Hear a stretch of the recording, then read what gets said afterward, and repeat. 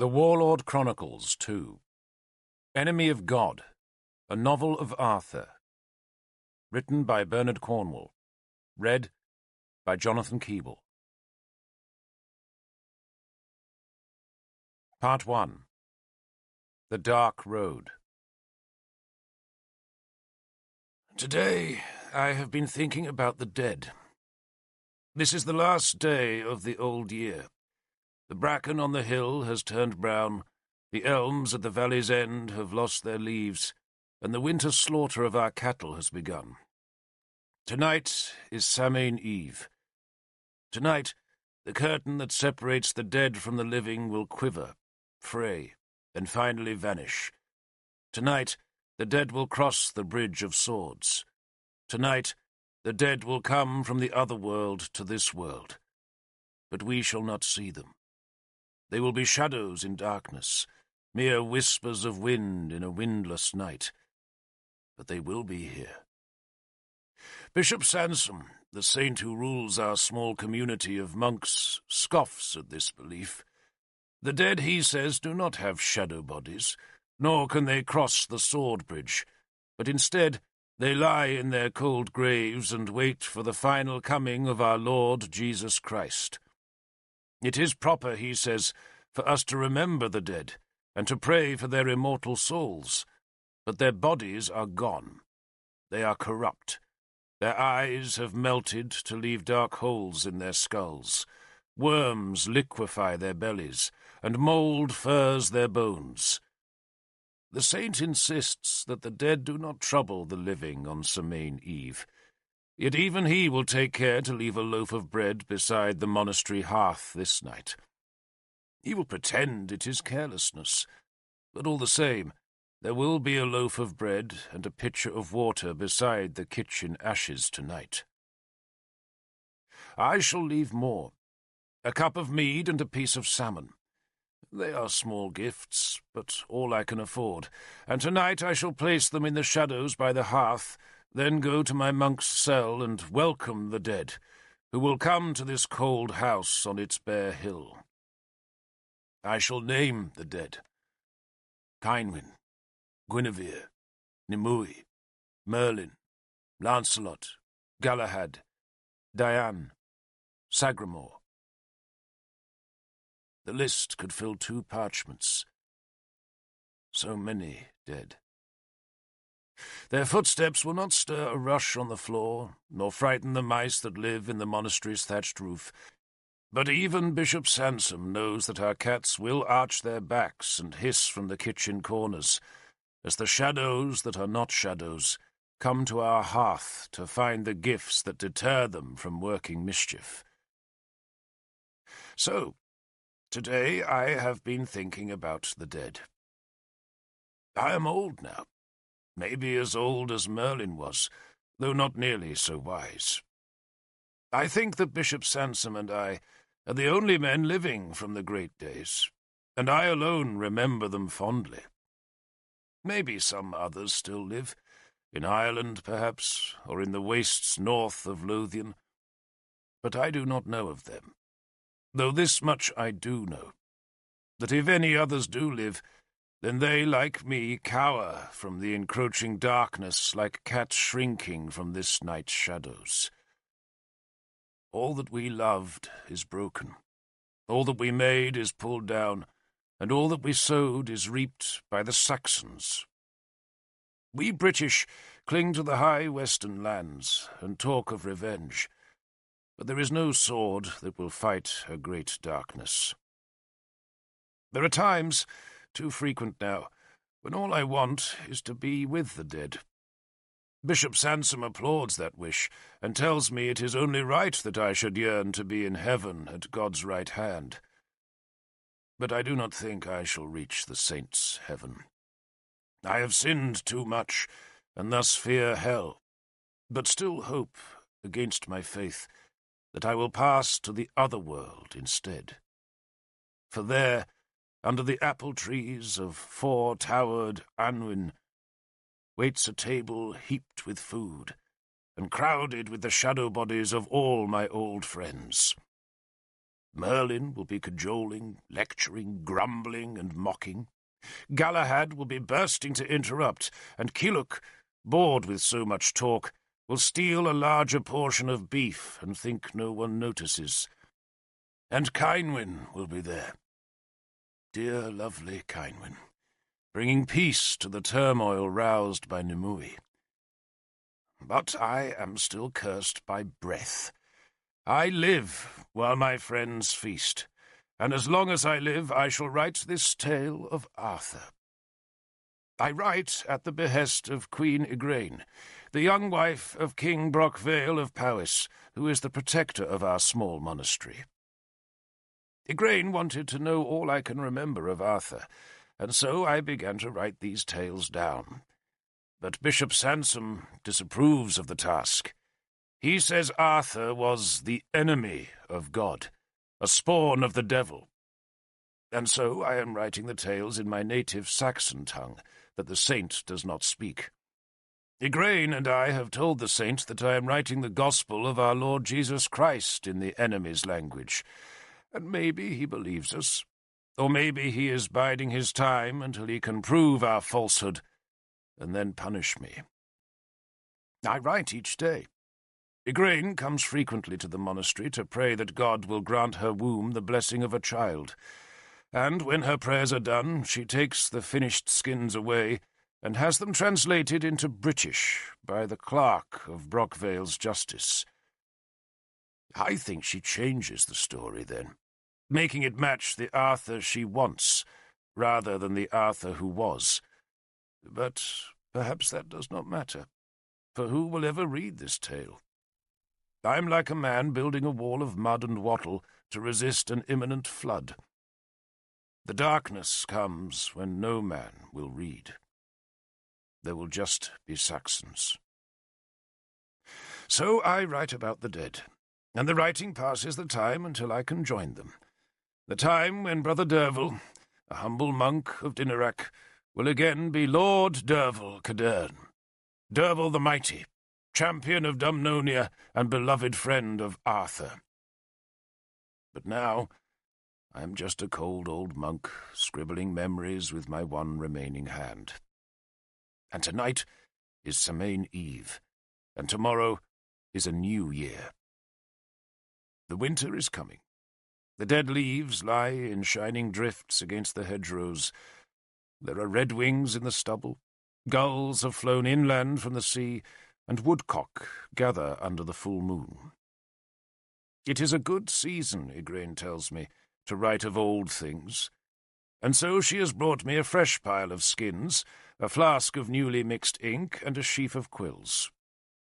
Tell me of Arthur, she says, of golden Arthur, our last and best hope, our king who never was a king, the enemy of God, and the scourge of Saxons.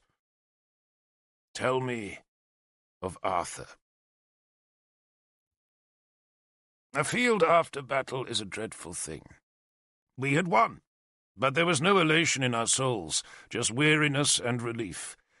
We shivered about our fires and tried not to think of the ghouls and spirits that stalked the dark, where the dead of Lugvale lay.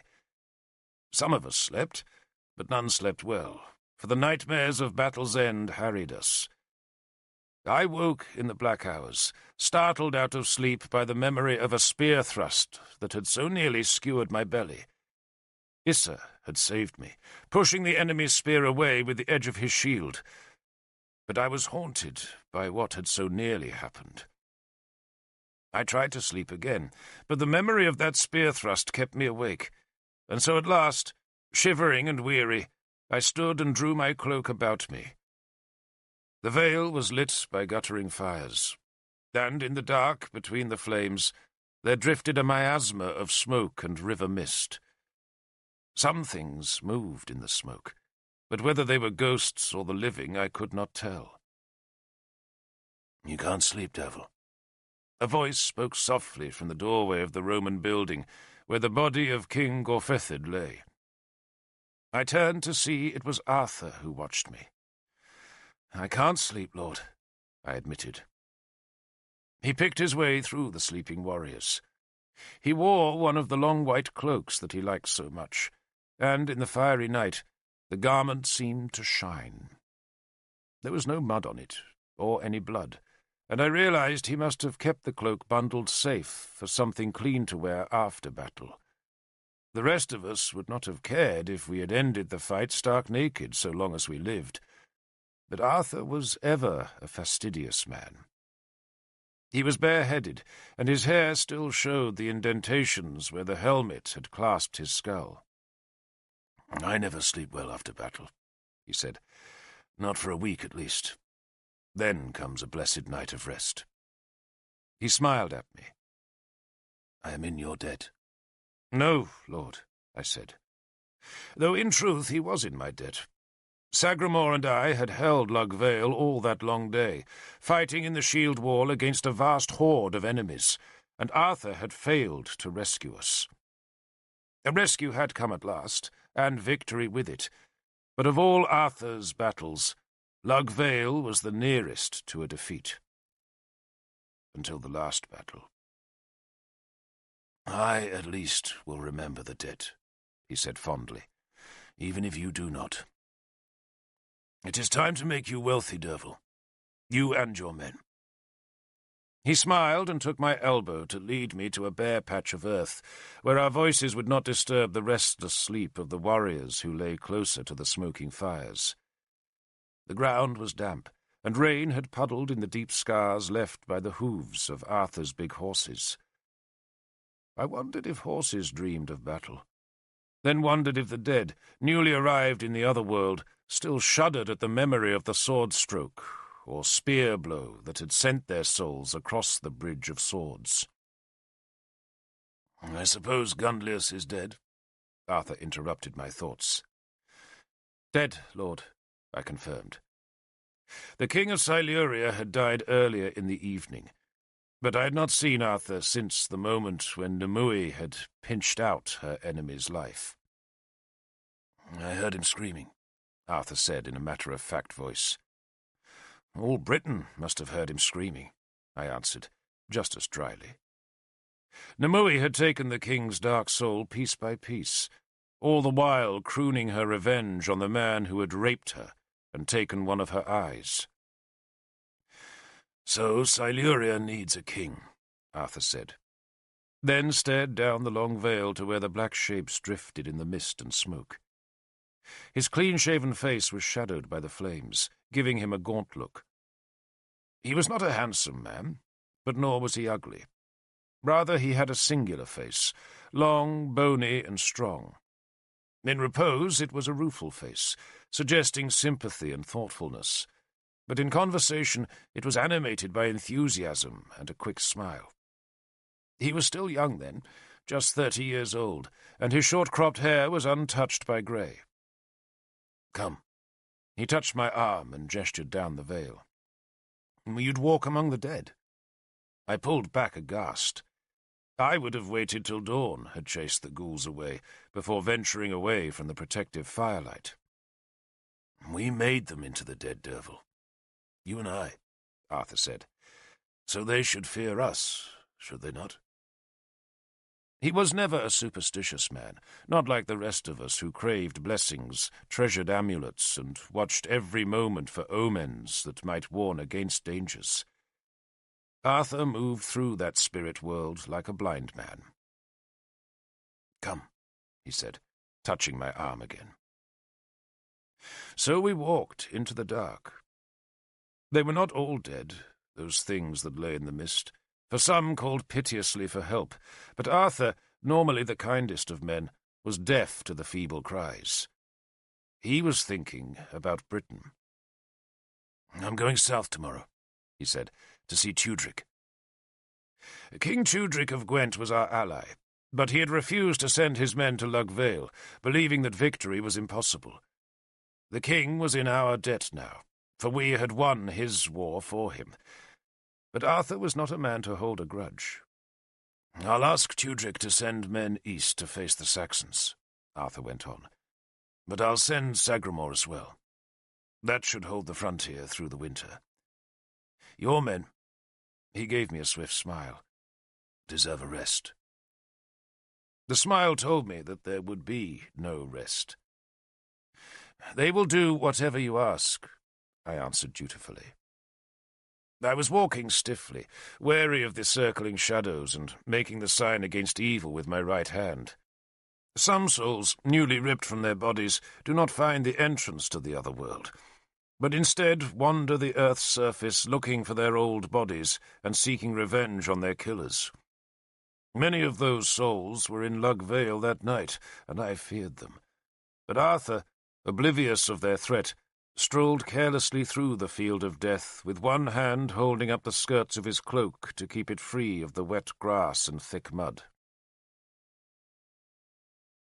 "I want your men in Siluria," he said decisively. "Oengus mac Eirim will want to plunder it, but he must be restrained." Oengus was the Irish king of Demetia, who had changed sides in the battle to give Arthur victory, and the Irishman's price was a share of slaves and wealth from the dead Gunlius's kingdom. "He can take 100 slaves," Arthur decreed, "and 1/3 of Gunlius's treasury. He's agreed to that, but he'll still try to cheat us." "I'll make sure he doesn't, Lord." "No, not you. Will you let Galahad lead your men?" I nodded, hiding my surprise. "So what do you want of me?" I asked. "Siluria is a problem," Arthur went on, ignoring my question. He stopped, frowning as he thought about Gunlius's kingdom. "It's been ill-ruled, Derfel. Ill-ruled." He spoke with a deep distaste. To the rest of us, corrupt government was as natural as snow in winter, or flowers in the springtime. But Arthur was genuinely horrified by it. These days, we remember Arthur as a warlord, as the shining man in polished armour who carried a sword into legend. But he would have wanted to be remembered as nothing but a good, honest, and just ruler. The sword gave him power, but he gave that power to the law. "It isn't an important kingdom," he continued, "but it will make endless trouble if we don't put it right." He was thinking aloud, trying to anticipate every obstacle that lay between this night after battle and his dream of a peaceful, united Britain. "The ideal answer," he said, "would be to divide it between Gwent and Powys." "Then why not do that?" I asked. "Because I have promised Siluria to Lancelot," he said, in a voice that brooked no contradiction. I said nothing, but just touched Halbane's hilt so that the iron would protect my soul from the evil things of this night. I was gazing southwards to where the dead lay like a tide rill by the tree fence, where my men had fought the enemy all that long day. There had been so many brave men in that fight, but no Lancelot. In all the years that I had fought for Arthur, and in all the years that I had been acquainted with Lancelot, I had yet to see Lancelot in the shield wall. I had seen him pursuing beaten fugitives, and seen him lead captives off to parade them before an excited crowd, but I had never seen him in the hard, sweaty, clanging press of struggling shield walls. He was the exiled king of Benwick, unthroned by the horde of Franks that had erupted out of Gaul to sweep his father's kingdom into oblivion, and not once, so far as I knew, had he ever carried a spear against a Frankish warband. Yet bards throughout the length and breadth of Britain sang of his bravery. He was Lancelot, the king without land, the hero of 100 fights, the sword of the Britons, the handsome lord of sorrows, the paragon. And all of that high reputation was made by song, and none of it, so far as I knew, with a sword. I was his enemy, and he mine, but both of us were friends of Arthur, and that friendship kept our enmity in an awkward truce. Arthur knew my hostility. He touched my elbow so that we both walked on south towards the tide rill of the dead. "Lancelot is Dumnonia's friend," he insisted. "So if Lancelot rules Siluria, then we shall have nothing to fear from it. And if Lancelot marries Cynwyn, then Powys will support him too." There. It was said. And now my hostility was brittle with anger, Yet still I said nothing against Arthur's scheme. What could I say? I was the son of a Saxon slave, a young warrior with a band of men but no land, and Cynwyn was a princess of Powys. She was called Seren, the Star, and she shone in a dull land like a spark of the sun fallen into mud. She had been betrothed to Arthur, but had lost him to Guinevere, and that loss had brought on the war that had just ended in the slaughter of Lug Vale. Now, for peace, Cynwyn must marry Lancelot, my enemy, while I, a mere nothing, was in love with her.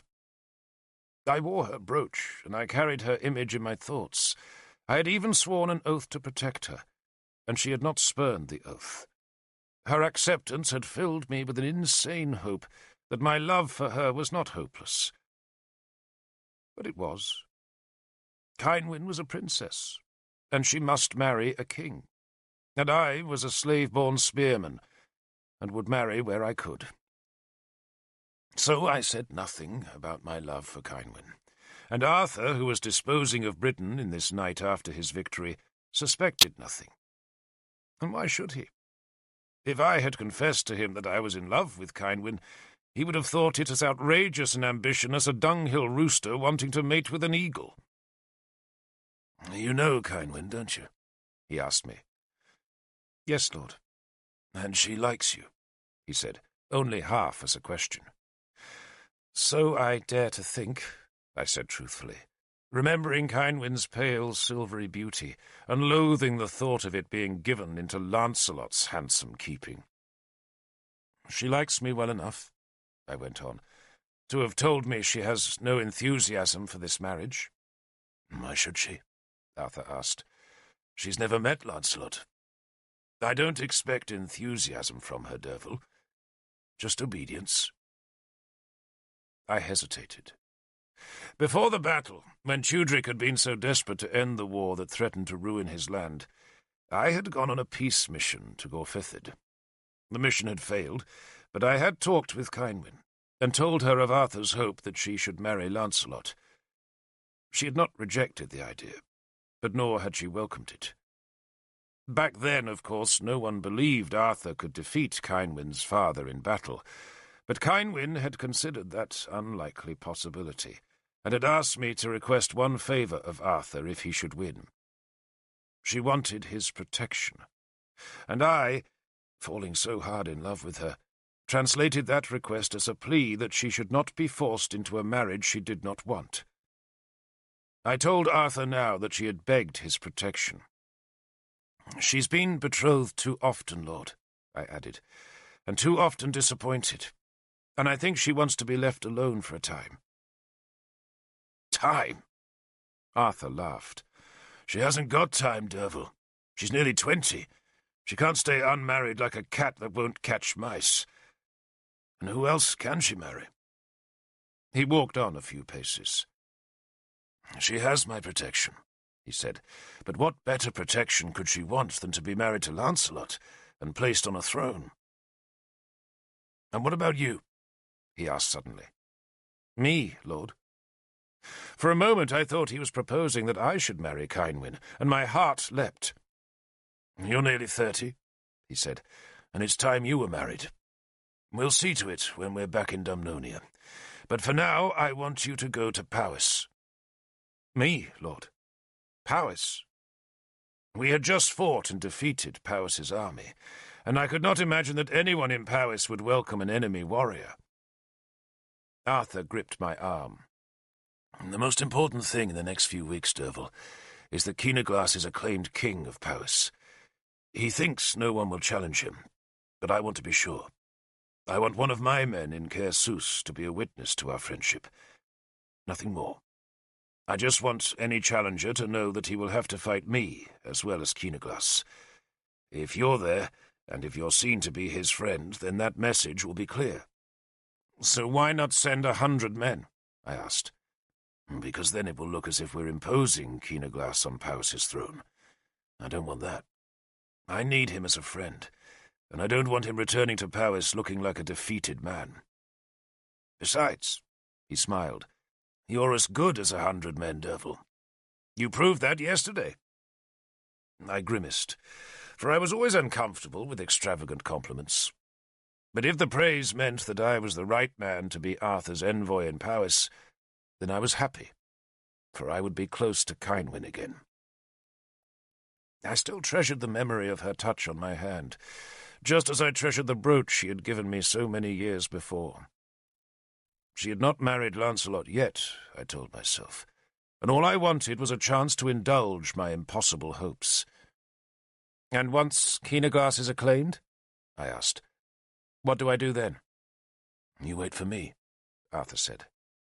"I'm coming to Powys as soon as I can, and once we've settled the peace and Lancelot is safely betrothed, we'll go home. And next year, my friend, we'll lead the armies of Britain against the Saxons."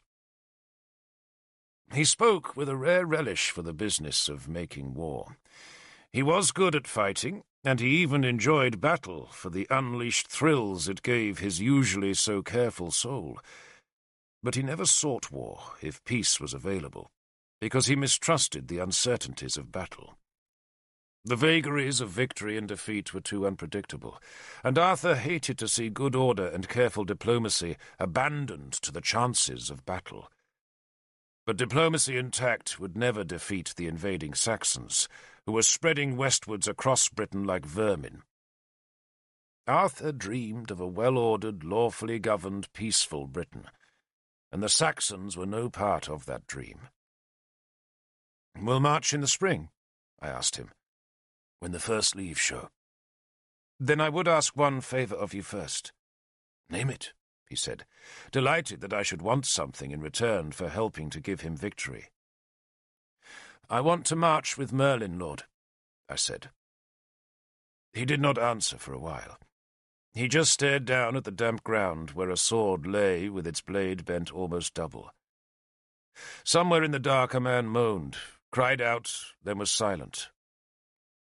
"The cauldron," Arthur said at last, his voice heavy. "Yes, Lord," I said. Merlin had come to us during the battle, and pleaded that both sides should abandon the fight and follow him on a quest to find the cauldron of Clithno Ethin. The cauldron was the greatest treasure of Britain, the magical gift of the old gods, and it had been lost for centuries. Merlin's life was dedicated to retrieving those treasures, and the cauldron was his greatest prize. If he could find the cauldron, he told us, he could restore Britain to her rightful gods. Arthur shook his head. "Do you really think the cauldron of Clithno Ethin has stayed hidden all these years?" he asked me. "Through all the Roman years? It was taken to Rome, Derfel, and it was melted down for pins or brooches or coins. There is no cauldron." "Merlin says there is, Lord," I insisted. "Merlin has listened to old women's tales," Arthur said angrily. "Do you know how many men he wants to take on this search for his cauldron?" "No, Lord." 80, he told me. Or 100. Or better still, 200. He won't even say where the cauldron is. He just wants me to give him an army and let him march it away to some wild place, Ireland maybe, or the wilderness. No! He kicked the bent sword, then prodded a finger hard into my shoulder. "Listen, Derfel. I need every spear I can muster next year. We're going to finish the Saxons once and forever, and I can't lose 80 or 100 men to the chase of a bowl that disappeared nearly 500 years ago. Once Ael's Saxons are defeated, you can chase this nonsense if you must, but I tell you, it is a nonsense. There is no cauldron." He turned and began to walk back to the fires. I followed, wanting to argue with him, but I knew I could never persuade him, for he would need every spear he could muster if he was to defeat the Saxons, and he would do nothing now that would weaken his chances of victory in the spring. He smiled at me as if to compensate for his harsh refusal of my request. "If the cauldron does exist," he said, "then it can stay hidden another year or two. But in the meantime, Derfel, I plan to make you rich. We shall marry you to money." He slapped my back. "One last campaign, my dear Derfel. One last great slaughter, then we shall have peace. Pure peace. We won't need any cauldrons then." He spoke exultingly.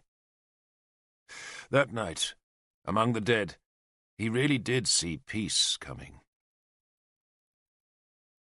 We walked towards the fires that lay around the Roman house where Cynwyn's father, Gorfethid, lay dead. Arthur was happy that night, truly happy, for he saw his dream coming true, and it all seemed so easy. There would be one more war, then peace for evermore. Arthur was our warlord, the greatest warrior in Britain. Yet that night after battle, among the shrieking souls of the smoke-wreathed dead, all he wanted was peace. Gorfethid's heir, Kynaglas of Powys, shared Arthur's dream. Tudric of Gwent was an ally. Lancelot would be given the kingdom of Siluria, and together with Arthur's Dumnonian army, the united kings of Britain would defeat the invading Saxons. Mordred, under Arthur's protection, would grow to assume Dumnonia's throne, and Arthur would retire to enjoy the peace and prosperity his sword had given Britain. Thus Arthur disposed the golden future. But he did not reckon on Merlin. Merlin was older, wiser, and subtler than Arthur, and Merlin had smelt the cauldron out. He would find it, and its power would spread through Britain like a poison. For it was the cauldron of Clythno Ethin. It was the cauldron that broke men's dreams. And Arthur, for all his practicality, was a dreamer. In Caersus, the leaves were heavy with the last ripeness of summer. I had travelled north with King Kynaglas and his defeated men, and so I was the only Dumnonian present when the body of King Gorfethid was burned on Dolforwin's summit. I saw the flames of his balefire gust huge in the night, as his soul crossed the Bridge of Swords to its shadow body in the other world.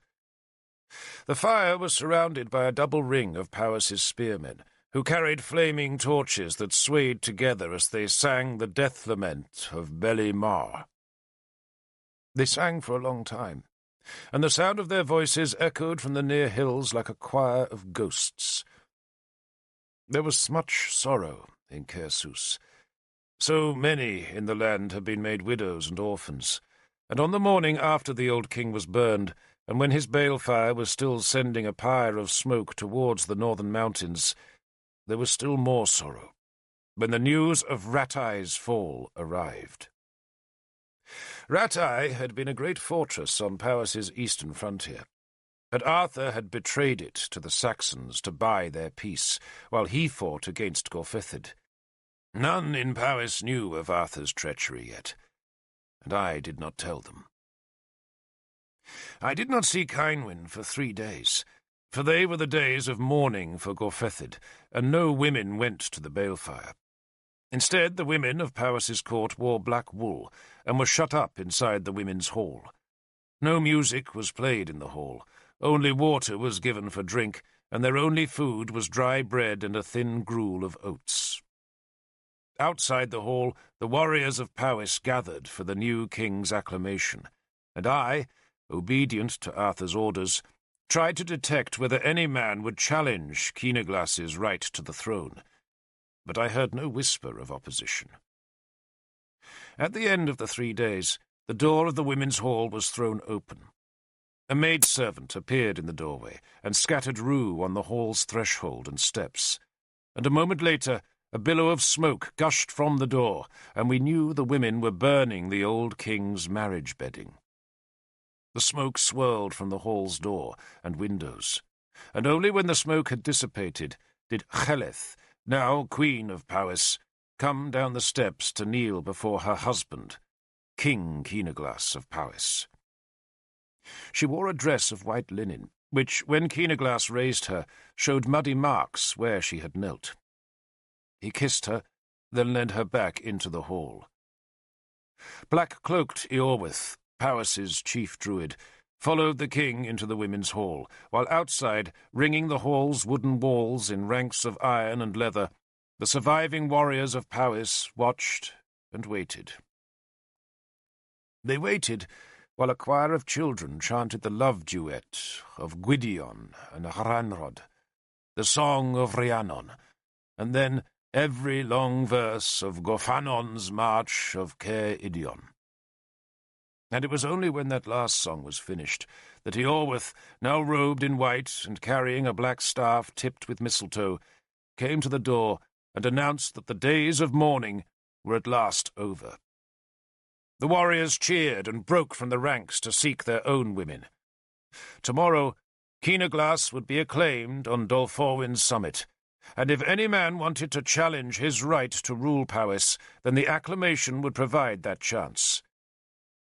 It would also be my first glimpse of Cynwyn since the battle.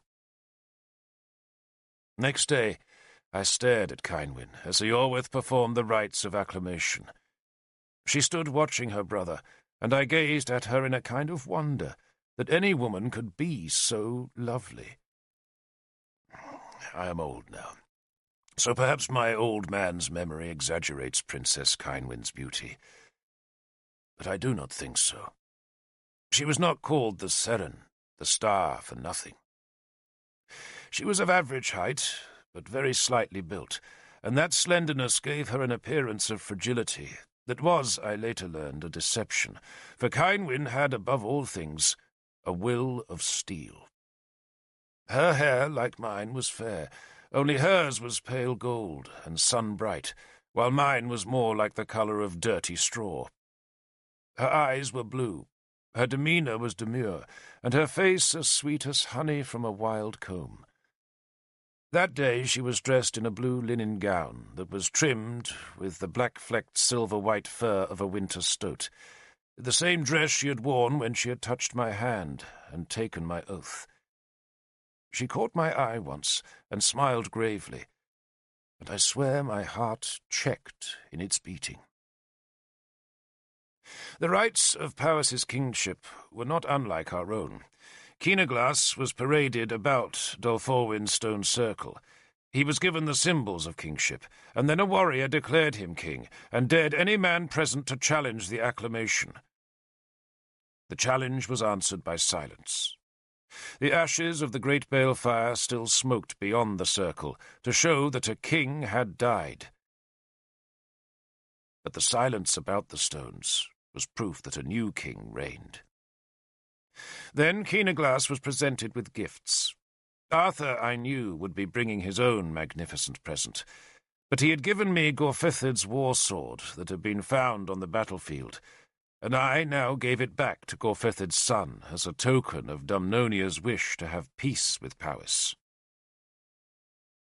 After the acclamation there was a feast in the lone hall that stood on Dolforwin's summit.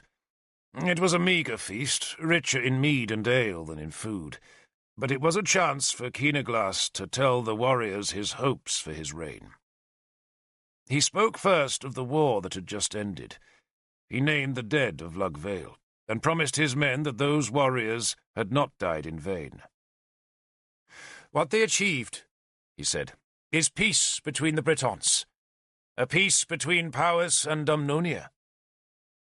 That caused some growls among the warriors, but Keenaglas stilled them with a raised hand. "Our enemy," he said, and his voice was suddenly hard, "is not Dumnonia. Our enemy is the Saxon." He paused, and this time no one growled in dissent. They just waited in silence and watched their new king, who was in truth no great warrior, but a good and honest man. Those qualities seemed obvious on his round, guileless young face, to which he had vainly attempted to add dignity by growing long, plaited moustaches that hung to his breast. He might be no warrior, but he was shrewd enough to know that he had to offer these warriors the chance of war, for only by war could a man earn glory and wealth. Rattay, he promised them, would be retaken, and the Saxons punished for the horrors they had inflicted on its inhabitants. Cloghear, the lost lands, would be reclaimed from the Saxons, and Powys, once the mightiest of Britain's kingdoms, would once again stretch from the mountains to the German Sea. The Roman towns would be rebuilt, their walls razed to glory again, and the roads repaired. There would be farmland, booty, and Saxon slaves for every warrior in Powys. They applauded that prospect, for Keenaglas was offering his disappointed chieftains the rewards that such men always sought from their kings. But, he went on, after raising a hand to still the cheering, the wealth of Llogheir would not be reclaimed by Powys alone.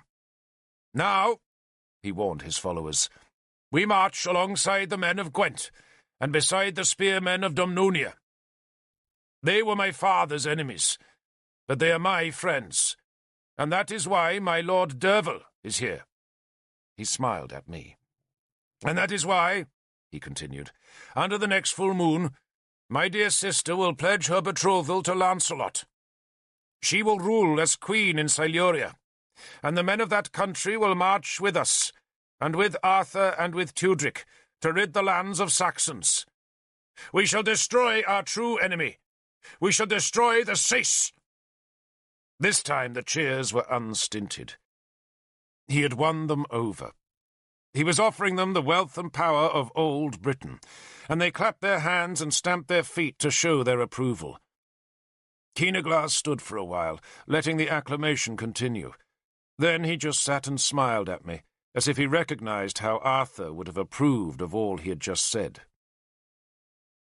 I did not stay on Dolforwyn for the drinking that would go on all night, but instead walked back to Caersws, behind the ox-drawn wagon that carried Queen Cheleth, her 2 aunts, and Cynwyn. The royal ladies wanted to be back in Caersws by sunset, and I went with them, not because I felt unwelcome among Keenaglas's men, but because I had found no chance to talk with Cynwyn.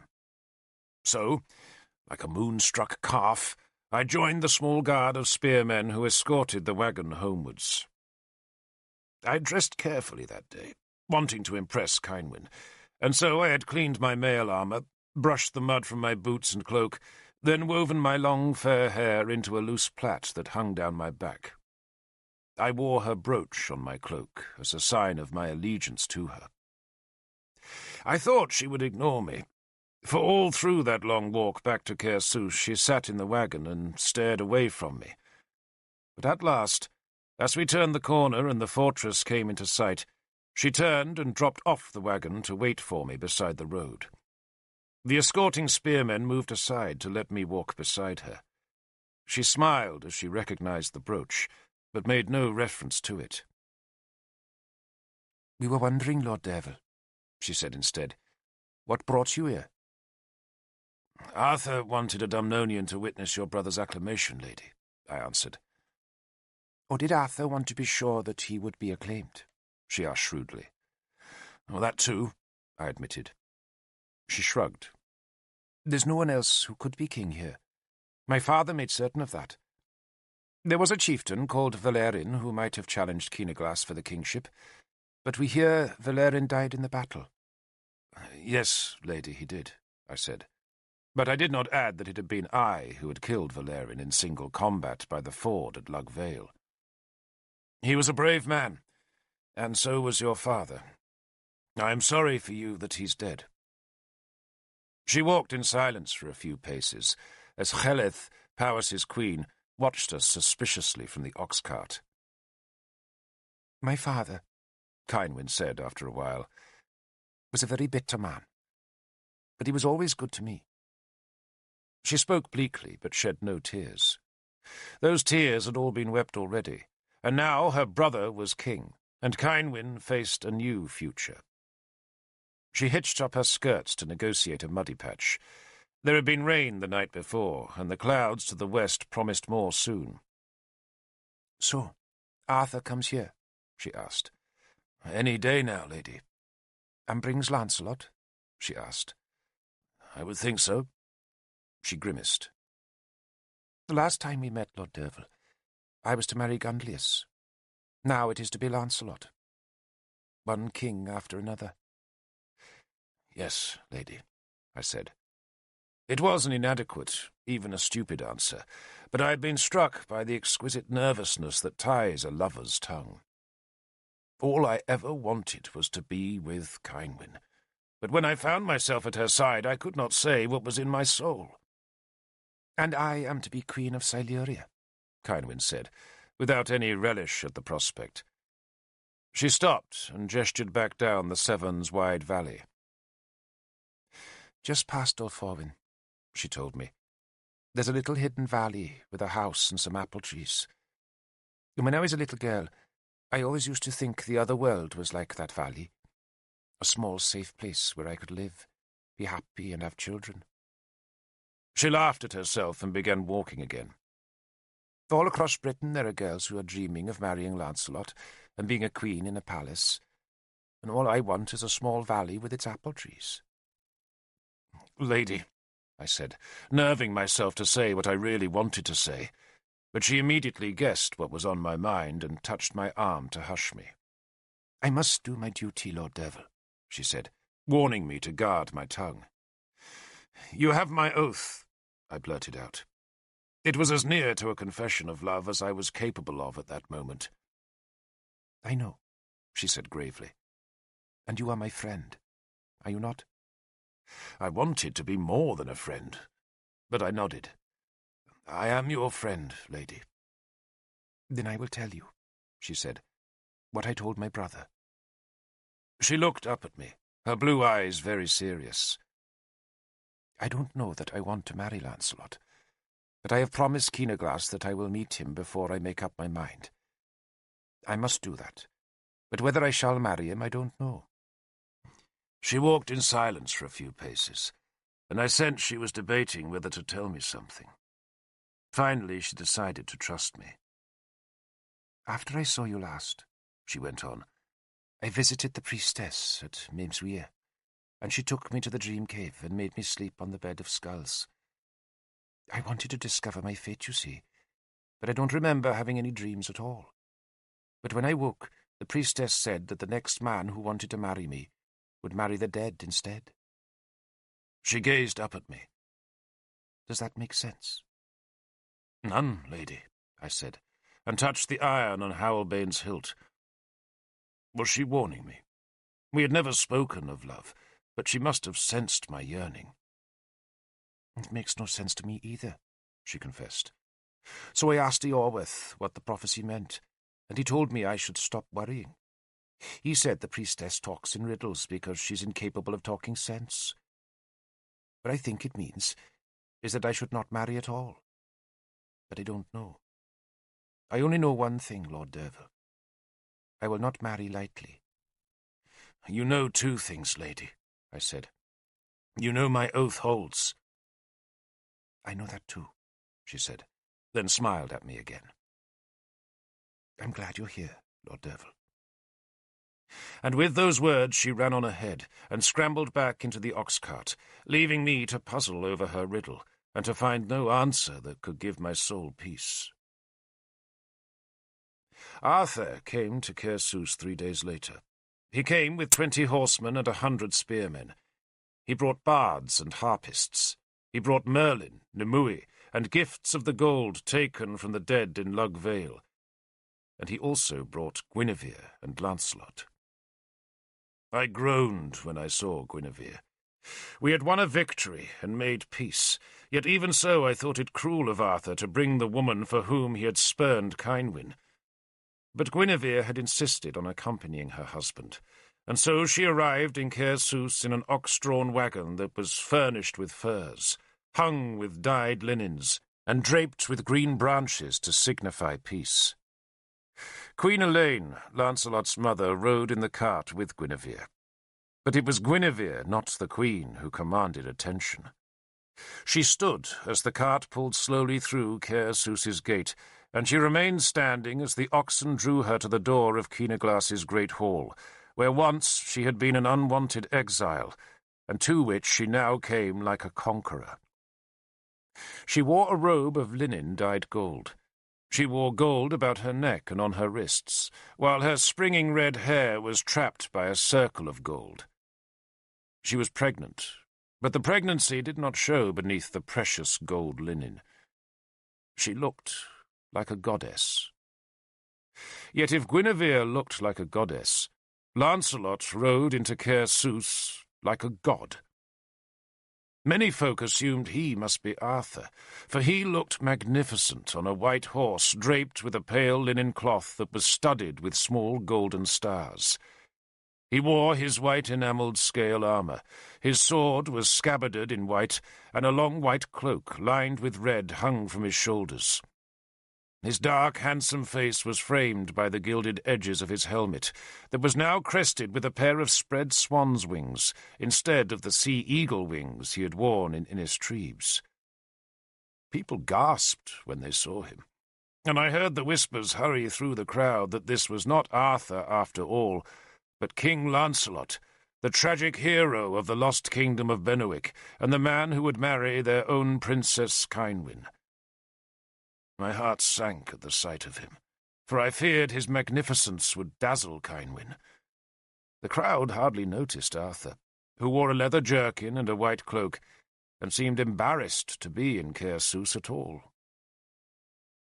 That night there was a feast.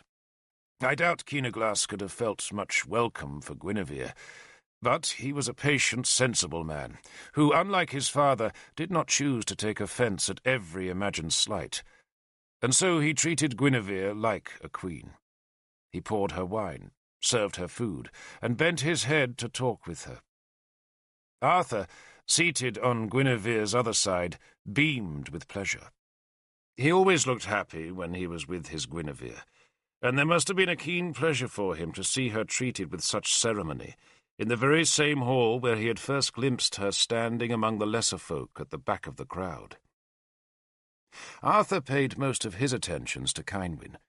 Everyone in the hall knew how he had spurned her once, and how he had broken their betrothal to marry the penniless Guinevere, and many men of Powys had sworn they could never forgive Arthur that slight. Yet Cynwyn forgave him, and made her forgiveness obvious. She smiled on him, laid a hand on his arm, and leaned close to him, and later in the feast, when mead had melted away all the old hostilities, King Keenaglas took Arthur's hand, then his sister's, and clasped them together in his, and the hall cheered to see that sign of peace. An old insult was laid to rest. A moment later, in another symbolic gesture, Arthur took Cynwyn's hand and led her to a seat that had been left empty beside Lancelot. There were more cheers. I watched stony-faced as Lancelot stood to receive Cynwyn, then as he sat beside her and poured her wine. He took a heavy golden bracelet from his wrist and presented it to her, and though Cynwyn made a show of refusing the generous gift, she at last slipped it onto her arm, where the gold gleamed in the rushlight. The warriors on the hall floor demanded to see the bracelet, and Cynwyn coyly lifted her arm to show the heavy band of gold. I alone did not cheer. I sat as the sound thundered about me, and as a heavy rain beat on the thatch. She had been dazzled, I thought. She had been dazzled. The star of Powys had fallen before Lancelot's dark and elegant beauty. I would have left the hall there and then to carry my misery into the rain-swept night, but Merlin had been stalking the floor of the hall. At the beginning of the feast he had been seated at the high table, but he had left it to move among the warriors, stopping here and there to listen to a conversation or to whisper in a man's ear. His white hair was drawn back from his tonsure into a long plait that he had bound in a black ribbon, while his long beard was similarly plaited and bound. His face, dark as the Roman chestnuts that were such a delicacy in Dumnonia, was long, deeply lined, and amused. He was up to mischief, I thought, and I had shrunk down in my place so that he would not work that mischief on me. I loved Merlin like a father, but I was in no mood for more riddles. I just wanted to be as far from Cynwyn and Lancelot as the gods would let me go. I waited until I thought Merlin was on the far side of the hall, and that it was safe for me to leave without him spotting me. But it was just at that moment that his voice whispered in my ear. "Were you hiding from me, Derfel?" he asked. Then he gave an elaborate groan as he settled on the floor beside me. He liked pretending that his great age had made him feeble, and he made a great play of massaging his knees and groaning at the pain in his joints. Then he took the horn of mead out of my hand and drained it. "Behold the virgin princess," he said, gesturing with the empty horn towards Kynwyn, "going to her grisly fate.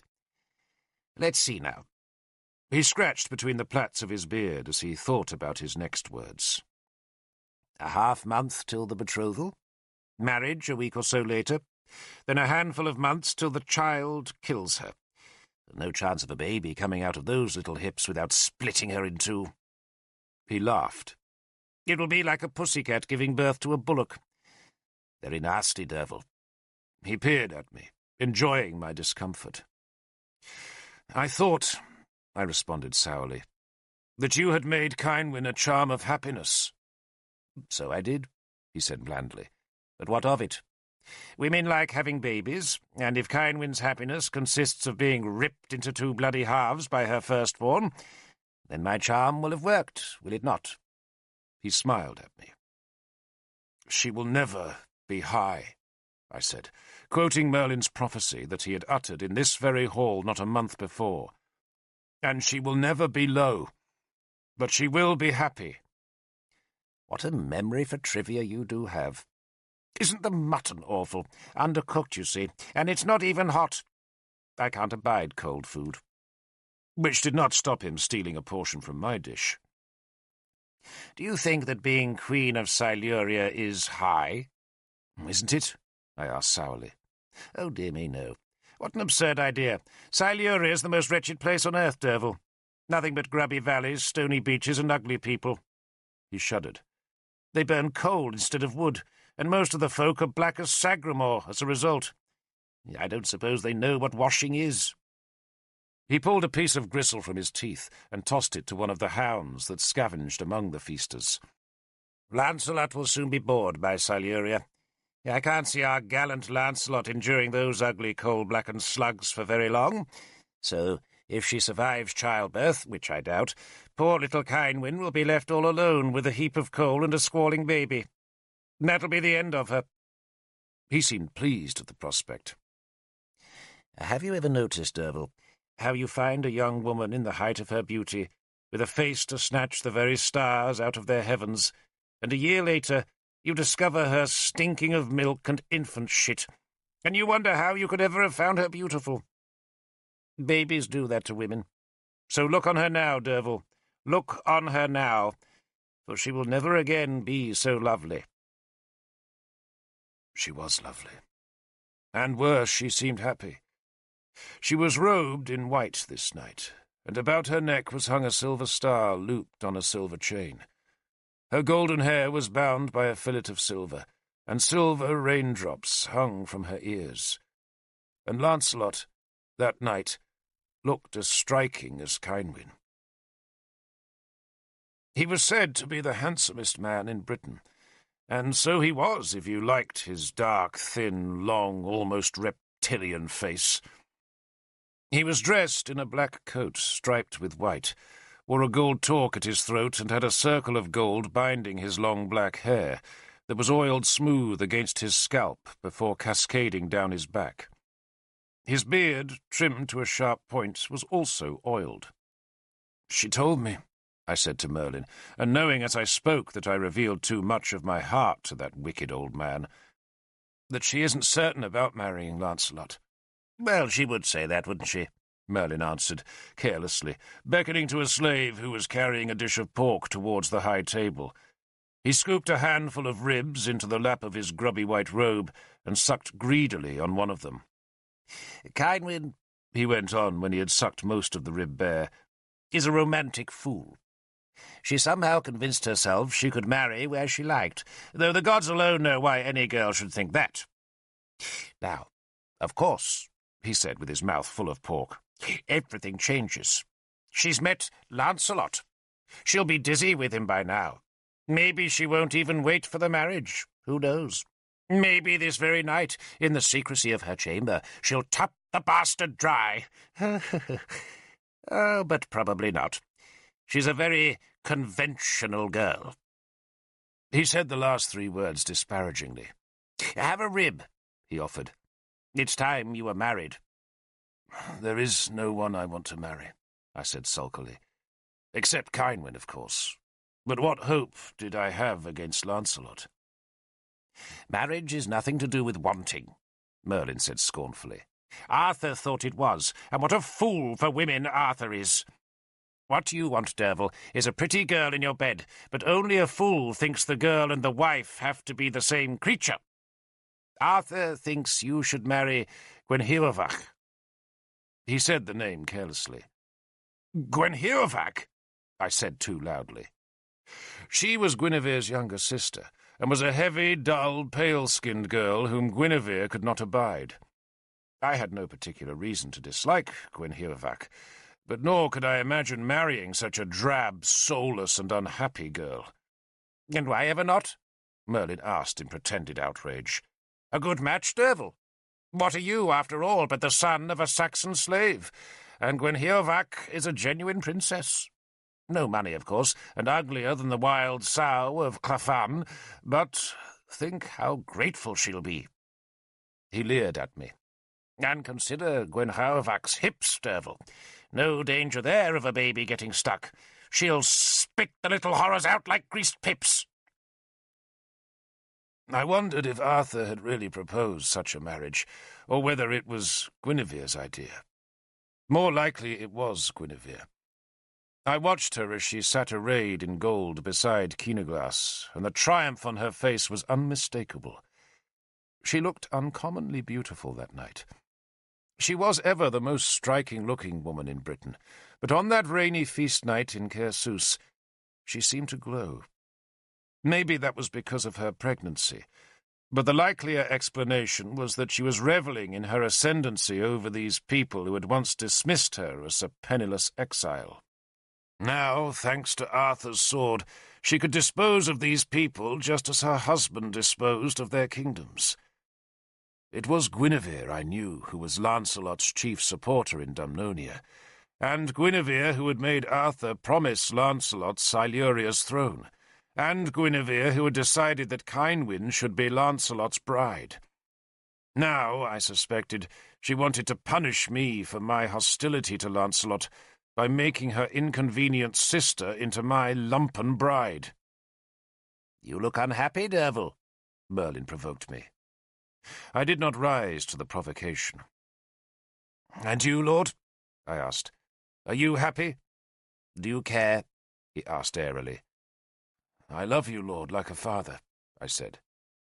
He hooted at that, then half-choked on a sliver of pork, but was still laughing when he recovered. "Like a father. Oh, Derfel, what an absurdly emotional beast you are. The only reason I raised you was because I thought you were special to the gods. And maybe you are. The gods do sometimes choose the strangest creatures to love. So tell me, loving would-be son, does your filial love extend to service?" "What service, Lord?" I asked, though I knew well enough what he wanted. He wanted spearmen to go and seek the cauldron. He lowered his voice and leaned closer to me, though I doubt anyone could have heard our conversation in the loud, drunken hall. "Britain," he said, "suffers from two sicknesses, but Arthur and Kyneglas recognize only one." "The Saxons." He nodded. "But Britain without the Saxons will still be diseased, Derfel, for we risk losing the gods.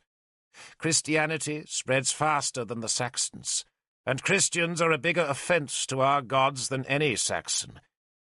If we don't restrain the Christians, then the gods will desert us utterly. And what is Britain without her gods?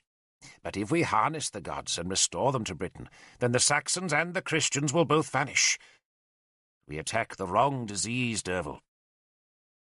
I glanced at Arthur, who was listening intently to something Kyneglas was saying. Arthur was not an irreligious man, but he carried his beliefs lightly, and bore no hatred in his soul for men and women who believed in other gods. Yet Arthur, I knew, would hate to hear Merlin talk of fighting against the Christians. "And no one listens to you, Lord?" I asked Merlin. "Some," he said grudgingly. "A few, one or two. Arthur doesn't. He thinks I'm an old fool on the edge of senility. But what about you, Derfel? Do you think I'm an old fool?" "No, Lord." "And do you believe in magic, Derfel?" "Yes, Lord," I said. I had seen magic work, but I had seen it fail too. Magic was difficult, but I believed in it. Merlin leaned even closer to my ear. "Then be at Dolforwin's summit this night, Derfel," he whispered, "and I will grant you your soul's desire." A harpist struck the chord that would summon the bards for the singing. The warriors' voices died away as a chill wind gusted rain through the open door and flickered the small flames of the tallow candles and the grease-soaked rushlights. "Your soul's desire," Merlin whispered again. But when I looked to my left, he had somehow vanished. And in the night the thunder growled. The gods were abroad, and I was summoned to Dolforwin. I left the feast before the giving of gifts, before the bards sang and before the drunken warriors' voices swelled in the haunting song of Neufir. I heard the song far behind me as I walked alone down the river valley where Cynwyn had told me of her visit to the Bed of Skulls and of the strange prophecy that made no sense. I wore my armour, but carried no shield. My sword, Howlbane, was at my side, and my green cloak was about my shoulders. No man walked the night lightly, for night belonged to ghouls and spirits. But I had been summoned by Merlin, so I knew I would be safe. My path was made easy, for there was a road that led east from the ramparts towards the southern edge of the range of hills where Dolforwin lay. It was a long walk, 4 hours in the wet dark, and the road was black as pitch. But the gods must have wanted me to arrive, for I neither lost the road nor met any dangers in the night. Merlin, I knew, could not be far ahead of me, and though I was 2 lifetimes younger than he, I neither caught up with him nor even heard him. I just heard the fading song, and afterwards, when the singing had faded into the dark, I listened to the rill of the river running over the stones, and the patter of rain falling in the leaves, and the scream of a hare caught by a weasel, and the shriek of a badger calling for her mate. I passed 2 crouching settlements, where the dying glow of fires showed through the low openings beneath the bracken thatch. From one of those huts a man's voice called out a challenge, but I called to him that I was travelling in peace, and he quieted his barking dog. I left the road to find the narrow track that twisted up Dolforwin's flank, and I feared the darkness would make me lose my way under the oaks that grew thick on the hill's side. But the rain clouds thinned to let a wan moonlight drift through the wet, heavy leaves, and show me the stony path that climbs sunwise up the royal hill. No man lived here. It was a place of oaks, stone, and mystery. The path led from the trees into the wide open space of the summit, where the lone feasting hall stood, and where the circle of standing stones marked where Keenaglass had been acclaimed. This summit was Powys's most sacred place, yet for most of the year it stood deserted, used only at high feasts and at times of great solemnity. Now, in the wan moonlight, the hall stood dark and the hilltop seemed empty. I paused at the edge of the oaks. A white owl flew above me, its stubby body rushing on short wings close to my helmet's wolf-tailed crest. The owl was an omen, but I could not tell whether the omen was good or evil, and I was suddenly afraid. Curiosity had drawn me here, but now I sensed the danger. Merlin would not offer me my soul's desire for nothing, and that meant I was here to make a choice, and it was a choice, I suspected, I would not want to make. Indeed, I feared it so much that I almost turned back into the dark of the trees. But then a pulse on the scar of my left hand held me in place. The scar had been put there by Nimue, and whenever the scar throbbed, I knew that my fate was gone from my choosing. I was oath-sworn to Nimue. I could not go back. The rain had stopped and the clouds were tattered. There was a cold wind beating the tree-tops, but no rain. It was still dark. Dawn could not be far off, but as yet no hint of light rose across the eastern hills. There was only the glimmering wash of moonlight that turned the stones of Dolforwin's royal circle into silvered shapes in the dark. I walked towards the stone circle, and the sound of my heart seemed louder than the footfall of my heavy boots. Still no one appeared, and for a moment I wondered if this was some elaborate jest on Merlin's part. But then, in the centre of the stone ring, where the single stone of Powys's kingship lay, I saw a gleam that was brighter than any reflection of misted moonlight from rain-glossed rock. I moved closer, my heart thumping, then stepped between the circle's stones and saw that the moonlight was reflecting from a cup. A silver cup. A small silver cup, which, when I came close to the royal stone, I saw was filled with a dark, moon-glossed liquid. "Drink, Derfel?" Nimue's voice said in a whisper that barely carried above the sound of the wind in the oaks. "Drink?" I turned, looking for her, but could see no one. The wind lifted my cloak and flapped some loose thatch on the hall's roof. "Drink, Derfel?" Nimue's voice said again. "Drink?" I looked up into the sky and prayed to Llwch that he would preserve me. My left hand, that was now throbbing in pain, was clasped tight about Howlbane's hilt. I wanted to do the safe thing, and that I knew was to walk away and go back to the warmth of Arthur's friendship. But the misery in my soul had brought me to this cold bare hill, and the thought of Lancelot's hand resting on Kynwyn's slender wrist made me look down to the cup.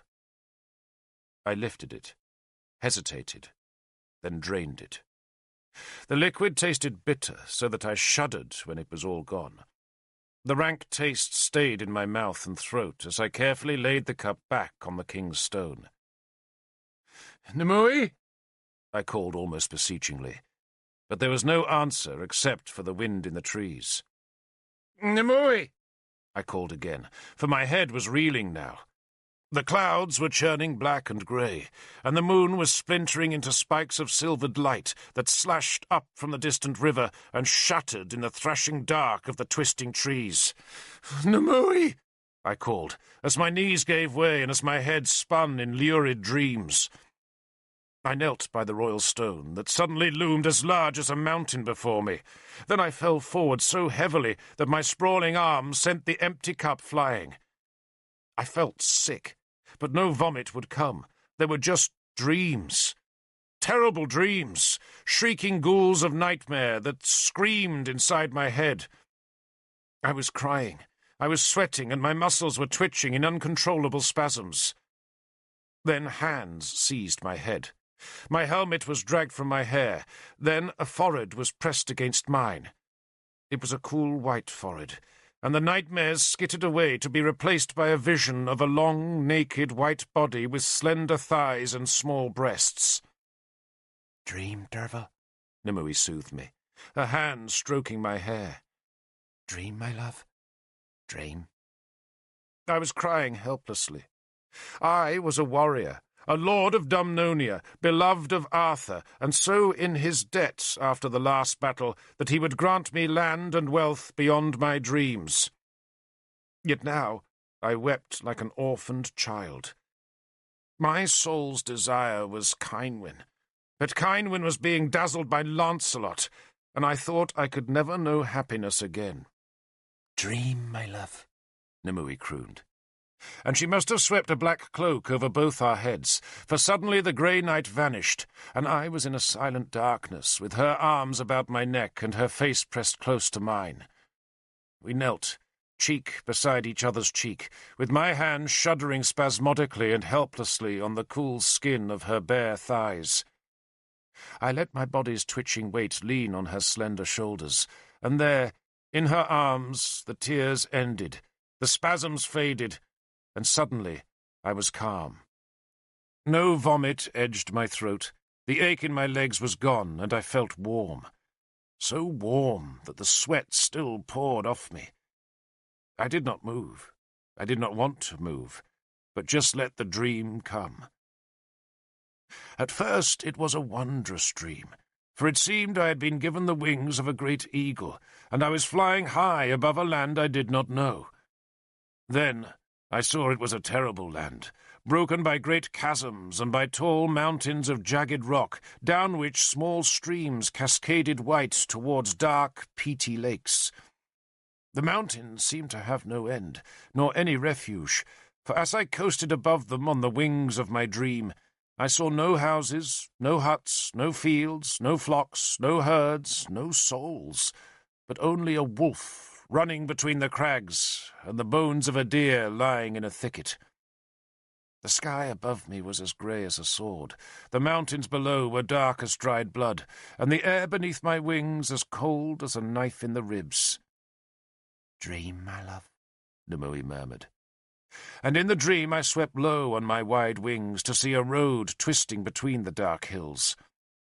It was a road of beaten earth, broken by rocks, that picked its cruel way from valley to valley, sometimes climbing to bleak passes before it dropped again to the bare stones of another valley floor.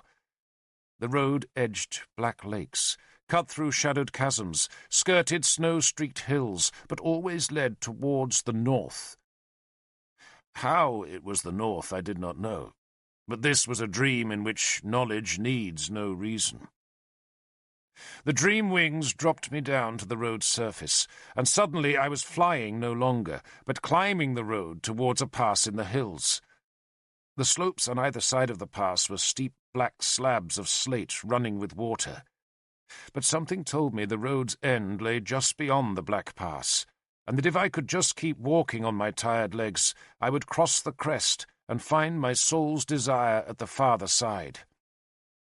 I was panting now, my breath coming in agonized gasps, as I dreamed my way up the last few paces of the road, and there, suddenly at the summit, I saw light and colour and warmth. For the road dropped beyond the pass to a coastline, where there were trees and fields, and beyond the coast was a glittering sea in which an island lay, and in the island, shining in the sudden sun, was a lake. And there, I spoke aloud, for I knew the island was my goal. But just when it seemed I was given a renewed energy to run down the road's last miles and plunge into that sunlit sea, a ghoul sprang into my path. It was a black thing in black armour, with a mouth spitting black slime, and a black-bladed sword twice as long as Howlbane in its black-clawed hand. It screamed a challenge at me, and I screamed too, and my body stiffened in Nimue's embrace. Her arms gripped my shoulders. "You have seen the dark road, Derfel," she whispered. "You have seen the dark road?" And suddenly she pulled away from me, and the cloak was whipped from my back, and I fell forward onto Dolforwin's wet grass as the wind swirled cold about me. I lay there for long minutes.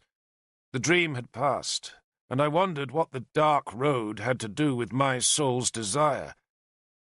Then I jerked aside and vomited, and after that my head felt clear again, and I could see the fallen silver cup beside me. I picked it up, rocked back onto my haunches, and saw that Merlin was watching me from the far side of the royal stone. Nimue, his lover and priestess, was beside him, her thin body swathed in a vast black cloak, her black hair held in a ribbon, and her golden eyes shining in the moonlight.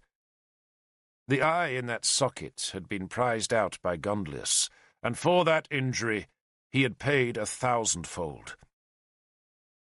Neither spoke, but just watched as I spat the last vomit from my mouth, coughed at my lips, shook my head, then tried to stand. My body was still weak, or else my skull was still reeling, for I could not raise myself, and so instead I knelt beside the stone and leaned on my elbows. Small spasms still made me twitch from time to time. "What did you make me drink?" I asked, putting the silver cup back on the rock. "I made you drink nothing," Merlin answered. "You drank of your own free will, Derfel, just as you came here of your own free will." His voice, that had been so mischievous in Keenaglass's hall, was now cold and distant. "What did you see?" "The dark road," I answered obediently. "It lies there," Merlin said, and pointed north into the night. "And the ghoul?" I asked. "Is Diranak," he said. I closed my eyes, for I knew now what he wanted. "And the island?" I said, opening my eyes again. "Is Inismon?" "Yes," Merlin said. "The Blessed Isle." Before the Romans came, and before the Saxons were even dreamed of, Britain was ruled by the gods, and the gods spoke to us from Inismon. But the island had been ravaged by the Romans, who had cut down its oaks, destroyed its sacred groves, and slaughtered its guardian druids. That black year had occurred more than 400 years before this night, yet Inismon was still sacred to the few druids who, like Merlin, tried to restore the gods to Britain. But now the Blessed Island was a part of the kingdom of Llyn, and Llyn was ruled by Diranak, the most terrible of all the Irish kings who had crossed the Irish Sea to take British land. Diranak was said to paint his shields with human blood. There was no king in all Britain more cruel or more feared, and it was only the mountains that hemmed him in, and the smallness of his army that kept him from spreading his terror south through Gwynedd. Diranak was a beast that could not be killed, a creature that lurked at the dark edge of Britain, and, by common consent, he was best left unprovoked. "You want me," I said to Merlin, "to go to Inismon?" "I want you to come with us to Inismon," he said, indicating Nimue. "With us and a virgin." "A virgin?" I asked. "Because only a virgin, Derfel, can find the cauldron of Clythno Ethin, and none of us, I think, qualifies." He added the last words sarcastically. "And the cauldron," I said slowly, "is on Inismon." Merlin nodded, and I shuddered to think of such an errand. The cauldron of Clythno Ethin was one of the 13 magical treasures of Britain that had been dispersed when the Romans had laid waste Inismon, and Merlin's final ambition of his long life was to reassemble the treasures. But the cauldron was his real prize. With the cauldron, he claimed, he could control the gods and destroy the Christians. And that was why, with a bitter-tasting mouth and a belly rank with sourness, I was kneeling on a wet hilltop in Powys. "My job," I said to Merlin, "is to fight the Saxons." "Fool!" Merlin snapped. "The war against the Sace is lost unless we regain the treasures." "Arthur doesn't agree." "Then Arthur is a fool as great as you. What do the Saxons matter, fool, if our gods have deserted us?" "I'm sworn to Arthur's service," I protested. "You are sworn to my bidding too," Nimue said, holding up her left hand to show the scar that matched mine. "But I want no man on the dark road," Merlin said, "who does not come willingly. You must choose your loyalty, Derfel. But I can help you choose." He swept the cup off the rock and put in its place a heap of the rib bones that he had taken from Keenaglass's hall. He knelt, picked up one bone and placed it in the centre of the royal stone. "This is Arthur," he said, "and this," he took another bone, "is Keenaglass. And this," he laid a third bone so that it made a triangle with the first two, "we shall speak of later.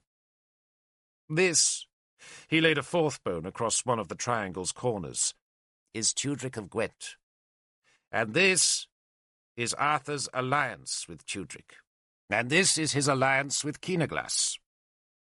The second triangle was thus formed on top of the first, and the two now resembled a crude six-pointed star. "This is Elmet." He began the third layer that was parallel with the first. "And this is Siluria. And this bone," he held up the last, "is the alliance of all those kingdoms. There." He leaned back and gestured at the precarious tower of bones standing at the stone centre. "You see, Derfel, Arthur's careful scheme. Though I tell you, I promise you, that without the treasures the scheme will fail." He fell silent. I stared at the 9 bones. All of them, except for the mysterious third bone, were still hung with scraps of meat, tendon and gristle. It was just that third bone that had been scraped clean and white. I touched it very gently with my finger, taking care not to disturb the fragile balance of the squat tower. "And what is the third bone?" I asked. Merlin smiled. "The third bone, Derfel," he said, "is the marriage between Lancelot and Cynwyn." He paused. "Take it." I did not move. To take the third bone would be to collapse Arthur's fragile network of alliances that were his best, indeed his only hope of defeating the Saxons. Merlin sneered at my reluctance. Then he took hold of the third bone, but he did not pull it free. "The gods hate order," he snarled at me. "Order, Derfel, is what destroys the gods, so they must destroy order." He pulled the bone out, and the pile immediately collapsed into chaos. "Arthur must restore the gods, Derfel," Merlin said, "if he is to bring peace to all Britain." He held the bone out to me. "Take it." I did not move. "It is just a pile of bones," Merlin said. "But this bone, Derfel, is your soul's desire." He held the clean bone towards me. "This bone is Lancelot's marriage to Cynwyn. Snap this bone in two, Derfel, and the marriage will never happen. But leave this bone whole, Derfel, and your enemy will take your woman to his bed and maul her like a dog." He thrust the bone towards me again, and again I did not take it. "You think your love for Cynwyn isn't written all over your face?" Merlin asked derisively. "Take it, because I, Merlin of Avalon, grant you, Derfel, power of this bone." I took it. The gods helped me, but I took it. What else could I do? I was in love, and I took that cleansed bone and I placed it in my pouch. "It won't help you," Merlin mocked me, "unless you break it." "It may not help me anyway," I said, at last discovering that I could stand. "You are a fool, Derfel," Merlin said. "But you are a fool who is good with a sword, and that is why I need you if we're to walk the dark road." He stood. "It's your choice now. You can break the bone, and Cynwyn will come to you. That I promise. But you will then be sworn to the Cauldron's quest. Or you can marry Gwynhwyvig and waste your life battering Saxon shields while the Christians connive to take Dumnonia. I leave the choice to you, Derfel. Now close your eyes." I closed my eyes, and dutifully kept them closed for a long time. But at last, when no more instructions were given, I opened them. The hilltop was empty. I had heard nothing, but Merlin, Numui, the 8 bones and the silver cup were all gone. Dawn showed in the east. The birds were loud in the trees, and I had a clean-picked bone in my pouch. I walked downhill to the road beside the river, but in my head I saw the other road, the dark road that led to Diranac's lair, and I was frightened. We hunted boar that morning, and Arthur deliberately sought my company as we walked out of Caersus. "You left early last night, Derfel," he greeted me. "On my belly, Lord," I said. I did not want to tell him the truth, that I had been with Merlin, for then he would have suspected that I had not yet abandoned the Cauldron's quest. It was better to lie. "I had a sour belly," I explained. He laughed. "I never know why we call them feasts," he said, "for they're nothing but an excuse to drink." He paused to wait for Guinevere, who liked to hunt, and who was dressed this morning in boots and leather trews that were strapped tight to her long legs.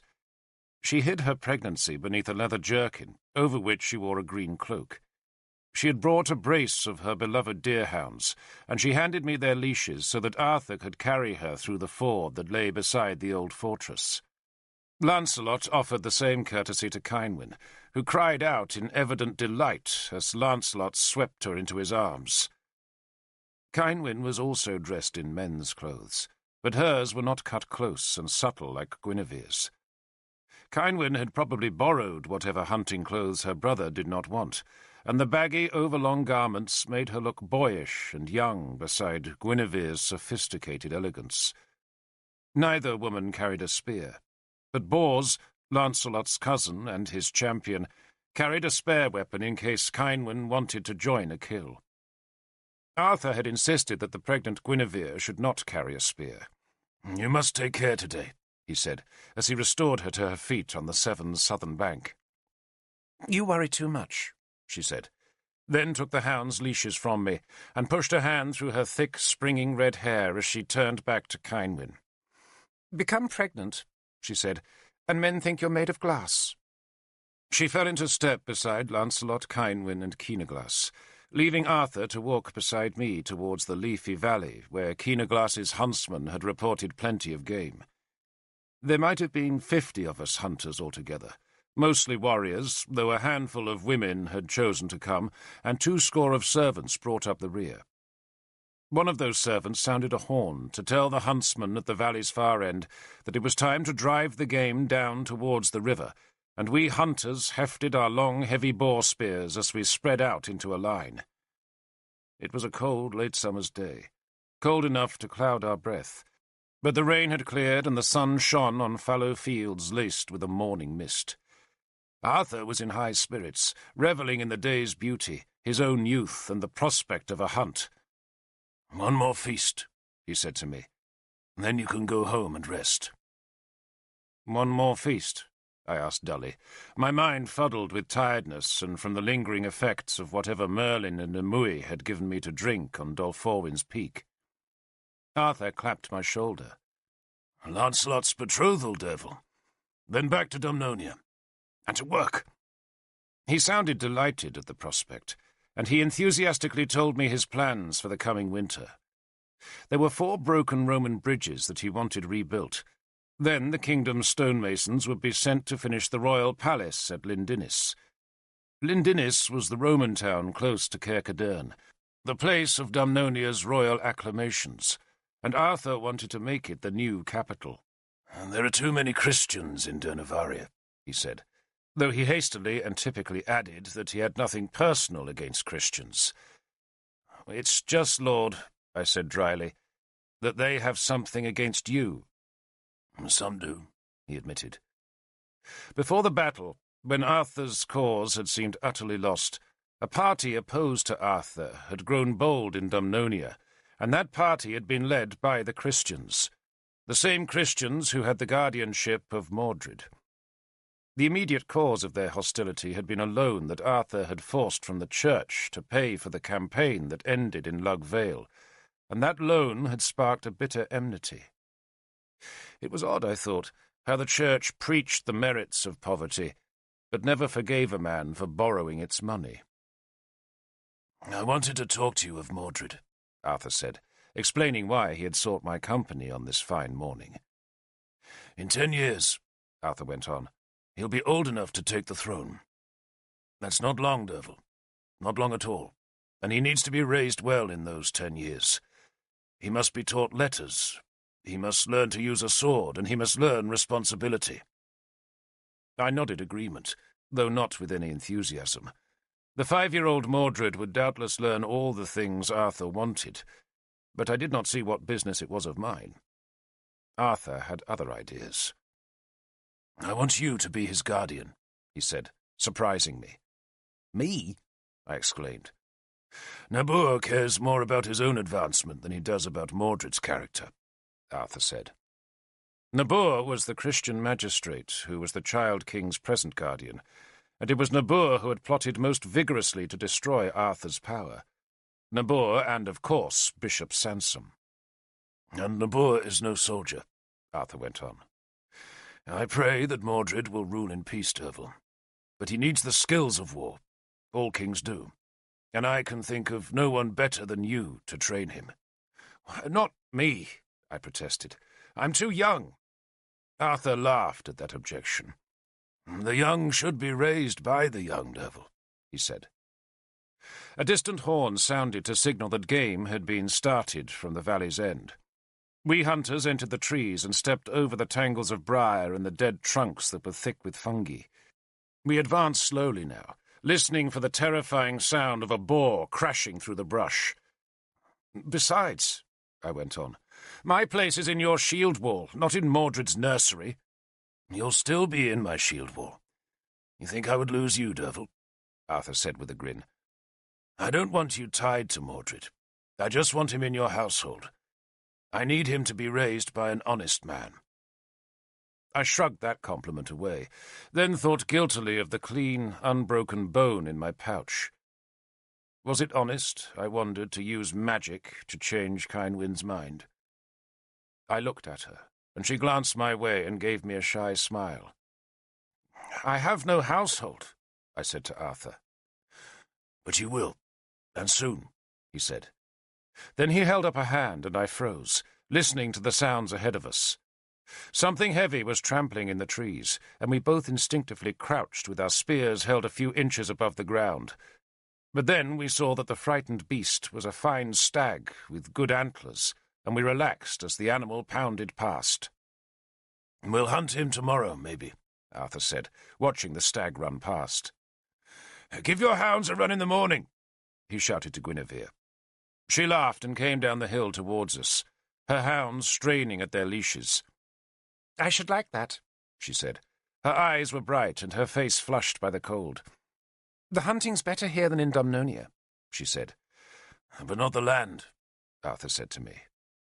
There's an estate north of Dunavaria, he went on, that is Mordred's by right, and I plan to make you its tenant.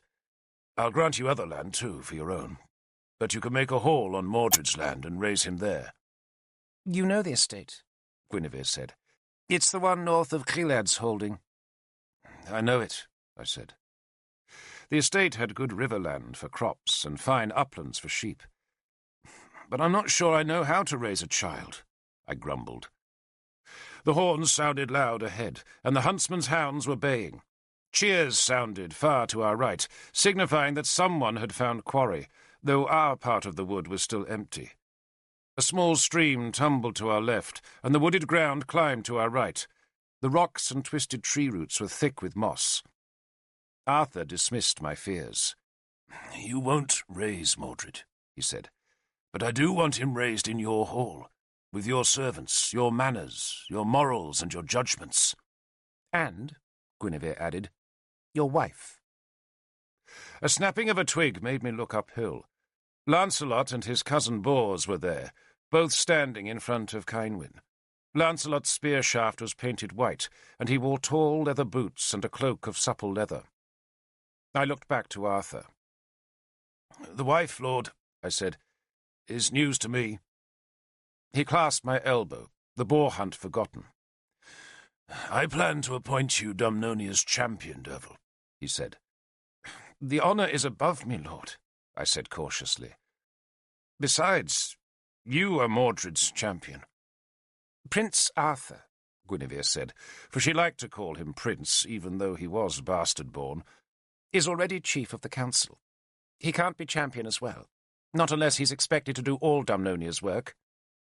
True, lady, I said. I was not averse to the honour, for it was a high one, though there was a price. In battle, I would have to fight whatever champion presented himself for single combat, but in peace it would mean wealth and status far above my present rank. I already had the title of lord, and the men to uphold that rank, and the right to paint my own device on these men's shields, but I shared these honours with 20 other Dumnonian war leaders. To be the king's champion would make me the foremost warrior of Dumnonia, though how any man could claim that status while Arthur lived I could not see, nor indeed while Sagramor lived. Sagramor, I said carefully, is a greater warrior than I, Lord Prince. With Guinevere present, I had to remember to call him Prince once in a while, though it was a title he disliked. Arthur waved my objection aside. "I'm making Sagramor Lord of the Stones," he said, "and he wants nothing more." The Lordship of the Stones made Sagramor into the man who guarded the Saxon frontier, and I could well believe that the black-skinned, dark-eyed Sagramor would be well content with such a belligerent appointment. "You, Derfel," he prodded my chest, "will be the champion." "And who," I asked dryly, "will be the champion's wife?" "My sister, Gwenhwyvarch," Guinevere said, watching me closely. I was grateful that I had been forewarned by Merlin. "You do me too much honour, lady," I said blandly. Guinevere smiled, satisfied that my words implied acceptance. "Did you ever think, Derfel, that you would marry a princess?" "No, lady," I said. Gwenhwyvarch, like Guinevere, was indeed a princess of Henniswyren, though Henniswyren was no more. That sad kingdom was now called Chréan, and was ruled by the dark Irish invader, King Diranach. Guinevere yanked the leashes to subdue her excited hounds. "You can be betrothed when we return to Dumnonia," she said. "Gwenhwyvarch has agreed." "There is one obstacle, Lord," I said to Arthur. Guinevere yanked on the leashes again, quite unnecessarily, but she hated all opposition, and so she took out her frustration on the hounds instead of on me. She did not dislike me at that time, but nor did she particularly like me either. She knew of my aversion for Lancelot, and that doubtless prejudiced her against me. But she would not have thought my dislike significant, for she doubtless dismissed me as merely one of her husband's war leaders, a tall, dull, flaxen-haired man who lacked the civilized graces that Guinevere so valued. "An obstacle?" Guinevere asked me dangerously. "Lord Prince," I said, insisting on talking to Arthur and not to his wife, "I am oath-sworn to a lady." I thought of the bone in my pouch. "I have no claim on her, nor can I expect anything from her. But if she does claim me, then I am obligated to her." "Who?" Guinevere demanded immediately. "I can't say, lady." "Who?" Guinevere insisted again. "He doesn't need to say," Arthur defended me. He smiled. "How long can this lady claim your loyalty?" "Not long, Lord," I said. "Only days now. For once Cynwyn was betrothed to Lancelot, then I could consider my oath to her voided." "Good," he said vigorously, and smiled at Guinevere, as though inviting her to share his pleasure. But Guinevere was scowling instead. She detested Gwenhwyvarch, finding her graceless and boring, and she desperately wanted to marry her sister out of her life. "If all goes well," Arthur said, "you can be married in Gleevem at the same time that Lancelot marries Cynwyn." "Or are you demanding these few days," Guinevere asked acidly, "to conjure up reasons why you should not marry my sister?" "Lady," I said earnestly, "it would be an honour to marry Gwenhwyvarch." That, I think, was the truth, for Gwenhwyvarch would doubtless prove an honest wife, though whether I would prove a good husband was another matter. For my only reason for marrying Gwenhwyvarch would be the high rank and great wealth she would bring as her dowry. But those, for most men, were the purpose of marriage, and if I could not have Cynwyn, what did it matter who I married? Merlin ever warned us against confusing love and marriage, and though the advice was cynical, there was truth there. I was not expected to love Gwenhwyvarch, just to marry her, and her rank and dowry were my rewards for fighting that long, bloody day in Lug Vale. If those rewards were tinged with Guinevere's mockery, they were still a rich gift. "I will marry your sister gladly," I promised Guinevere, "so long as the keeper of my oath does not call on me." "I pray she does not," Arthur said with a smile. then whipped round as a shout sounded uphill. Bors was crouched with his spear. Lancelot was beside him, but was glancing down the slope towards us, perhaps worried that the animal would escape through the gap between us. Arthur gently pushed Guinevere back, then gestured for me to climb the hill and plug the gap. "Two of them," Lancelot called to us. "One will be a sow," Arthur called, then ran a few paces upstream before starting to climb uphill. "Where?" he asked. Lancelot pointed with his white-shafted spear, but I could still see nothing in the bushes. "There," Lancelot said petulantly, prodding his spear towards a tangle of briars. Arthur and I climbed another few feet, and then at last we could see the boar deep inside the undergrowth. He was a big old beast, with yellow tusks, small eyes, and humps of muscle under his dark, scarred hide. That muscle could move him at lightning speed, and make him hook his sword-sharp tusks with a fatal skill. We had all seen men die from tusk wounds, and nothing made a boar more dangerous than to be cornered with a sow. All hunters prayed for a boar charging in open ground, so that they could use the beast's own speed and bulk to drive the spear into his body. Such a confrontation demanded nerve and skill, but not nearly so much nerve as when a man had to charge the boar. "Who saw him first?" Arthur asked. "My lord king did," Bors indicated Lancelot. "Then he's yours, Lord King." Arthur graciously waved the honour of the kill to Lancelot. "He is my gift to you, lord," Lancelot answered. Kynwyn was standing behind him, biting her lower lip and with eyes wide. She had taken the spare spear from Bors, not because she hoped to use it, but to spare him the burden, and she held the weapon nervously. "Put the hounds on him," Guinevere joined us. Her eyes were bright and her face animated. She was, I think, often bored in Dumnonia's great palaces, and the hunting field gave her an excitement she craved. "You'll lose both dogs," Arthur warned her. "This pig knows how to fight." He moved cautiously forward, judging how best to provoke the beast. Then he stepped sharply ahead and beat hard down on the bushes with his spear, as though to offer the boar a path out of its sanctuary. The beast grunted, but did not move. Not even when the spear blade flashed down within inches of its snout. The sow was behind the boar, watching us. "It's done this before," Arthur said happily. "Let me take him, lord," I said, suddenly anxious for him. "You think I've lost my skill?" Arthur asked with a smile. He beat the bushes again, but the briars would not lie flat, nor would the boar move. "The gods bless you," Arthur said to the beast. Then he shouted a challenge and jumped into the tangle of thorns. He leapt to one side of the path he had crudely beaten, and as he landed, he rammed the spear hard forward, aiming its glittering blade at the boar's left flank, just forward of its shoulder. The boar's head seemed to twitch, only a slight twitch, but it was enough to deflect the spear blade off the tusk, so that it slashed a bloody and harmless cut down the animal's flank. And then it charged.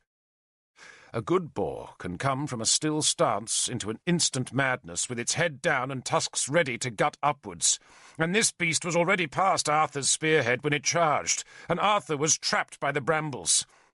I shouted to distract the boar and plunged my own spear into its belly. Arthur was on his back, his spear abandoned, and the boar was on top of him.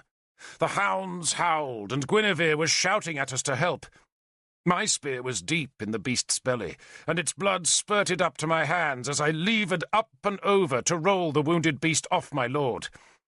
The creature weighed more than 2 full sacks of grain, and its muscles were like iron ropes that twitched my spear.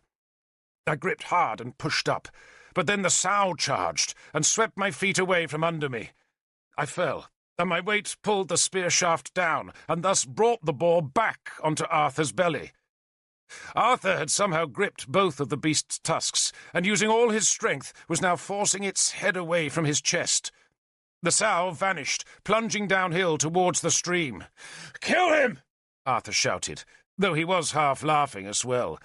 He was just inches from death, but he was loving the moment. "Kill him!" he called again. The boar's back legs were thrusting, its spittle was spattering Arthur's face, and its blood was soaking his clothes. I was on my back, my face lacerated with thorns. I scrambled to my feet and reached for my jerking, twisting spear that was still buried in the great brute's belly.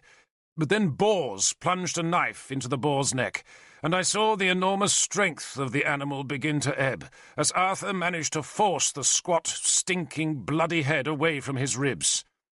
I seized my spear and twisted the blade, searching for the animal's lifeblood deep in its guts, as Bors stabbed a second time. The boar suddenly pissed on Arthur, gave one last desperate lunge of its huge neck, and then abruptly slumped down.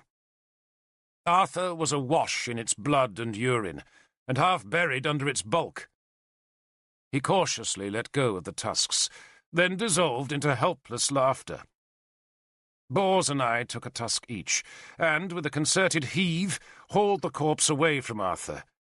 One of the tusks had caught in Arthur's jerkin, and it ripped the cloth as we tugged it away. We dropped the beast into the brambles, then helped Arthur to his feet. The three of us stood grinning, our clothes muddied and torn and covered with leaves, twigs, and the blood of the boar. "I'll have a bruise there," Arthur said, tapping his chest. He turned to Lancelot, who had not moved to help during the struggle. There was the briefest pause, then Arthur bowed his head. "You gave me a noble gift, Lord King," he said, "and I took it most ignobly." He wiped his eyes. "But I enjoyed it all the same, and we shall all enjoy it at your betrothal feast." He looked at Guinevere, and saw that she was pale, almost trembling, and immediately he crossed to her. "Are you ill?" No, she said, and she put her arms about him and leaned her head against his bloodied chest. She was crying. It was the first time I had ever seen her cry.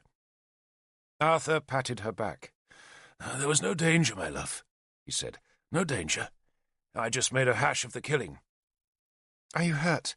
Guinevere asked, pulling away from him and cuffing away her tears. "Only scratched." His face and hands were lacerated by thorns, but he was otherwise unwounded, except for the bruise caused by the tusk. He stepped away from her, picked up his spear, and gave a whoop. "I haven't been put on my back like that in a dozen years." King Keenaglas came running, worried about his guests, and the huntsmen arrived to truss and carry the corpse away. They must all have noted the comparison between Lancelot's unstained clothes and our dishevelled and bloody state, but no one remarked on it. We were all excited, pleased to have survived and eager to share the story of Arthur holding the brute away from his body by its tusks. The story spread, and the sound of men's laughter rang loud among the trees. Lancelot alone did not laugh. "We must find you a boar now, Lord King," I said to him. We were standing a few paces from the excited crowd that had gathered to watch as the huntsman greloshed the beast to give Guinevere's hounds a meal of its guts. Lancelot gave me a sidelong, considering glance. He disliked me every scrap as much as I disliked him. But suddenly he smiled. "A boar," he said, "would be better than a sow, I think." "A sow?" I asked, smelling an insult. "Didn't the sow charge you?" he asked, then opened his eyes guilelessly wide. "Surely you don't think I was referring to your marriage?" He offered me an ironic bow. "I must congratulate you, Lord Derfel. To marry Gwenhwyvarch." I forced my anger down, and made myself look into his narrow, mocking face with its delicate beard, dark eyes, and long hair oiled as black and shining as a raven's wing. "And I must congratulate you, Lord King, on your betrothal." "To Seren," he said, "the star of Powys." He gazed at Cynwyn, who stood with her hands clasped to her face as the huntsman's knives ripped out the long coils of the boar's intestines. She looked so young, with her bright hair drawn up at the nape of her neck. "Doesn't she look charming?" Lancelot asked me, in a voice like the purr of a cat. "So vulnerable. I never believed the stories of her beauty. For who would expect to find such a jewel among Gorfithid's whelps? But she is beautiful, and I am so very fortunate. Yes, Lord King, you are. He laughed and turned away.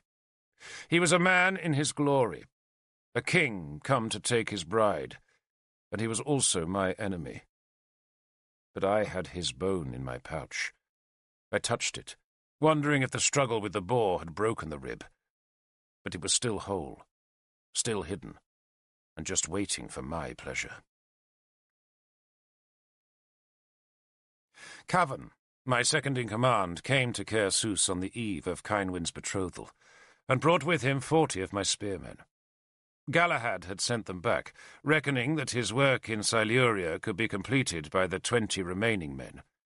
The Silurians, it seems, had glumly accepted their country's defeat, and there had been no unrest at the news of their king's death, merely a docile submission to the exactions of the victors. Cavan told me that Oengus of Demetia, the Irish king who had brought Arthur victory at Lugvale, had taken his allotted portion of slaves and treasure, stolen as much again, and had then gone home, and the Silurians were evidently happy enough that the renowned Lancelot was now to be their king. "And I reckon the bastard's welcome to the place," Cavan said, when he found me in Keenaglass's hall, where I spread my blanket and took my meals. He scratched at a louse in his beard. "Scrubby place, Siluria." "Well, they breed good warriors," I said. "Fighting to get away from home, I wouldn't wonder." He sniffed. "What clawed your face, Lord?" "Thorns fighting a boar." "I thought you might have got married when I wasn't watching you," he said. "And that was a wedding gift." "I am to be married," I told him, as we walked out of the hall into Caer Sws' sunlight, and I described Arthur's proposal to make me Mordred's champion and his own brother-in-law. Cavan was pleased at the news of my imminent enrichment, for he was an Irish exile who had sought to turn his skills with spear and sword into a fortune in Uther's Dumnonia, but somehow the fortune had kept slipping away across the throwboard. He was twice my age, a squat man, broad-shouldered, grey-bearded, and with hands thick with the warrior rings we forged from the weapons of defeated enemies. He was delighted that my marriage would mean gold, and he was tactful about the bride who would bring that metal. "She isn't a beauty, like her sister," he said. "True," I admitted. "In fact," he said, abandoning tact, "she's as ugly as a sack of toads." "She is plain," I conceded. "But plain ones make the best wives, Lord," he declared, never having been married himself, though never lonely either. "And she'll bring us all wealth," he added happily. And that, of course, was the reason I would marry poor Gwenllyvarch. My common sense could not put faith in the pork rib in my pouch, and my duty to my men was to reward them for their fidelity. And those rewards had been few in the last year. They had lost virtually all their possessions at the fall of Innistribes, and had then struggled against Gorfithid's army at Lugvale. Now they were tired, they were impoverished, and no men had ever deserved more of their lord. I greeted my 40 men who were waiting to be assigned quarters. I was glad to see Issa among them, for he was the best of my spearmen, a young farm boy of huge strength and undying optimism, who protected my right side in battle. I embraced him, then expressed my regrets that I had no gifts for them. "But our reward is coming soon," I added, then glanced at the 24 girls they must have attracted in Siluria. "Though I am glad to see most of you have already found some rewards for yourselves." They laughed. Issa's girl was a pretty dark-haired child of perhaps 14 summers. He introduced her to me. "Scarach, Lord," he named her proudly. "Irish?" I asked her. She nodded. "I was a slave lord to Ladwys." Scarach spoke the tongue of Ireland, a language like ours, but different enough, like her name, to mark her race. I guess she had been captured by Gunlius's men in a raid on King Oengus's lands in Demetia. Most Irish slaves came from such settlements on Britain's west coast, though none, I suspected, were ever captured from Chlain. No one but a fool ventured uninvited into Duranac's territory. "Ladwys," I said. How is she?"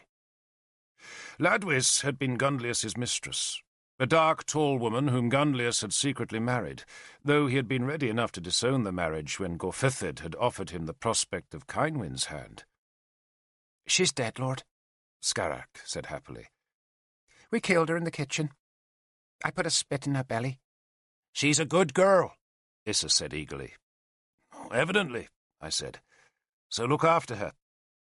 His last girl had deserted him for one of the Christian missionaries who wandered Dumnonia's roads, but somehow I doubted that the redoubtable Scarach would prove such a fool.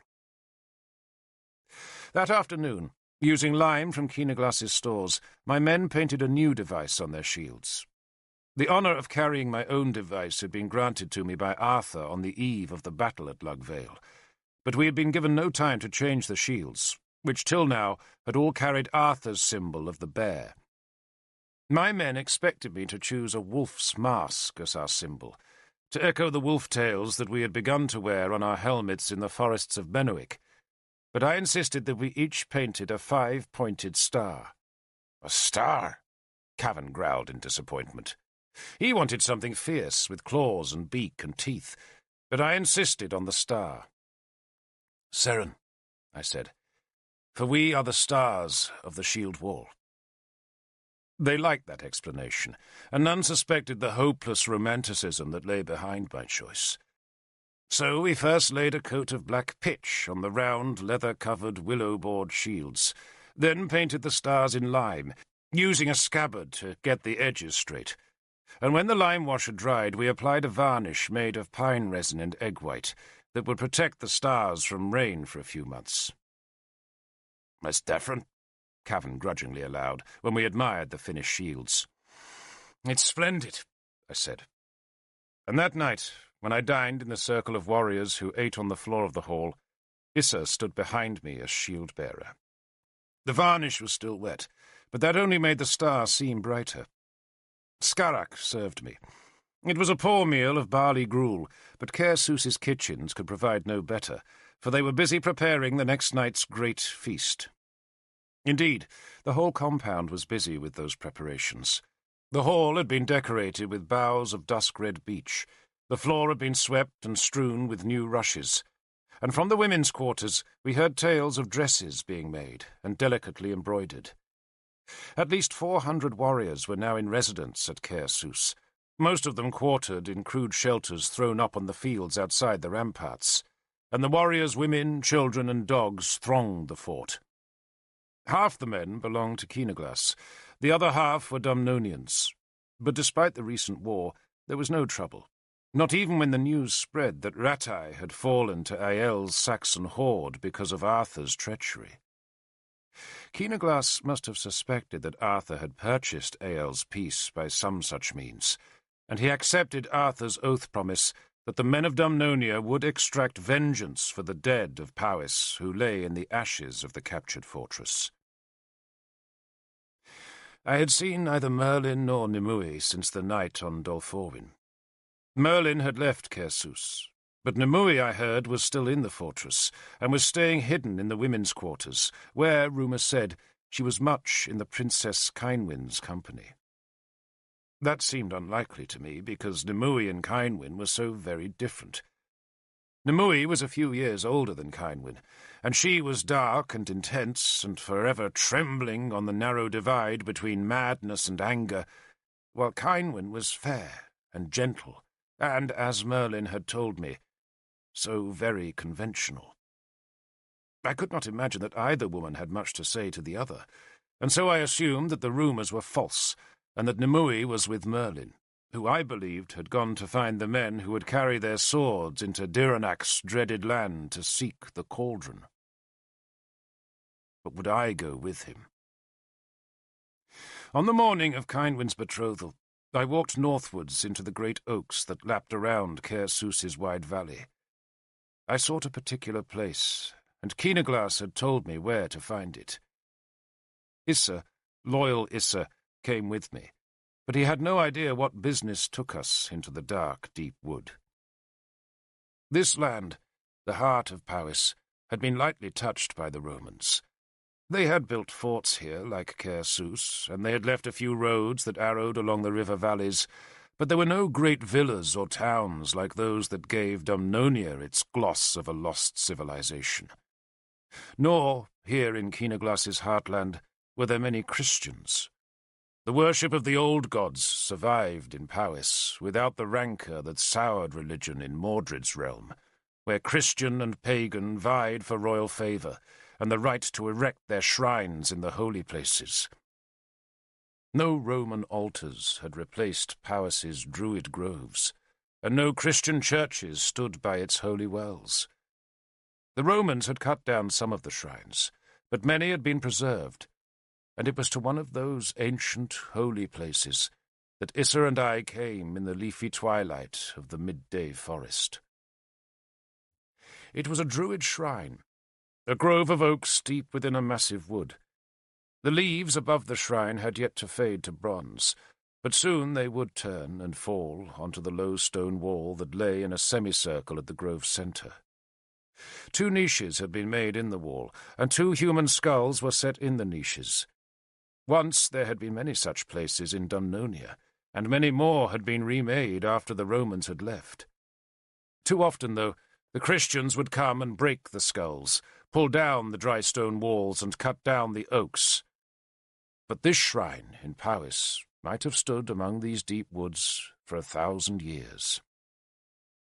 Little scraps of wool had been pushed between the stones as markers for the prayers that folk offered in this grove. It was silent in the oaks, a heavy silence. Issa watched from the trees as I walked to the centre of the semicircle, where I unstrapped Howlbane's heavy belt. I laid the sword on the flat stone that marked the shrine's centre, and took from my pouch the clean white rib bone that gave me power over Lancelot's marriage. This I placed beside the sword. Last of all I put down on the stone the small golden brooch that Kynwyn had given me so many years before. Then I lay down flat in the leaf mould.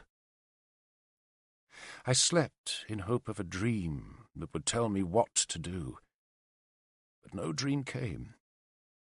Maybe I should have sacrificed some bird or beast before I slept, a gift that might have provoked a god to grant me the answer I sought. But no answer came. There was just silence. I had put my sword and the power of the bone into the hands of the gods, into the keeping of Bel and Manawyddan, of Taranis and Clulor, but they ignored my gifts. There was only the wind in the high leaves, the scratching of squirrel claws on the oak branches, and the sudden rattle of a woodpecker. I lay still when I woke. There had been no dream, but I knew what I wanted. I wanted to take the bone and snap it in 2, and if that gesture meant walking the dark road into Diranac's kingdom, then so be it.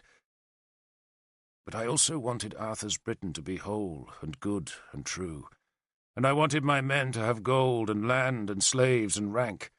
I wanted to drive the Saxons from Llogir.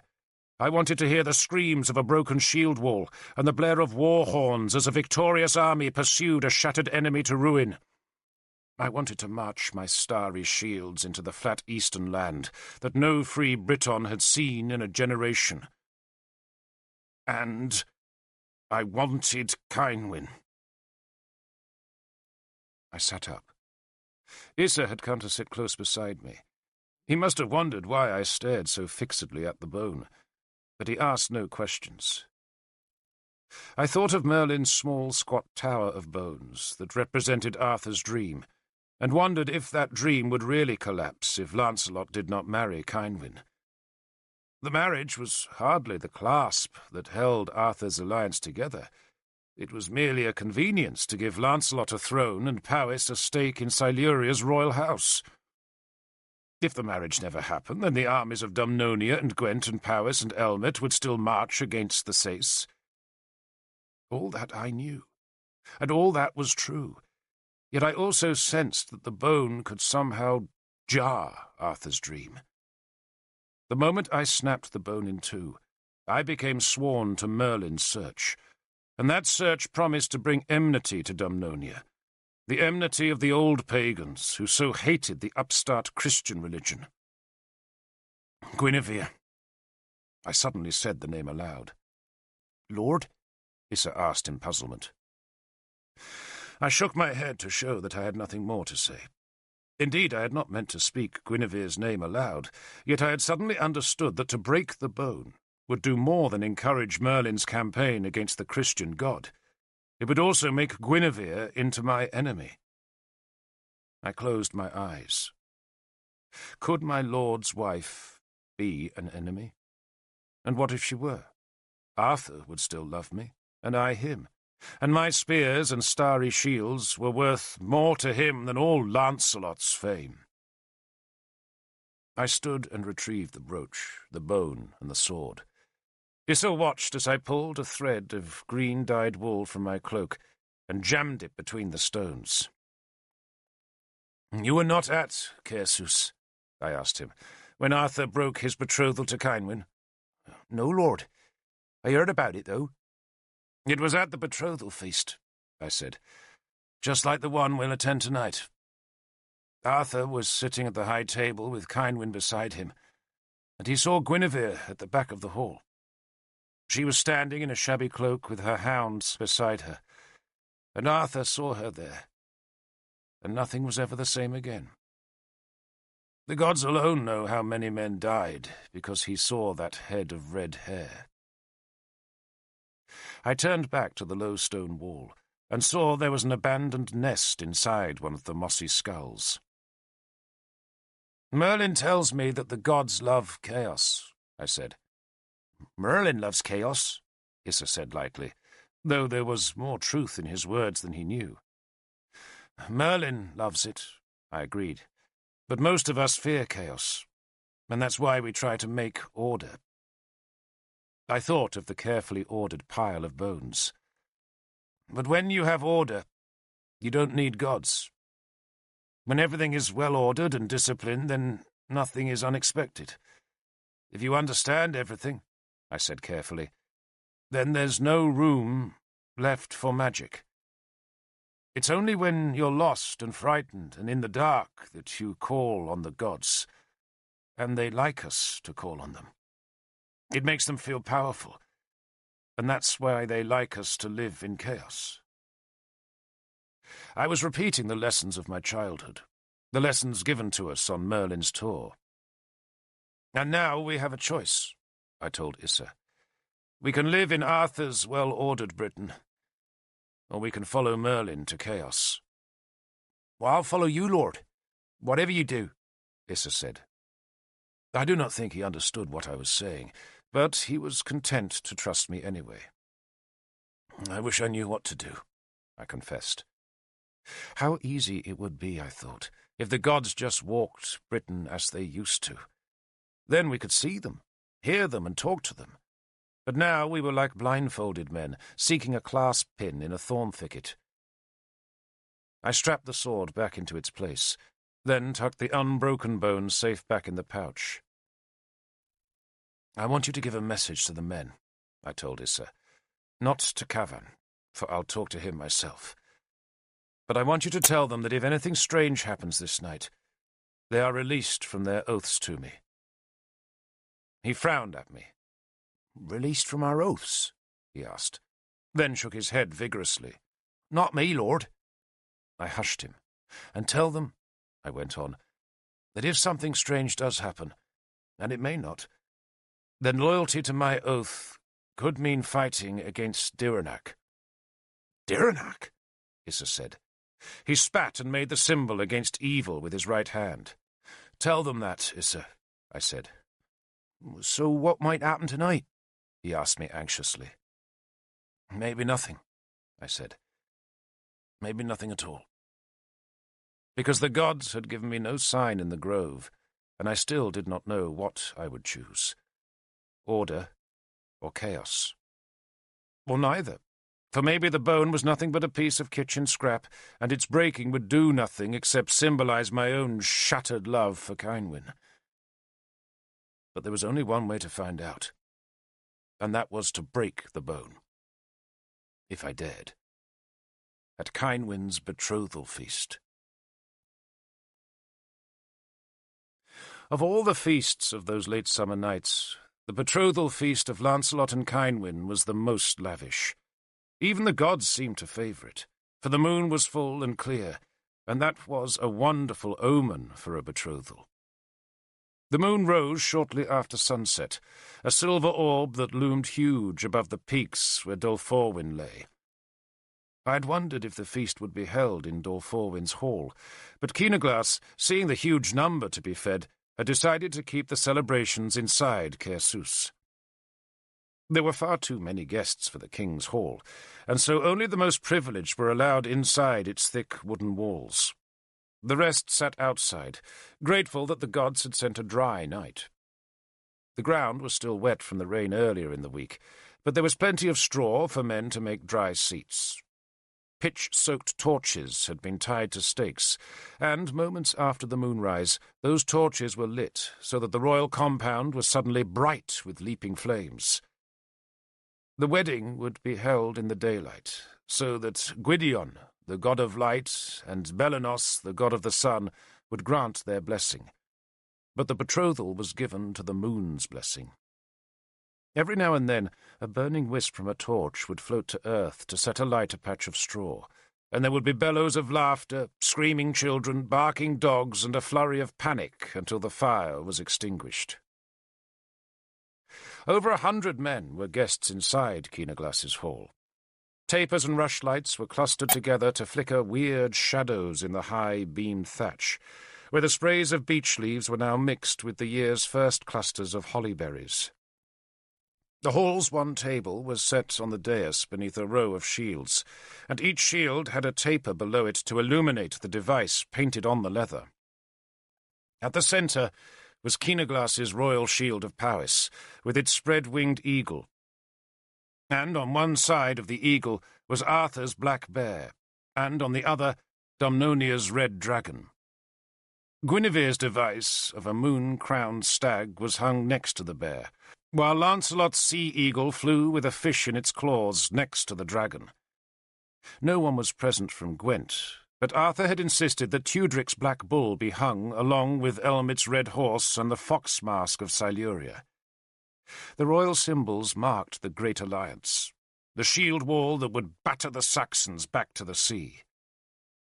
Eorwith, Powys's chief druid, announced the moment when he was certain that the last rays of the dying sun had vanished into the far Irish Sea, and then the guests of honour took their places on the dais. The rest of us were already seated on the hall's floor, where men were calling for more of Powys's famously strong mead that had been specially brewed for this night. Cheers and applause greeted the honoured guests. Queen Elaine came first. Lancelot's mother was dressed in blue, with a gold torque at her throat and a golden chain binding the coils of her grey hair. A huge roar welcomed Keenaglas and Queen Heleth next. The king's round face beamed with pleasure at the prospect of this night's celebration, in honour of which he had tied small white ribbons to his dangling moustaches. Arthur came in sober black, while Guinevere, following him to the dais, was splendid in her gown of pale gold linen. It was cut and stitched cunningly, so that the precious fabric, skilfully dyed with soot and hive-gum, seemed to cling to her tall, straight body. Her belly barely betrayed her pregnancy, and a murmur of appreciation for her beauty sounded among the watching men. Small gold scales had been sewn into the gown's cloth, so that her body appeared to glint as she slowly followed Arthur to the centre of the dais. She smiled at the lust she knew she had provoked, and that she wanted to provoke. For this night, Guinevere was determined to outshine whatever Kynwyn wore. A circlet of gold held Guinevere's unruly red hair in place. A belt of golden chain links was looped around her waist, while in honour of Lancelot she wore at her neck a golden brooch depicting a sea-eagle. She kissed Queen Elaine on both cheeks, kissed Keenaglas on one, bobbed her head to Queen Heleth, then sat at Keenaglas's right hand, while Arthur slipped into the empty chair beside Heleth. 2 seats remained, But before either was filled, Keenaglass stood and rapped the table with his fist. Silence fell, and in the silence Keenaglass mutely gestured towards the treasures that were arrayed on the edge of the dais in front of the linen hanging from the table. The treasures were the gifts Lancelot had brought for Cynwyn, and their magnificence caused a storm of acclamation in the hall. We had all inspected the gifts, and I had listened sourly as men extolled the King of Benwick's generosity. There were talks of gold, talks of silver, and talks made of a mixture of gold and silver, so many talks that they merely served as the foundation on which the greater gifts were piled. There were Roman hand mirrors, flasks of Roman glass, and piles of Roman jewels. There were necklaces, brooches, ewers, pins, and clasps. There was a king's ransom in glittering metal, in enamel, coral, and precious gems, and all of it, I knew, had been rescued from burning Innistribes, when Lancelot, disdaining to carry his sword against the rampaging Franks, had fled on the first ship to escape the city's slaughter. The applause for the gifts was still sounding when Lancelot arrived in his glory. Like Arthur, he was dressed in black, but Lancelot's black clothes were hemmed by strips of rare gold cloth. His black hair had been oiled and sleeked back, so that it lay close to his narrow skull and flat against his back. The fingers of his right hand glittered with rings of gold, while his left was dull with warrior rings, none of which I sourly assumed he had earned in battle. Around his neck he wore a heavy gold torque with finials glinting with bright stones, and on his breast, in Cynwyn's honour, he wore her royal family's symbol of the spread-winged eagle. He wore no weapons, for no man was allowed to bring a blade into a king's hall, but he wore the enamelled sword belt that had been a gift from Arthur. He acknowledged the cheers with a raised hand, kissed his mother on the cheek, kissed Guinevere on the hand, bowed to Heleth, then sat. The one chair remained empty. A harpist had begun to play, her plangent notes scarcely audible above the buzz of talk.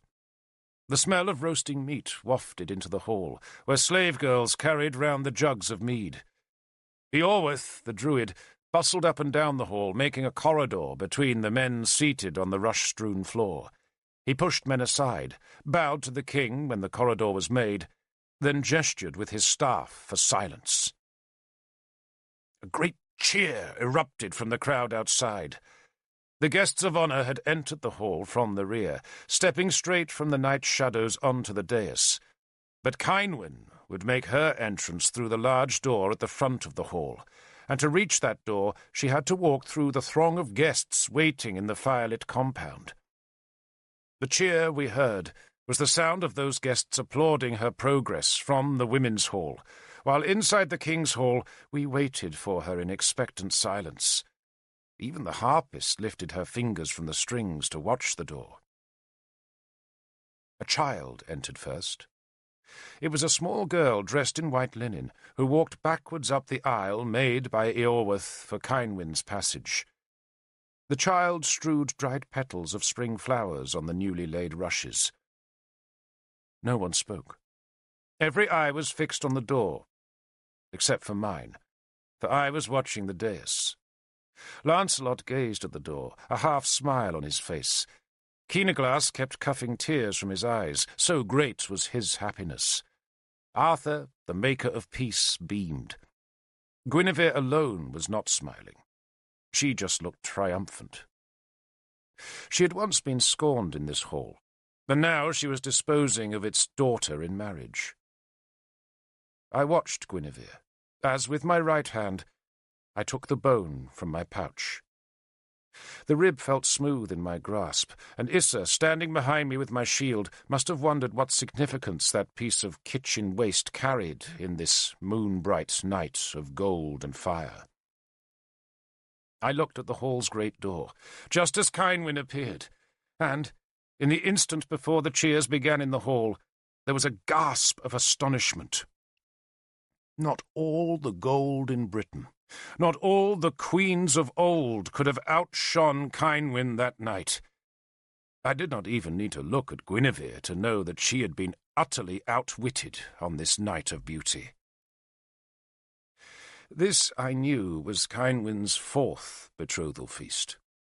She had come here once for Arthur, but he had broken that oath under the spell of Guinevere's love, and afterwards Cynwyn had been betrothed to a prince from distant Hreged, but he had died of a fever before they could marry. Then, not long ago, she had carried the betrothal halter to Gundlius of Siluria, but he had died screaming under Nimue's cruel hands. And now, for the 4th time, Cynwyn carried the halter to a man. Lancelot had given her a hoard of gold, but custom demanded that she return to him the gift of a common ox halter, as a symbol that from this day on she would submit to his authority. Lancelot stood as she entered, and the half-smile spread into a look of joy. And no wonder, for her beauty was dazzling. At her other betrothals, as befitted a princess, Cynwyn had come in jewels and silver, in gold and finery. But this night she wore only a simple bone-white gown that was belted with a pale blue cord that hung by the dress's simple skirt to end in tassels. No silver decked her hair, no gold showed at her throat. She wore no precious jewels anywhere, just the linen dress, and about her pale blonde hair a delicate blue wreath made from the last dog-violets of summer. She wore no shoes, but stepped barefoot among the petals. She displayed no sign of royalty or any symbol of wealth, but had just come to the hall dressed as simply as any peasant girl. And it was a triumph. No wonder men gasped, and no wonder they cheered as she paced slow and shy between the guests. Keenaglass was weeping for happiness. Arthur led the applause. Lancelot smoothed his oiled hair, and his mother beamed her approval. For a moment, Guinevere's face was unreadable, but then she smiled, and it was a smile of pure triumph. She might have been outshone by Cynwyn's beauty, but this night was still Guinevere's night, and she was seeing her old rival being consigned to a marriage of her own devising. I saw that smirk of triumph on Guinevere's face, and maybe it was her gloating satisfaction that made up my mind, or maybe it was my hatred for Lancelot, or my love for Cynwyn, or maybe Merlin was right, and the gods do love chaos, for, in a sudden surge of anger, I gripped the bone in both my hands.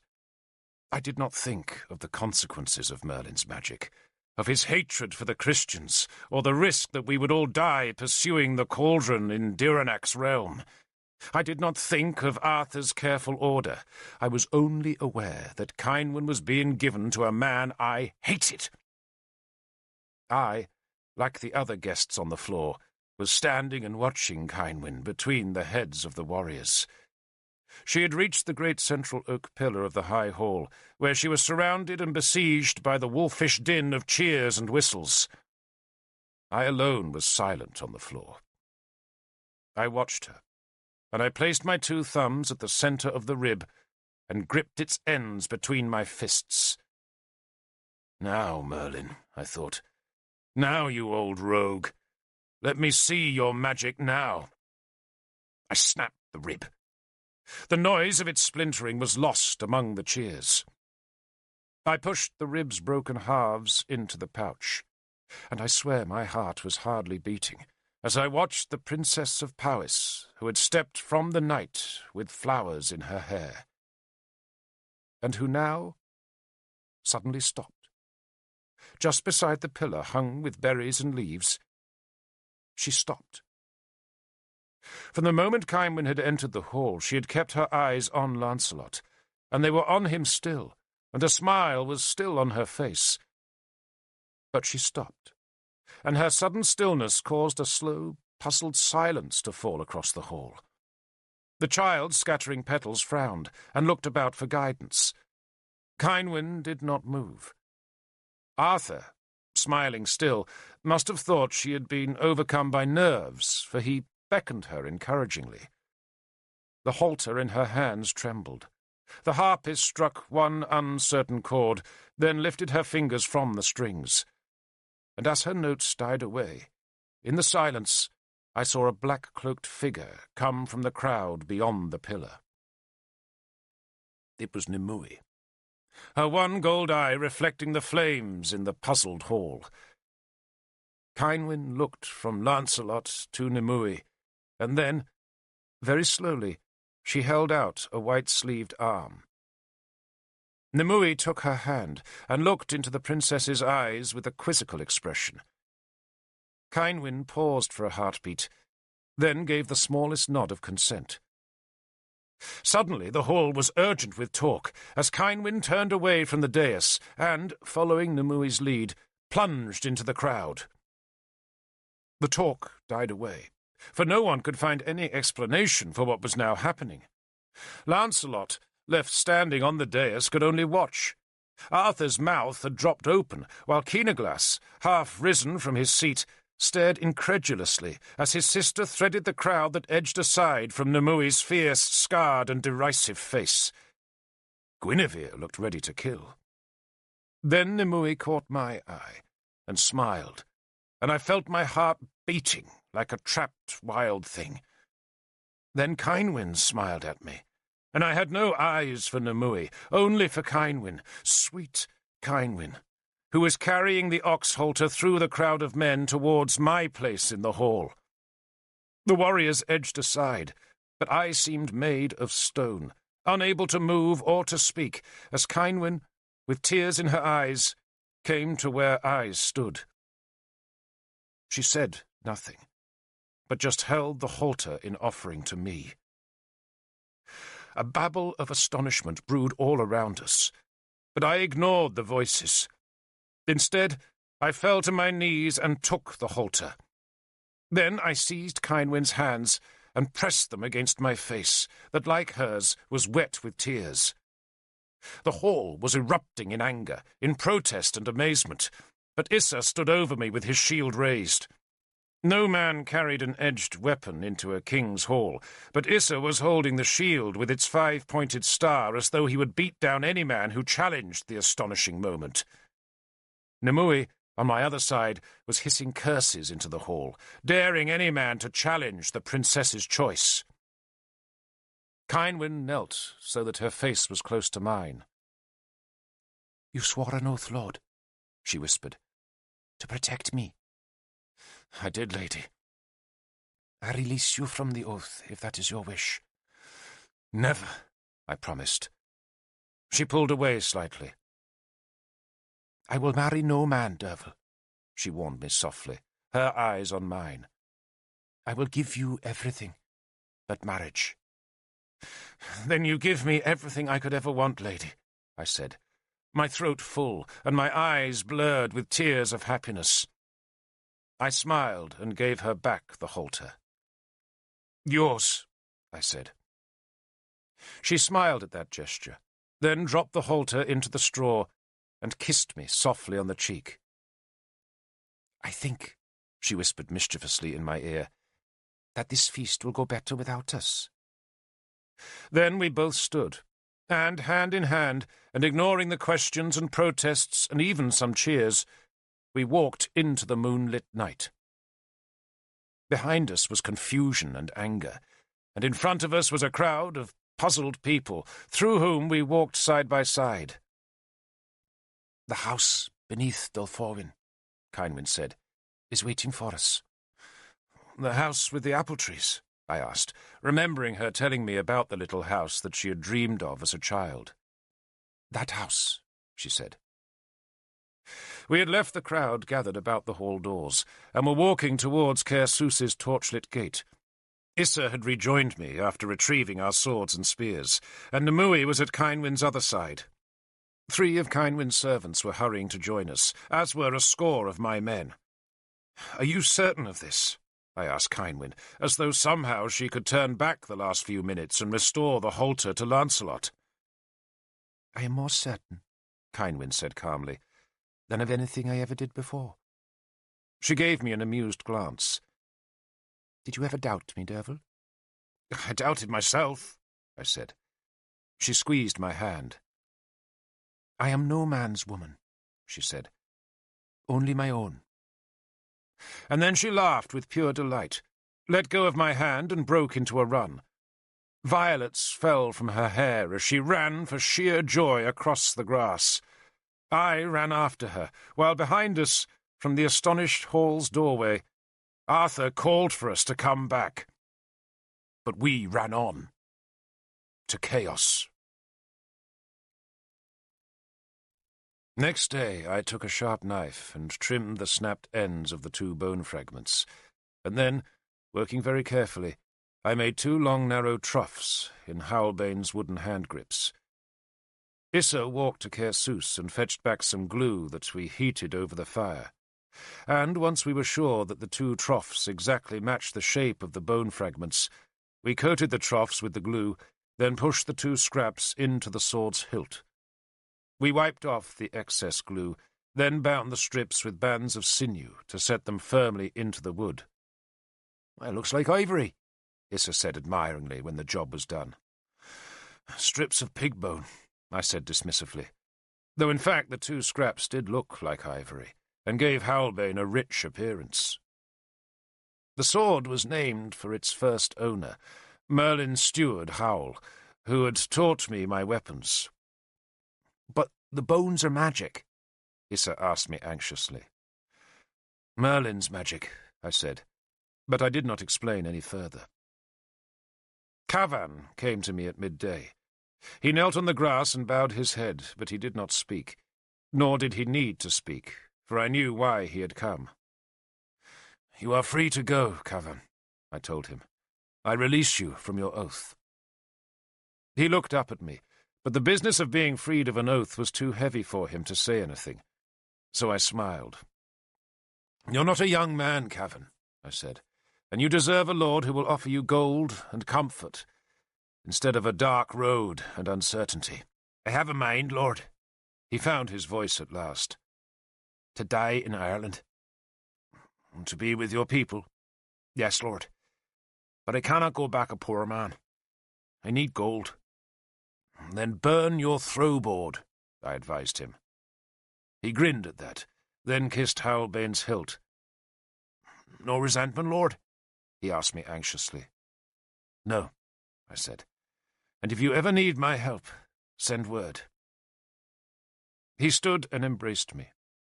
He would go back to Arthur's service, and take with him half my men, for only 20 stayed with me. The others feared Direnak, or else were too eager to find riches, and I could not blame them.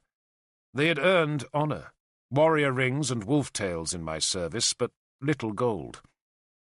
I gave them permission to keep the wolf-tails on their helmets, for those they had earned in the terrible fights in Benwick, but I made them paint out the newly made stars on their shields.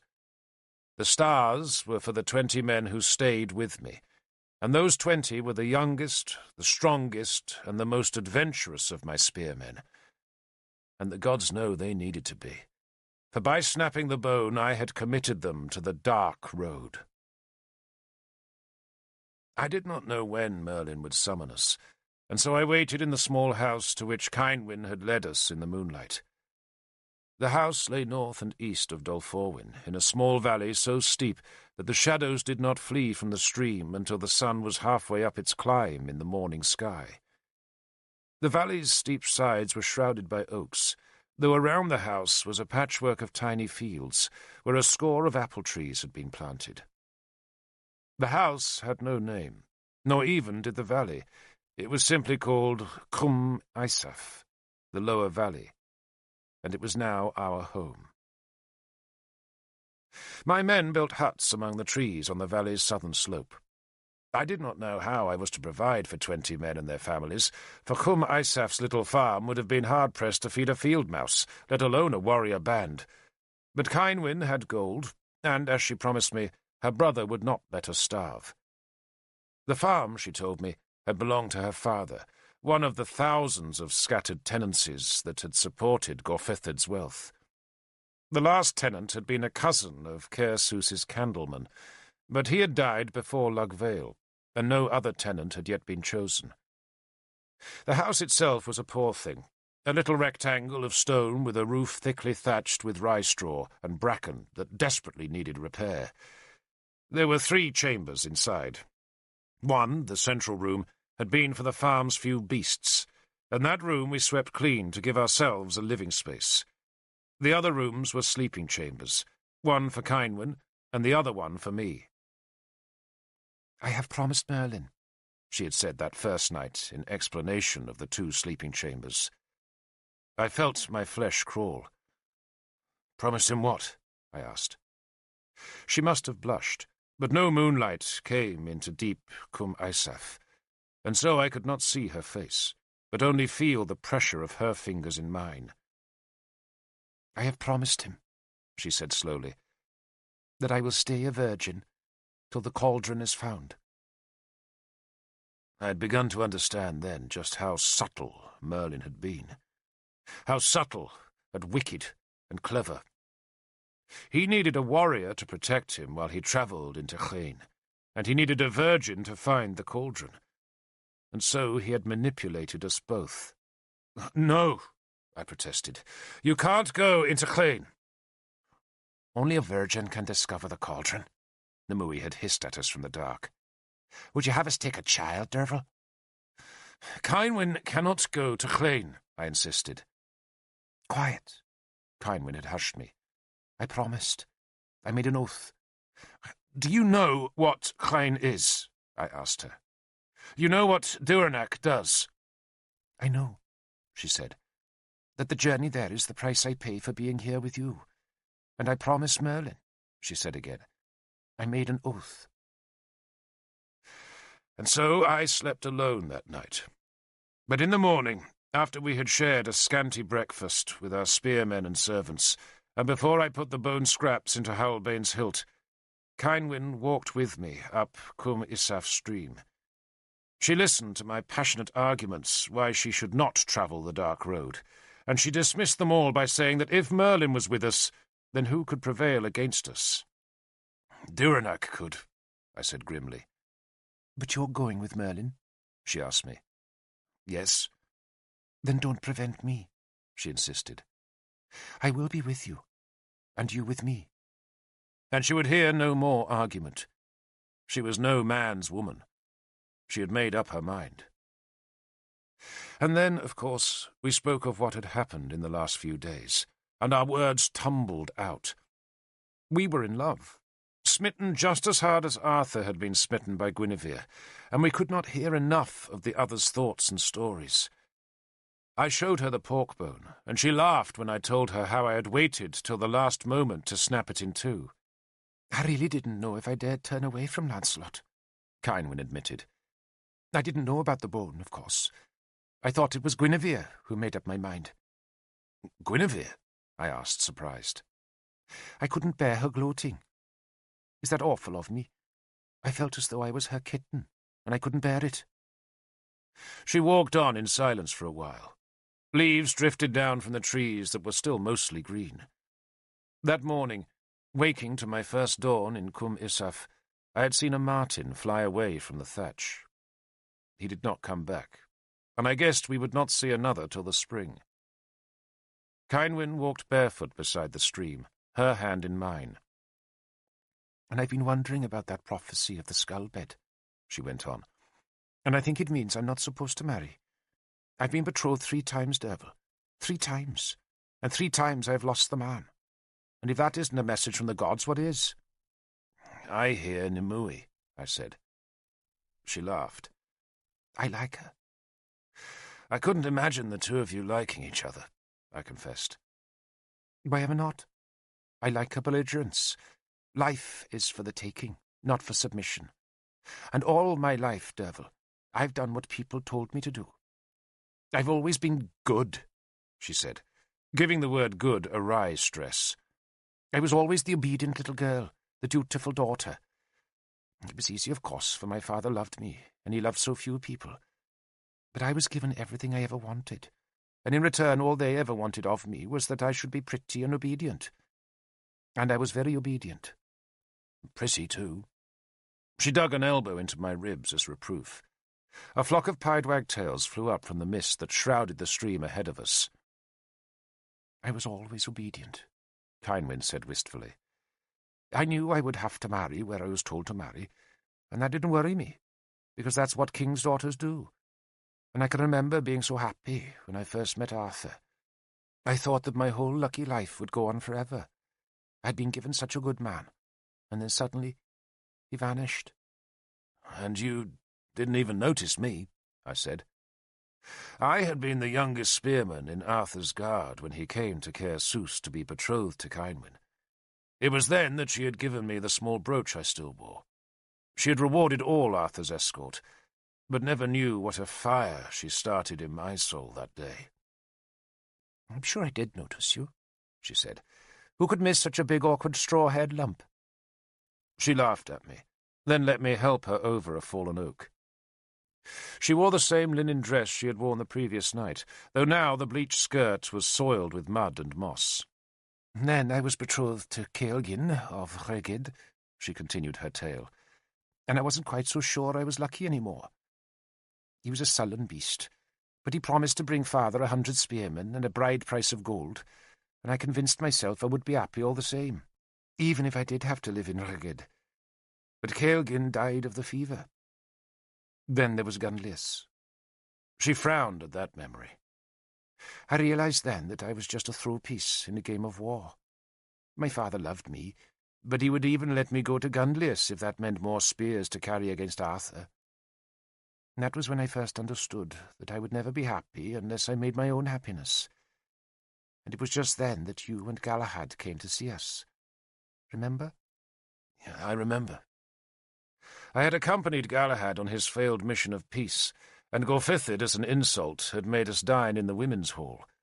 There, in the candlelight, as a harpist played, I had talked to Kynwyn, and given her my oath to protect her."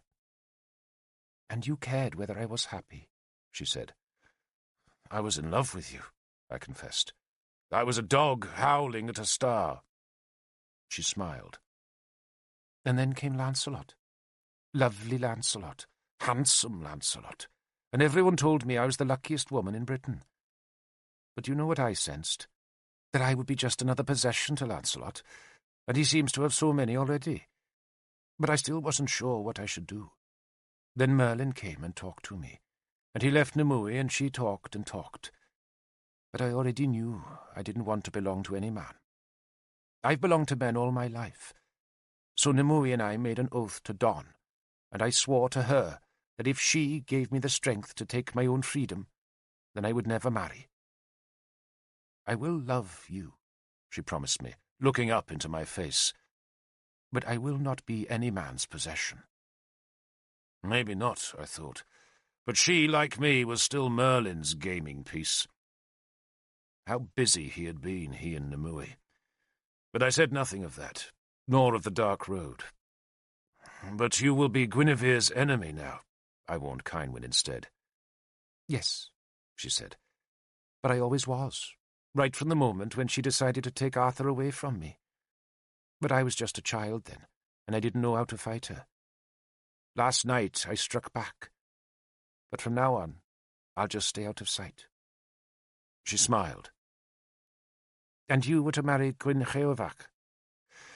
"Yes," I confessed. "Poor Gwynncheovach," Kynwyn said. "She was always very good to me when they lived here, but I remember every time her sister came into the room she'd run away. She was like a big plump mouse, and her sister was the cat." Arthur came to the lower valley that afternoon. The glue holding the scraps of bone was still drying in Howlbane's hilt, as his warriors filled the trees on Cum Isaf's southern slope that faced our small house.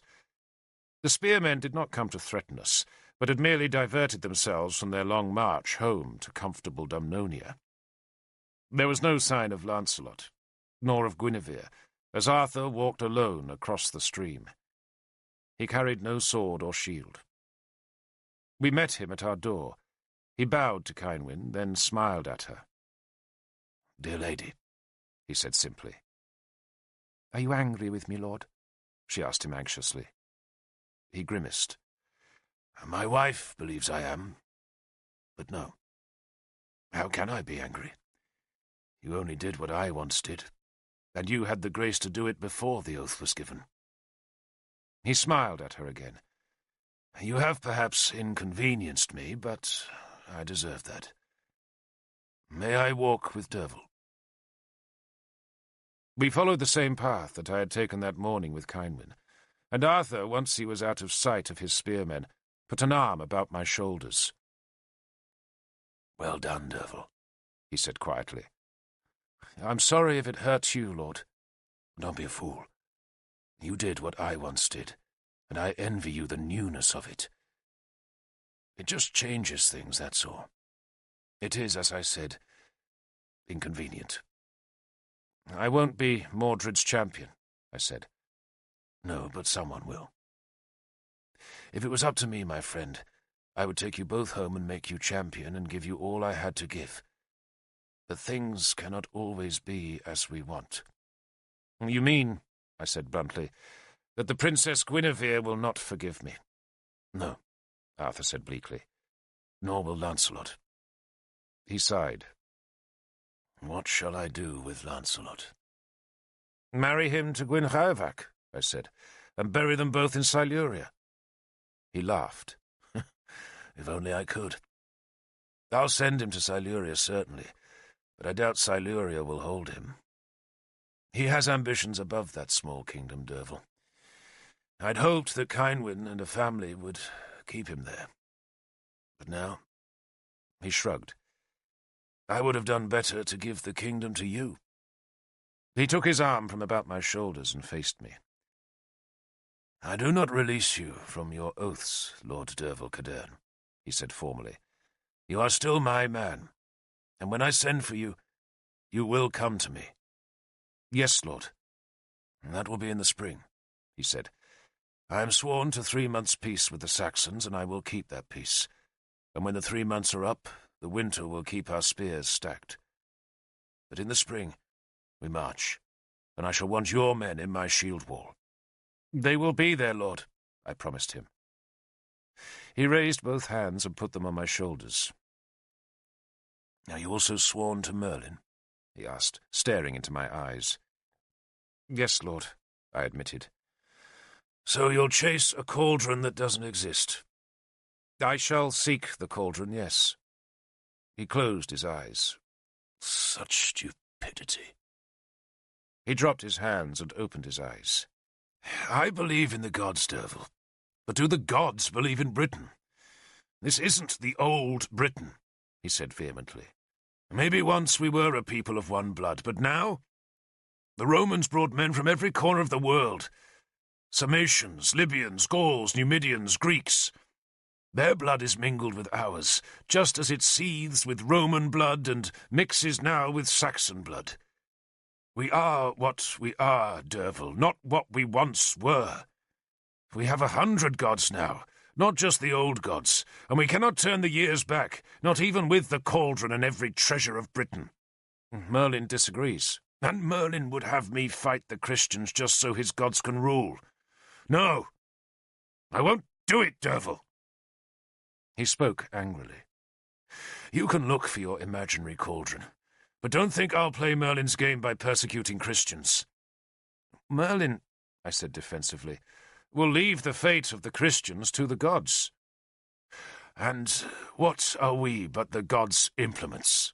Arthur asked. But I won't fight other Britons just because they worship another god. Nor will you, Derfel, so long as you're oath-sworn. No, Lord. He sighed. I do hate all this rancour about gods.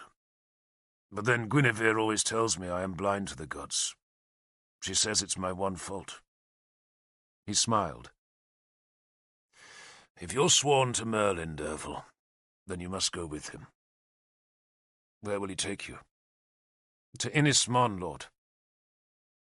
He stared at me in silence for a few heartbeats, then shuddered. You go to Clane? He asked incredulously.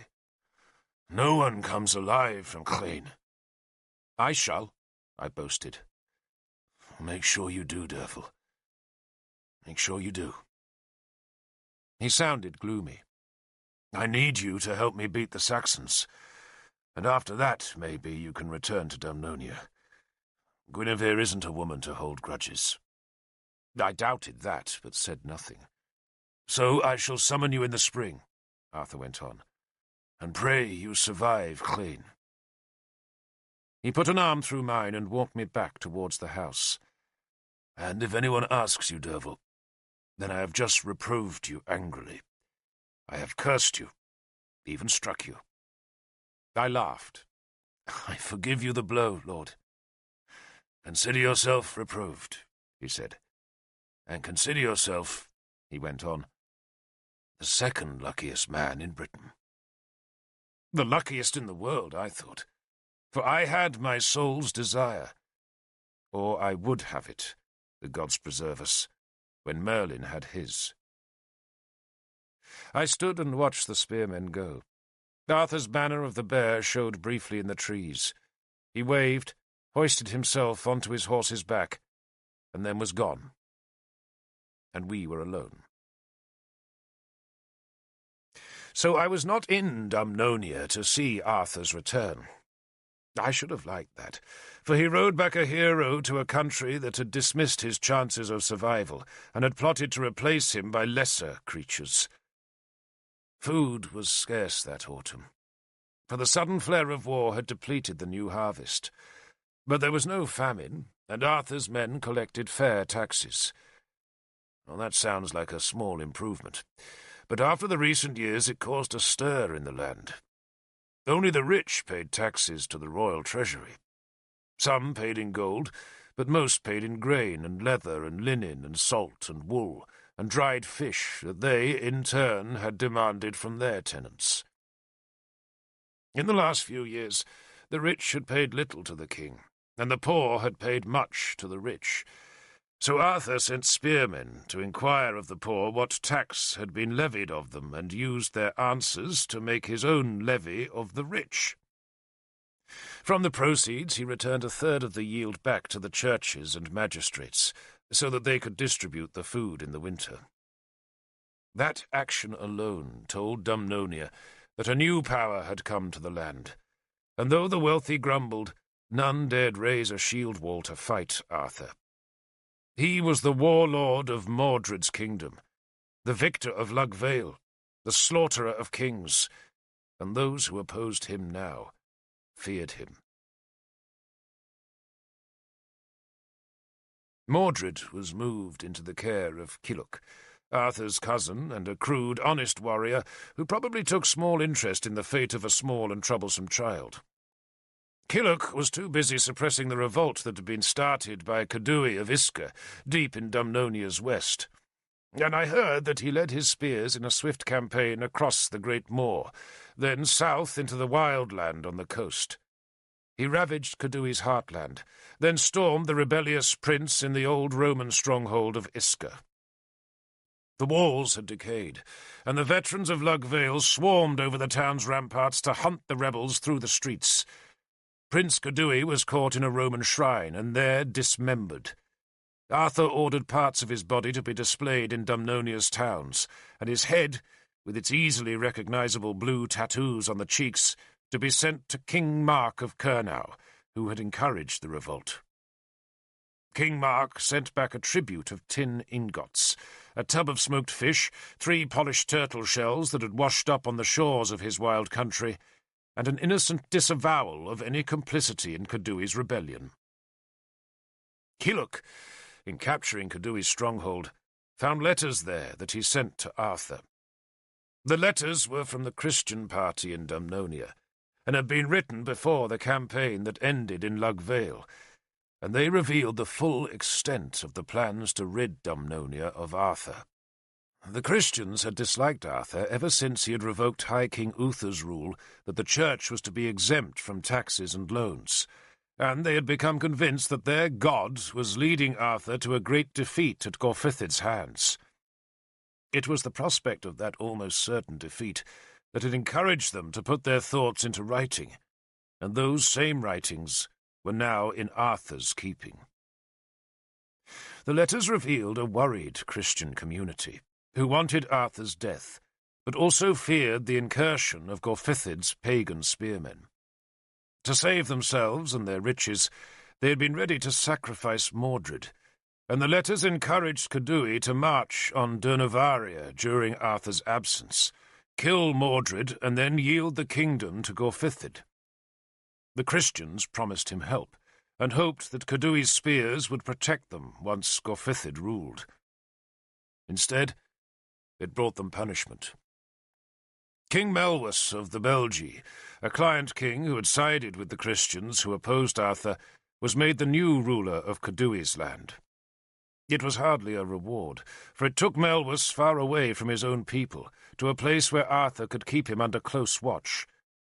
Nabur, the Christian magistrate who had held Mordred's guardianship, and who had used that guardianship to raise the party that opposed Arthur, and who was the writer of the letters suggesting Mordred's murder, was nailed to a cross in Durnovaria's amphitheatre. These days, of course, he is called a saint and martyr, but I only remember Nabur as a smooth, corrupt liar. 2 priests, another magistrate, and 2 landowners were also put to death. The last conspirator was Bishop Sansom, though he had been too clever to let his name be put into writing, and that cleverness, together with his strange friendship for Arthur's maimed pagan sister Morgan, saved Sansom's life. He swore undying loyalty to Arthur, put a hand on a crucifix, and swore he had never plotted to kill the king, and so remained as the guardian of the shrine of the Holy Thorn at Inniswydren. You could bind Sansom in iron and hold a sword to his throat, and still he would slither free. Morgan, his pagan friend, had been Merlin's most trusted priestess until the younger Nimue usurped that position. But Merlin and Nimue were both far away, and that left Morgan as virtual ruler of Merlin's lands in Avalon. Morgan, with her gold mask hiding her fire-ravaged face, and her black robe shrouding her flame-twisted body, assumed Merlin's power. Then it was she who finished the rebuilding of Merlin's hall on the Tor, and she who organized the tax collectors in the northern part of Arthur's land. Morgan became one of Arthur's most trusted advisers. Indeed, after Bishop Bedwin died of a fever that autumn, Arthur even suggested, against all precedents, that Morgan be named as a full councillor. No woman had ever sat on a king's council in Britain, and Morgan might well have been the first, but Guinevere made sure she was not. Guinevere would let no woman be a councillor if she could not be one herself, and besides, Guinevere hated anything that was ugly, and, the gods know, poor Morgan was grotesque, even with her gold mask in place. So Morgan stayed in Inniswydren, while Guinevere supervised the building of the new palace at Lindinnis. It was a gorgeous palace. The old Roman villa that Gunlius had burned was rebuilt and extended so that its cloistered wings enclosed 2 great courtyards where water flowed in marble channels. Lindinnis, close to the royal hill of Cadarn, was to be Dumnonia's new capital, though Guinevere took good care that Mordred, with his twisted left foot, was allowed nowhere near the place. Only the beautiful were allowed in Lindinnis, and in its arcaded courtyards Guinevere assembled statues from villas and shrines throughout Dumnonia. There was no Christian shrine there, but Guinevere made a great dark hall for the women's goddess Isis, and she provided a lavish suite of rooms where Lancelot could stay when he visited from his new kingdom in Siluria. Elaine, Lancelot's mother, lived in those rooms, and she, who had once made Innistribes so beautiful, now helped Guinevere make Lindinnis's palace into a shrine of beauty. Arthur, I know, was rarely at Lindinnis. He was too busy preparing for the great war against the Saxons, to which end he began refortifying the ancient earth citadels in southern Dumnonia. Even Cadarn, deep in our heartland, had its walls strengthened and new timber fighting platforms poised on its ramparts. But his greatest work was at Caer Ambra, just a half-hour's walk east of the Stones, which was to be his new base against the Sace. The old people had made a fort there, but all that autumn and winter the slaves toiled to steepen the ancient earth walls and make new palisades and fighting platforms on their summits. More forts were strengthened south of Caer Ambra to defend the lower parts of Dumnonia against the southern Saxons led by Cerdic, who were sure to attack us while Arthur assaulted Ael in the north. Not since the Romans, I dare say, had so much British earth been dug or timber split, and Arthur's honest taxes could never pay for half that labour. He therefore made a levy on the Christian churches that were plentiful and powerful in southern Britain, the same churches that had supported Nabur and Sansom's effort to topple him. That levy was eventually repaid, and it protected the Christians from the ghastly attentions of the Saxon heathens. But the Christians never forgave Arthur, nor did they notice that the same levy was taken from the handful of pagan shrines that still possessed wealth. Not all the Christians were Arthur's enemies. At least a third of his spearmen were Christians, and those men were as loyal as any pagan. Many other Christians approved of his rule, but most of the leaders of the church let their greed dictate their loyalty, and they were the ones who opposed him. They believed that their God would one day return to this earth and walk among us like a mortal man. But he would not come again until all pagans had been converted to his faith. The preachers, knowing that Arthur was a pagan, hissed curses at him, but Arthur ignored their words as he made his ceaseless tours of southern Britain. One day he would be with Sagramor on Ael's border. The next he would be fighting one of Cerdic's war bands as it probed deep into the river valleys of the south, and then he would ride north through Dumnonia and across Gwent to Isker, where he would argue with local chieftains about the number of spearmen who could be raised from western Gwent or eastern Siluria. Thanks to Lugvale, Arthur was now far more than Dumnonia's chief lord and Mordred's protector. He was Britain's warlord, the undisputed leader of all our armies, and no king dared refuse him, nor, in those days, wanted to. But all this I missed, for I was in Caer Sus, and I was with Cynwyn, and I was in love, and waiting for Merlin. Merlin and Nimue came to Cum Isaf just days before the winter solstice. Dark clouds were pressing close above the bare oak tops on the ridges, and the morning frost had lingered well into the afternoon. The stream was a patchwork of ice ledges and trickling water. The fallen leaves were crisp, and the valley's soil as hard as stone. We had a fire in the central chamber, so our house was warm enough, though it was choking with the smoke that billowed about the untrimmed beams before finding the small hole in the roof's ridge. Other fires smoked from the shelters that my spearmen had made across the valley, stout little huts with walls of earth and stone supporting roofs of timber and bracken. We had made a beast shed behind the house, where a bull, 2 cows, 3 sows, a boar, a dozen sheep, and a score of chickens were penned at night to protect them from the wolves. We had plenty of wolves in our woods, and their howling echoed at every dusk, and at night we would sometimes hear them scrabbling beyond the beast shed. The sheep would bleat piteously, the hens would set up a cackling panic, and then Issa, or whoever else stood guard, would shout and hurl a firebrand into the wood's edge, and the wolves would skitter away. One morning, going early to fetch water from the stream, I came face to face with a big old dog-wolf. He had been drinking, but as I stepped out of the bushes, he raised a grey muzzle, stared at me, then waited for my salute before he loped silently upstream. It was, I decided, a good omen, and in those days, as we waited for Merlin, we counted the omens. We also hunted the wolves.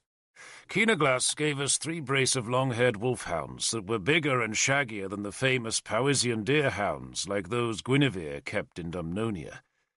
The sport kept my spearmen active, and even Cynwyn liked those long, cold days in the high woods. She wore leather breeches, high boots and a leather jerkin, and hung a hunter's long knife at her waist. She would braid her fair hair into a knot at the back of her head, then scramble up rocks and down gullies and over dead trees behind her brace of hounds, who were leashed on long horsehair ropes. The simplest way to hunt wolves was with a bow and arrow, but as few of us possessed that skill, we used the dogs, war spears and knives, and by the time Merlin returned we had a pile of pelts stacked in Keenaglass's store hall.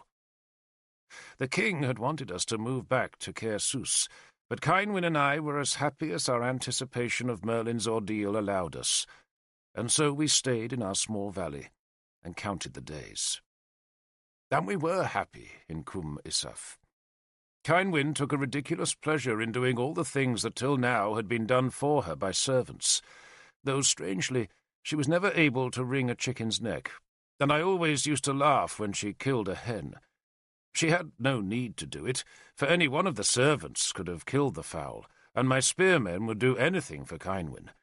But she insisted on sharing the work, though when it came to killing hens, ducks, or geese, she could not make herself do it properly. The only method she ever devised was to lay the poor creature down on the earth, put a small foot on its neck, and then, with her eyes tight closed, give the head one quick, decisive tug. She was more successful with the distaff. Every woman in Britain, save for the very richest, was forever with a distaff and spindle, for spinning wool into thread was one of those endless jobs that will presumably last until the sun has made its last turn about the earth. As soon as one year's fleeces had been turned into yarn, so the next year's fleeces came to the storehouses, and the women would collect their apronfuls, wash and comb the wool, then start spinning the thread again. They spun when they walked. They spun as they talked. They spun whenever there was no other task needing their hands. It was monotonous, mindless work, but not unskilled.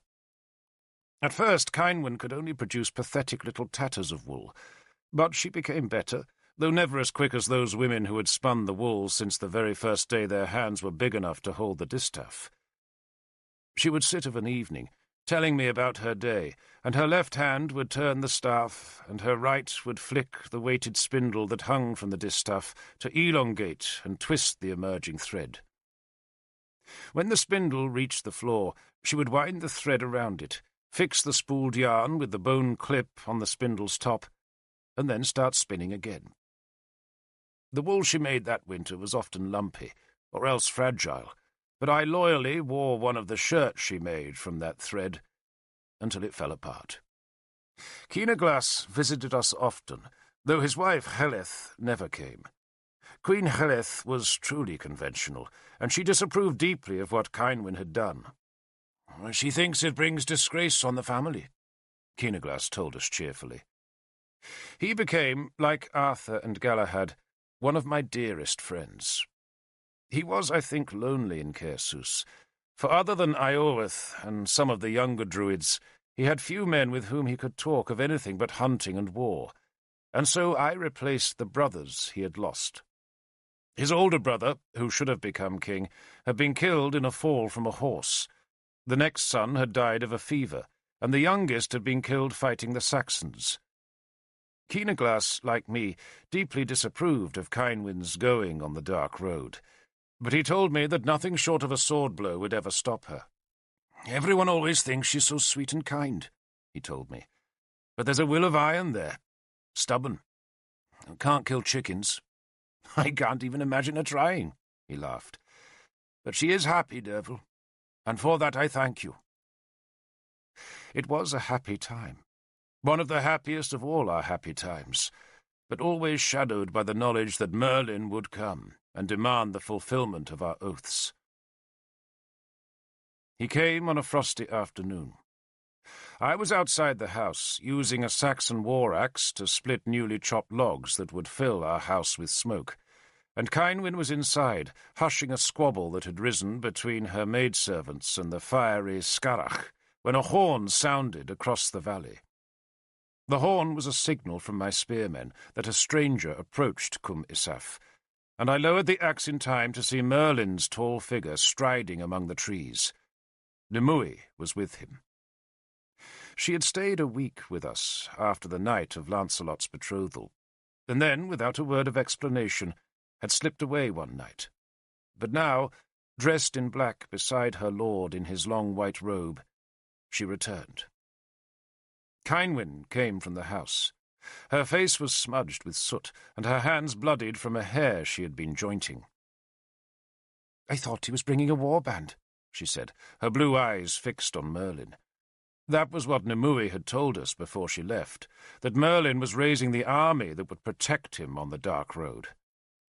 "Or maybe he's left them at the river," I suggested. She pushed a lock of hair away from her face, adding a smudge of blood to the soot. "Aren't you cold?" she asked, for I had been stripped to the waist as I chopped the wood.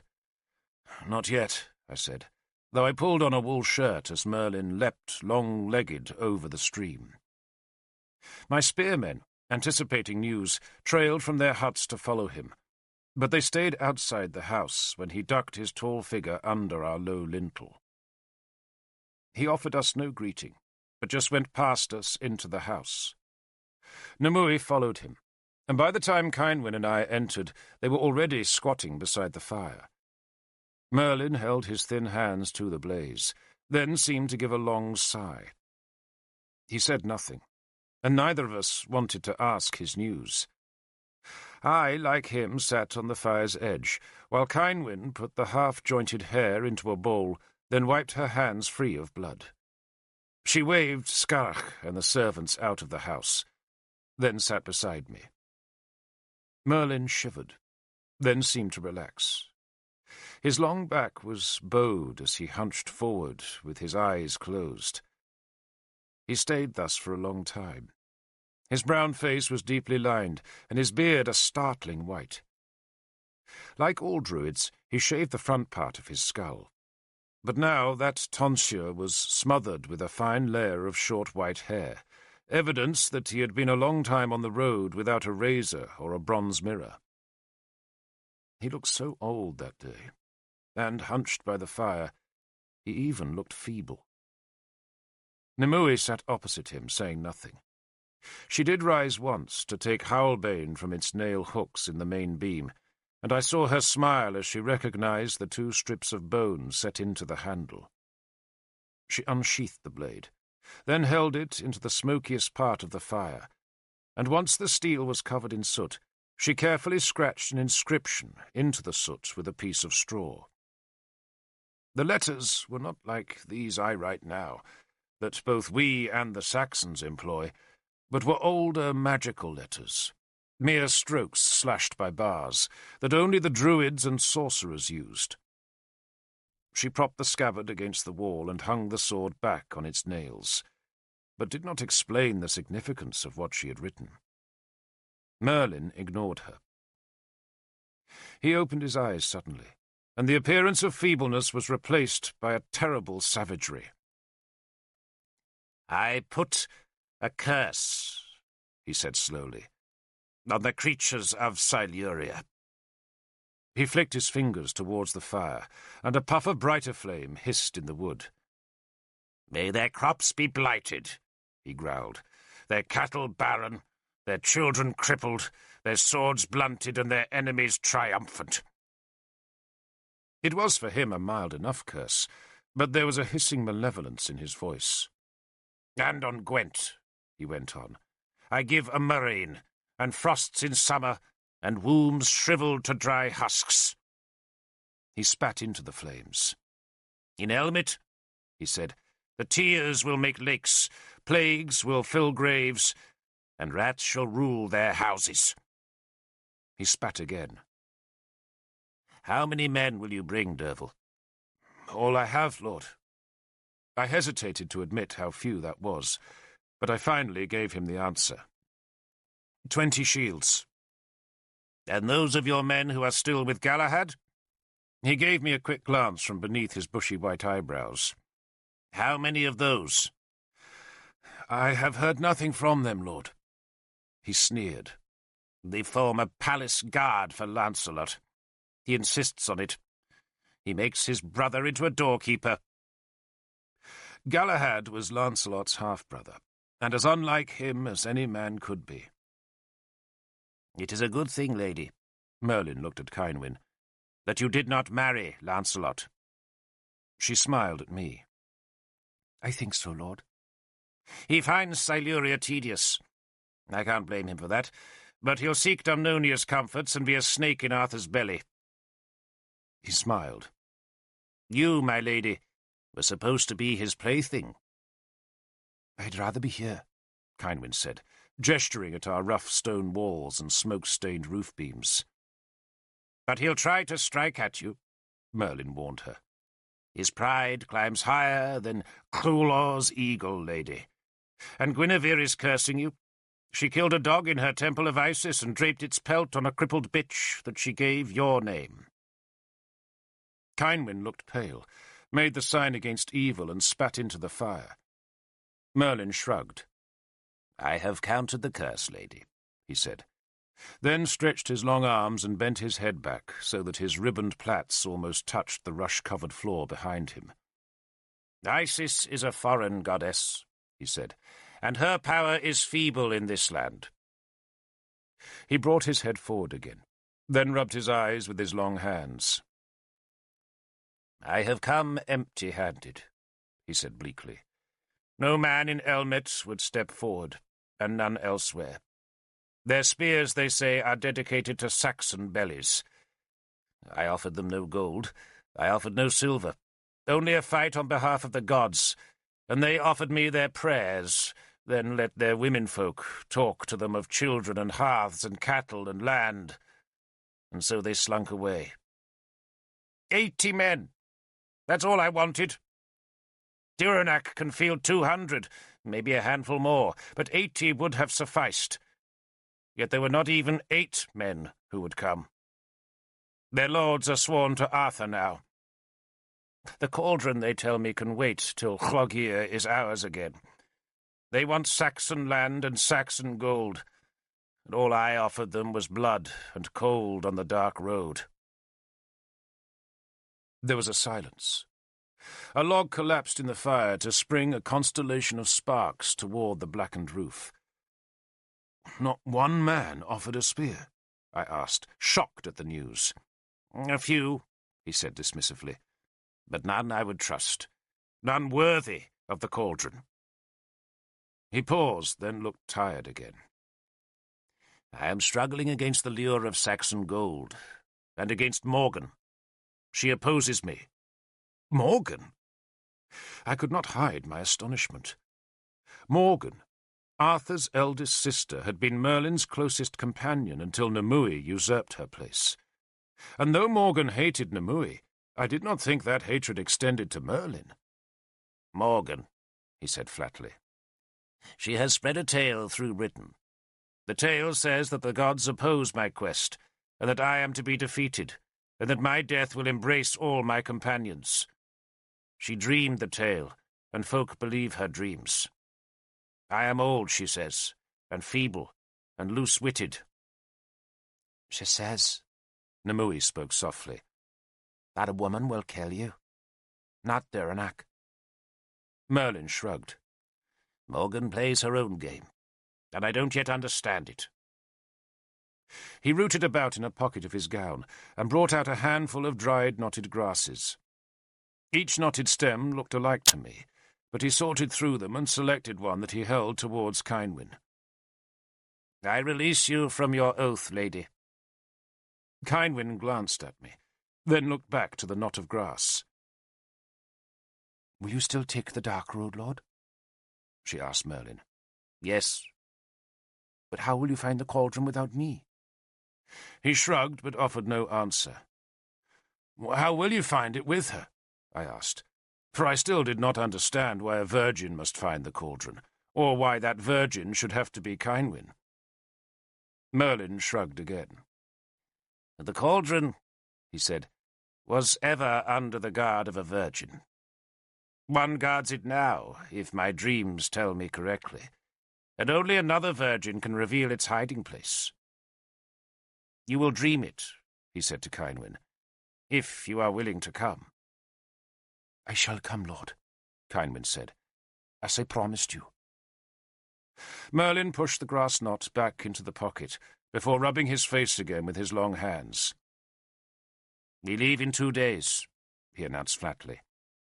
"You must bake bread, pack dried meat and fish, sharpen your weapons, and make sure you have furs against the cold." He looked at Nimue.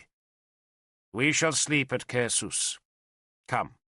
"You can stay here," I offered. "I must speak to Iorwerth." He stood, his head level with the rafters. "I release you both from your oaths," he said very formally. "But pray you will come anyway. But it will be harder than you know, and harder than you fear in your worst dreams, for I have pledged my life on the cauldron." He looked down at us, and his face was immensely sad. "The day we step on the dark road," he told us, "I shall begin to die, for that is my oath, and I have no certainty that the oath will bring me success, and if the search fails, then I shall be dead, and you will be alone in Crane." "We shall have Nimue," Kynwyn said. "And she is all you will have," Merlin said darkly, then ducked out of the door. Nimue followed him. We sat in silence. I put another log on the fire. It was green, for all our firewood was fresh-cut, unseasoned timber, which was why it smoked so badly. I watched the smoke thicken and swirl about the rafters, then took Kynwyn's hand. "Do you want to die in Crane?" I chided her. "No," she said, "but I want to see the cauldron." I stared into the fire. "You will fill it with blood," I said softly. Kynwyn's fingers caressed mine. "When I was a child," she said, "I heard all the tales of old Britain, how the gods lived among us and everyone was happy. There was no famine then and no plagues, just us and the gods and peace. I want that Britain back, Derfel." "Arthur says it can never return. We are what we are, not what we once were." "So who do you believe?" she asked. "Arthur or Merlin?" I thought a long time. "Merlin," I finally said. And perhaps that was because I wanted to believe in his Britain, where all our sorrows would be magically taken away. I loved the idea of Arthur's Britain too, but that would take war and hard work, and a trust that men would behave well if they were treated well. Merlin's dream demanded less and promised more. "Then we'll go with Merlin," Kynwyn said. She hesitated, watching me. "Are you worried by Morgan's prophecy?" she asked. I shook my head. "She has power," I said, "but not like his. And not like Nimue either." Nimue and Merlin had both suffered the 3 wounds of wisdom, and Morgan had only endured the wound to the body, never the wound to the mind or the wound to the pride. But Morgan's prophecy was a shrewd tale, for in some ways Merlin was defying the gods. He wanted to tame their caprices, and in return give them a whole land dedicated to their worship. But why would the gods want to be tamed? Maybe they had chosen Morgan's lesser power to be their instrument against Merlin's meddling, for what else could explain Morgan's hostility? Or maybe Morgan, like Arthur, believed that Merlin's quest was a nonsense, an old man's hopeless search for a Britain that had vanished with the coming of the legions. For Arthur, there was only one fight, and that was to hurl the Saxon kings from Britain, and Arthur would have supported his sister's whispering tale if that meant no British spears were to be wasted against Direnac's blood-painted shields. So perhaps Arthur was using his sister to make certain that no precious Dumnonian lives were to be thrown away in Crane. Except for my life, and my men's lives, and my beloved Kynwyn's life, for we were oath-sworn. But Merlin had released us from our oaths, and so I tried one last time to persuade Kynwyn to stay in Powys. I told her how Arthur believed that the cauldron no longer existed, how it must have been stolen by the Romans and taken to that great sink of treasure, Rome, and melted down to make hair combs or cloak pins or coins or brooches. All that I told her, And when I was done, she smiled and asked me once again who I believed, Merlin or Arthur. Merlin, I said again. And so do I, Kynwyn said. And I'm going. We baked bread, packed food, and sharpened our weapons. And the next night, the eve of our going on Merlin's quest, the first snow fell. Keenaglas gave us 2 ponies that we loaded with food and furs. Then we slung our star-painted shields on our backs and took the northern road. Eorwith gave us a blessing, and Keenaglas's spearmen accompanied us for the first few miles. But once we had passed the great ice wastes of the Duv Bog that lay beyond the hills north of Caersus, those spearmen stepped aside, and we were alone. I had promised Keenaglas that I would protect his sister's life with my own, and he had embraced me, then whispered in my ear, "Kill her, Derfel," he said, "rather than let Diranach have her." There were tears in his eyes, and they almost made me change my mind. "If you order her not to go, Lord King," I said, "she might obey." "Never," he said. "But she is happier now than she has ever been. Besides, Eorwith tells me you will return. Go, my friend." He stepped back. His parting gift had been a bag of gold ingots that we stowed on one of the ponies. The snowy road led north into Gwynedd. I had never been to that kingdom before, and found it a crude, hard place. The Romans had come here, but only to dig lead and gold. They had left few marks on the land, and given it no law. The folk lived in squat, dark huts that huddled together inside circling stone walls, from which dogs snarled at us, and on which the skulls of wolves and bears were mounted to deter the spirits. Cairns marked the summits of hills, and every few miles we would find a pole struck into the road's verge, and hung with dead men's bones and ribbons of tattered cloth. There were few trees. The streams were frozen, and snow blocked some of the passes. At night, we sheltered in the huddled houses where we paid for our warmth with slivers of gold chopped from Keenaglas's ingots. We dressed in furs. Kynwyn and I, like my men, were swathed in lice-ridden wolf pelts and deerskins. But Merlin wore a suit made from the coat of a great black bear. Nimue had grey otter skins that were much lighter than our furs, but even so she seemed not to feel the cold as the rest of us did. Nimue alone carried no weapons. Merlin had his black staff, a fearsome thing in battle, while my men had spears and swords, and even Kynwyn carried a light spear, and had her long-bladed hunting knife scabbarded at her waist. She wore no gold, and the folk who gave us shelter had no conception of her rank. They did notice her bright hair, and assumed that she, like Nimue, was one of Merlin's adepts. Merlin they loved, for they all knew of him, and they brought their crippled children to be touched by his hand. It took us 6 days to reach Caer Gy, where Cadwallon, king of Gwynedd, was spending the winter. The Caer itself was a hilltop fort, but under the fort's shoulder there was a deep valley with tall trees growing from its steep sides, and in the valley a wooden palisade circling a timber hall, some storerooms and a score of sleeping huts, all of them ghosted white with snow, and with long icicles hanging from their eaves. Cadwallon proved to be a sour old man, while his hall was merely 1/3 the size of Keenaglas's hall, and the press of warriors meant that its earth floor was already packed tight with beds. A space was grudgingly made for us, and a corner screened for Nimue and Kynwyn. That night Cadwallon gave us a feast, a poor thing of salted mutton and stewed carrots, but the best his stores could provide. He did generously offer to take Kynwyn off our hands by making her his 8th wife, but he seemed neither offended nor disappointed when she refused.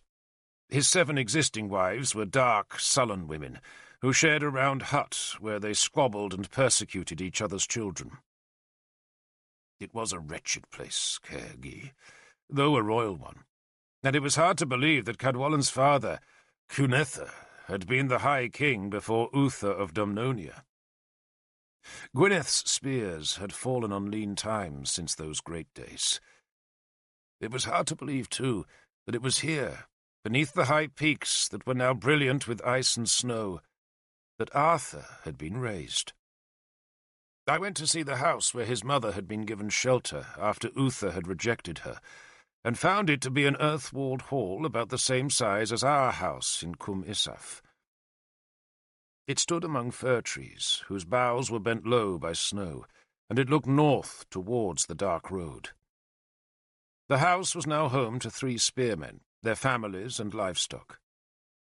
Arthur's mother had been half-sister to King Cadwallon, who was thus Arthur's uncle, though Arthur's birth had been illegitimate, and the relationship could hardly be expected to yield many spears for Arthur's spring campaign against the Saxons. Cadwallon, indeed, had sent men to fight against Arthur at Lugvale, but that gift of men had been a precaution to keep Powys's friendship, rather than because the king of Gwynedd hated Dumnonia.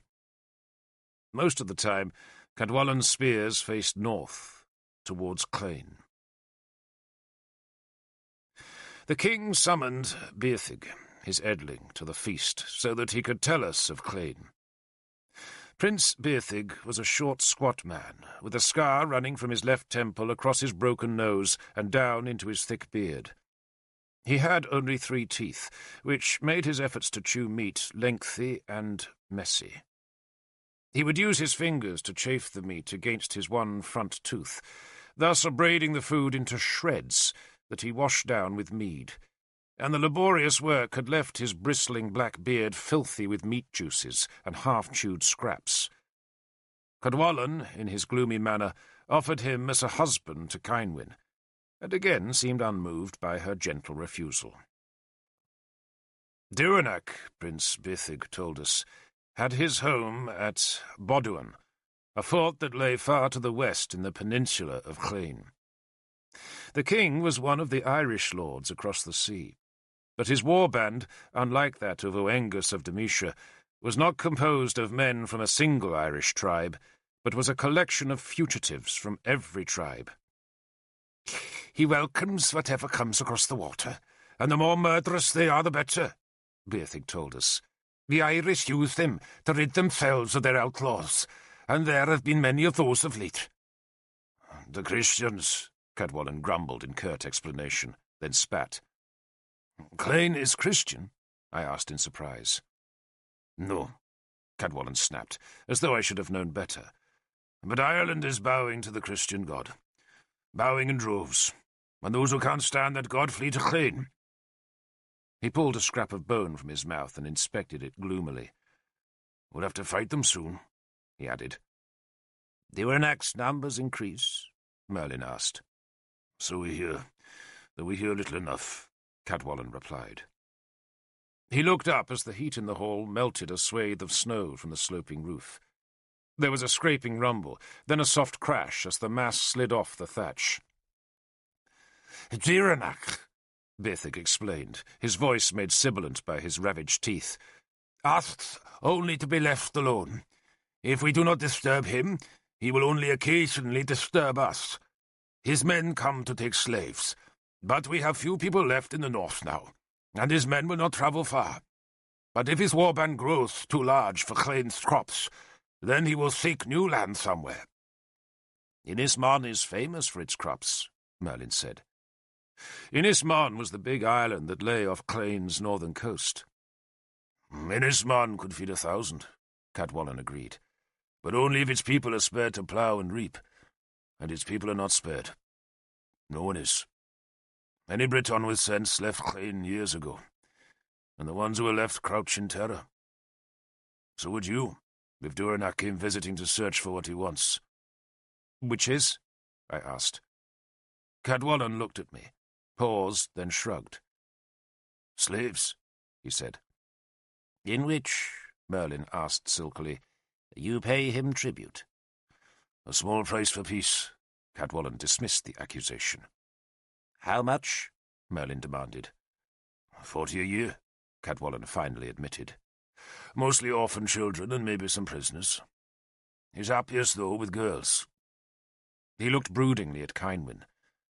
He has an appetite for girls. Many men do, Lord King. Kynwyn answered dryly. I don't like Direnac's appetite, Cadwallon warned her. His wizards had told him that a man armed with a shield covered with the tan skin of a virgin girl would be invincible in battle. He shrugged. I can't say I've ever tried it myself. So you send him children? Kynwyn said accusingly. Well, do you know any other kind of virgin? Cadwallon retorted.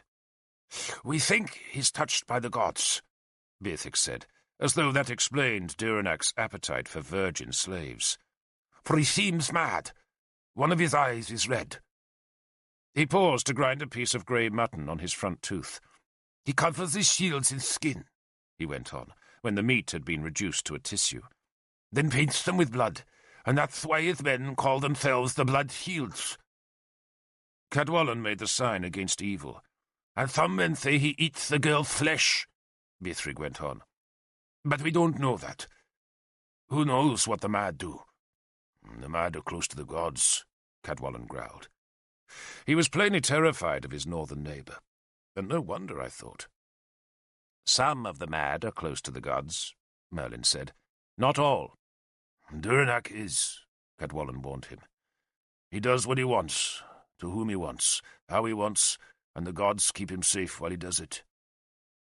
Again I made the sign against evil, and suddenly I wished I was back in far Dumnonia, where there were law courts and palaces and long Roman roads. With 200 spears, Merlin said, you could scour Direnac from Clain. You could wash him into the sea. We tried once, Cadwallon said, and 50 of our men died of the flux in 1 week, and another 50 were shivering in their own excrement, and always his howling warriors circled us on ponies, and their long spears showered out of the night.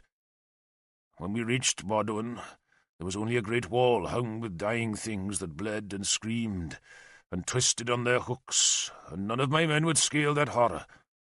Nor would I, he admitted. And if I had, what then? He would have fled to Innisbon, and it would have taken me days and weeks to find the ships to follow him over the water. I have neither the time, the spearmen, nor the gold to scour Direnac into the sea. So I give him children instead. It's cheaper. He shouted for a slave to bring him more mead, then gave Kynwyn a sour glance. Give her to him, he said to Merlin, and he might give you the cauldron. I will give him nothing for the cauldron, Merlin snapped. Besides, he does not even know the cauldron exists. He does now, Beatrix put in. All Britain knows why you go north. And do you think his lizards don't want to find the cauldron? Merlin smiled. Send your spearmen with me, Lord King, and we shall take both the cauldron and Clain. Cadwallon snorted at that proposal. Direnac, Merlin, teaches a man to be a good neighbour. I will let you travel my land, for I fear your curse if I don't. But not one man of mine will go with you. And when your bones are buried in Clain's sands, I shall tell Direnac that your trespass was none of my doing. Will you tell him by which road we travel? Merlin asked, for we faced 2 roads now. One led around the coast and was the usual winter road north, while the other was the dark road that most men reckoned was impassable in winter. Merlin hoped that by using the dark road we could surprise Direnac, and be gone from Innismon almost before he knew we had even come. Cadwallon smiled for the only time that night. He knows already, the king said, then glanced at Kynwyn, the brightest figure in that smoke-dark hall. And doubtless he looks forward to your coming. Did Direnac know we planned to use the dark road? Or was Cadwallon guessing? I spat anyway, to protect us all from evil. The solstice was due, the long night of the year when life ebbs, hope is bleak, and the demons have dominion of the air. And that was when we would be on the dark road. Cadwallon thought us fools. Direnac waited for us, and we wrapped ourselves in fur and slept. The sun shone next morning, making the surrounding peaks into dazzling spikes of whiteness that hurt our eyes. The sky was almost clear, and a strong wind blew snow from the ground to make clouds of glittering specks that wafted across the white land. We loaded the ponies, accepted the grudging gift of a sheepskin from Cadwallon, then marched towards the dark road that began just north of Caer Hí. It was a road without settlements, without farms, without a soul to offer us shelter. Nothing but a rugged path through the wild mountain barrier that protected Cadwallon's heartland from Diranac's blood shields. 2 poles marked the beginning of the road, and both were topped by rag-draped human skulls, from which long icicles clinked in the wind. The skulls faced north towards Diranac, 2 talismans to keep his evil beyond the mountains. I saw Merlin touch an iron amulet that hung around his neck as we passed between the twin skulls, and remembered his dreadful promise that he would begin to die the moment we reached the dark road. Now, as our boots squeaked and crunched through the road's undisturbed layer of snow, I knew that oath of death had begun its work. I watched him, but saw no signs of distress, as all that day we climbed into the hills, sliding on snow and trudging in a cloud of our own misting breath. We slept that night in an abandoned shepherd's hut that still blessedly had a ragged roof of old timbers and decaying straw, with which we built a fire that flickered feebly in the snowy darkness. Next morning, we had gone no more than a quarter mile when a horn sounded above and behind us. We stopped, turned, and shaded our eyes to see a dark line of men cresting a hill, down which we had slithered the previous evening. There were 15 of them, all with shields, swords, and spears, and when they saw they had gained our attention, they half ran and half slid down the treacherous slope of snow. Their progress made great cloudy plumes that drifted westwards on the wind. My men, without orders from me, formed a line, unstrapped their shields and lowered their spears so that they formed a shield wall across the road. I had given Cavan's responsibilities to Issa, and he growled at them to stand firm. But no sooner had he spoken than I recognized the curious device painted on one of the approaching shields. It was a cross, and that Christian symbol was carried by only one man I knew, Galahad. "Friends!" I called to Issa, then broke into a run. I could see the approaching men clearly now, and they were all from those of my men who had been left in Siluria and forced to serve as Lancelot's palace guard. Their shields still bore the device of Arthur's bear, but Galahad's cross led them.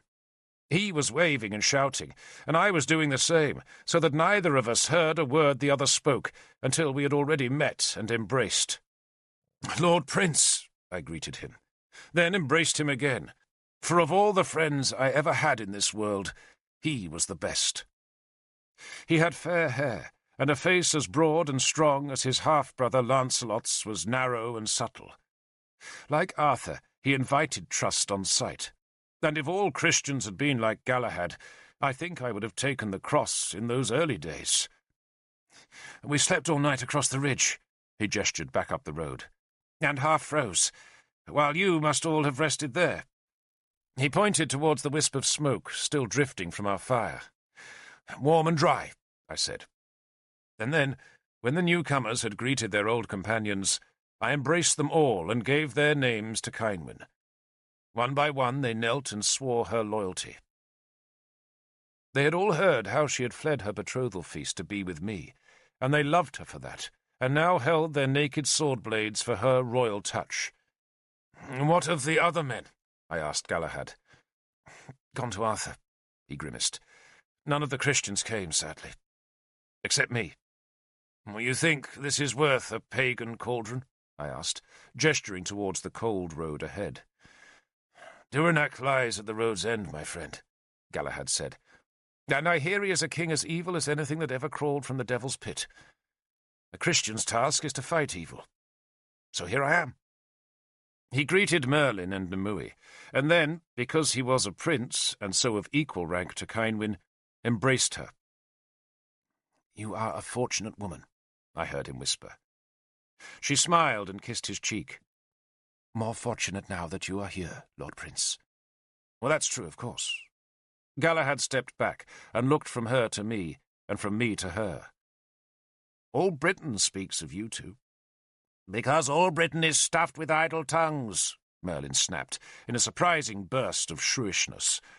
And we have a journey to make when you two have finished gossiping. His face was pinched and his temper short. I put it down to age and the hard road we walked in cold weather, and tried not to think of his death oath. The journey through the mountains took us 2 more days. The dark road was not long, but it was hard, and it climbed up steep hills and went through gaping valleys, where the smallest sound echoed hollow and cold from the ice-locked walls. We found an abandoned settlement to spend the second night on the road, a place of round stone huts that were huddled inside a wall the height of a man, on which we set 3 guards to watch the glittering moonlit slopes. There was no fuel for a fire, and so we sat close together and sang songs and told tales and tried not to think of the blood shields. Galahad gave us news of Siluria that night. His brother, he told us, had refused to occupy Gunlius's old capital at Nidum, because it was too far from Dumnonia, and had no comforts other than a decaying Roman barrack block. So he had moved Siluria's government to Iska, the huge Roman fort that lay beside the Usk, at the very edge of Siluria's territory, and just a stone's throw from Gwent. It was as close as Lancelot could get to Dumnonia, while still staying in Siluria. "He likes mosaic floors and marble walls," Galahad said, "and there's just enough of them at Iska to keep him satisfied. He's gathered every druid in Siluria there." "There are no druids in Siluria," Merlin growled. "None that are any good, anyway." "Those who call themselves druids, then," Galahad said patiently. "He has 2 he particularly values, and he pays them to make curses." "On me?" I asked, touching the iron on Howlbane's hilt. "Among others," Galahad said, glancing at Cynwyn and making the sign of the cross. "He'll forget in time," he added, trying to reassure us. "He'll forget when he's dead," Merlin said, "and even then he'll carry a grudge across the Bridge of Swords." He shivered, not because he feared Lancelot's enmity, but because he was cold. "Who are these so-called druids he particularly values?" "Tanaber's grandsons," Galahad said. And I felt an icy hand creep round my heart. I had killed Tanaber's, and though I had possessed the right to take his soul, it was still a brave fool who killed a druid, and Tanaber's dying curse still hovered about me. We went slowly the next day, our pace held back by Merlin. He insisted he was well and refused any assistance, but his step faltered too often. His face looked yellow and haggard, and his breath came in short, harsh gasps.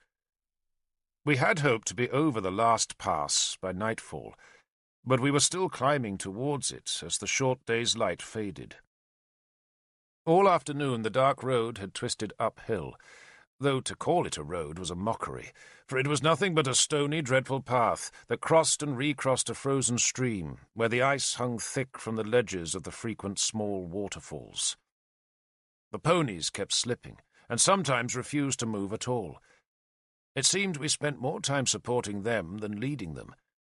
But as the last light drained cold into the west, we reached the pass, and it was just as I had seen it in my shivering dream on Dorforwin's summit. It was just as bleak, just as cold, though with no black ghoul barring the dark road that now dropped steeply onto Llane's narrow coastal plain, and then ran north to the shore. And beyond that shore lay Ynys Môn. I had never seen the Blessed Isle. I had heard of it all my life, and known of its power, and lamented the destruction worked on it by the Romans in the Black Year, but I had never seen it, except in the dream. Now, in the winter's dusk, It looked nothing like that lovely vision. It was not sunlit, but shadowed by cloud, so that the big isle looked dark and menacing, a threat made worse by the sullen glint of black pools that broke its low hills. The isle was almost free of snow, though its rocky edges were fretted white by a grey and miserable sea. I fell to my knees at the sight of the island. We all did, except for Galahad, and even he finally went on one knee as a mark of respect. As a Christian, he sometimes dreamed of going to Rome, or even to far-off Jerusalem, if such a place really existed. But Ynys Môn was our Rome and our Jerusalem, and we were now in sight of its holy soil. We were also now in Llyn. We had crossed the unmarked border, and the few settlements on the coastal plain beneath us were the holdings of Diranac. The fields were lightly covered with snow. Smoke rose from huts, but nothing human seemed to move in that dark space, and all of us, I think, were wondering how we were to go from the mainland to the island. "There are ferrymen on the straits," Merlin said, reading our thoughts. He alone of us had been to Ynys Môn, but it had been many years ago, and long before he had ever known that the cauldron still existed. He had gone there when Leodegan, Guinevere's father, had ruled the land in the days before Diranac's ragged ships had come from Ireland to sweep Leodegan and his motherless daughters out of their kingdom. "In the morning," Merlin said, "we shall walk to the shore and pay our ferrymen. By the time Diranac knows we have reached his land, we shall already have gone." "He'll follow us to Ynys Môn," Galahad said nervously. "And we shall be gone again," Merlin said. He sneezed. He looked wretchedly cold. His nose was running, his cheeks were pale, and from time to time he shivered uncontrollably. But he found some dusty herbs in a small leather pouch, and he swallowed them with a handful of melted snow, and insisted he was well. He looked much worse next morning. We had spent that night in a cleft of the rocks, where we had not dared light a fire, despite Nemui's charm of concealment that she had worked with the help of a polecat's skull we had found higher up the road. Our sentries had watched the coastal plain, where 3 small glints of fire betrayed the presence of life, while the rest of us had clung together in the deep rocks, where we shivered and cursed the cold, and wondered if morning would ever dawn. It came at last, with a seeping, leprous light that made the distant isle look darker and more menacing than ever. But Nemui's charm seemed to have worked, for no spearmen guarded the dark road's ending.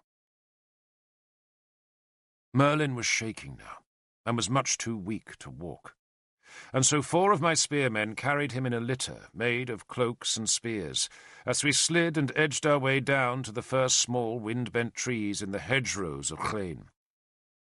The road was sunken here, and its ruts were frosted hard where it twisted between hunched oaks, thin hollies, and the small, neglected fields. Merlin was moaning and shuddering, and Issa wondered if we should turn back. "To cross the mountains again," Nimue said, "would surely kill him. We go on." We came to a fork in the road, and there found our first sign of Diranac.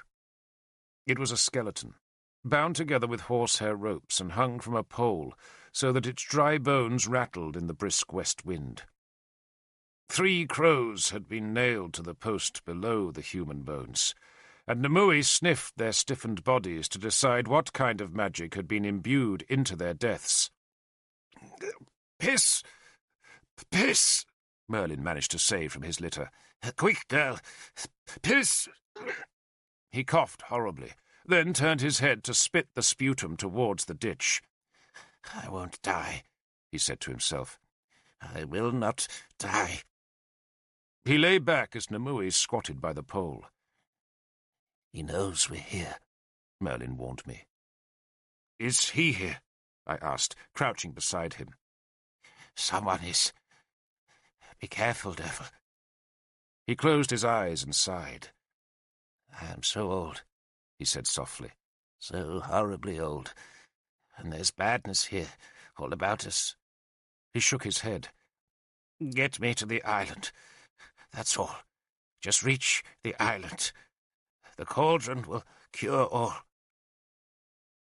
Nimue finished, then waited to see which way the steam from her urine blew, and the wind took it towards the right-hand fork, and that omen decided our path. Before we set off, Nimue went to one of the ponies and found a leather bag, from which she took a handful of elf bolts and eagle stones that she distributed among the spearmen. "Protection," she explained, as she laid a snake stone in Merlin's litter. "Onwards," she ordered us. We walked all morning, our pace slowed by the need to carry Merlin. We saw no one, and that absence of life put a dreadful fear into my men, for it seemed as though we had come to a land of the dead. There were rowan and hollyberries in the hedgerows, and thrushes and robins in the branches, but there were no cattle, no sheep, and no men. We did see one settlement from which a wisp of smoke blew in the wind, but it was far off, and no one appeared to be watching us from its circling wall. Yet men were in this dead land. We knew that when we paused to rest in a small valley where a stream trickled sluggishly between icy banks under a grove of small, black, wind-bent oaks. The intricate branches were each delicately limed with a white frost, and we rested beneath them until Gwilym, one of the spearmen who was standing guard at the rear, called to me. I went to the oak's edge to see that a fire had been set on the lower slope of the mountains. There were no flames visible, just a thick gruel of grey smoke that boiled fiercely before being snatched away by the west wind. Gwilym pointed to the smoke with his spear-blade, then spat to avert its evil. Galahad came to stand beside me. "A signal?" he asked. "Probably. So they know we're here." He crossed himself. "They know." Nimue joined us. She was carrying Merlin's heavy black staff, and she alone seemed to burn with energy in this cold, dead place. Merlin was sick. The rest of us were besieged by fear, but the deeper we pierced into Durinac's black land, the fiercer Nimue became. She was nearing the cauldron, and the lure of it was like a fire in her bones. "They're watching us," she said. "Can you hide us?" I asked, wanting another of her concealment spells. She shook her head. "This is their land, Derfel, and their gods are powerful here." She sneered as Galahad made the sign of the cross a second time. "Your nailed god won't defeat Cromdove," she said. "He's here?" I asked fearfully. "Or one like him," she said. Cromdove was the black god, a crippled and malevolent horror who gave dark nightmares. The other gods, it was said, avoided Cromdove, which suggested we were alone in his power. "So we're doomed?" Gwilym said flatly. "Fool!" Nimue hissed at him. "We're only doomed if we fail to find the cauldron. Then we'd all be doomed anyway. Are you going to watch that smoke all morning?" she asked me. We walked on. Merlin could not speak any longer, and his teeth chattered, even though we piled him with furs. "He's dying," Nimue told me calmly. "Then we should find shelter," I said, "and build a fire. So we can all be warm while we're slaughtered by Durinac's spearmen." She scoffed at the idea. "He's dying, Derfel," she explained, "because he's close to his dream, and because he made his bargain with the gods." "His life for the cauldron?" Kynwyn, walking on my other side, asked the question. "Not quite," Nimue admitted. "But while you two were setting up your little house—" She made that statement sarcastically. "We went to Cader Idris. We made a sacrifice there, the old sacrifice, and Merlin pledged his life, not for the cauldron, but for the search. If we find the cauldron, he'll live, but if we fail, then he dies, and the shadow soul of the sacrifice can claim Merlin's soul for all time." I knew what the old sacrifice was, though I had never heard of it being made in our time. "Who was the sacrifice?" I asked. "No one you knew. No one we knew. Just a man." Nimue was dismissive, "But his shadow soul is here, watching us, and it wants us to fail. It wants Merlin's life." "What if Merlin dies anyway?" I asked. "He won't, you fool. Not if we find the cauldron." "If we find it," Kynwyn said nervously. "You will," Nimue said confidently. "How?" "You'll dream," Nimue said, "and the dream will lead us to the cauldron." And Duranak, I realized when we reached the straits dividing the mainland from the island, wanted us to find it. The signal fire told us his men had been watching us, but they had neither shown themselves nor tried to stop our journey. And that suggested Duranak knew of our quest, and wanted it to succeed so that he could take the cauldron for himself. There could be no other reason why he was making it so easy for us to reach Inismon. The straits were not wide, but the grey water swirled and sucked and foamed as it swept through the channel. The sea ran fast in those narrows, twisting itself into sullen whirlpools, or else breaking white on hidden rocks. But the sea was not as frightening as the far shore that stood so utterly empty and dark and bleak, almost as if it waited to suck our souls away. I shivered as I looked at that distant grassy slope. I could not help thinking of the far-off black day when the Romans had stood on this same rocky shore, and that far bank had been thick with druids who had hurled their dread curses at the foreign soldiers.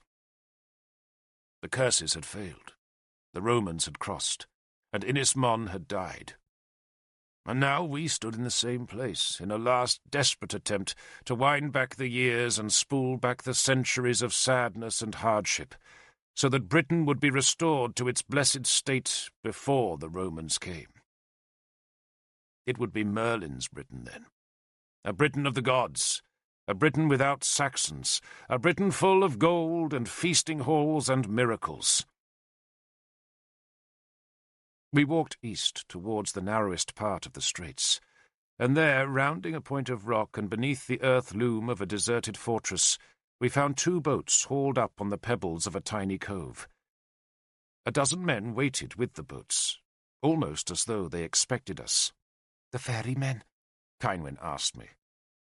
"Duranak's boatmen," I said, and touched the iron in Halbane's hilt.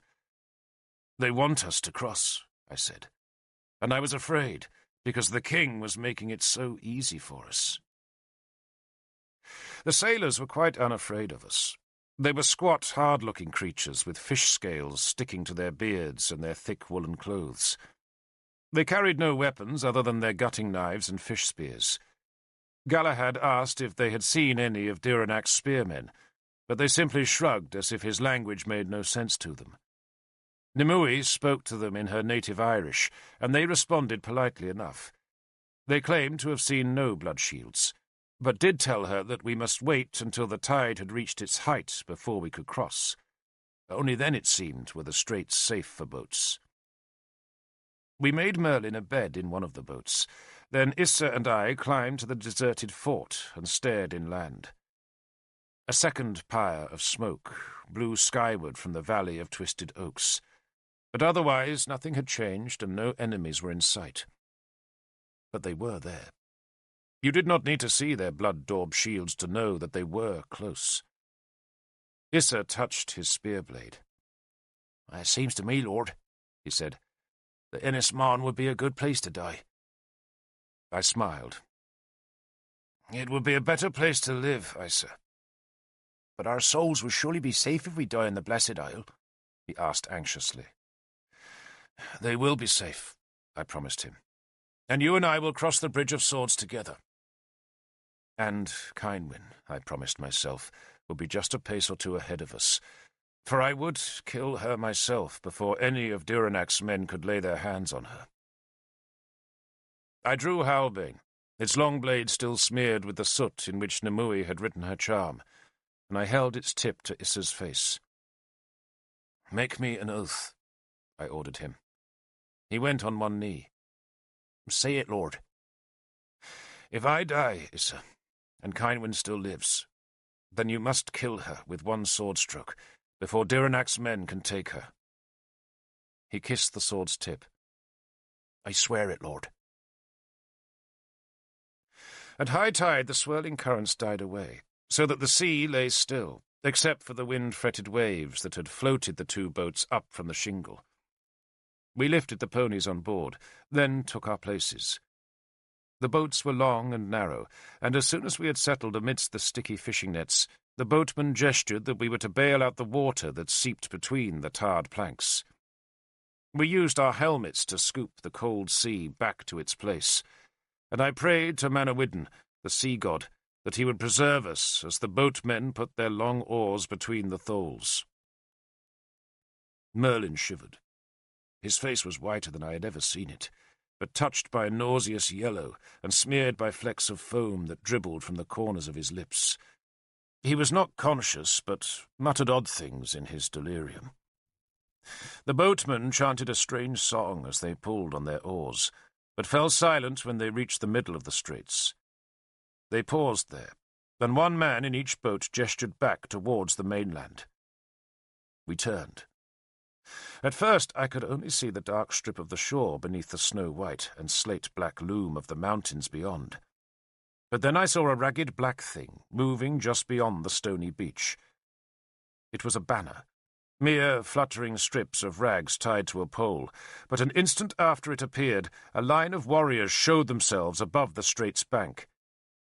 They laughed at us, their cackling coming clear through the cold wind above the sound of the lapping sea. They were all mounted on shaggy ponies, and all were dressed in what appeared to be torn strips of ragged black cloth that caught the breeze and fluttered like pennants. They carried shields and the hugely long war spears that the Irish favoured, and neither the shields nor the spears frightened me. But there was something about their tattered, long-haired wildness that struck a sudden chill through me. Or perhaps that chill came from the sleet that had begun to spit on the west wind, to dimple the sea's grey surface. The ragged dark riders watched as our boats grounded on Inismon. The boatmen helped us lift Merlin and the ponies safe ashore. Then they ran their boats back into the sea. "Shouldn't we have kept the boats here?" Galahad asked me. "How?" I asked. "We'd have to divide the men, some to guard the boats and some to go with Cynwyn and Nimue." "So how do we get off the island?" Galahad asked. "With the cauldron." I adopted Nimue's confidence. "All things will be possible." I had no other answer to give him, and dared not tell him the truth. That truth was that I felt doomed. I felt as though the curses of those ancient druids were even now congealing around our souls. We struck north from the beach. Gulls screamed at us, whirling around us in the flying sleet as we climbed up from the rocks into a bleak moorland broken only by outcrops of stone. In the old days, before the Romans came to destroy Inismon, the land had been thick with sacred oaks, amongst which the greatest mysteries of Britain were performed. The news of those rituals governed the seasons in Britain, Ireland, and even Gaul, for here the gods had come to earth, and here the link between man and the gods had been strongest, before it had been sundered by the short Roman stabbing swords. This was holy ground, but it was also difficult ground, for after just an hour's walking we came to a vast bog that seemed to bar our path into the island's interior. We ranged along the bog's edge, seeking a path, but there was none. So as the light began to fade, we used our spear shafts to discover the firmest passage through the spiky tussocks of grass and the sucking, treacherous patches of marsh. Our legs were soaked in freezing mud, and the sleet found its way inside our furs. One of the ponies became stuck, and the other began to panic, so we unloaded both beasts, distributed their remaining burdens amongst ourselves, then abandoned them. We struggled on, sometimes resting on our circular shields that served like shallow coracles to support our weight, until inevitably the brackish water seeped over their edges and forced us to stand again. The sleet became harder and thicker, whipped by a rising wind that flattened the marsh grass and drove the cold deep into our bones. Merlin was shouting strange words and thrashing his head from side to side, while some of my men were weakening, sapped by the cold, as well as by the malevolence of whatever gods now ruled this ruined land. Nimue was the first to reach the bog's far side.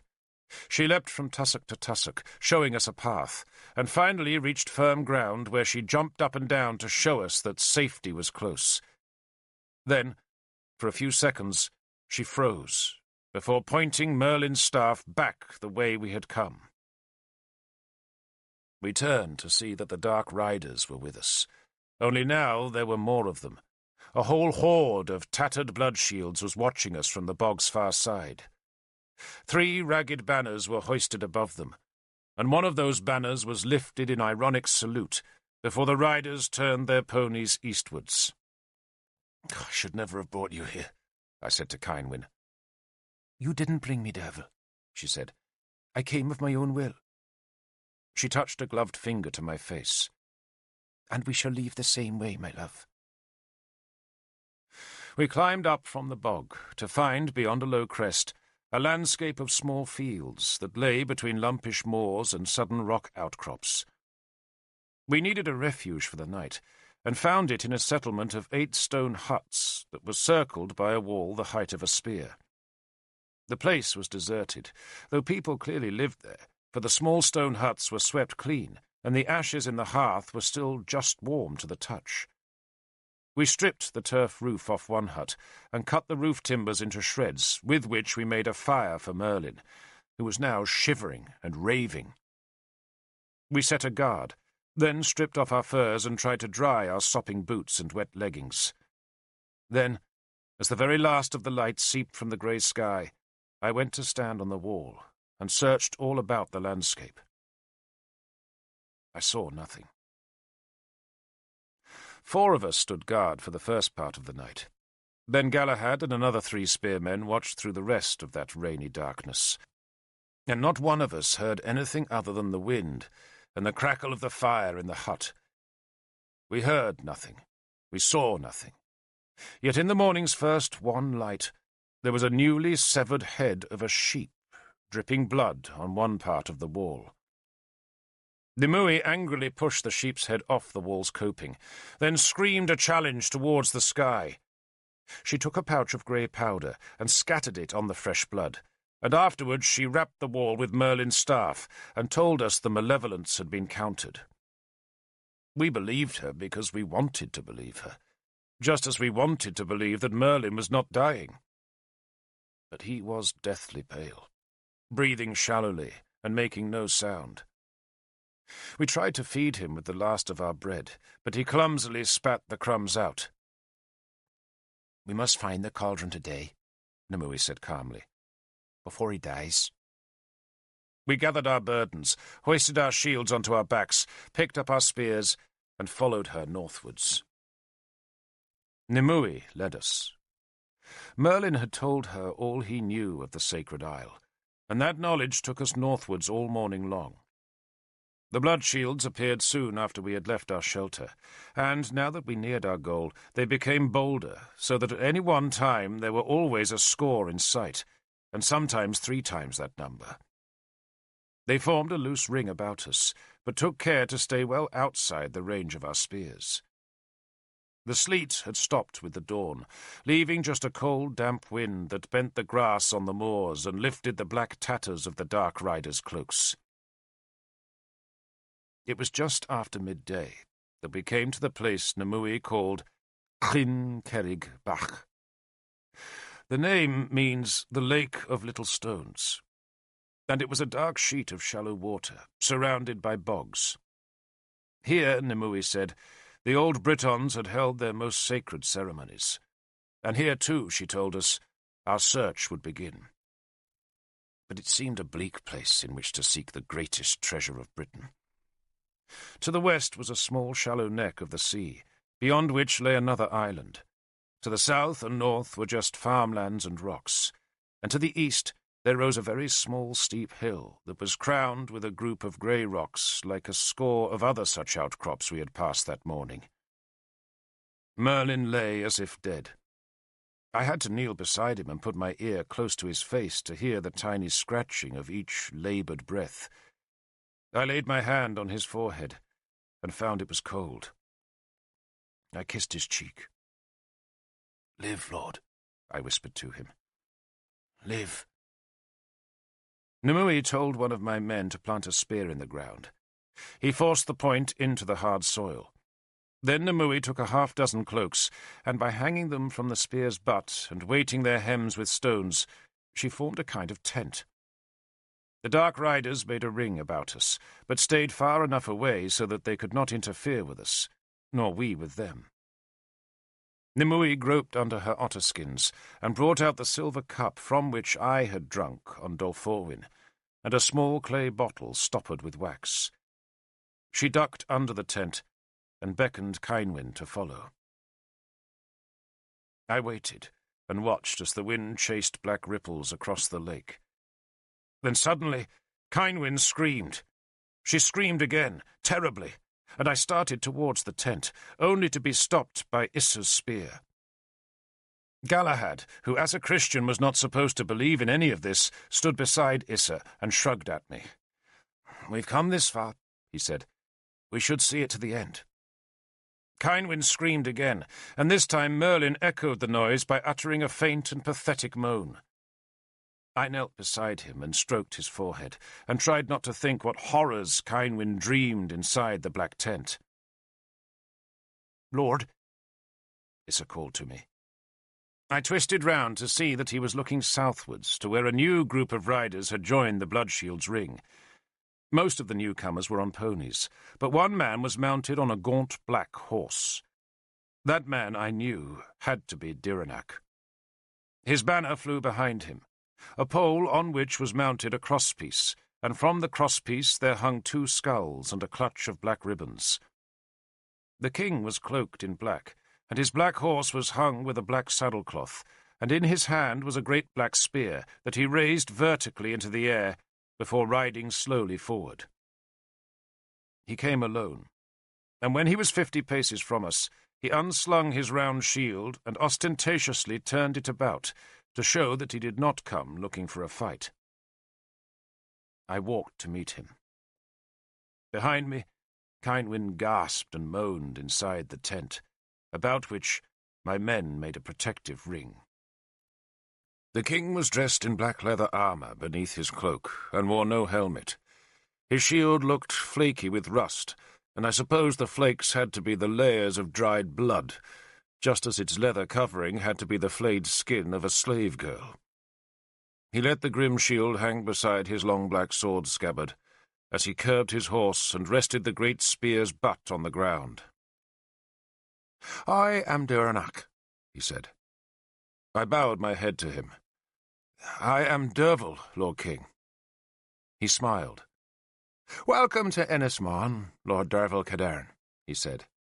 And doubtless he wanted to surprise me by knowing my full name and title, but he astonished me more by being a good-looking man.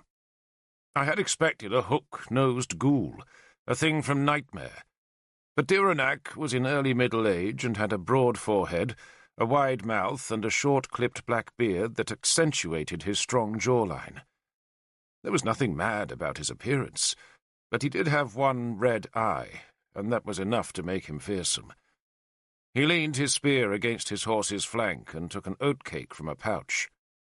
"You look hungry, Lord Derfel," he said. "Winter is a time for hunger, Lord King."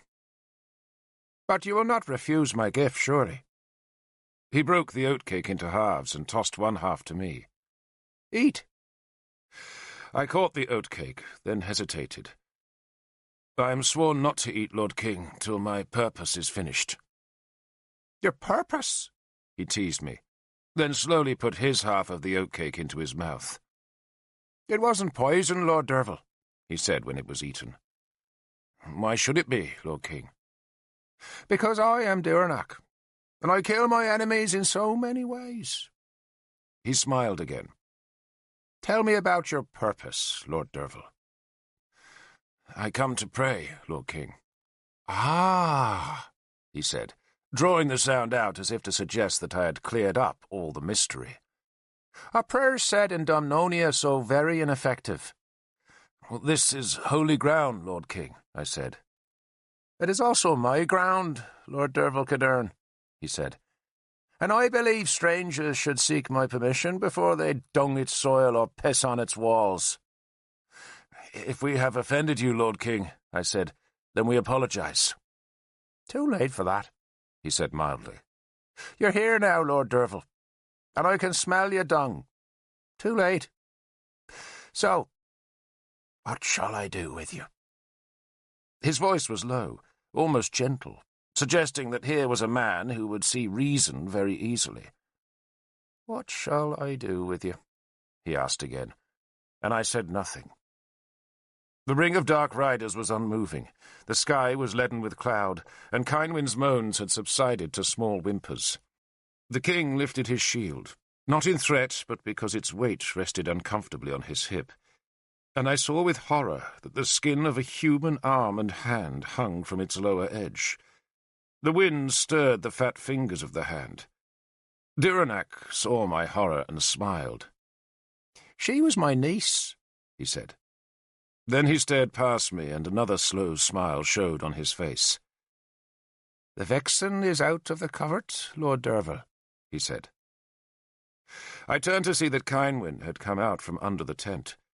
She had discarded her wolfskins and was dressed in the bone-white dress she had worn to her betrothal feast, its hem still soiled by the mud she had kicked onto the linen when she had run away from Kersus.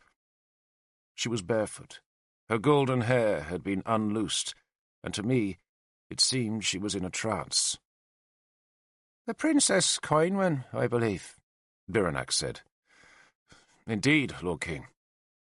"And still a maid, I hear?" the king asked. I said nothing in answer.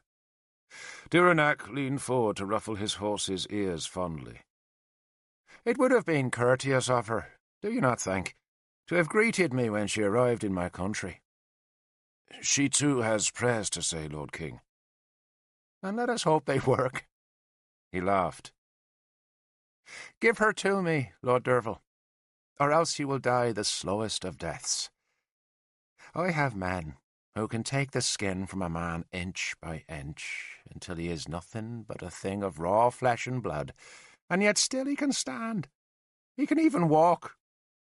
He patted his horse's neck with a black-gloved hand, then smiled on me again. "I have choked men on their own dung, Lord Derfel. I have pressed them beneath the stones, I have burned them, I have buried them alive, I have bedded them down with vipers, I have drowned them, I have starved them, and I have even frightened them to death." "So many interesting ways. But just give the Princess Kynwyn to me, Lord Derfel, and I will promise you a death as swift as a bright star's fall." Kynwyn had started to walk westwards, and my men had snatched up Merlin's litter, their cloaks, weapons, and bundles, and were now going with her. I looked up at Dyranak. "One day, Lord King," I said, "I will put your head in a pit and bury it in slave dung." I walked away from him. He laughed. "Blood, Lord Derfel," he shouted after me. "Blood! It's what the gods feed on, and yours will make a rich brew. I'll make your woman drink it in my bed." And with that he kicked back his spurred boots and wheeled his horse towards his men. 74 of them, Galahad told me as I caught up with him. 74 men and spears. And we are 36 spears, 1 dying man and 2 women. They won't attack yet, I reassured him. They'll wait till we've discovered the cauldron. Kynwyn must have been freezing in her thin dress, and without any boots, but she was sweating as if it was a summer's day, as she staggered across the grass. She was finding it difficult to stand, let alone walk, and she was twitching, just as I had twitched on Dolforwin's summit after drinking from the silver cup. But Nimue was beside her, talking to her and supporting her, but also, oddly, tugging her away from the direction she wanted to take. Dyranak's dark riders were keeping pace with us, a moving ring of blood shields that moved across the island in a loose, wide circle that was centred on our small party. Kynwyn, despite her dizziness, was almost running now. She seemed barely conscious and was mouthing words I could not catch. Her eyes looked empty.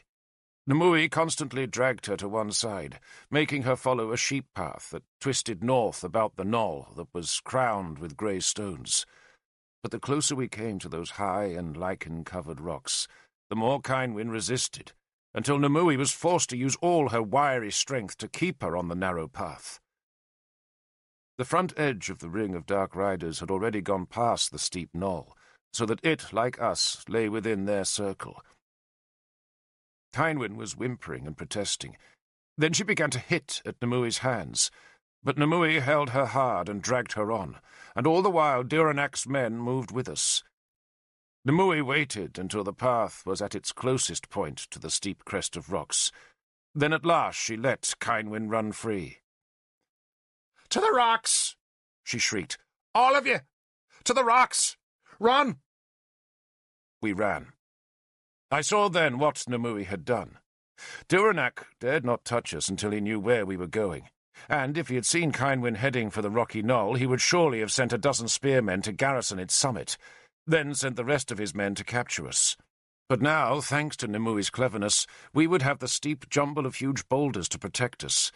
The same boulders, if Kynwyn was right, that had protected the cauldron of Clithno Ethin through more than 4.5 centuries of gathering darkness. "Run!" Nimue screamed, and all about us the ponies were being whipped inwards as the ring of dark riders closed to cut us off. "Run!" Nimue shrieked again. I was helping to carry Merlin. Kynwyn was already clambering up the rocks, and Galahad was shouting at men to find themselves places where they could stand amidst the stones and use their spears. Issa stayed with me, his spear ready to cut down any dark rider who came close. Gwilym and 3 others snatched Merlin from us and carried him to the foot of the rocks, just as the 2 leading blood shields reached us. They shrieked a challenge as they kicked their ponies up the hill, but I knocked the first man's long spear aside with my shield, then swung my own spear so that its steel blade cracked like a club across the pony's skull. The beast screamed and fell sideways, and Issa slid his spear into the rider's belly, while I slashed my spear back at the second rider. His spear shaft clattered on mine. Then he was past me, but I managed to seize a handful of his long, tattered ribbons, and so dragged him backwards off the small beast. He flailed at me as he fell. I put a boot on his throat, raised the spear, and rammed it hard down at his heart. There was a leather breastplate beneath his ragged tunic, but the spear cut through both, and suddenly his black beard was frothing with a bloody foam. "Back!" Galahad shouted at us. And Issa and I tossed our shields and spears to the men already safe on the high rock summit, then clambered up ourselves. A black-shafted spear clattered on the rocks beside me. Then a strong hand reached down, grasped my wrist, and hauled me up. Merlin had been similarly dragged up the rocks, then unceremoniously dropped in the summit's centre, where, like a cup crowned by the ring of vast boulders, there was a deep, stony hollow. Kynwyn was in that hollow, scrabbling like a frantic dog at the little stones that filled the cup. She had vomited, and her hands obliviously scratched among the mix of vomit and small cold stones. The knoll was ideal for defence. Our enemy could only climb the rocks with hands and feet, while we could shelter in the clefts of the summit's crown to deal with them as they appeared. A few tried to reach us, and those men screamed as the blades slashed into their faces.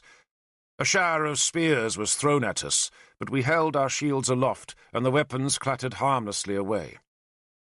I put 6 men down in the central hollow, and they used their shields to shelter Merlin, Nimue, and Kynwyn, while the other spearmen guarded the summit's outer rim. The blood shields, their ponies abandoned, made one more rush, and for a few moments we were busy stabbing and lunging. One of my men took a spear cut on his arm during that brief fight, but otherwise we were unhurt, while the dark riders carried 4 dead and 6 wounded men back to the knoll's foot. "So much," I told my men, "for shields made of virgin skins." We waited for another attack, but none came. Instead, Duranac walked his horse up the slope alone. "Lord Derfel," he called in his deceptively pleasant voice, and when I showed my face between 2 rocks, he offered me his placid smile. "My price has risen," the king said. "Now, in return for your swift death, I demand the Princess Kynwyn and the cauldron." It is the cauldron that you've come for, is it not? It is all Britain's cauldron, Lord King, I said. Ah, and you think I would be an unworthy guardian? He shook his head sadly. Lord Derfel, you don't insult a man so very easily. What was it to be? My head in a pit being dung by slaves? What a paltry imagination you do have. Mine, I fear, sometimes seems excessive, even to me. He paused and glanced towards the sky as if judging how much daylight remained. I have few enough warriors, Lord Derfel, he went on in his reasonable voice, and I do not want to lose any more of them to your spears. But sooner or later, you must come out of the rocks, and I shall wait for you. And as I wait, I shall let my imagination rise to new heights of achievement. Give the Princess Coinwin my greetings, and tell her I so look forward to a closer acquaintance. He raised his spear in mocking salute, then rode back to the ring of dark riders, who now had the knoll entirely surrounded. I let myself down into the bowl in the knoll's centre, and saw that whatever we found here would prove too late for Merlin. Death was plain on his face. His jaw was hanging open, and his eyes were as empty as the space between the worlds. His teeth chattered once to show he was still alive, but that life was a thread now, and it was fraying fast. Nimue had taken Kynwyn's knife, and was scratching and clawing at the small stones that filled the hollow of the summit, while Kynwyn, her face looking exhausted, had slumped against a rock where she shivered and watched as Nimue dug. Whatever trance had possessed Kynwyn had now passed, and I helped her clean the mess from her hands, found her suit of wolfskins, and covered her over. She pulled on her gloves. "I had a dream," she whispered to me, "and saw the end." "Our end?" I asked in alarm. She shook her head. "In Ismarn's end. There were lines of soldiers, Derfel, in Roman skirts and breastplates and bronze helmets. Great hunting lines of soldiers, and their sword arms were bloody to their shoulders, because they just killed and killed. They came through the forests in a great line, just killing, arms going up and down, and all the women and children running away. Only there was nowhere to run, and the soldiers just closed on them and chopped them down. Little children, Derfel." "And the druids?" "All dead. All but 3. And they brought the cauldron here. They made a pit for it already, you see, before the Romans crossed the water, and they buried it here. They covered it with stones from the lake, and after that they put ashes on the stones and lifted fire with their bare hands, so that the Romans would think nothing could be buried here. And when that was done, they walked singing into the woods to die." Nimue hissed in alarm, and I twisted around to see that she had uncovered a small skeleton. She fumbled among her otter skins and brought out a leather bag that she tore open to take out 2 dried plants. They had spiky leaves and small faded golden flowers, and I knew she was placating the dead bones with a gift of asphodel. "It was a child they buried," Kynwyn explained the smallness of the bones. "The guardian of the cauldron, and the daughter of one of the 3 druids. She had short hair, and a fox-skin bracelet on her wrist, and they buried her alive, so she would guard the cauldron till we found it." Nimue, the dead soul of the cauldron's guardian placated by the asphodel, dragged the girl's bones from the small stones, then attacked the deepening hole with her knife, and snapped at me to come and help her. "Dig with your sword, Derfel," she ordered, and I obediently thrust Halbane's tip into the pit, and found the cauldron. At first it was just a glimpse of dirty gold. Then a sweep of Nimue's hand showed a heavy golden rim. The cauldron was much bigger than the hole we had made, and so I ordered Issa and another man to help make it wider. We scooped the stones out with our helmets, working in a desperate haste, for Merlin's soul was flickering out the very last of his long life. Nimue was panting and weeping as she attacked the tight-packed stones that had been brought to this summit from the sacred lake of Chlyn Carrigbach. "He's dead!" Kynwyn cried. She was kneeling beside Merlin. "He's not dead," Nimue spat between clenched teeth. Then she seized the golden rim with both her hands and began to tug at the cauldron with all her strength. I joined her, and it seemed impossible that the huge vessel could be moved with all the weight of stones that still pressed into its deep belly. But somehow, with the gods' help, we shifted that great thing of gold and silver out of its dark pit. And thus we brought the lost cauldron of Clithno Ethen into the light. It was a great bowl, as wide as a man's outstretched hands, and as deep as the blade of a hunting knife. It was made of thick, uneven silver, stood on 3 short golden legs, and was decorated with lavish traceries of gold. 3 golden hoops were fixed to its rim, so that it could be hung above a fire. It was the greatest treasure of Britain, and we ripped it from its grave, shedding stones, and I saw how the gold that decorated it was shaped into warriors and gods and deer. But we had no time to admire the cauldron, for Nimue frantically scattered the last stones from its belly and placed it back in the hole, before tearing the black furs from Merlin's body. "Help me!" she screamed, and together we rolled the old man into the pit and down into the belly of the great silver bowl. Nimue tucked his legs inside the golden rim and laid a cloak over him. Only then did Nimue lean back against the boulders. It was freezing, but her face was shining with sweat. "He's dead," Kynwyn said, in a small, frightened voice. "No," Nimue insisted tiredly. "No, he's not. He was cold," Kynwyn protested. "He was cold, and there was no breath." She clung to me and began weeping softly. "He's dead." "He lives," Nimue said harshly. It had begun to rain again. A small, spitting, wind-hurried rain that slicked the stones and beaded our bloodied spear blades. Merlin lay shrouded and unmoving in the cauldron's pit. My men watched the enemy across the tops of the grey stones. The dark riders ringed us, and I wondered what madness had brought us to this miserable place, at the dark, cold end of Britain. "So what do we do now?" Galahad asked. "We wait," Nimue snapped. "We just wait." I will never forget the cold of that night. Frost made crystals on the rock, and to touch a spear blade was to leave a scrap of skin frozen to the steel. It was so bitterly cold. The rain turned to snow at dusk, then stopped, and after the snow's passing the wind dropped, and the clouds sailed off to the east to reveal an enormous moon rising full above the sea.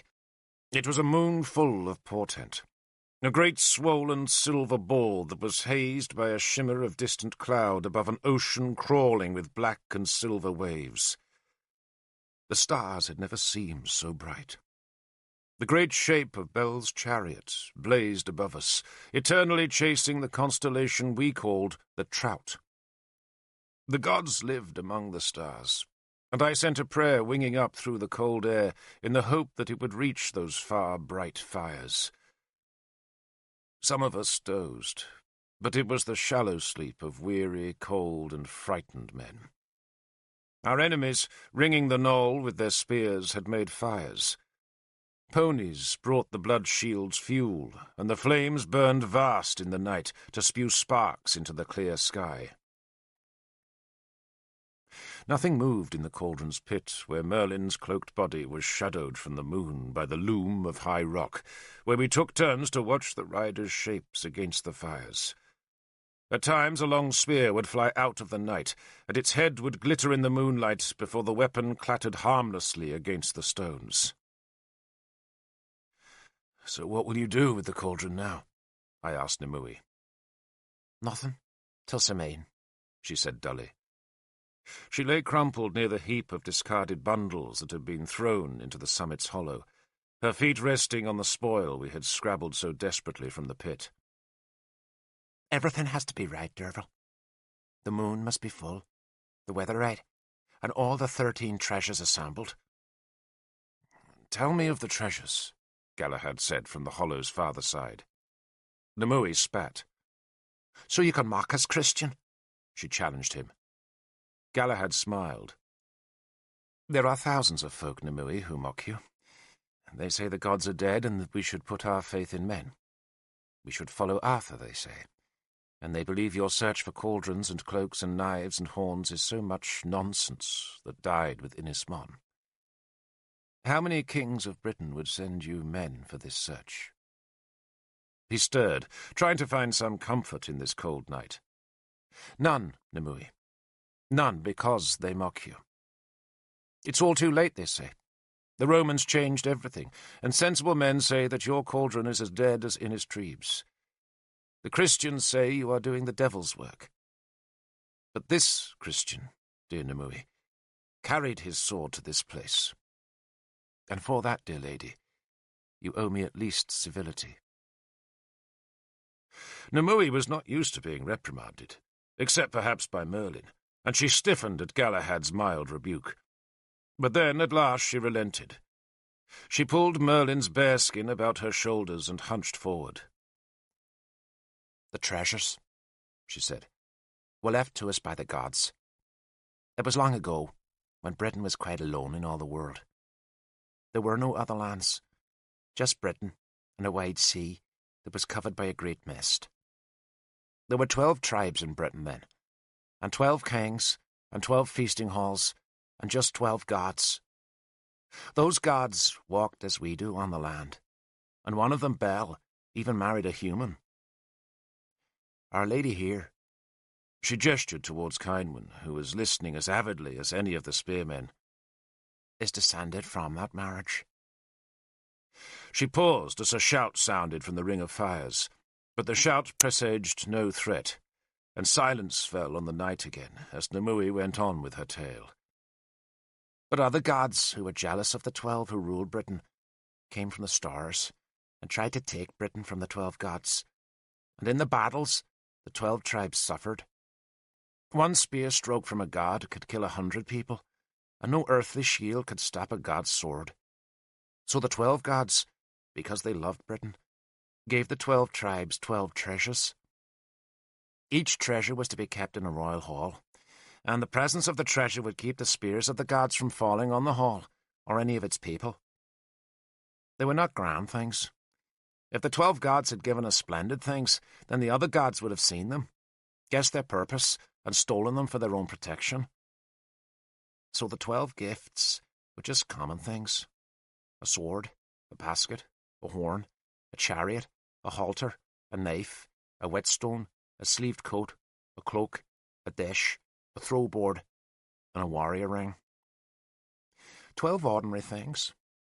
And all the gods asked of us was that we should cherish the 12 treasures, to keep them safe, and to offer them honour. And in return, as well as having the protection of the treasures, each tribe could use its gift to summon their god. They were allowed one summons a year, only one. But that summons gave the tribe some power in the terrible war of the gods." She paused and pulled the furs tighter about her thin shoulders. "So the tribes had their treasures," she went on. "But Bel, because he loved his earthly girl so very much, gave her a 13th treasure. He gave her the cauldron, and he told her that whenever she began to grow old, she had only to fill the cauldron with water, immerse herself, and she'd be young again. Thus, in all her beauty, she could walk beside Bel forever and ever. And the cauldron, as you saw, is splendid. It is gold and silver, lovely beyond anything man can make. The other tribes saw it and were jealous, and in this way the wars of Britain began. The gods warred in the air, and the 12 tribes warred on earth, and one by one the treasures were captured, or else they were bartered for spearmen, and in their anger the gods withdrew their protection. The cauldron was stolen, Bel's lover grew old and died, and Bel placed a curse on us. The curse was the existence of other lands and other peoples, but Bel promised us that if once amain we drew the 12 treasures of the 12 tribes together again, and made the proper rites, and filled the 13th treasure with the water that no man drinks, but without which no man can live, then the 12 gods would come to our aid again." She stopped, shrugged, and looked at Galahad. "There, Christian," she said. "That is why your sword came here?" There was a long silence. The moonlight slid down the rocks, creeping ever nearer to the pit where Merlin lay beneath the thin cover of a cloak. "And you have all 12 treasures?" Kynwyn asked. "Most," Nimue said evasively. "But even without the 12, the cauldron has immense power. Vast power. More power than all the other treasures together." She looked belligerently across the pit towards Galahad. "And what will you do, Christian, when you see that power?" Galahad smiled. "I shall remind you that I carried my sword in your quest," he said softly. "We all did. We are the warriors of the cauldron," Issa said quietly, displaying a streak of poetry I had not suspected in him, and the other spearmen smiled. Their beards were frosted white, their hands were wrapped in strips of cloth and fur, and their eyes looked hollow. But they had found the cauldron, and the pride of that achievement filled them, even if at first light they must face the blood shields and the dawning knowledge that we were all doomed. Kynwyn leaned against me, sharing my wolfskin cloak. She waited till Nimue was sleeping, then tipped her face up to mine. "Merlin's dead, Derfel," she said in a small, sad voice. "I know," I said, for there had been neither motion nor sound from the cauldron's pit. "I felt his face and hands," she whispered, "and they were cold as ice. I put my knife blade beside his mouth, and it didn't cloud. He's dead." I said nothing. I loved Merlin because he had stood to me as a father, and I could not truly believe he had died at this moment of his triumph, but nor could I find the hope to see his life's soul again. "We should bury him here," Kynwyn said softly, "inside his cauldron." Again I did not speak. Her hand found mine. "What shall we do?" she asked. Die, I thought, but still I said nothing. "You will not let me be taken," she whispered. "Never," I said. "The day I met you, Lord Derfel Cadarn," she said, "was the best day of my life." And that made my tears come. But whether they were tears of joy or a lament for all that I would lose in the next cold dawn, I do not know. I fell into a shallow sleep, and dreamed I was trapped in a bog and surrounded by dark riders who were magically able to move across the soaking land. And then I found I could not raise my shield arm, and saw the sword coming down on my right shoulder, and I woke with a start, reaching for my spear, only to see that it was Gwillem, who had inadvertently touched my shoulder as he clambered up the rock to take over guard duty. "Sorry, Lord," he whispered. Kynwyn slept in the crook of my arm, and Nimue was huddled on my other side. Galahad, his fair beard whitened by frost, was snoring gently, and my other spearmen either dozed or else lay in cold stupefaction.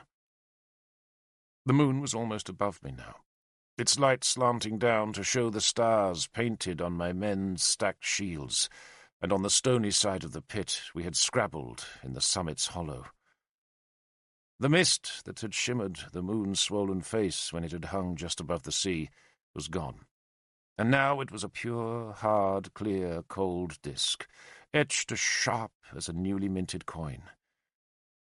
I half remembered my mother telling me the name of the man in the moon, but I could not pin the memory down.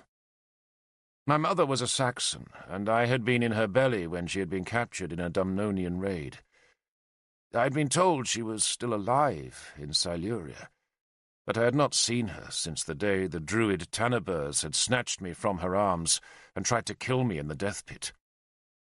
Merlin had raised me after that, and I had become a Briton, a friend of Arthur, and the man who had taken the Star of Powys from her brother's hall. What an odd thread of life, I thought. And how sad that it would be cut short here, on Britain's sacred isle. "I don't suppose," Merlin said, "that there is any cheese?" I stared at him, thinking I must still be dreaming. "The pale sort, Derfel," he said anxiously, "that crumbles, not the hard, dark yellow stuff. I can't abide that hard, dark yellow cheese." He was standing in the pit and peering earnestly at me, with the cloak that had covered his body now hanging about his shoulders like a shawl. "Lord," I said in a tiny voice. "Cheese, Derfel. Did you not hear me? I am hungry for cheese. We did have some. It was wrapped in linen. And where is my staff? A man lies down for a small sleep, and immediately his staff is stolen. Is there no honesty left? It's a terrible world. No cheese, no honesty, and no staff." "Lord!" "Stop shouting at me, Derfel. I'm not deaf, just hungry." "Oh, Lord!" "Now you're weeping. I do hate blubbing. All I ask is a morsel of cheese, and you start weeping like a child. Ah, there's my staff. Good." He plucked it from beside Nimue, and used it to hoist himself out of the pit. The other spearmen were awake now, and gaping at him. Then Nimue stirred, and I heard Kynwyn gasp. "Yeah, I suppose, Derfel," Merlin said as he began rummaging in the piled bundles to find his cheese, "that you've landed us in a predicament. Surrounded, are we?" "Yes, Lord." "Outnumbered?" "Yes, Lord." "Oh, dear me, Derfel, dear me. And you call yourself a lord of warriors?" "Cheese! Here it is. I knew we had some. Wonderful." I pointed a tremulous finger at the pit. "The cauldron, Lord." I wanted to know whether the cauldron had performed a miracle, but I was too confused with wonder and relief to be coherent. "And a very nice cauldron it is, Derfel. Capacious, deep, full of the qualities one wants in a cauldron." He bit a hunk of the cheese. "I am famished." He took another bite, then settled back against the rocks and beamed at us all. "Outnumbered and surrounded. Well, well, whatever next?" He crammed the last of the cheese into his mouth and then brushed the crumbs from his hands. He bestowed a special smile on Kynwyn, then held out a long arm for Nimue. "All well?" he asked her. "All well," she said calmly, as she settled into his embrace.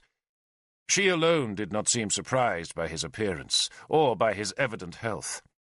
"Except that we are surrounded and outnumbered," he said mockingly. "What shall we do? Usually the best thing to do in an emergency is to sacrifice someone." He peered expectantly about the stunned circle of men. His face had recovered its colour, and all his old mischievous energy had returned. "Derfel, perhaps." "Lord!" Kynwyn protested. "Lady, not you. No. You've done enough." "No sacrifice, Lord," Kynwyn pleaded. Merlin smiled. Nimue appeared to have gone to sleep in his arm, but for the rest of us there could be no more sleep. A spear clattered on the lower rocks, and the sound made Merlin hold his staff out to me. "Climb to the top, Derfel, and hold my staff to the west. To the west, remember, not the east. Try and do something right for a change, will you? Of course, if you want a job done properly, then you should always do it yourself, but I don't want to wake Nimue. Off you go."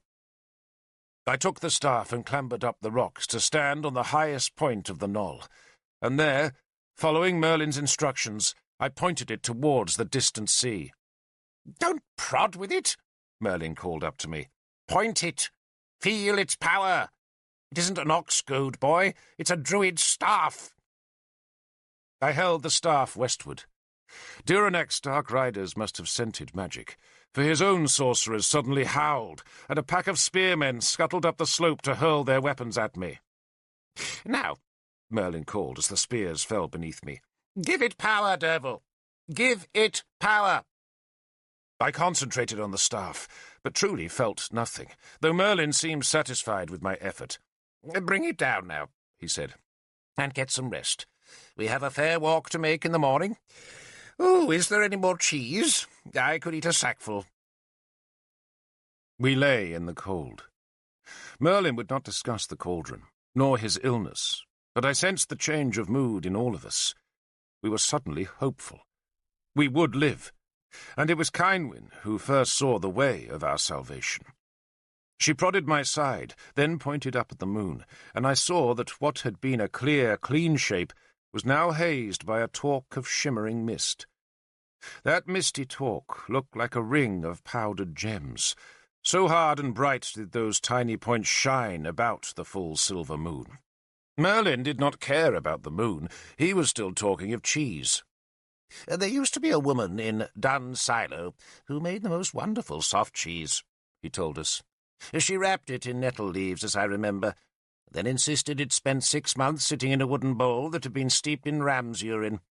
Ram's urine! Some people do possess the most absurd superstitions, but all the same, her cheese was very good. He chuckled. She made her poor husband collect the urine. How did he do it? I never like to ask. Grasp it by the horns and tickle, do you think? Or maybe he used his own and never told her. I would have done. Is it getting warmer, do you think? The glittering ice mist about the moon had faded, but the fading had not made the moon's edges any duller. Instead, they were being diffused by a gentler mist that was now being wafted on a small west wind that was indeed warmer. The bright stars were hazed, the crystal frost on the rocks was melting to a wet sheen, and we had all stopped shivering. Our spear points could be touched again. A fog was forming. The Dumnonians, of course, insist their cheese is the very finest in Britain, Merlin said earnestly, as though none of us had anything better to do than listen to a lecture on cheese. And admittedly, it can be good, but too often it is hard. I remember Uther broke a tooth once on a piece of cheese from a farm near Lindinnis. Clean in two. Poor fellow was in pain for weeks. He never could abide having a tooth pulled. He insisted I work some magic, but it's a strange thing. Magic never works with teeth. Eyes, yes, bowels every time, and even brains sometimes, though there's few enough of those in Britain these days. But teeth, never. I must work on that problem when I have some time. Mind you, I do enjoy pulling teeth. He smiled extravagantly, showing off his own rare set of perfect teeth. Arthur was similarly blessed, but the rest of us were plagued by toothaches. I looked up to see that the topmost rocks were almost hidden by the fog that was thickening by the minute. It was a druid's fog, brewing dense and white beneath the moon and smothering the whole of Inis Mon in its thick cloak of vapour. In Siluria, Merlin said, they serve a pale bowl of slops and call it cheese. It's so repellent that even the mice won't eat it. But what else does one expect of Siluria? Was there something you wished to say to me, Derfel? You look excited. Fog, Lord, I said. Oh, what an observant man you are, he said admiringly. So, perhaps you would pull the cauldron from the pit? It's time we went, Derfel. It's time we went. And so we did. Part 2. The Broken War.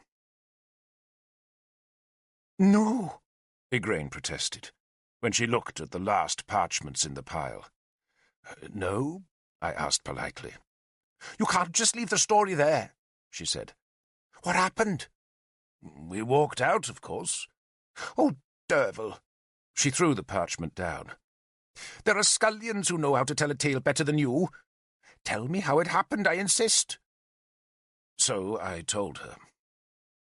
It was near dawn, and the fog lay like a fleece so thick that when we managed to descend the rocks and assemble on the grass at the top of the knoll, we were in danger of losing each other by taking just one step. Merlin made us form a chain, each person holding the cloak of the one in front, and then, with the cauldron tied on my back, we crept downhill in single file. Merlin, with his staff held at arm's length, led us clean through the surrounding blood shields, and not one of them saw us. I could hear Diranak shouting at them, telling them to spread out, but the Dark Riders knew it was a wizard's fog, and they preferred to stay close by their fires. Yet those first few steps were the most dangerous part of our journey. But the stories, my queen insisted, say that you all disappeared. Diranak's men claim that you flew off the island. It's a famous story. My mother told it to me. You can't just say that you walked away. Oh, but we did, I said. Derfel, she reprimanded me. We neither disappeared, I said patiently, nor did we fly. Whatever your mother might have told you. So what happened then? She asked, still disappointed in my pedestrian version of the tale. We walked for hours, following Nimue, who possessed an uncanny ability to find her way in darkness or fog. It was Nimue who had led my war band on the night before Lugvale, and now, in that thick winter fog in Inismon, she led us to one of the great grassy hummocks that had been made by the old people. Merlin knew the place. Indeed, he claimed to have slept there years before, and he ordered 3 of my men to pull away the stones that blocked the entrance, which lay between 2 curving banks of grassy earth that jutted out like horns. Then, one by one, on our hands and knees, we crawled into the mound's black centre. The mound was a grave, and it had been made by piling huge rocks to make a central passageway, off which branched 6 smaller chambers, and when the whole thing was done, the old people had roofed the corridor and chambers with stone slabs, then piled earth above the stones. They did not burn their dead as we did, or leave them in the cold earth like Christians, but placed them in the stone chambers where they still lay, each with treasures: horn cups, deer antlers, stone spearheads, flint knives, a bronze dish, and a necklace of precious pieces of jet that were strung on a decayed thread of sinew. Merlin insisted we should not disturb the dead, for we were their guests, and we huddled together in the central passage and left the bone chambers alone. We sang songs and told tales. Merlin told us how the old people had been the guardians of Britain before the British came, and there were places, he said, where they still lived. He had been to those deep lost valleys in the wilds, and had learned some of their magic. He told us how they would take the first lamb born in the year, bind it in wicker, and bury it in a pasture to ensure that the other lambs would be born healthy and strong. "We still do that," said Issa. "Because your ancestors learned from the old people," Merlin said. "In Benwick," Galahad said, "we used to take the skin of the first lamb and nail it to a tree." "That works too." Merlin's voice echoed in the cool, dark passage. "Poor lambs," Kynwind said, and everyone laughed. The fog lifted, but deep in the mound we had little sense of night or day, except when we unblocked the entrance so that some of us could creep out. We had to do that from time to time if we were not to live in our own dung, and if it was daylight when we pulled down the stones, then we would hide between the mound's earth horns and watch the dark riders searching the fields, caves, moors, rocks, cabins, and small woods of wind-bent trees. They searched for 5 long days, and in that time we ate the last scraps of our food and drank the water that seeped down through the mound. But at last, Diranak decided that our magic was superior to his, and abandoned his search. We waited 2 more days to make sure he was not trying to entice us out of our hiding place, and then, at last, we left. We added gold to the treasures of the dead as payment of rent. We blocked the entrance behind us, then walked eastwards under a wintry sun. Once at the coast, we used our swords to commandeer 2 fishing boats, and so sailed away from the sacred isle. We went east, and as long as I live, I shall remember the sun glinting from the cauldron's golden ornaments and thick silver belly, as the ragged sails dragged us to safety. We made a song as we sailed, the Song of the Cauldron, and even to this day it is sometimes sung, though it is a poor thing compared with the songs of the bards. We landed in Cornovia, and from there walked south across Elbert into friendly Powys. "And that, my lady," I concluded, "is why all the tales say that Merlin vanished." Igraine frowned. "Didn't the Dark Riders search the mound?" "Twice," I said, "but they didn't know the entrance could be unblocked, or else they feared the spirits of the dead inside. And Merlin, of course, had woven us a charm of concealment." "I wish you had flown away," she grumbled. "It would make a much better tale." She sighed for that lost dream. But the story of the cauldron does not end there, does it? Alas, no. So? So I will tell it in its proper place, I interrupted her. She pouted. Today she is wearing her cloak of grey wool, edged with otter fur that makes her look so pretty. She is still not pregnant, which makes me think that either she is not destined to have children, or else her husband, King Brockvale, is spending too much time with his mistress, Nuilch. It is cold today, and the wind gusts at my window and tugs at the small flames in the hearth that is big enough to hold a fire 10 times the size of the one Bishop Sansom allows me. I can hear the saints scolding Brother Aaron, who is our monastery's cook. The gruel was too hot this morning, and scalded St. Tudwell's tongue.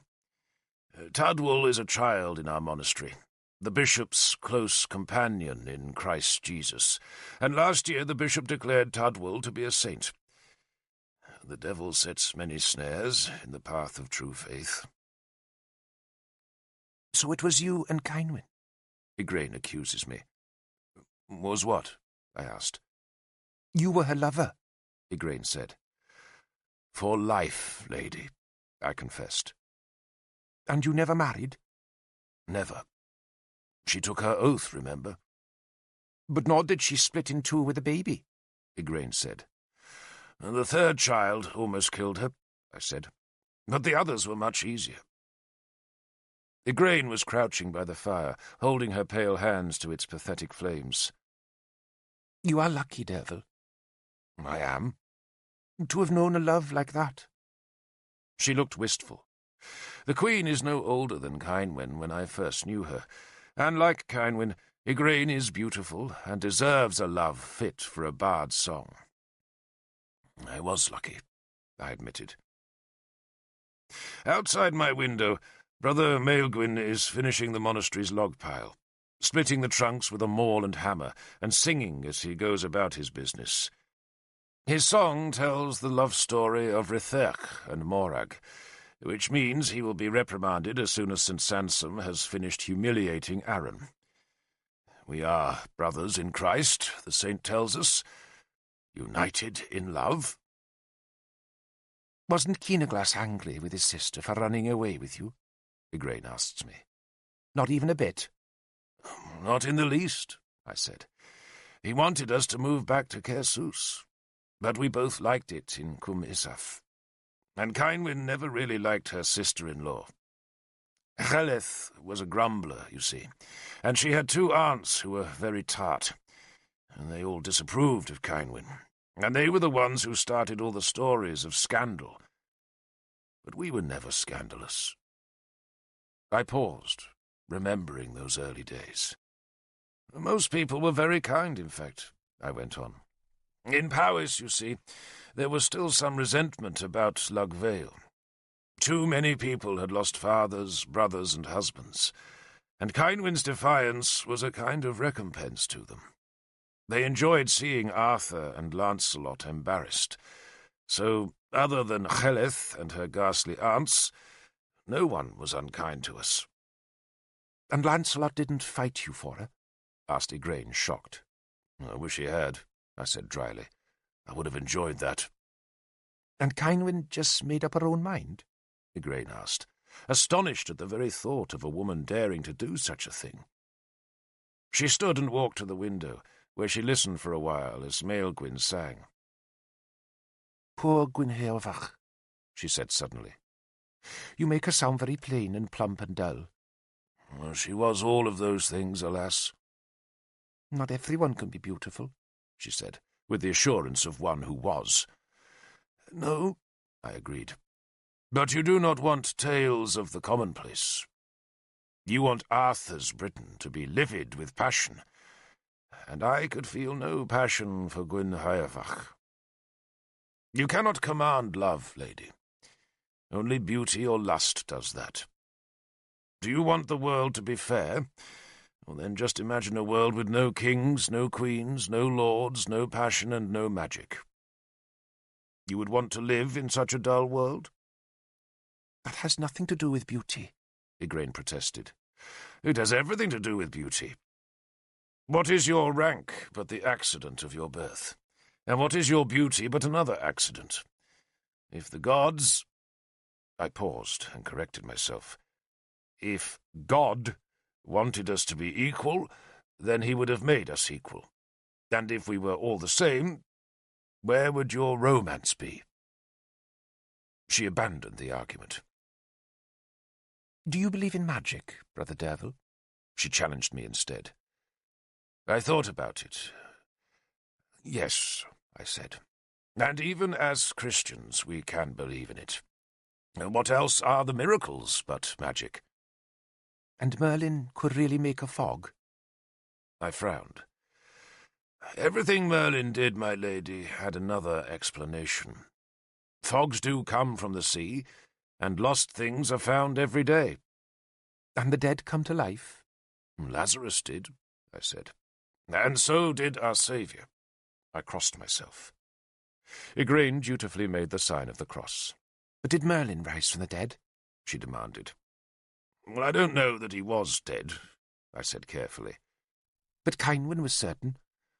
"Until her dying day, lady." Igraine twisted her gown's braided belt in her fingers.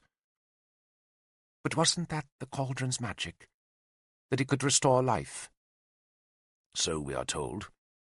"And surely Cynwen's discovery of the cauldron was magic," Igraine said.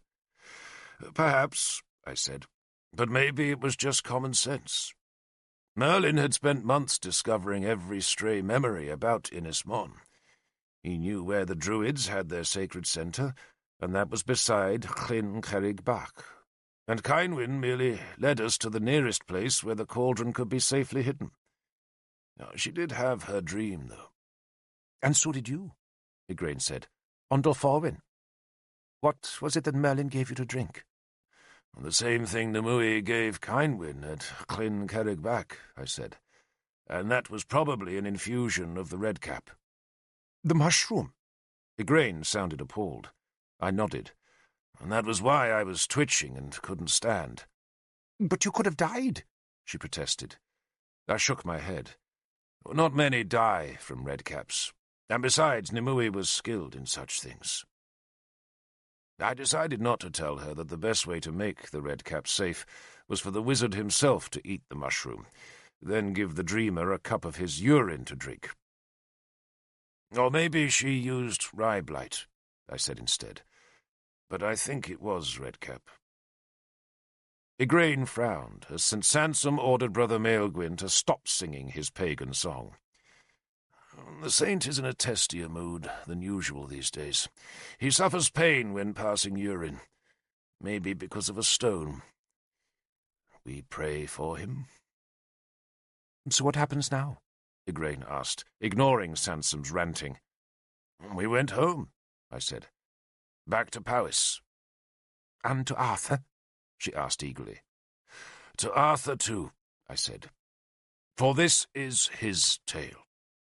The tale of our dear warlord, our lawgiver, our Arthur." That spring was so glorious in Cwm Isaf. Or perhaps when you are in love, everything appears fuller and brighter. But it seemed to me as though the world had never been so crammed with cowslips and dog mercury, with bluebells and violets, with lilies and great banks of cow parsley. Blue butterflies haunted the meadow, where we ripped out tangled bundles of couch grass from beneath the apple trees that blossomed pink. Wrynecks sang in the blossom. There were sandpipers by the stream, and a wagtail made its nest under Cwm Isaf's thatch. We had 5 calves, all healthy and greedy and soft-eyed, and Cynwen was pregnant. I had made us both lovers' rings when we returned from Inismon. They were rings incised with a cross, though not the Christian cross. The girls often wore them after they had passed from being maids to women.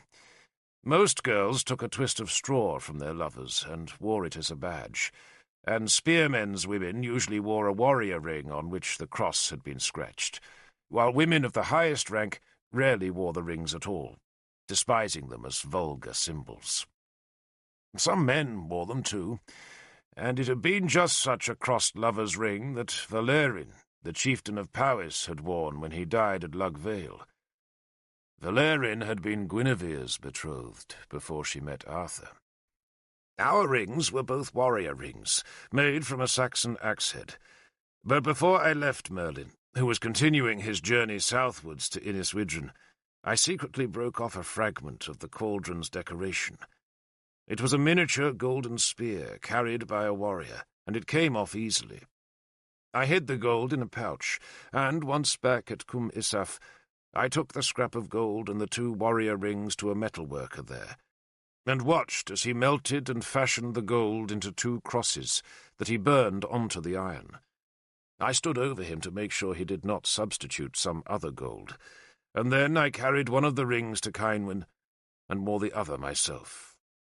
Cynwyn laughed when she saw the ring. "A piece of straw would have done just as well, Derfel," she said. "Gold from the cauldron will serve better," I answered. We wore the rings always, much to Queen Cheleth's disgust. Arthur came to us in that lovely spring. He found me stripped to the waist and pulling couch grass, a job as unending as spinning wool. He hailed me from the stream, then strode uphill to greet me. He was dressed in a grey linen shirt and long dark leggings, and he carried no sword. "I like to see a man working," he teased me. "Pulling couch is harder work than fighting," I grumbled, and pressed my hands into the small of my back. "Oh, you've come to help." "I've come to see Keenaglas," he said, then took a seat on a boulder near one of the apple trees that dotted the pasture. "War?" I asked, as though Arthur might have any other business in Powys. He nodded. "Time to gather the spears, Derfel. Especially," he smiled, "the warriors of the cauldron." Then he insisted on hearing the whole story, even though he must already have heard it a dozen times, and when it was told he had the grace to apologize for having doubted the cauldron's existence. I'm sure Arthur still thought it was all a nonsense, and even a dangerous nonsense, for the success of our quest had angered Dumnonia's Christians, who, as Galahad had said, believed we performed the devil's work. Merlin had carried the precious cauldron back to Inniswydren, where it was being stored in his tower. In time, Merlin said, he would summon its vast powers. But even now, just by being in Dumnonia, and despite the hostility of the Christians, the cauldron was giving the land a new confidence. "Though I confess," Arthur told me, "that I take more confidence from seeing spearmen gathered. Keenaglas tells me he will march next week. Lancelot's Silurians are gathering at Iska, and Tudric's men are ready to march. And it will be a dry year, Derfel. A good year for fighting." I agreed. The ash trees had turned green before the oaks, and that signified a dry summer to come. And dry summers meant firm ground for shield walls. "So where do you want my men?" I asked. "With me, of course," he said, then paused before offering me a sly smile. "I thought you would have congratulated me, Derfel." "You, Lord?" I asked, pretending ignorance so he could tell me the news himself. His smile grew broader. "Guinevere gave birth a month ago. A boy. A fine boy." "Lord!" I exclaimed, pretending he had surprised me with the news, though a report of the birth had reached us a week before. "He's healthy and hungry. A good omen." He was plainly delighted, but he was always inordinately pleased with the commonplace things of life. He yearned for a sturdy family within a well-built house surrounded by properly tended crops. "We call him Gwyddra," he said, and repeated the name fondly. "Gwyddra."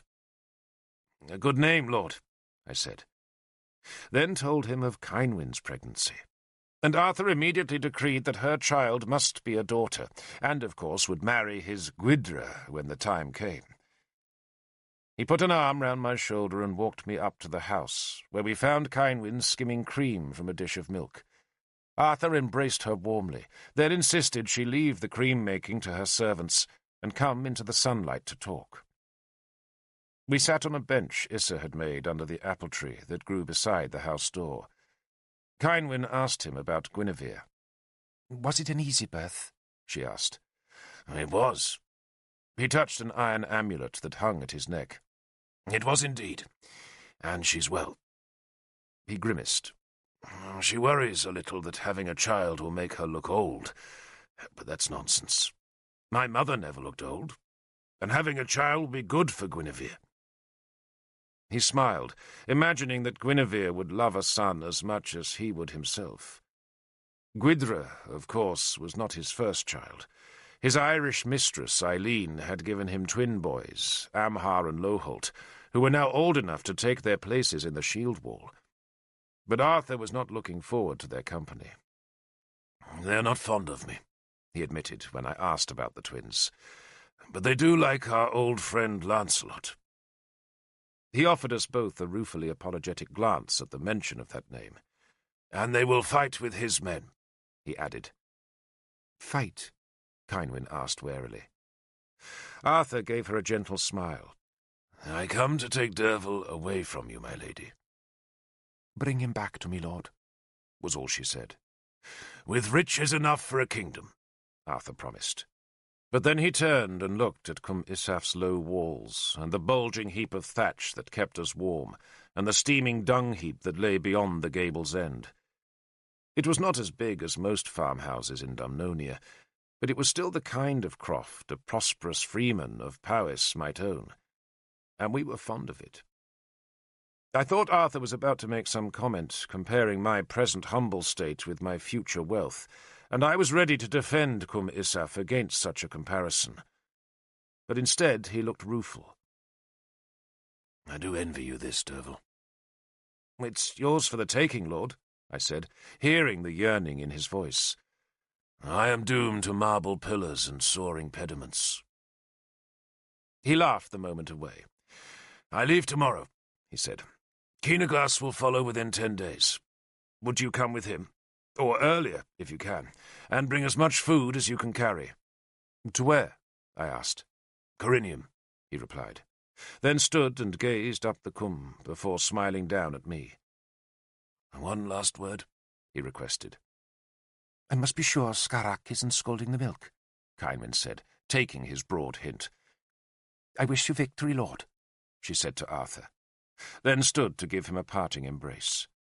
Arthur and I walked up the Cwm, where he admired the newly pleached hedges, the trimmed apple trees, and the small fish pool we had dammed into the stream.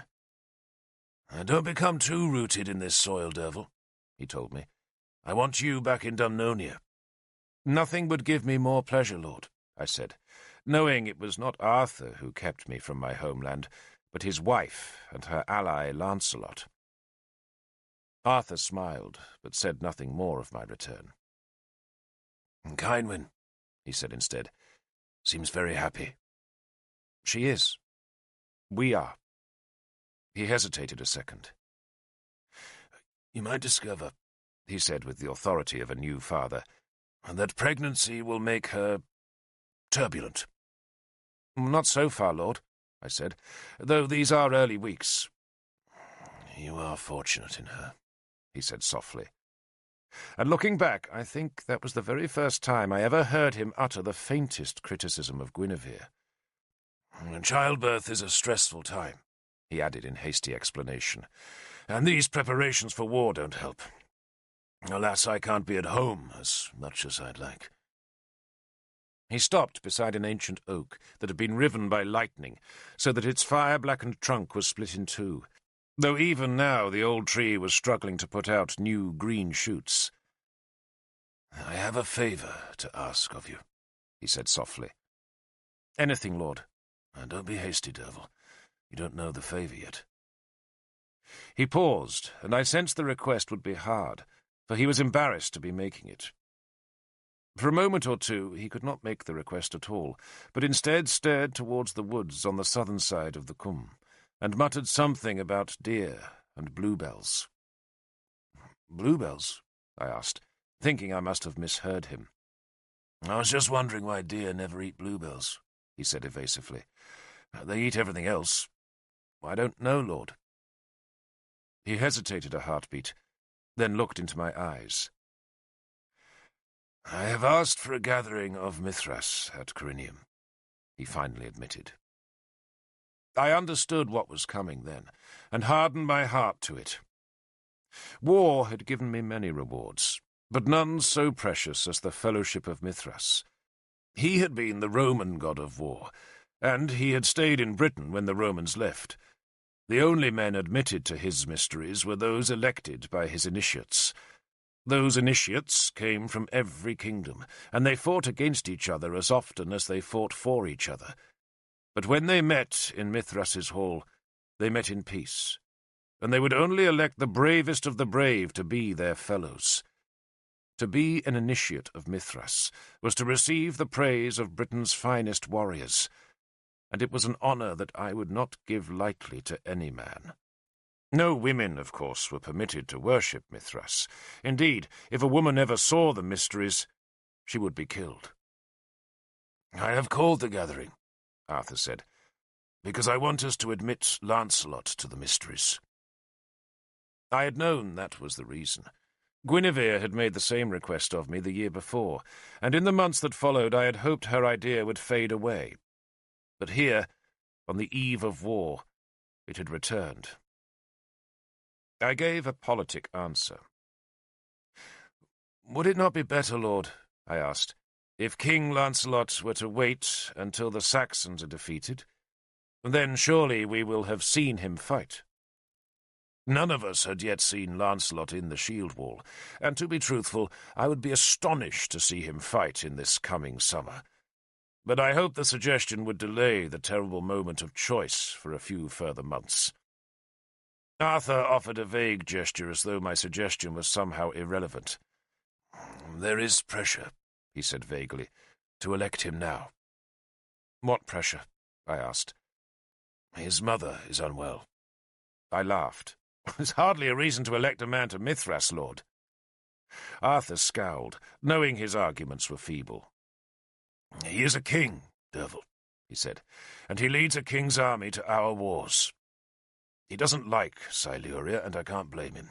He yearns for the poets and harpists and halls of Innistribes. But he lost that kingdom because I could not fulfill my oath and bring my army to his father's aid. We owe him, Derfel." "Not me, Lord." "We owe him," Arthur insisted. "He should still wait for Mithras," I said firmly. "If you propose his name now, Lord, then I dare say it will be rejected." He had feared I would say that, but still he did not abandon his arguments. "You are my friend," he said, and waved away any comment I might make. "And it would please me, Derfel, if my friend were as honoured in Dumnonia as he is in Powys." He had been staring down at the bole of the storm-blasted oak, but now he looked up at me. "I want you at Lindinnis, friend. And if you, above all others, support Lancelot's name in Mithras's hall, then his election is assured." There were far more there than Arthur's bare words had said. He was subtly confirming to me that it was Guinevere who was pressing Lancelot's candidacy, and that my offences in Guinevere's eyes would be forgiven if I granted her this one wish. Elect Lancelot to Mithras, he was saying, and I could take Cynwyn to Dumnonia, and assume the honour of being Mordred's champion, with all the wealth, land, and rank which accompanied that high position. I watched a group of my spearmen come down from the high northern hill. One of them was cradling a lamb, and I guessed it was an orphan that would need to be hand-fed by Cynwyn. It was a laborious business, for the lamb would have to be nurtured on a cloth teat soaked in milk, and as often as not the little things died. But Cynwyn insisted on trying to save their lives. She had utterly forbidden any of her lambs to be buried in wicker, or have their pelts nailed to a tree, and the flock did not seem to have suffered as a result of that neglect. I sighed. "So, at Corinium," I said, "you will propose Lancelot?" "Not I, no. Bors will propose him. Bors has seen him fight." "Then let us hope, Lord, that Bors is given a tongue of gold." Arthur smiled.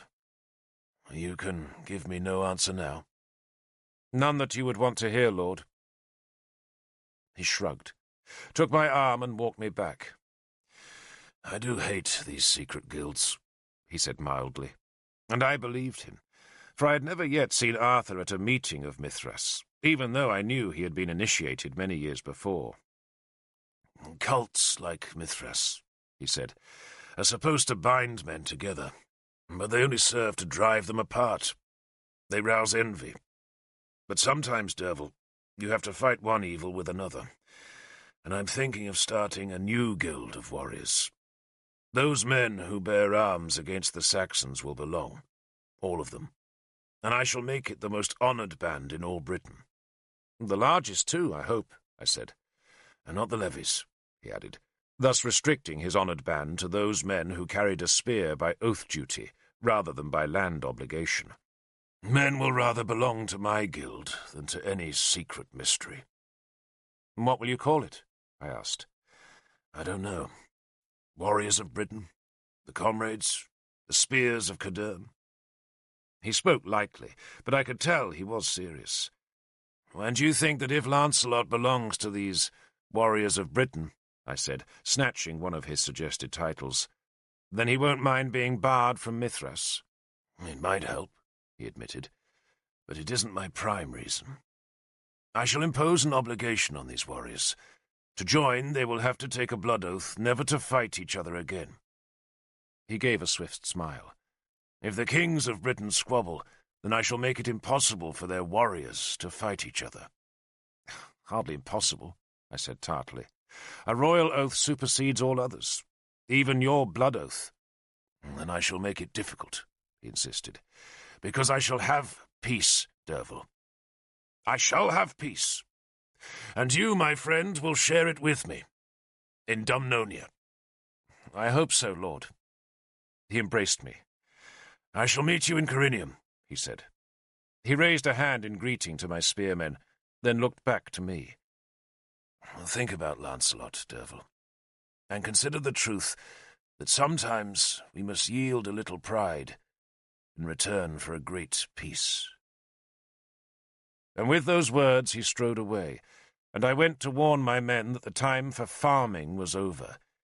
We had spears to sharpen, swords to hone, and shields to repaint, revarnish, and bind hard. We were back at war. We left 2 days before Keenaglas, who was waiting for his western chieftains to arrive with their rough-pelted warriors from Powys's mountain fastnesses. He told me to promise Arthur that the men of Powys would be in Corinium within a week. Then he embraced me and swore on his life that Cynwyn would be safe. She was moving back to Caer Sus, where a small band of men would guard Keenaglas's family while he was at war. Cynwyn had been reluctant to leave Cum Isaf and rejoin the women's hall, where Heleth and her aunts ruled. But I remembered Merlin's tale of a dog being killed and its skin draped on a crippled bitch in Guinevere's temple of Isis, and so I pleaded with Cynwyn to take refuge for my sake, and at last she relented. I added 6 of my men to Keenaglas's palace guard, and the rest, all warriors of the cauldron, marched south. All of us bore Cynwyn's 5-pointed star on our shields. We carried 2 spears each, our swords, and had huge bundles of twice-baked bread, salted meat, hard cheese, and dried fish strapped to our backs. It was good to be marching again, even though our route did take us through Lug Vale, where the dead had been unearthed by wild pigs, so that the fields of the Vale looked like a boneyard. I worried that the sight of the bones would remind Keenaglas's men of their defeat, and so insisted that we spend a half-day reburying the corpses that had all had one foot chopped off before they were first buried. Not every dead man could be burned as we would have liked, so most of our dead we buried, but we took away 1 foot to stop the soul walking. Now we reburied the 1-footed dead, but even after that half-day's work there was still no disguising the butchery of the place. I paused in the work to visit the Roman shrine where my sword had killed the druid Tanabers, and where Nimue had extinguished Gundlius's soul, and there, on a floor still stained by their blood, I lay flat between the piles of cobweb skulls and prayed I would return unwounded to my Kynwyn.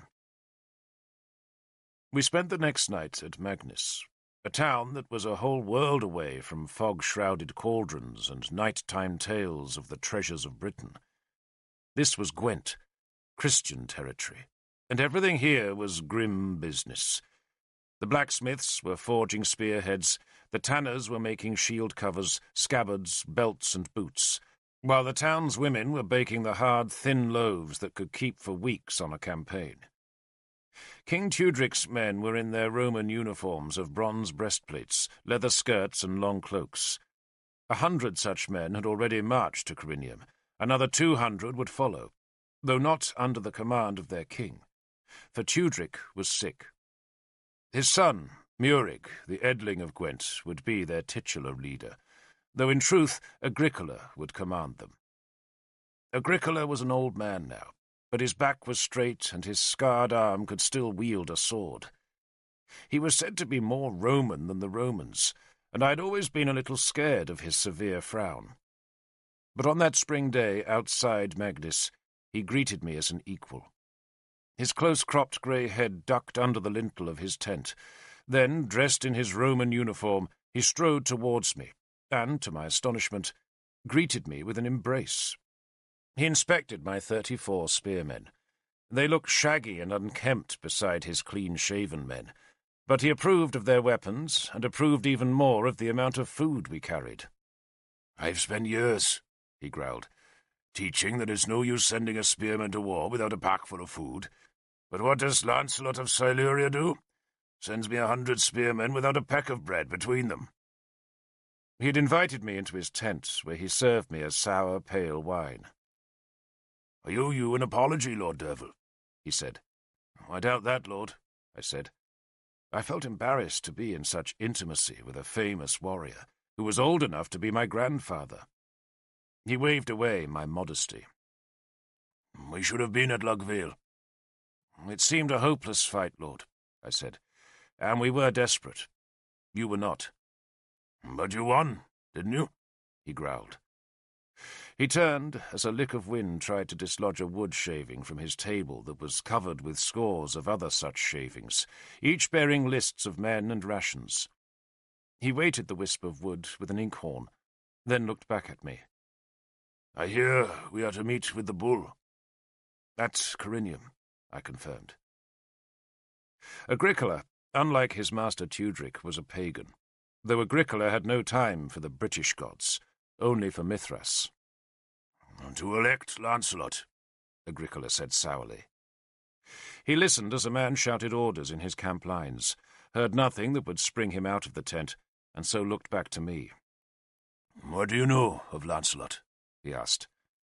"Enough," I said, "to speak against him." "You defend Arthur?" He sounded surprised.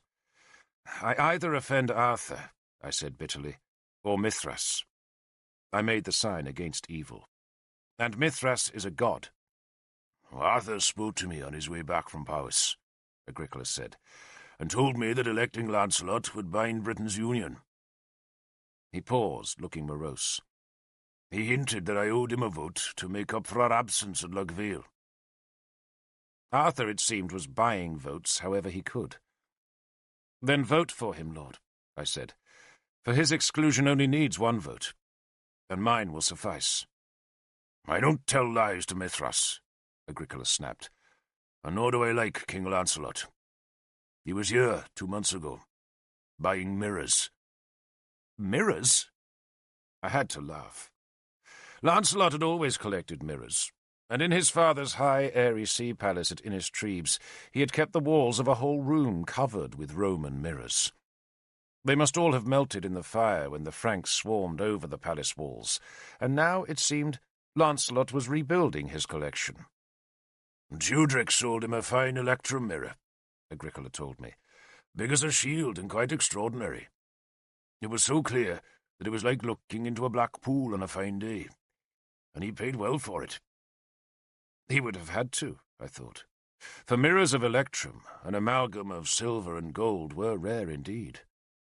"Mirrors," Agricola said scathingly. He should be attending to his duties in Siluria, not buying mirrors. He snatched up his sword and helmet as a horn sounded from the town. It called twice, a signal Agricola recognized. The Edling, he growled, and led me out into the sunlight to see that Murig was indeed riding out from Magnus's Roman ramparts. I camp out here, Agricola told me as he watched his honor guard form into two ranks, to stay away from their priests. Prince Murig came attended by 4 Christian priests, who ran to keep up with the Edling's horse. The prince was a young man. Indeed, I had first seen him when he was a child, and that had not been so very long before. But he disguised his youth with a querulous and irritable manner. He was short, pale, and thin, with a wispy brown beard. He was notorious as a creature of pettifogging detail, who loved the quibbles of the law courts and the squabbles of the church. His scholarship was famous. He was, we were assured, an expert at refuting the Pelagian heresy that so harassed the Christian church in Britain. He knew by heart the 18 chapters of tribal British law, and he could name the genealogies of 10 British kingdoms going back 20 generations, as well as the lineage of all their septs and tribes. And that, we were informed by his admirers, was only the beginning of Murig's knowledge. To his admirers he seemed a youthful paragon of learning, and the finest rhetorician of Britain. But to me it seemed that the prince had inherited all of his father's intelligence, and none of his wisdom. It was Murig, more than any other man, who had persuaded Gwent to abandon Arthur before Lugvale, and for that reason alone I had no love for Murig. But I obediently went down on one knee as the prince dismounted. "Derfel," he said in his curiously high-pitched voice. "I remember you." He did not tell me to rise, but just pushed past me into the tent.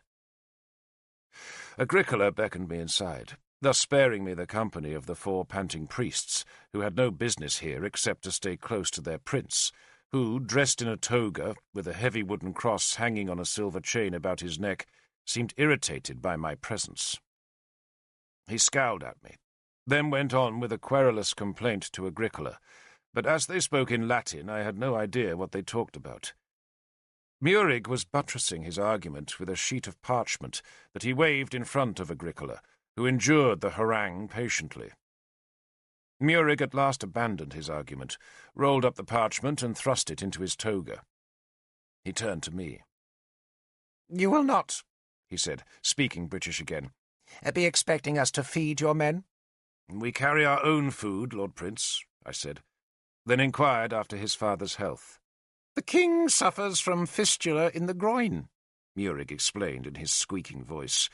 "We have used poultices, and the physicians are bleeding father regularly, but alas, God has not seen fit to requite the condition." "Send for Merlin, Lord Prince," I suggested. Murig blinked at me. He was very short-sighted, and it was those weak eyes, perhaps, that gave his face its permanent expression of ill temper. He uttered a short snaffle of mocking laughter.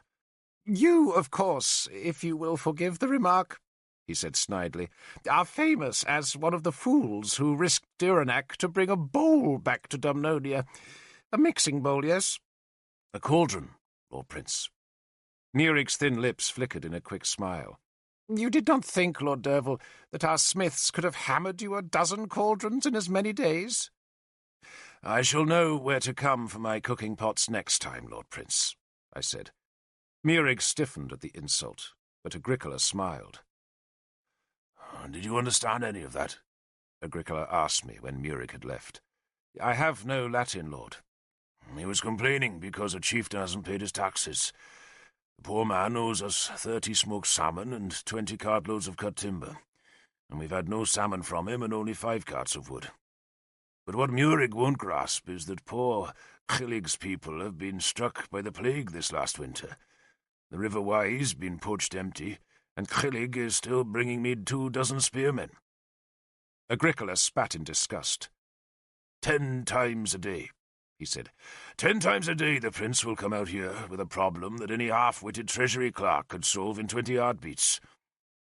I just wish his father would just strap up his groin and get back on the throne." "How sick is Tudrick?" Agricola shrugged. He's tired, not sick. He wants to give up his throne. He says he'll have his head tonsured and become a priest. He spat onto the tent floor again. But I'll manage our Edling. I'll make sure his ladies come to war. Ladies? I asked, made curious by the ironic twist Agricola had put on the word. He might be as blind as a worm, Lord Derfel, but he can still spot a girl like a hawk seeing a shrew. He likes his ladies, Murik does, and plenty of them. And why not? That's the way of princes, isn't it? He unstrapped his sword belt and hung it on a nail driven into one of the tent poles. You march tomorrow? Yes, Lord. Dine with me tonight, he said, then ushered me out of the tent and squinted up at the sky. It will be a dry summer, Lord Derfel. A summer for killing Saxons. A summer to breed great songs, I said enthusiastically. I often think that the trouble with us Britons, Agricola said gloomily, is that we spend too much time singing and not enough killing Saxons. Not this year, I said. Not this year. For this was Arthur's year, the year to slaughter the Sace, the year, I prayed, of total victory. Once out of Magnus, we marched on the straight Roman roads that tied Britain's heartland together. We made good time, reaching Corinium in just 2 days, and we were all glad to be back in Dumnonia. The 5-pointed star on my shield might have been a strange device, but the moment the country folks heard my name, they knelt for a blessing. For I was Derfel Cadarn, the holder of Lugvale and a warrior of the Cauldron, and my repute, it seemed, soared high in my homeland. At least among the pagans it did. In the towns and larger villages, where the Christians were more numerous, we were more likely to be met by preaching. We were told that we were marching to do God's will by fighting the Saxons, but that if we died in battle, our souls would go to hell if we were still worshippers of the older gods. I feared the Saxons more than the Christian hell. The Sace were a dreadful enemy, poor, desperate, and numerous. Once at Corinium, we heard ominous tales of new ships grounding almost daily on Britain's eastern shores, and how each ship brought its cargo of feral warriors and hungry families.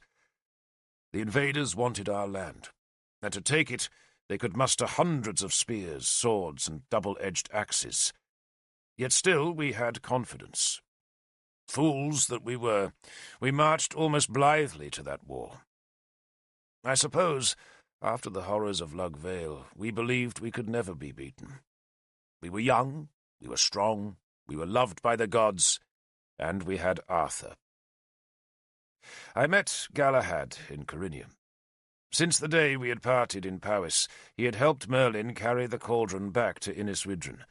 Then he had spent the spring at Caer Ambra, from which rebuilt fortress he had raided deep into Lochir with Sagramor's troops. The Saxons, he warned me, were ready for our coming, and had set beacons on every hill to give warning of our approach. Galahad had come to Corinium for the great council of war that Arthur had summoned, and he brought with him Cavan and those of my men who had refused to march north into Llain. Cavan went on one knee and begged that he and his men might renew their old oaths to me. "We have made no other oaths," he promised me, "except to Arthur, and he says we should serve you if you'll have us." "I thought you'd be rich by now," I told Cavan, "and gone home to Ireland." He smiled. "I still have the throwboard, Lord." I welcomed him back to my service. He kissed Halbane's blade, then asked if he and his men could paint the white star on their shields. "You may paint it," I said, "but with only 4 points." "4, Lord?" Cavan glanced at my shield. "Yours has 5. "And the 5th point," I told Cavan, "is for the warriors of the Cauldron." He looked unhappy, but agreed. Nor would Arthur have approved, for he would have seen, rightly enough, that the 5th point was a divisive mark, which implied that one group of men was superior to another. But warriors like such distinctions, and the men who had braved the dark road deserved it.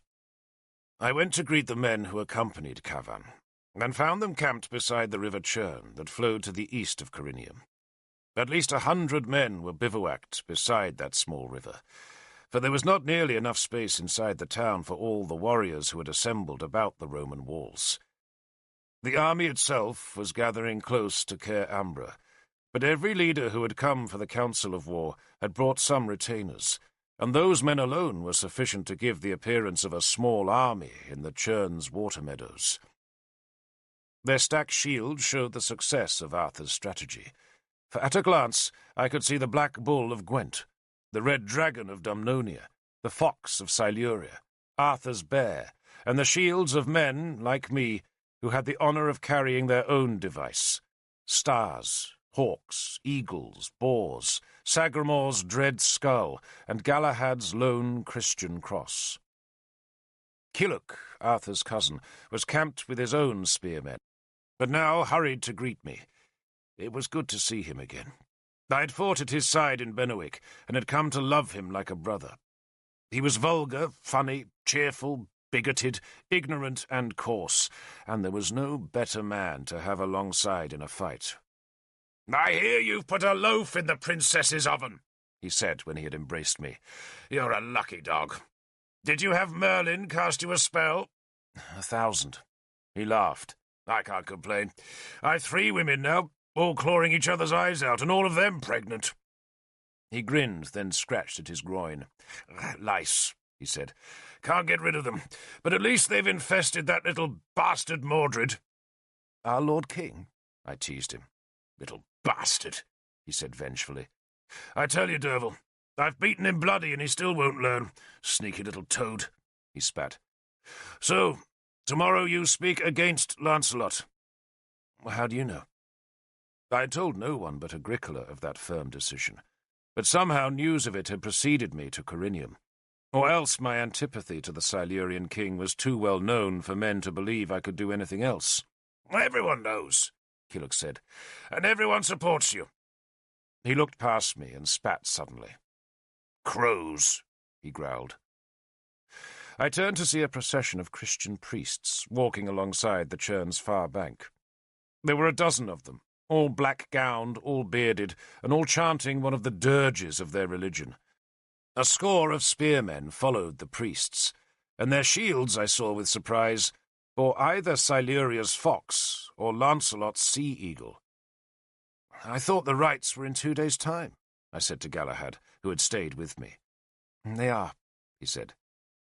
The rites were the preamble to war, and would ask the blessing of the gods on our men, and that blessing would be sought from both the Christian god and the pagan deities. "This looks more like a baptism," Galahad added. "What in Bel's name is a baptism?" Killoch asked. Galahad sighed. "It is an outward sign, my dear Killoch, of a man's sins being washed away by God's grace." That explanation made Killoch bay with laughter, prompting a frown from one of the priests who had tucked his gown into his belt and was now wading into the shallow river. He was using a pole to discover a spot deep enough for the baptismal rite, and his clumsy probing attracted a crowd of bored spearmen on the rushy bank opposite the Christians. For a while nothing much happened. The Silurian spearmen made an embarrassed guard, while the tonsured priests wailed their song, and the lone paddler poked about in the river with the butt end of his long pole that was surmounted by a silver cross. "You'll never catch a trout with that!" Killoch shouted. "Try a fish spear!" The watching spearmen laughed, and the priests scowled as they sang drearily on. Some women from the town had come to the river and joined in the singing. "It's a woman's religion," Killoch spat. "It is my religion, dear Killoch," Galahad murmured. He and Killoch had argued thus throughout the whole long war in Benwick, and their argument, like their friendship, had no end. The priest found a deep enough spot, so deep indeed that the water came right up to his waist, and there he tried to fix the pole in the river's bed, but the force of the water kept bearing the cross down, and each failure prompted a chorus of jeers from the spearmen. A few of the spectators were Christians themselves, but they made no attempt to stop the mockery. The priest at last managed to plant the cross, albeit precariously, and climbed back out of the river. The spearmen whistled and hooted at the sight of his skinny white legs, and he hurriedly dropped the sopping skirts of his robe to hide them. Then a second procession appeared, and the sight of it was sufficient to cause a silence to drop on our bank of the river. The silence was one of respect, for a dozen spearmen were escorting an ox-cart that was hung with white linens, and in which sat 2 women and 1 priest. One of the women was Guinevere, and the other was Queen Elaine, Lancelot's mother. But most astonishing of all was the identity of the priest. It was Bishop Sansom. He was in his full bishop's regalia, a mound of gaudy copes and embroidered shawls, and had a heavy red gold cross hanging about his neck. The shaven tonsure at the front of his head was burned pink by the sun, and above it his black hair stood up like mouse ears. Lugtigern, Nimue always called him, the Mouse Lord. I thought Guinevere couldn't stand him, I said, for Guinevere and Sansom had always been the bitterest of enemies. Yet here the Mouse Lord was, riding to the river in Guinevere's cart. And isn't he in disgrace? I added. Shit sometimes floats, Killock growled. And Guinevere isn't even a Christian, I protested.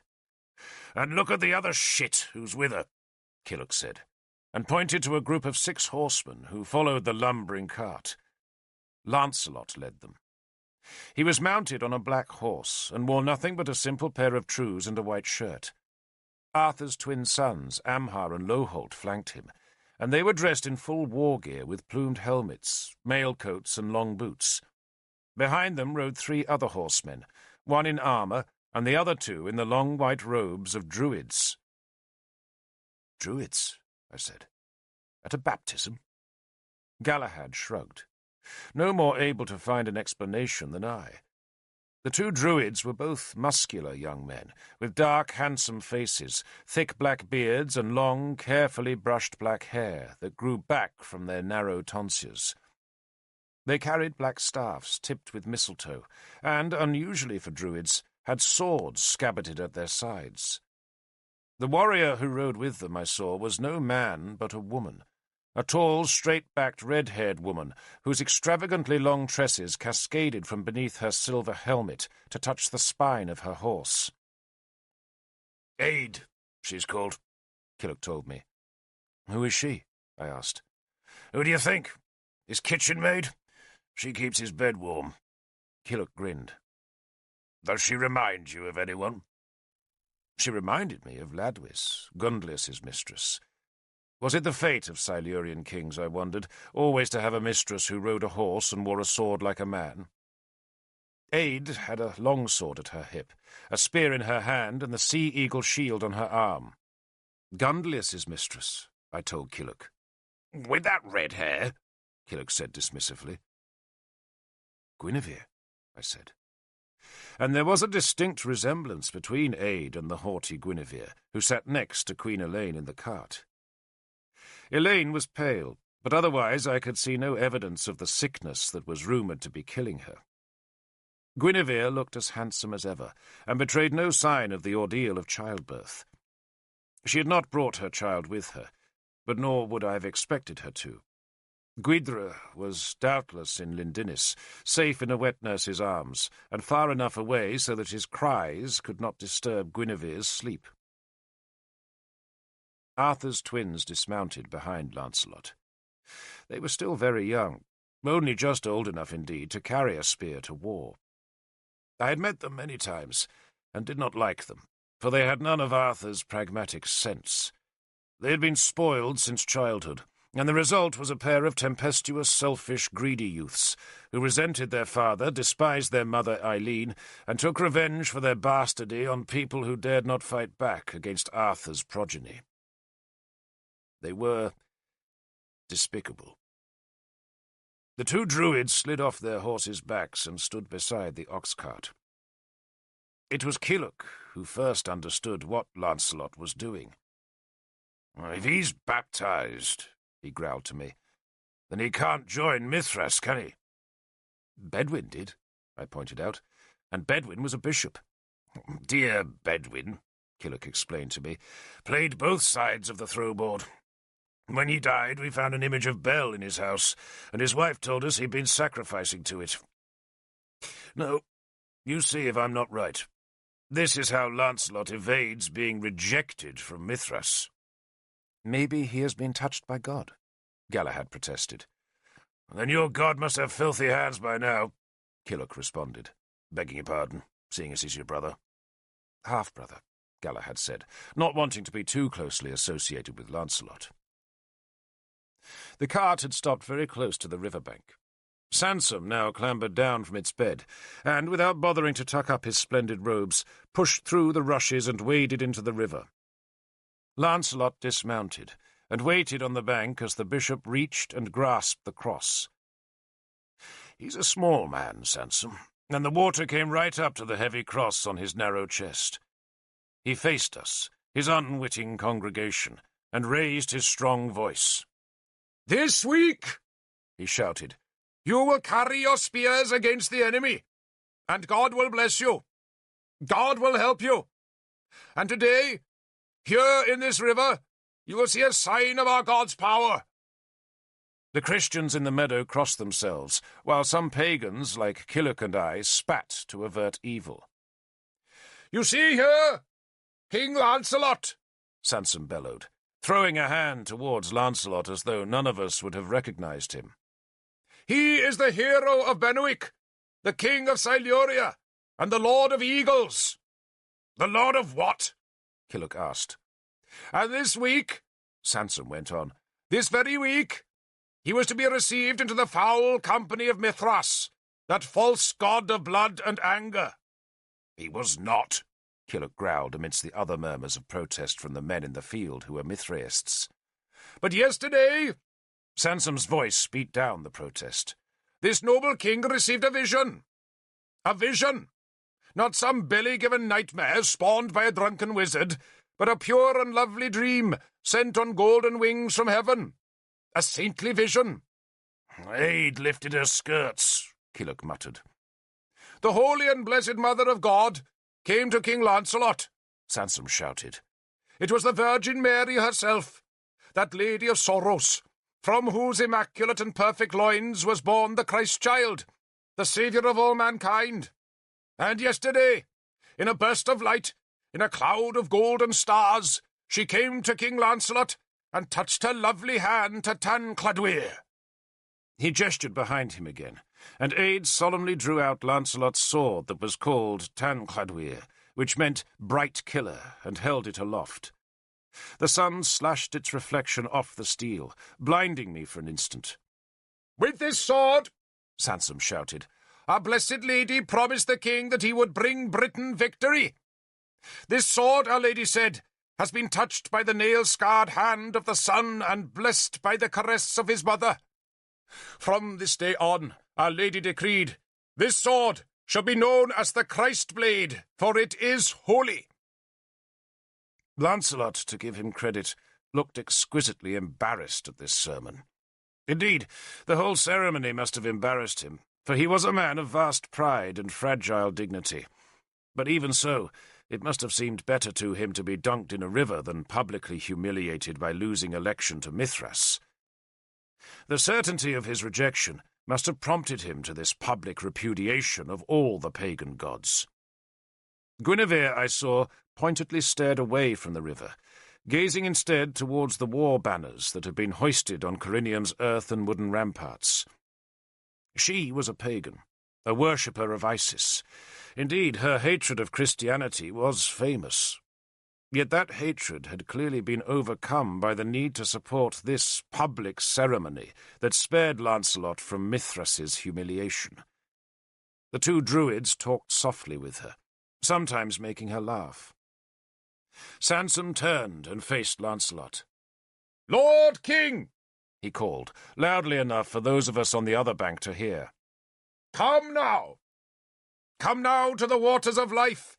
Come now as a little child to receive your baptism into the blessed church of the one true God."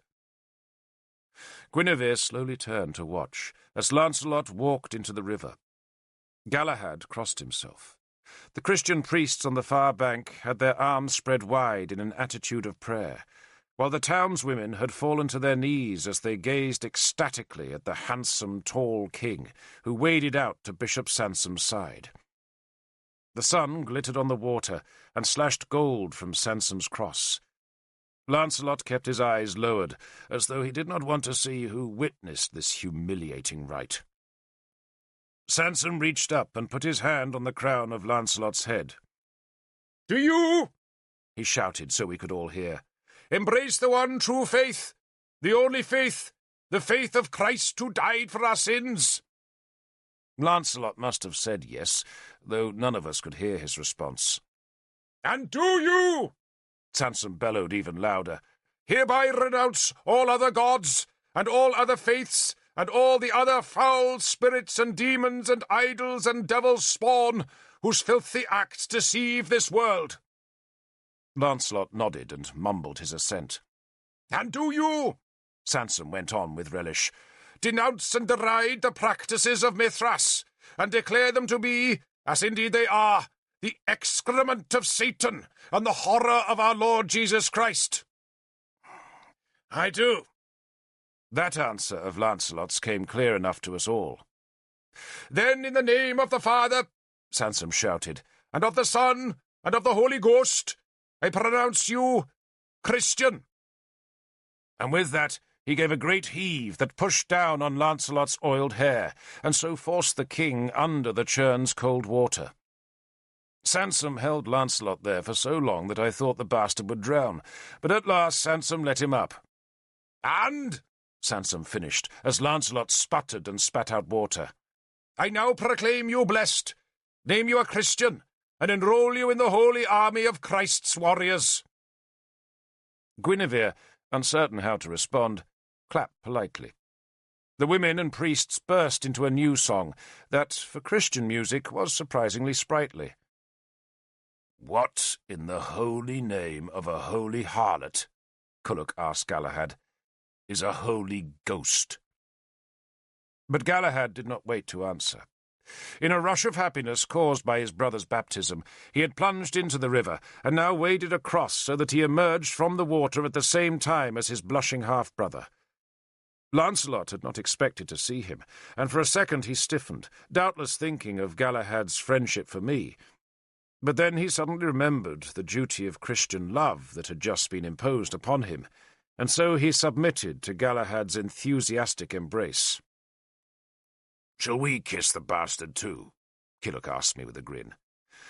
"Let him be," I said. Lancelot had not seen me, and I did not feel any need to be seen. But just then, Sansom, who had emerged from the river and was trying to wring the water from his heavy robes, spotted me. The Mouse Lord never could resist provoking an enemy, nor did he now. "Lord Derfel!" the bishop called. I ignored him. Guinevere, on hearing my name, looked up sharply. She had been talking to Lancelot and his half-brother, but now she snapped an order to the ox-driver, who stabbed his goad at his beast's flanks, and so lurched the cart forward. Lancelot hastily clambered onto the moving vehicle, abandoning his followers beside the river. Aid followed, leading his horse by its bridle. "Lord Derfel!" Sansom called again. I turned reluctantly to face him. "Bishop," I answered, "might I prevail on you to follow King Lancelot into the River of Healing?" "I bathed at the last full moon, Bishop," I called back, provoking some laughter from the warriors on our bank. Sansom made the sign of the cross. "You should be washed in the holy blood of the Lamb of God," he called, "to wipe away the stain of Mithras. You are an evil thing, Derfel, a sinner, an idolater, an imp of the devil, a spawn of Saxons, a whoremaster." That last insult tripped my rage. The other insults were mere words, but Sansom, though clever, was never a prudent man in public confrontations, and he could not resist that final insult to Kynwyn. And his provocation sent me charging forward to the cheers of the warriors on the churn's eastern bank, cheers that swelled as Sansom turned in panic and fled. He had a good start on me, and he was a lithe, swift man, but the sopping layers of his weighty robes tangled his feet, and I caught him within a few paces of the churn's far bank. I used my spear to knock his feet out from under him, and so sent him sprawling among the daisies and cowslips. Then I drew Howlbane and put her blade to his throat. "I did not quite hear, Bishop," I said. The last name you called me?" He said nothing, only glanced towards Lancelot's 4 companions, who now gathered close. Amhar and Loholt had their swords drawn, but the 2 druids left their swords scabbarded, and just watched me with unreadable expressions. By now, Killock had crossed the river and was standing beside me, as was Galahad, while Lancelot's worried spearmen watched us from a distance. "What word did you use, Bishop?" I asked, tickling his throat with Howlbane. "The whore of Babylon," he gabbled desperately. "All pagans worship her. The Scarlet Woman, Lord Derfel. The Beast. The Antichrist." I smiled. "And I thought you were insulting the Princess Kynwyn." "No, Lord, no, no." He clasped his hands. "Never." "You promise me now?" I asked him. "I swear it, Lord. By the Holy Ghost, I swear it." "I don't know who the Holy Ghost is, Bishop," I said, giving his Adam's apple a small blow with Howlbane's tip. "Swear your promise on my sword," I said. "Kiss that, and I will believe you." He loathed me then. He had disliked me before, but now he hated me. Yet still he put his lips to Howlbane's blade and kissed the steel. "I meant the princess no insult," he said. "I swear it." I left Howlbane at his lips for a heartbeat, then drew the sword back and let him stand.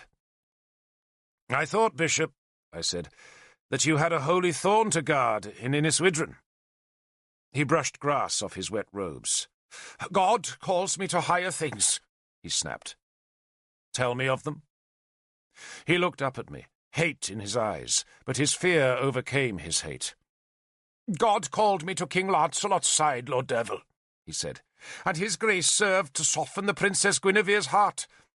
I have hopes that she may yet see his everlasting light." I laughed at that.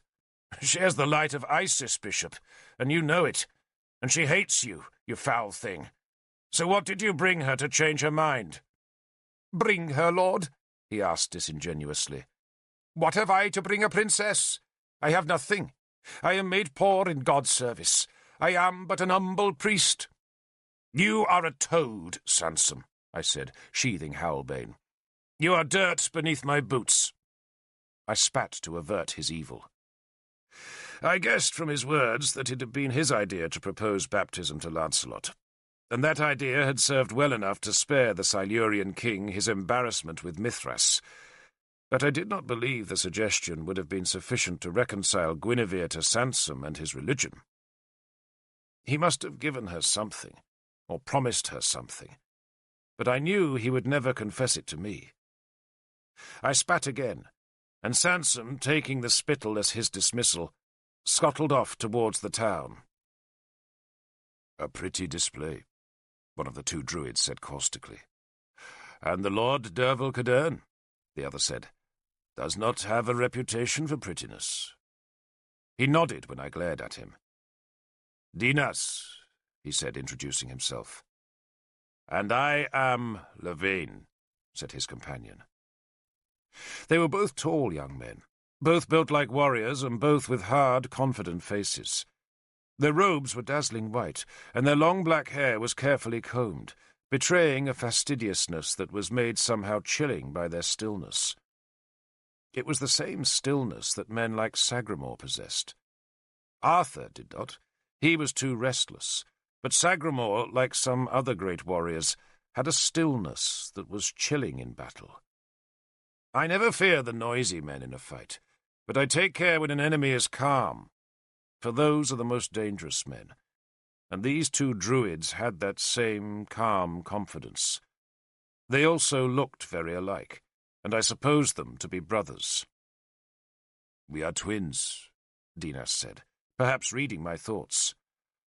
"Like Amhar and Loholt," Lavain said, gesturing towards Arthur's sons, who still had their swords drawn. "But you can tell us apart." "I have a scar."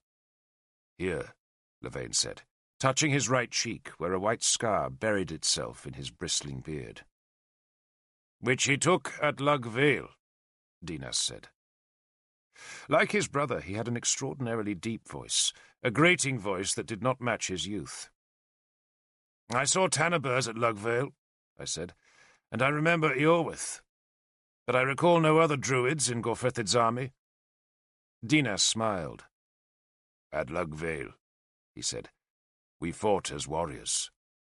"And killed our share of Dumnonians," Levane added. "And only shaved our tonsures after the battle," Dinas explained. He had an unblinking and unsettling gaze. "And now," he added softly, "we serve King Lancelot." "His oaths are our oaths," Levane said. There was a threat in his words, but it was a distant threat, not challenging. "How can druids serve a Christian?" I challenged them. "By bringing an older magic to work alongside their magic, of course," Levane answered. "And we do work magic, Lord Derfel," Dinas added. And he held out his empty hand, closed it into a fist, turned it, opened his fingers, and there on his palm lay a thrush's egg. He tossed the egg carelessly away. "We serve King Lancelot by choice," he said, "and his friends are our friends." "And his enemies our enemies," Levane finished for him. "And you," Arthur's son Loholt could not resist joining in the provocation, "are an enemy of our king." I looked at the younger pair of twins, callow, clumsy youths who suffered an excess of pride and a shortfall of wisdom. They both had their father's long, bony face, but on them it was overlaid by petulance and resentment. "How am I an enemy of your king, Loholt?" I asked him. He did not know what to say, and none of the others answered for him. Dinas and Levane were too wise to start a fight here, not even with all Lancelot's spearmen so close, for Kiluk and Galahad were with me, and scores of my supporters were just yards away across the slow-flowing churn. Loholt reddened, but said nothing. I knocked his sword aside with Howlbane, then stepped close to him. "Now let me give you some advice, Loholt," I said softly. "Choose your enemies more wisely than you choose your friends. I have no quarrel with you, nor do I wish one. But if you desire such a quarrel, then I promise you that my love for your father and my friendship with your mother will not stop me from sinking Howlbane in your guts and burying your soul in a dung heap." I sheathed my sword. "Now go." He blinked at me, but he had no belly for a fight. He went to fetch his horse, and Amhar went with him. Dinas and Levane laughed, and Dinas even bowed to me. "A victory," he applauded me. "We are routed," Levane said. "But what else could we expect from a warrior of the Cauldron?" He pronounced that title mockingly. "And a killer of druids," Dinas added, not at all mockingly. "Our grandfather, Tanabers," Levane said, and I remembered how Galahad had warned me on the dark road about the enmity of these two druids. "It is reckoned unwise," Levane said in his grating voice, "to kill a druid. Especially our grandfather," Dinas added, "who was like a father to us." "As our own father died," Levane said, "when we were young. Of a foul disease," Levane explained. "He was a druid too," Dinas said, "and he taught us spells. We can blight crops. We can make women moan," Levane said. "We can sour milk. While it's still in the breast," Levane added. Then he turned abruptly away, and with an impressive agility vaulted into his saddle. His brother leapt onto his own horse and collected his reins. "But we can do more than turn milk," Dinas said, looking balefully down at me from his horse. And then, as he had before, he held out his empty hand, made it into a fist, turned it over and opened it again. And there, on his palm, was a parchment star with 5 points. He smiled, then tore the parchment into scraps that he scattered on the grass.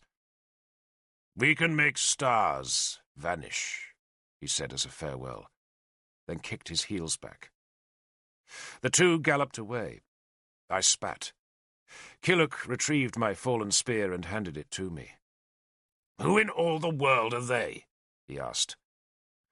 Tanaber's grandsons.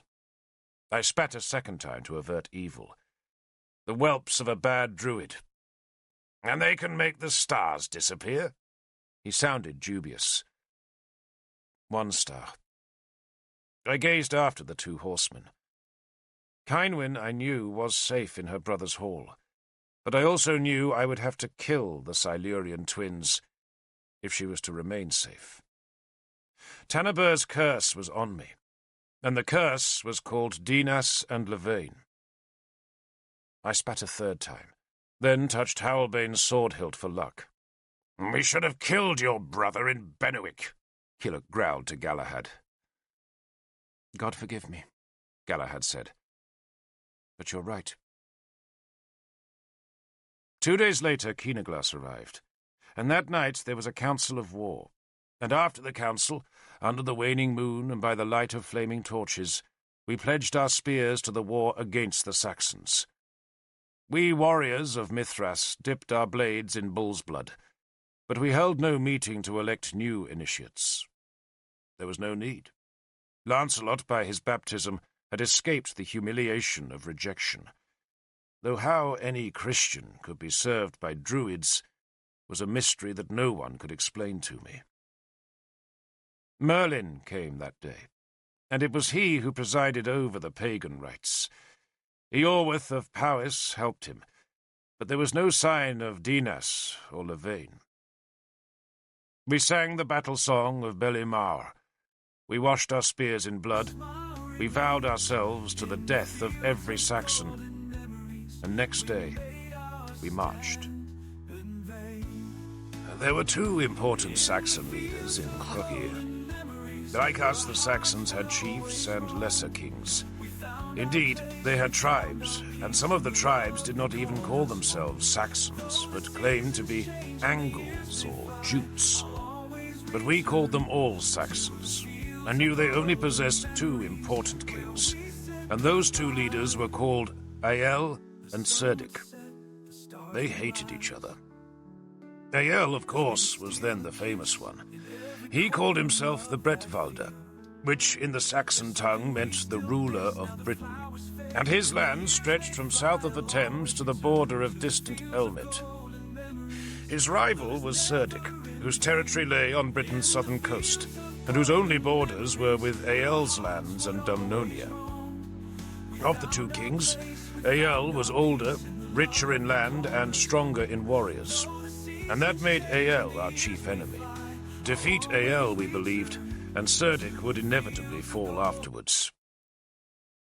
Prince Murig of Gwent, arrayed in his toga and with a ludicrous bronze wreath perched atop his thin, pale brown hair, had proposed a different strategy at the Council of War. With his usual diffidence and mock humility, he had suggested we make an alliance with Cerdic. "Let him fight for us," Murig said. "Let him attack Ael from the south while we strike from the west. I am, I know, no strategist." He paused to simper, inviting one of us to contradict him, but we all bit our tongues. "But it seems clear, even surely to the meanest of intelligences, that to fight one enemy is better than two."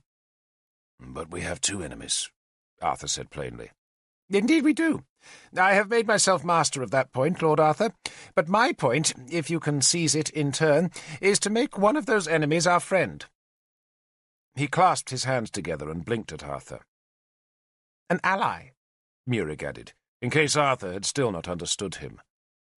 "Cerdic," Sagramore growled in his atrocious British, "has no honour. He will break an oath as easily as a magpie breaks a sparrow's egg. I will make no peace with him." "You fail to understand," Murig protested. "I will make no peace with him." Sagramore interrupted the prince, speaking the words very slowly, as though he spoke to a child. Murig reddened and went silent. The Edling of Gwent was scared half to death of the tall Numidian warrior, and no wonder, for Sagramore's reputation was as fearsome as his looks. The Lord of the Stones was a tall man, very thin and quick as a whip. His hair and face were as black as pitch, and that long face, cross-hatched from a lifetime of war, bore a perpetual scowl that hid a droll and even generous character. Sagramore, despite his imperfect grasp of our language, could keep a campfire enthralled for hours with his tales of far-off lands, but most men only knew him as the fiercest of all Arthur's warriors. The implacable Sagramore, who was terrible in battle and sombre out of it, while the Saxons believed he was a black fiend sent from their underworld. I knew him well enough and liked him. Indeed, it had been Sagramore who had initiated me into Mithras's service, and Sagramore who had fought at my side all that long day in Lug Vale. "He's got himself a big Saxon girl now," Killock had whispered to me at the council. "Tall as a tree and with hair like a haystack. No wonder he's so thin." "Your 3 wives keep you solid enough," I said, poking him in his substantial ribs. "I pick them for the way they cook, Derfel, not the way they look." "You have something to contribute, Lord Killock?" Arthur asked.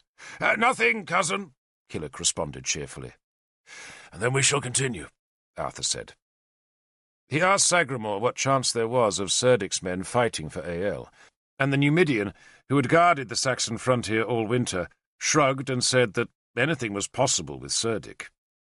He had heard, he said, that the 2 Saxons had met and exchanged gifts, but no one had reported that an actual alliance had been made. Sagramore's best guess was that Cerdic would be content to let Ael be weakened, and that while the Dumnonian army was about that business, he would attack along the coast in an effort to capture Donovaria. "If we were at peace with him," Murik tried again. "We won't be," King Keenaglass said curtly. And Murik, outranked by the only king at the council, went quiet again. "There is one last thing," Sagramore warned us. "The Sis have dogs now. Big dogs." He spread his hands to show the huge size of the Saxon war dogs. We had all heard of these beasts, and we feared them.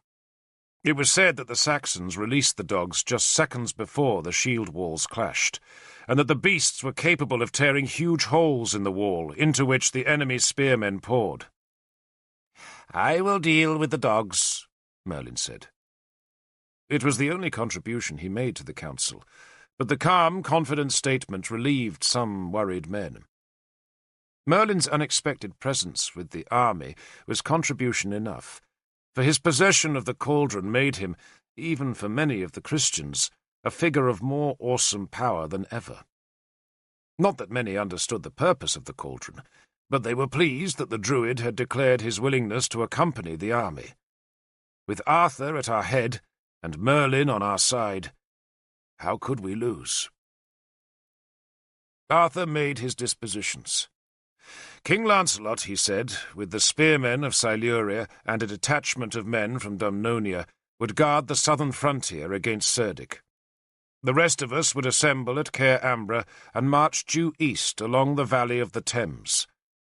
Lancelot made a show of being reluctant to be thus separated from the main army that would have to fight Ael, but Killock, hearing the orders, shook his head in wonder. "He's skipping out of battle again, Derfel," he whispered to me. "Not if Cerdic attacks him," I said. Killock glanced across at Lancelot, who was flanked by the twins Dinas and Lavain. "And he's staying near his protectress, isn't he?" Killock said. "Mustn't stray too far from Guinevere, else he has to stand up by himself." I did not care. I was only relieved that Lancelot and his men were not in the main army. It was enough to face the Saxons, without worrying about Tanaber's grandsons or a Silurian knife in my back. And so we marched. It was a ragged army of contingents from 3 British kingdoms, while some of our more distant allies had still not arrived. There were men promised to us from Elmet, and even from Kernau, but they would follow us along the Roman road that ran southeast from Corinium, and then east towards London. London. The Romans had called it Londinium, and before that it had been plain Londo, which Merlin once told me meant a wild place, and now it was our goal. the once great city that had been the largest in all Rome's Britain, and which now lay decaying amidst Ael's stolen lands. Sagramor had once led a famous raid into the old city, and he had found its British inhabitants cowed by their new masters. But now, we hoped, we would take them back.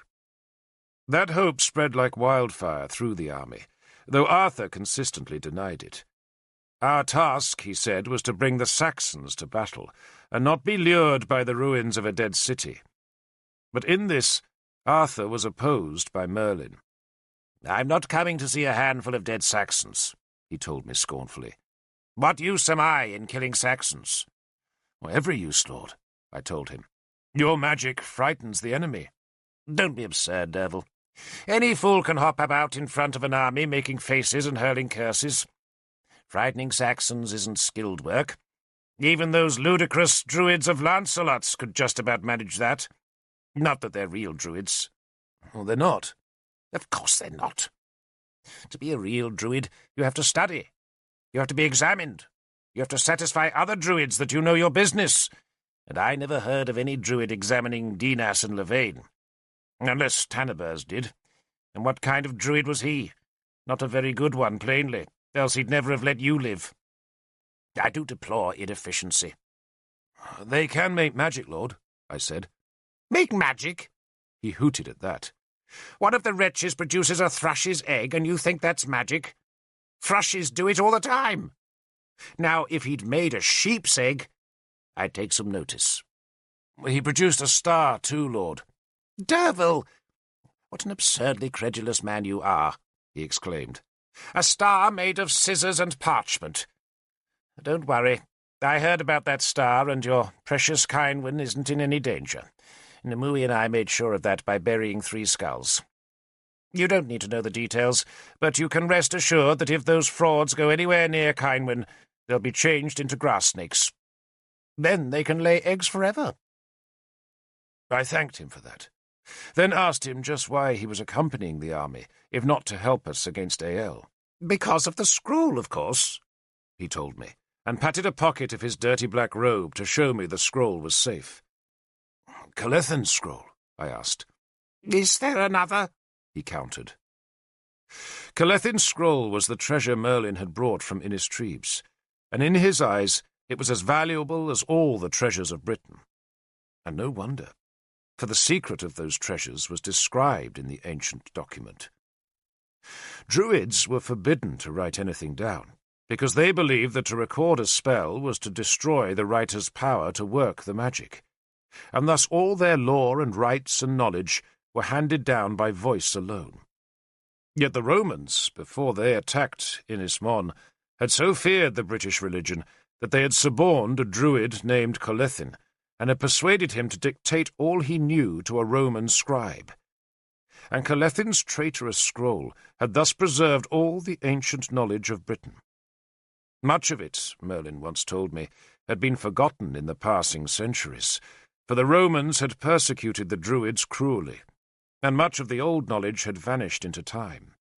But now, with the scroll, he could recreate that lost power.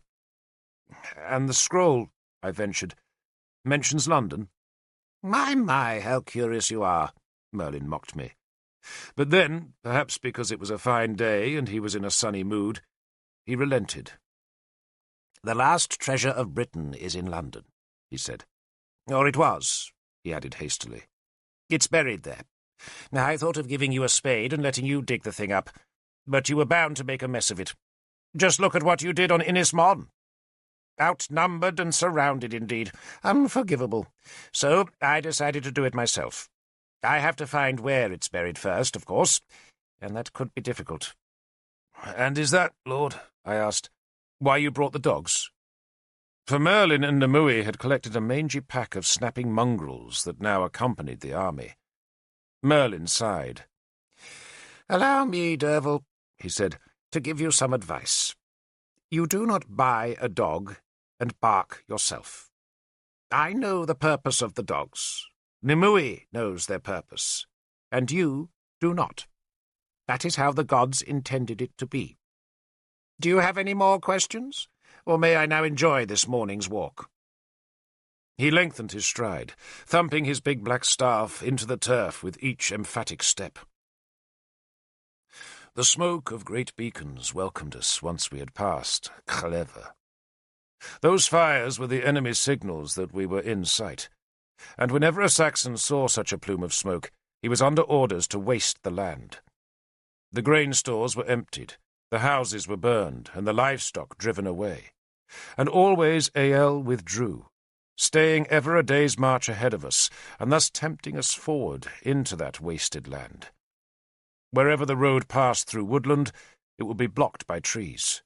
And sometimes, as our men laboured to pull the felled trunks out of the way, an arrow or spear would crash through the leaves to snatch a life, or else one of the big Saxon war dogs would come leaping and slavering out of the undergrowth. But they were the only attacks Ael made, and we never once saw his shield wall. Back he went, and forward we marched, and each day the enemy spears or dogs would snatch a life or two. Much more damage was done to us by disease. We had found the same thing before Lugvale, that whenever a large army gathered, so the gods plagued it with sickness. The sick slowed us terribly, for if they could not march, they had to be laid in a safe place and guarded by spearmen to keep them from the Saxon war bands that prowled all about our flanks. We would see those enemy bands by day as distant, ragged figures, while every night their fires flickered on our horizon. Yet it was not the sick that slowed us the most, but rather the sheer ponderousness of moving so many men. It was a mystery to me why 30 spearmen could cover an easy 20 miles on a relaxed day, but an army of 20 times that number, even trying hard, was lucky to cover 8 or 9. Our markers were the Roman stones planted on the verge that recorded the number of miles to London, and after a while I refused to look at them, for fear of their depressing message.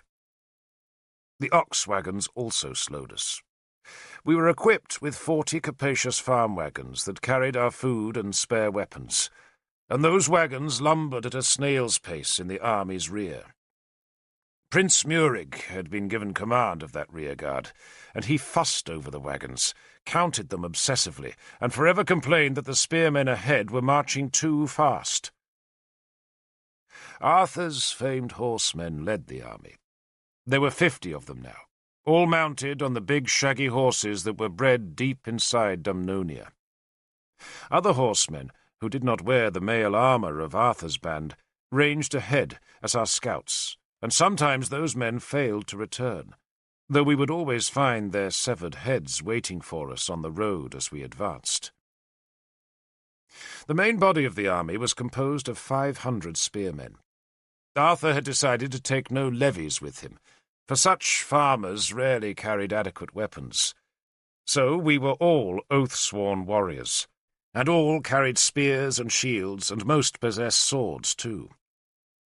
Not every man could afford a sword, but Arthur had sent orders throughout Dumnonia that every household possessing a sword which was not already sworn to the army's service should surrender the weapon, and the 80 blades so collected had been distributed among his army. Some men, a few, carried captured Saxon war axes, though others, like myself, disliked the weapon's clumsiness. And to pay for all this? To pay for the swords and new spears and new shields and wagons and oxen and flour and boots and banners and bridles and cooking pots and helmets and cloaks and knives and horseshoes and salted meat? Arthur laughed when I asked him. "You must thank the Christians, Derfel," he said. "They yielded more," I asked. "I thought that udder was dry." "It is now," he said grimly. "But it's astonishing how much their shrines yielded when we offered their guardians martyrdom. And it's even more astonishing how much we've promised to repay them." "Did we ever repay Bishop Sansom?" I asked. His monastery at Inniswydren had provided the fortune that had purchased Ael's peace during the autumn campaign that had ended at Lugvale. Arthur shook his head. "And he keeps reminding me of that." "The bishop," I said carefully, "seems to have made new friends." Arthur laughed at my attempt at tact. He's Lancelot's chaplain. Our dear bishop, it seems, cannot be kept down. Like an apple in a water barrel, he just bobs up again. And he's made his peace with your wife, I observed. I like to see folk resolve their arguments, he said mildly. But Bishop Sansom does have strange allies these days. Guinevere tolerates him, Lancelot lifts him, and Morgan defends him. How about that? Morgan? He was fond of his sister, and it pained him that she was so estranged from Merlin. She ruled Iniswydran with a fierce efficiency, almost as if to demonstrate to Merlin that she was a more suitable partner for him than Nimue. But Morgan had long lost the battle to be Merlin's chief priestess. She was valued by Merlin, Arthur said, but she wanted to be loved. And who, Arthur asked me sadly, could ever love a woman so scarred and shriveled and disfigured by fire? Merlin was never her lover, Arthur told me, though she pretended he was. And he never minded the pretence, for the more folk think him odd, the happier he is. But in truth he can't stand the sight of Morgan without her mask. She's lonely, Derfel. So it was no wonder that Arthur was glad for his maimed sister's friendship with Bishop Sansom, though it puzzled me how the fiercest proponent of Christianity in Dumnonia could be such friends with Morgan, who was a pagan priestess of famous power. The Mouse Lord, I thought, was like a spider making a very strange web. His last web had tried to catch Arthur, and it had failed. So who was Sansom busy weaving for now? We heard no news from Dumnonia after the last of our allies joined us. We were cut off now, surrounded by Saxons, though the last news from home had been reassuring. Cerdic had made no move against Lancelot's troops, nor, it was thought, had he moved east to support Ael. The last allied troops to join us were a war band from Kernau, led by an old friend who came galloping up the column to find me, then slid off his horse to trip and fall at my feet. It was Tristan, Prince and Edling of Kernau, who picked himself up, beat the dust off his cloak, then embraced me. "You can relax, Derfel," he said. "The warriors of Kernau have arrived. All will be well." I laughed. "You look well, Lord Prince." He did, too. "I am free of my father," he explained. "He has let me out of the cage. He probably hopes a Saxon will bury an axe in my skull." He made a grotesque face in imitation of a dying man, and I spat to avert evil. Tristan was a handsome, well-made man, with black hair, a forked beard, and long moustaches. He had a sallow skin and a face that often looked sad, but which today was filled with happiness. He had disobeyed his father by bringing a small band of men to Lug Vale, for which act, we had heard, he had been confined to a remote fortress on Kernau's northern coast all winter. But King Mark had now relented and released his son for this campaign. "We're family now," Tristan explained. "Family?" "My dear father," he said ironically, "has taken a new bride, Eal of Brasiliand."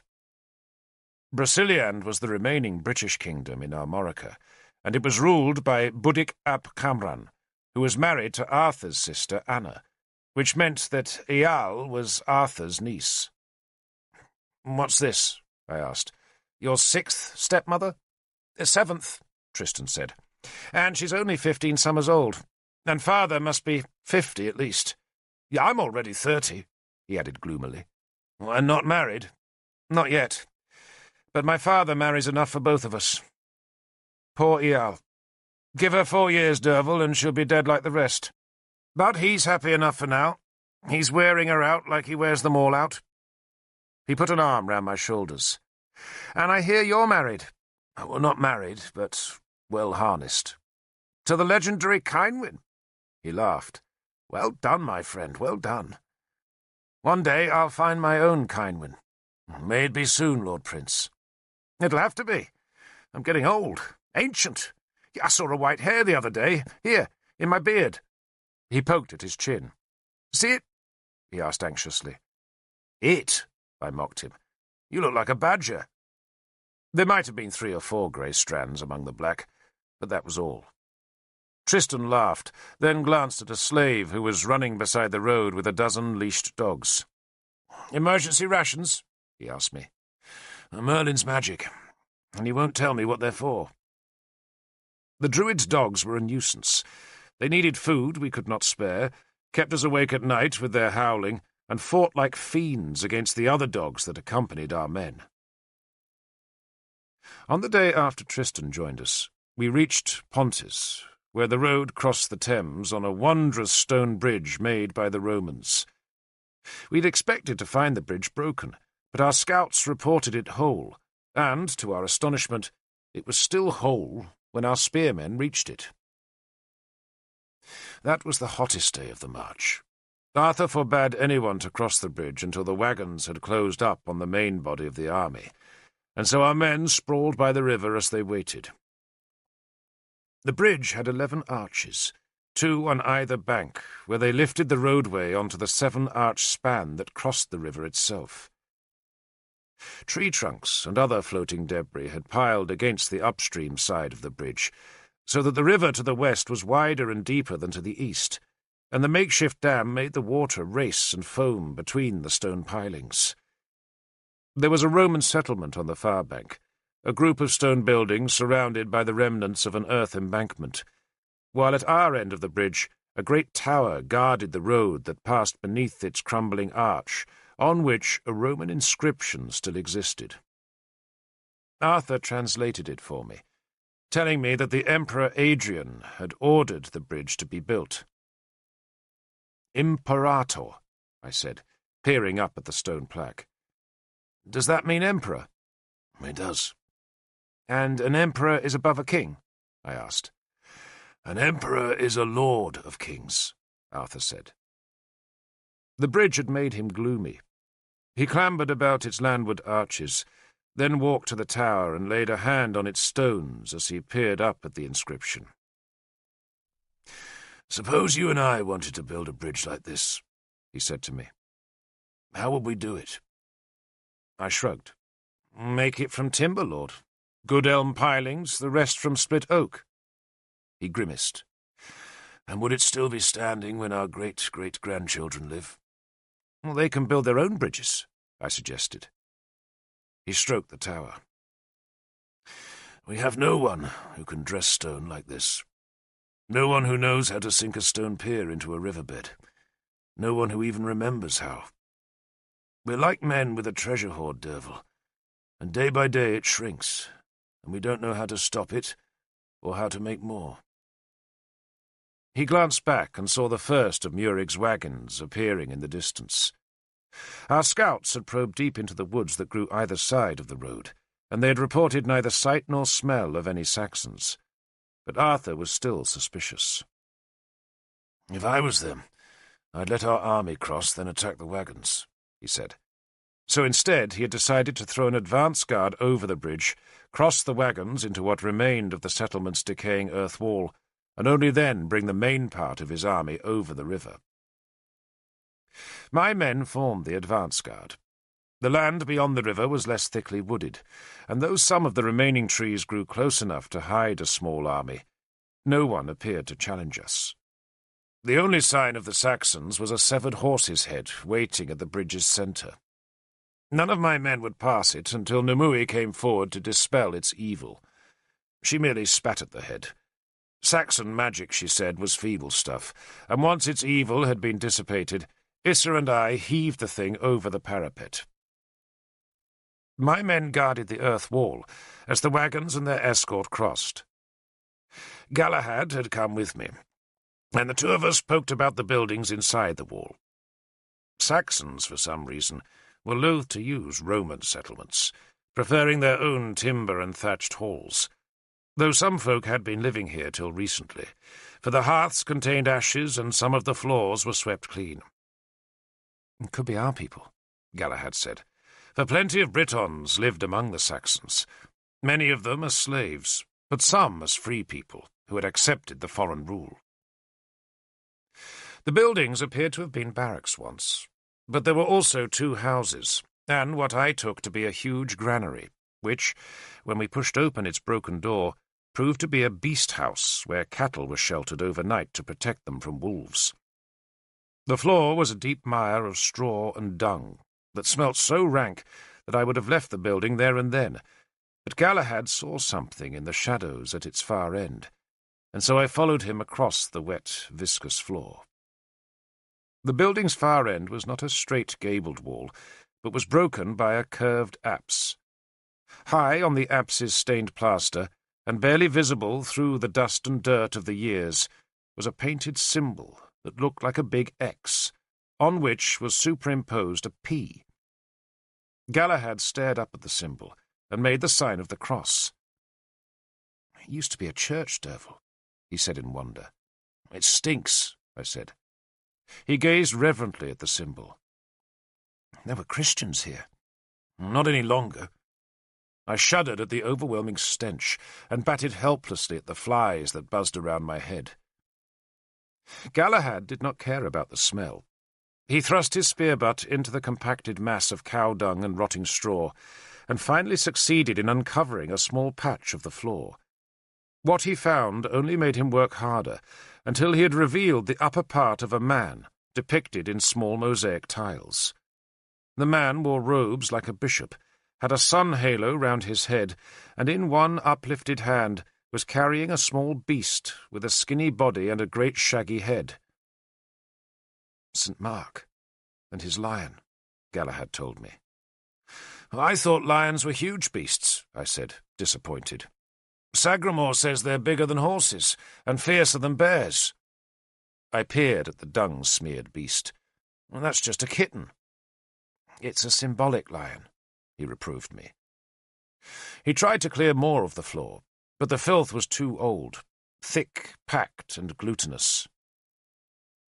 "One day," he said, "I shall build a great church like this. A huge church. A place where a whole people can gather before their God.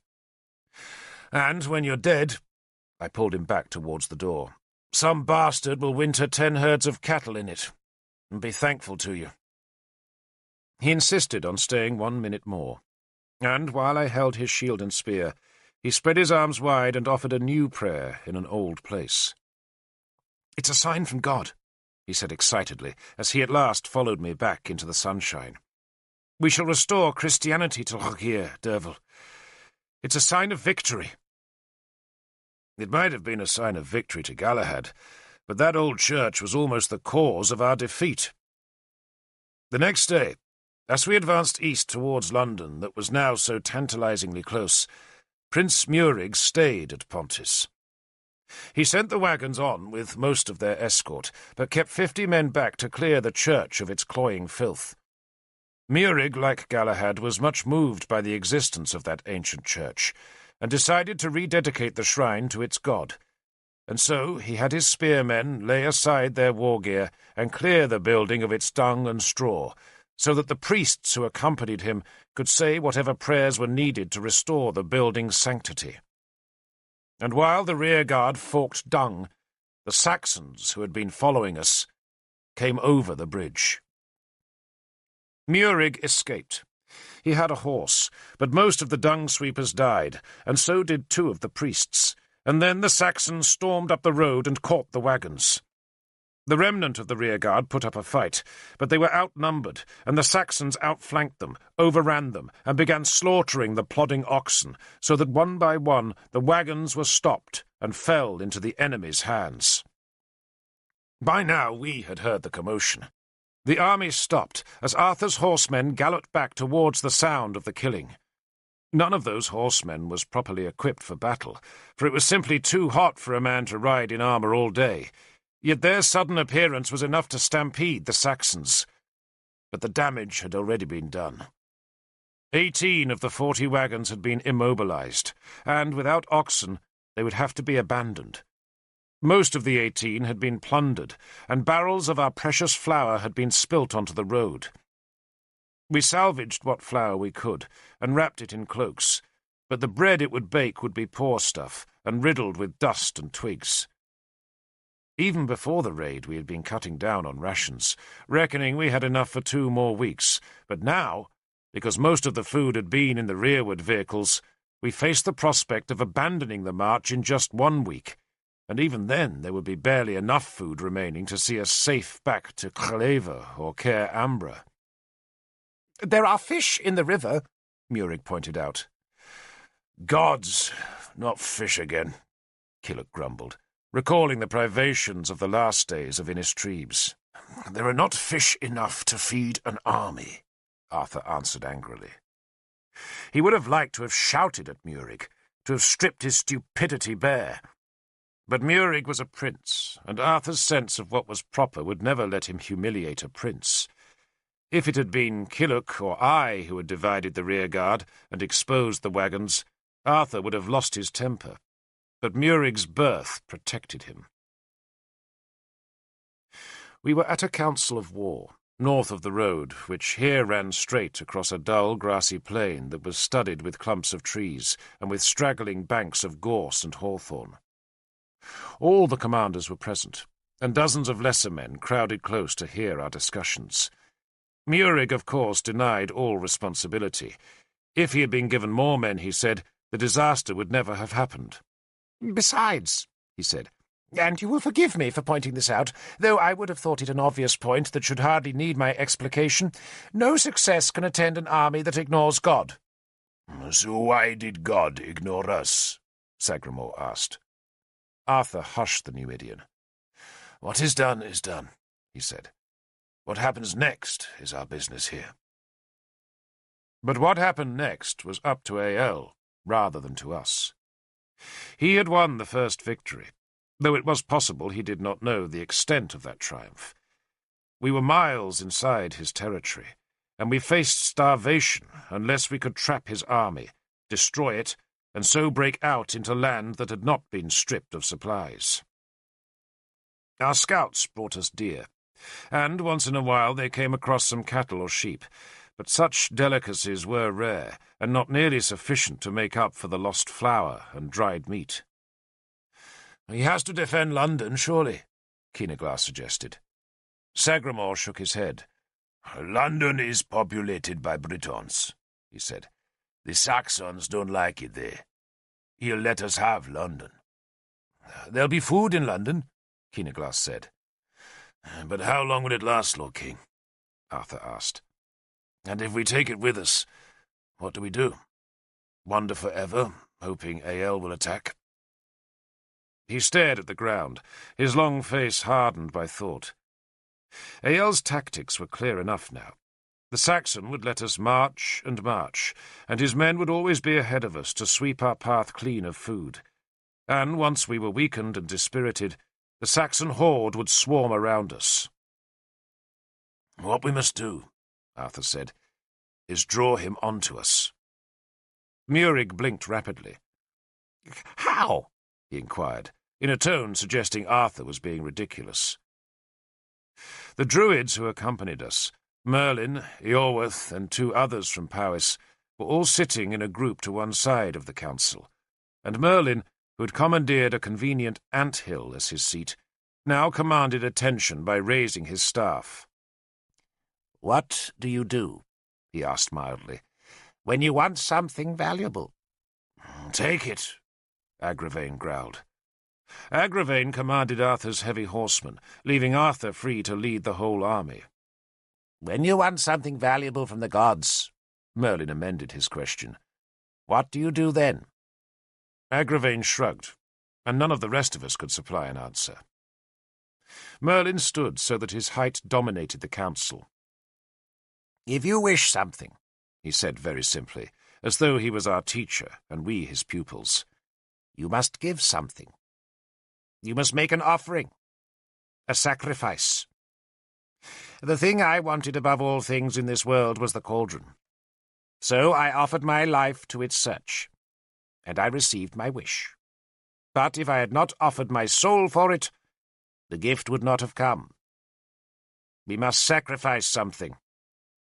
Murig's Christianity was offended, and he could not resist taunting the druid. "Your life, perhaps, Lord Merlin. It worked last time." He laughed, and looked to his surviving priest to join the laughter. The laughter died as Merlin pointed his black staff at the prince. He kept the staff very still, its butt just inches from Murig's face, and he held it there long after the laughter had stopped. And still Merlin held the staff, stretching the silence unbearably. Agricola, feeling he must support his prince, cleared his throat, but a twitch of the black staff stilled whatever protest Agricola might have made. Murig wriggled uncomfortably, but seemed struck dumb. He reddened, blinked, and squirmed. Arthur frowned, but said nothing. Nimue smiled in anticipation of the prince's fate, while the rest of us watched in silence, and some of us shuddered in fear, and still Merlin did not move. Until at last Murig could take the suspense no longer. "I was jesting," he almost shouted in desperation. "I meant no offence." "Did you say something, Lord Prince?" Merlin inquired anxiously, pretending Murig's panicked words had jolted him out of reverie. He lowered the staff. "I must have been daydreaming. Where was I? Oh, yes, a sacrifice. What do we have, Arthur, that is most precious?" Arthur thought for a few seconds. "We have gold," he said. "Silver. My armour." "Baubles," Merlin answered dismissively. There was silence for a while. Then men outside the council offered their answers. Some took torques from about their necks and waved them in the air. Others suggested offering weapons. One man even called out the name of Arthur's sword, Excalibur. The Christians made no suggestions, because this was a pagan procedure, and they would offer nothing but their prayers. But one man of Powys suggested we sacrifice a Christian, and that idea prompted loud cheers. Murig blushed again. "I sometimes think," Merlin said, when no more suggestions were offered, "that I am doomed to live among idiots. Is all the world mad but me? Cannot one poor blinkered fool among you see what is plainly the most precious thing we possess? Not one?" "Food," I said. "Ah!" Merlin cried, delighted. "Well done, you poor blinkered fool. Food, you idiots!" He spat the insult at the council. "Ael's plans are predicated upon the belief that we lack food. So we must demonstrate the opposite. We must waste food like Christians waste prayer. We must scatter it to the empty heavens. We must squander it. We must throw it away. We must," he paused to put stress on the next word, "sacrifice it." He waited for a voice to be raised in opposition, but no one spoke. "Find a place near here," Merlin ordered Arthur, "where you will be content to offer Ael battle.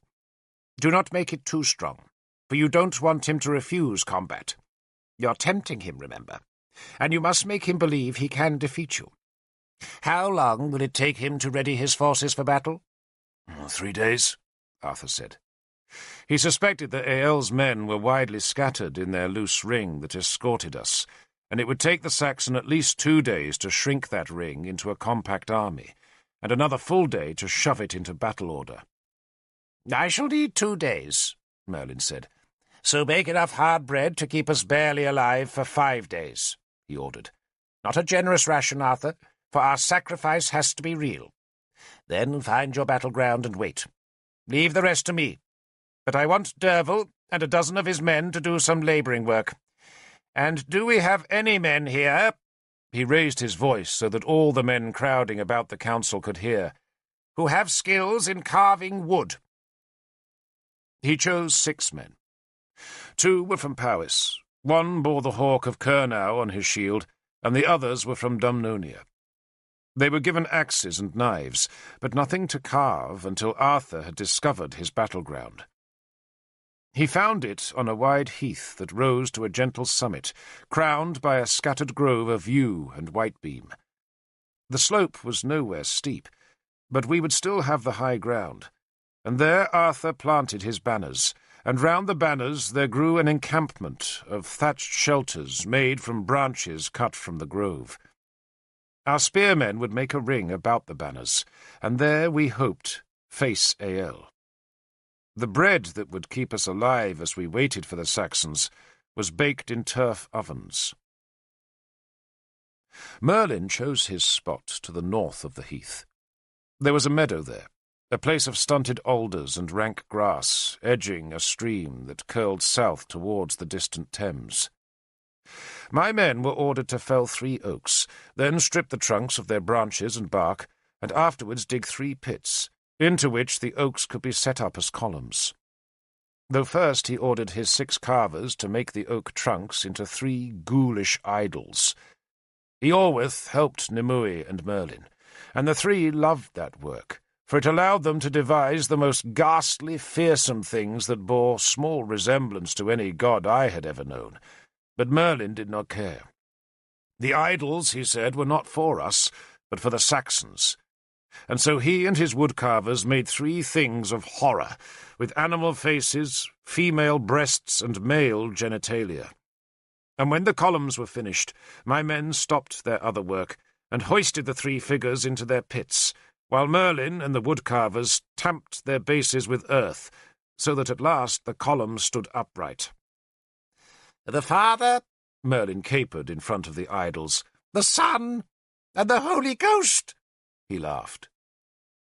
My men, meanwhile, had been making a great stack of wood in front of the pits, and onto that wood we now piled what remained of our food.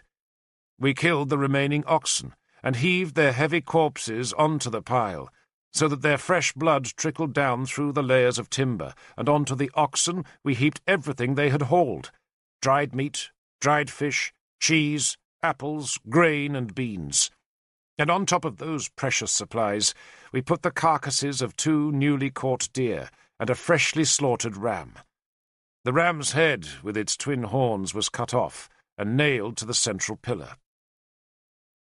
The Saxons watched us work. They were on the stream's far bank, and once or twice, on the first day, their spears had hurtled over the water. But after those first futile efforts to interfere with us, they had been content to just watch and see exactly what strange things we did. I sensed that their numbers grew. On the first day we had glimpsed only a dozen men among the far trees, but by the second evening there were at least a score of fires smoking behind the leaf screen. "Now," Merlin said that evening, "we give them something to watch." We carried fire in cooking pots down from the heath's low summit to the great pile of wood, and thrust it deep into the tangle of branches. The wood was green, but we had stacked heaps of dry grass and broken twigs into the centre, and by nightfall the fire was raging fiercely. The flames lit our crude idols with a lurid glare. The smoke boiled in a great plume that drifted towards London, and the smell of roasting meat wafted tantalizingly towards our hungry encampment. The fire crackled and collapsed, exploding streams of sparks into the air, and in its fierce heat the dead beasts twitched and twisted as the flame shrank their sinews and exploded their skulls. Melting fat hissed in the blaze, then flared up white and bright to cast black shadows on the 3 hideous idols. All night that fire seethed, burning our last hopes of leaving Llogir without victory. And in the dawn we watched as the Saxons crept out to investigate its smoking remnants. Then we waited. We were not entirely passive. Our horsemen rode east to scout the London road, and came back to report bands of marching Saxons. Others of us cut timber and used it to begin constructing a hall beside the shrinking grove on the heath's summit. We had no need of such a hall, but Arthur wanted to give the impression that we were establishing a base deep in Llogir, from which we would harass Eäl's lands. That belief, if it convinced Eäl, would surely provoke him to battle. We made the beginnings of an earthen rampart, but lacking the proper tools, we made a poor showing of the wall, though it must have helped the deception. We were busy enough, but that did not stop a rancorous division showing in the army. Some, like Murig, believed we'd adopted the wrong strategy from the start. It would have been better, Murig now said, if we had sent 3 or more smaller armies to take the Saxon fortresses on the frontier. We should have harassed and provoked, but instead we were growing ever hungrier in a self-made trap deep in Chogir. Maybe he's right, Arthur confessed to me on the third morning. No, Lord, I insisted. And to prove my point, I gestured north, towards the wide smear of smoke that betrayed where a growing horde of Saxons was gathering beyond the stream. Arthur shook his head. Eyell's army is there, right enough, he said. But that doesn't mean he'll attack. They'll watch us. But if he has any sense, he'll let us rot here. We could attack him, I suggested. He shook his head. Leading an army through trees and across a stream is a recipe for disaster. That's our last resort, Derfel. Just pray he comes today. But he did not come, and that was the end of the 5th day since the Saxons had destroyed our supplies. Tomorrow we would eat crumbs, and in 2 days more we would be ravenous. In 3, we would gaze defeat in its horrid eyes. Arthur displayed no concern, whatever doom the grumblers in the army suggested. And that evening, as the sun drifted down over distant Dumnonia, Arthur beckoned for me to climb and join him on the growing wall of our crudely constructed hall. I clambered up the logs and pulled myself onto the top of the wall. "Look," he said, pointing east.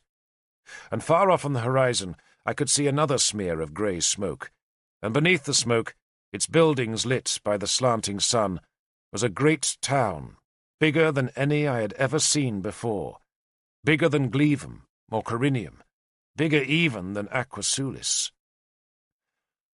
"London," Arthur said in a tone of wonder. "Did you ever think to see it?" "Yes, Lord." He smiled. "My confident Derfel Cadarn." He was perched on the wall's top, holding onto an untrimmed pillar and staring fixedly at the city. Behind us, in the rectangle of the hall's timbers, the army's horses were stabled. Those poor horses were already hungry, for there was little grass on the dry heathland, and we had brought no forage for them. "It's odd, isn't it?" Arthur said, still gazing at London. "That by now Lancelot and Cerdic could have done battle, and we'll know nothing about it." "Pray Lancelot won," I said. "I do, Derfel. I do." He kicked his heels against the half-built wall. "And what a chance Eyell has," he said suddenly. "He could cut down the best warriors of Britain here. By year's end, Derfel, his men could hold our halls. They could stroll to the Severn Sea. All gone. All Britain. Gone." He seemed to find the thought amusing. Then he twisted about and looked down at the horses. "We could always eat them," he said. "Their meat will keep us alive for a week or two." "Lord!" I protested at his pessimism. "Don't worry, Derfel," he laughed. "I've sent our old friend Eyell a message." "You have?" "Sagramore's woman. Mala, her name is. What odd names these Saxons have. You know her." "I've seen her, Lord." Mala was a tall girl with long, muscular legs and shoulders broad as a barrel. Sagramore had taken her captive in one of his raids late in the previous year, and she had evidently accepted her fate with a passivity that was reflected in her flat, almost vacant face that was surrounded by a mass of gold-coloured hair. Other than that hair, there was no one feature of Mala's that was particularly attractive, but somehow she was still oddly alluring. A great, strong, slow, robust creature, with a calm grace and a demeanour as taciturn as her Numidian lover. "She's pretending to have escaped us," Arthur explained. "And even now she should be telling Eyell that we plan to stay here through the coming winter.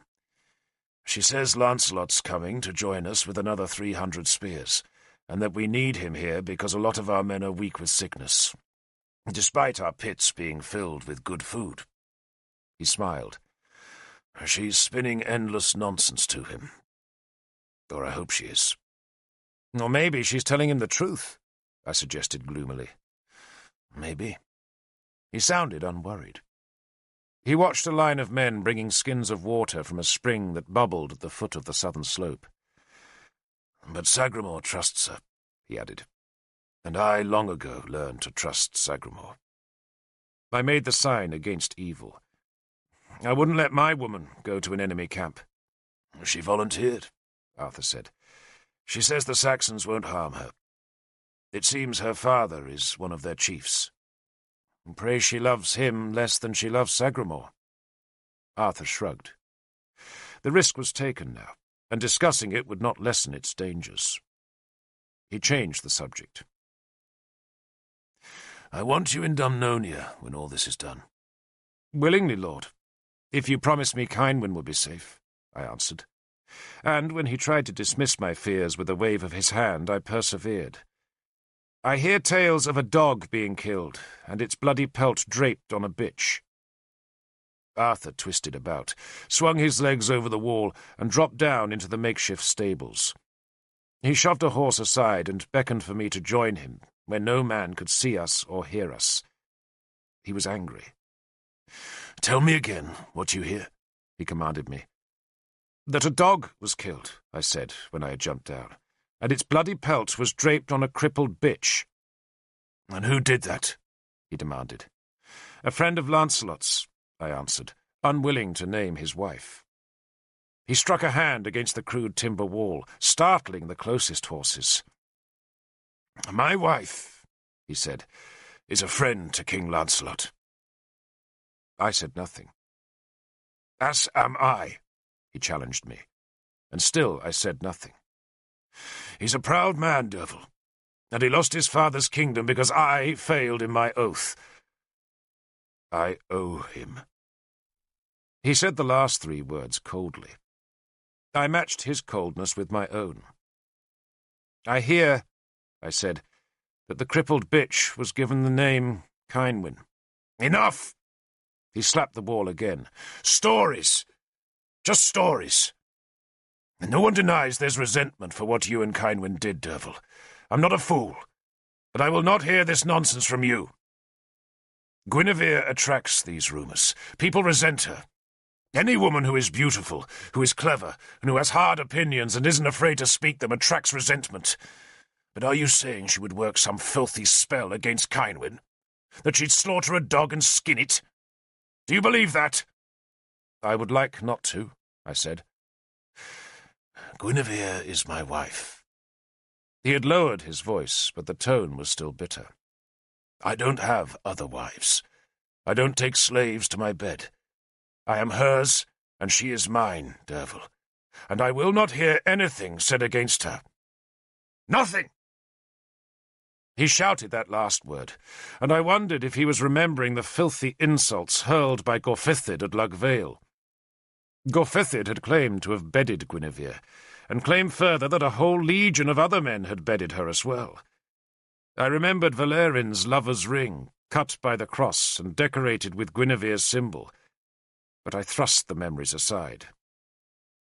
"Lord," I said quietly, "I never mentioned your wife's name." He stared at me, and for a second I thought he was going to strike me. Then he shook his head.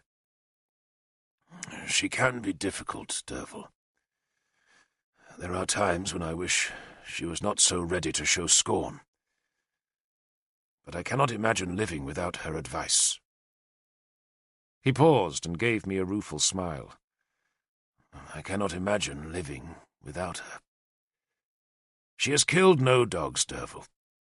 She has killed no dogs. Trust me, that goddess of hers, Isis, doesn't demand sacrifices, at least not of living things. Of gold, yes." He grinned, his good mood suddenly restored. "Isis swallows gold." "I believe you, Lord," I said, "but that doesn't make Kynwyn safe. Dinas and Lavain have threatened her." He shook his head. "You hurt Lancelot, Derfel. I don't blame you, for I know what drove you. But can you blame him for resenting you? And Dinas and Lavain serve Lancelot, and it's only right that men should share their master's grudges." He paused. "When this war is done, Derfel," he went on, "we shall make a reconciliation. All of us.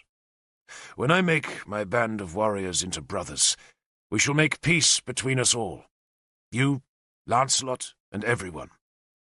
And until that happens, Derfel, I swear Kynwyn's protection. On my life, if you insist. You can impose the oath, Derfel. You can demand whatever price you want, my life, my son's life even, because I need you. Dumnonia needs you. Kilhuch is a good man, but he can't manage Mordred. Can I asked. Mordred is willful. Arthur ignored my question. But what do we expect? He's Uther's grandson. He has the blood of kings, and we don't want him to be a milksop, but he does need discipline. He needs guidance. Kilhuch thinks it's enough to hit him, but that just makes him more stubborn.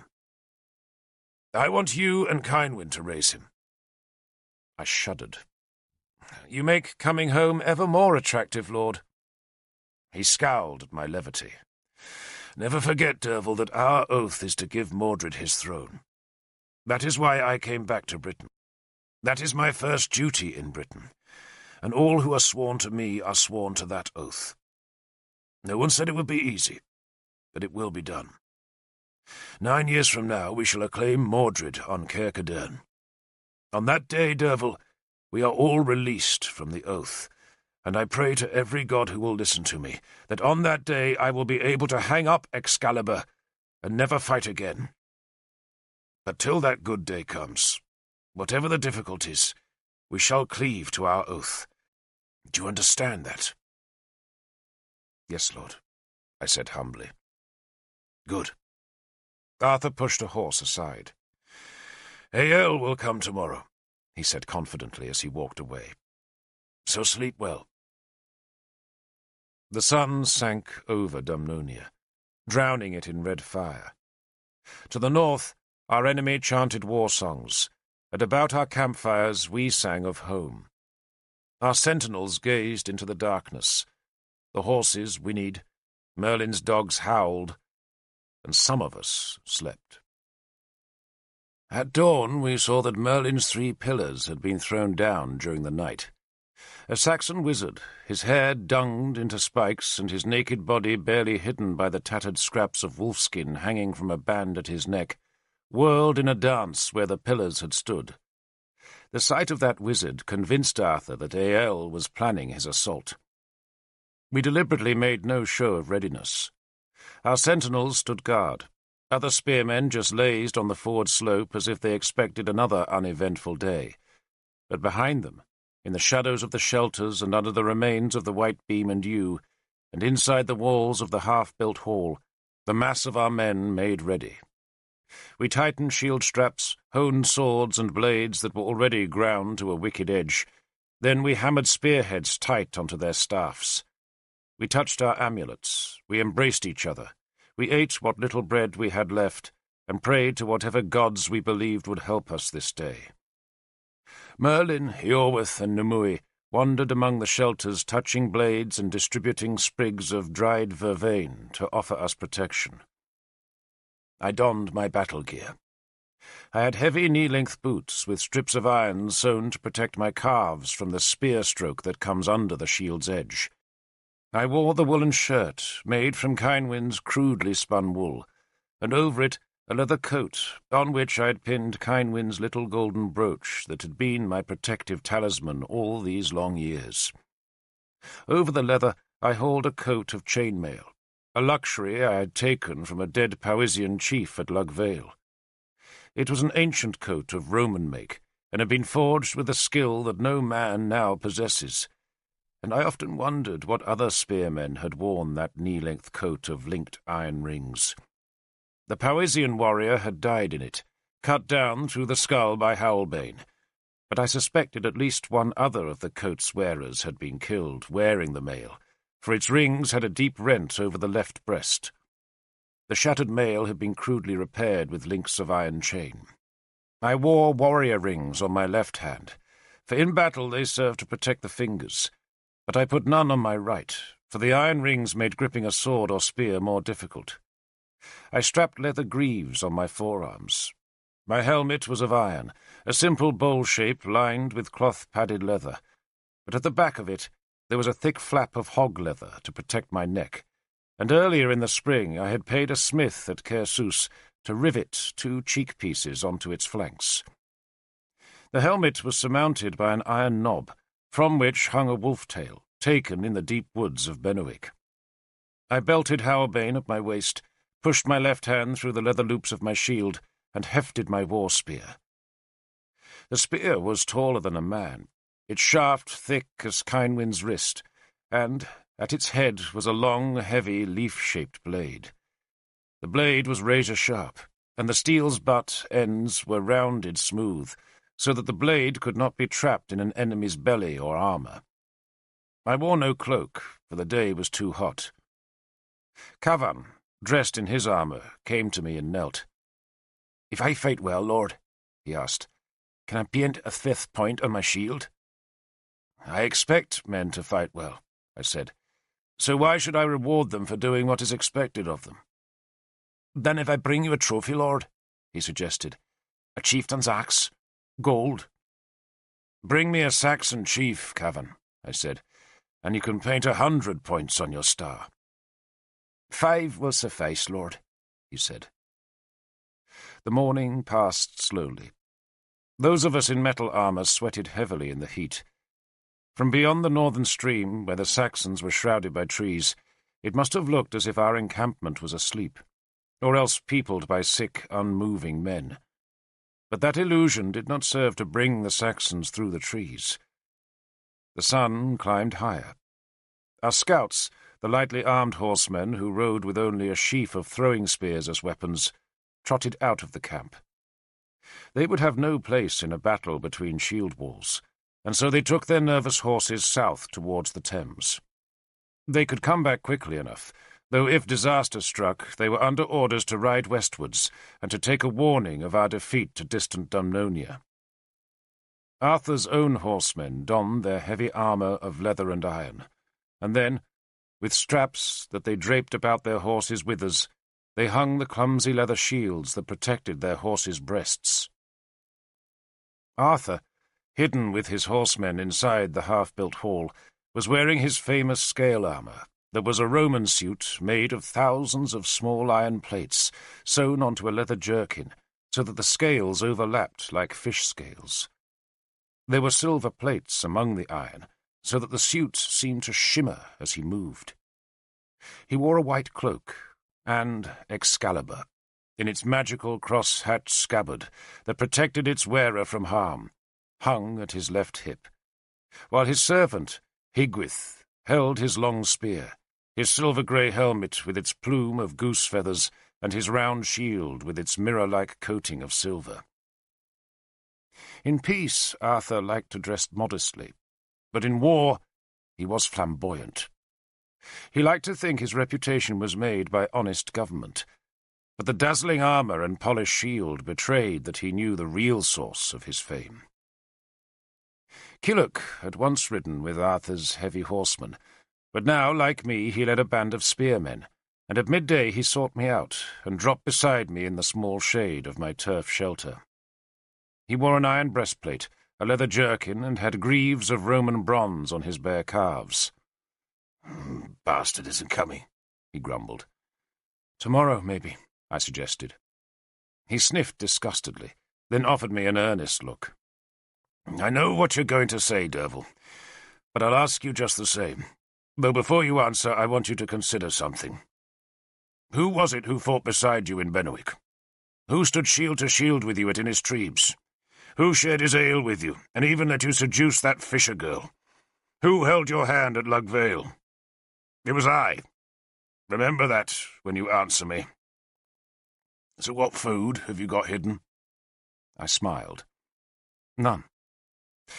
"You're a big Saxon bag of useless guts," he said. "That's what you are." He looked at Galahad, who was resting with my men. "Have you got food, Lord Prince?" he asked. "I gave my last crust to Tristan," Galahad answered. "A Christian act, I suppose?" Killoch asked scornfully. "I should like to think so," Galahad said. "No wonder I'm a pagan," Killoch said. "I need food. Can't kill Saxons on an empty belly." He scowled about my men, but no one offered him anything. for they had nothing to offer. "So you're going to take that bastard Mordred off my hands?" he asked me when he had abandoned hope of a morsel. "And that's what Arthur wants." "That's what I want," he said vigorously. "If I had food here, Derfel, I'd give you every last bite in return for that favour. You're welcome to the snivelling little bastard. Let him make your life a misery instead of mine. But I warn you, you'll wear your belt out on his rotten skin." "It might not be wise," I said cautiously, "to whip my future king." "It might not be wise, but it's pleasurable. Ugly little toad." He twisted to look past the shelter. "What's the matter with these Saxons? Don't they want a battle?" His answer came almost immediately. Suddenly, a horn sounded its deep, mournful call. Then we heard the thump of one of the big drums that the Saxons carried to war, and we all stirred in time to see Eäl's army come from the trees beyond the stream. One moment it was an empty landscape of leaves and spring sunshine, and then the enemy was there. There were hundreds of them. Hundreds of fur-clad, iron-bound men with axes, dogs, spears, and shields. Their banners were bull skulls, lofted on poles and hung with rags, while their vanguard was a troop of wizards with dung-spiked hair, who pranced ahead of the shield wall and hurled their curses at us. Merlin and the other druids went down the slope to meet the wizards. They did not walk, but like all druids before battle, they hopped on one leg, and kept their balance with their staffs, while holding their free hands in the air. They stopped 100 paces from the nearest wizards, and returned their curses, while the army's Christian priests stood at the top of the slope, and spread their hands and gazed into the sky as they called for their god's aid. The rest of us were scrambling into line. Agricola was on the left with his Roman uniformed troops. The rest of us made up the centre, and Arthur's horsemen, who for the moment remained hidden in the crude hall, would eventually form our right wing. Arthur pulled on his helmet, struggled onto Llanray's back, draped his white cloak over the horse's rump, then took his heavy spear and shining shield from Higwyth. Sagramor, Keenaglas, and Agricola led the footmen. For the moment, and only until Arthur's horsemen appeared, my men had the right-hand end of the line, and I saw we were likely to be outflanked, as the Saxon line was much wider than ours. They outnumbered us. The bards will tell you there were thousands of the vermin at that battle, but I suspect Eäl had no more than 600 men.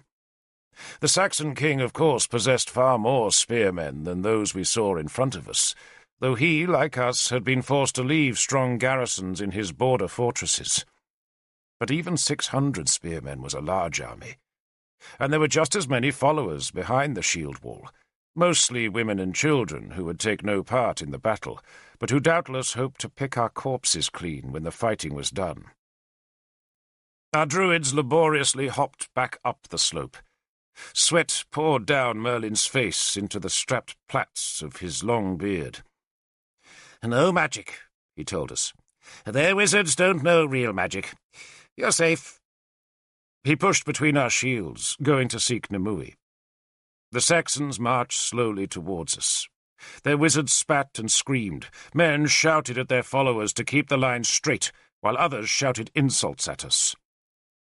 Our war horns had begun to blare their challenge, and our men now began to sing.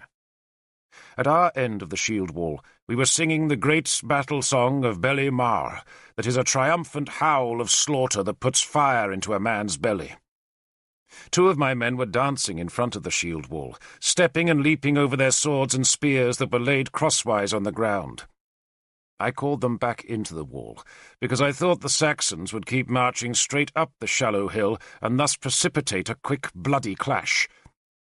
But instead, they stopped 100 paces away from us, and realigned their shields to make the continuous wall of leather-strengthened timber.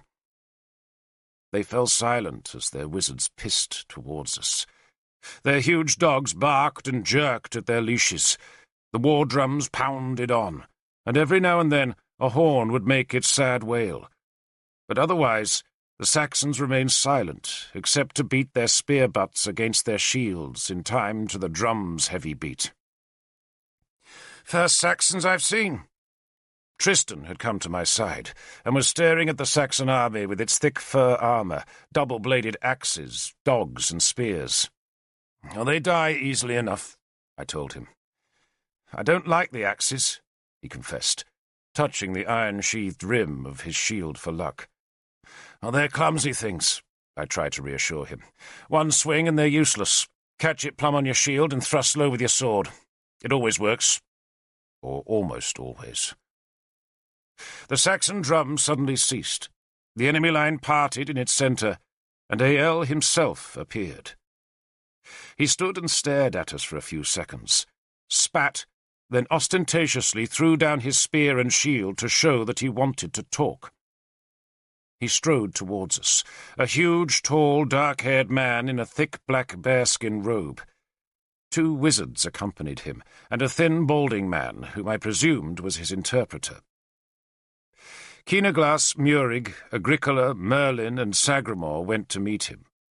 Arthur had decided to stay with his horsemen, and because Keenaglas was the only king on our side of the field, it was right that Keenaglas should speak for us.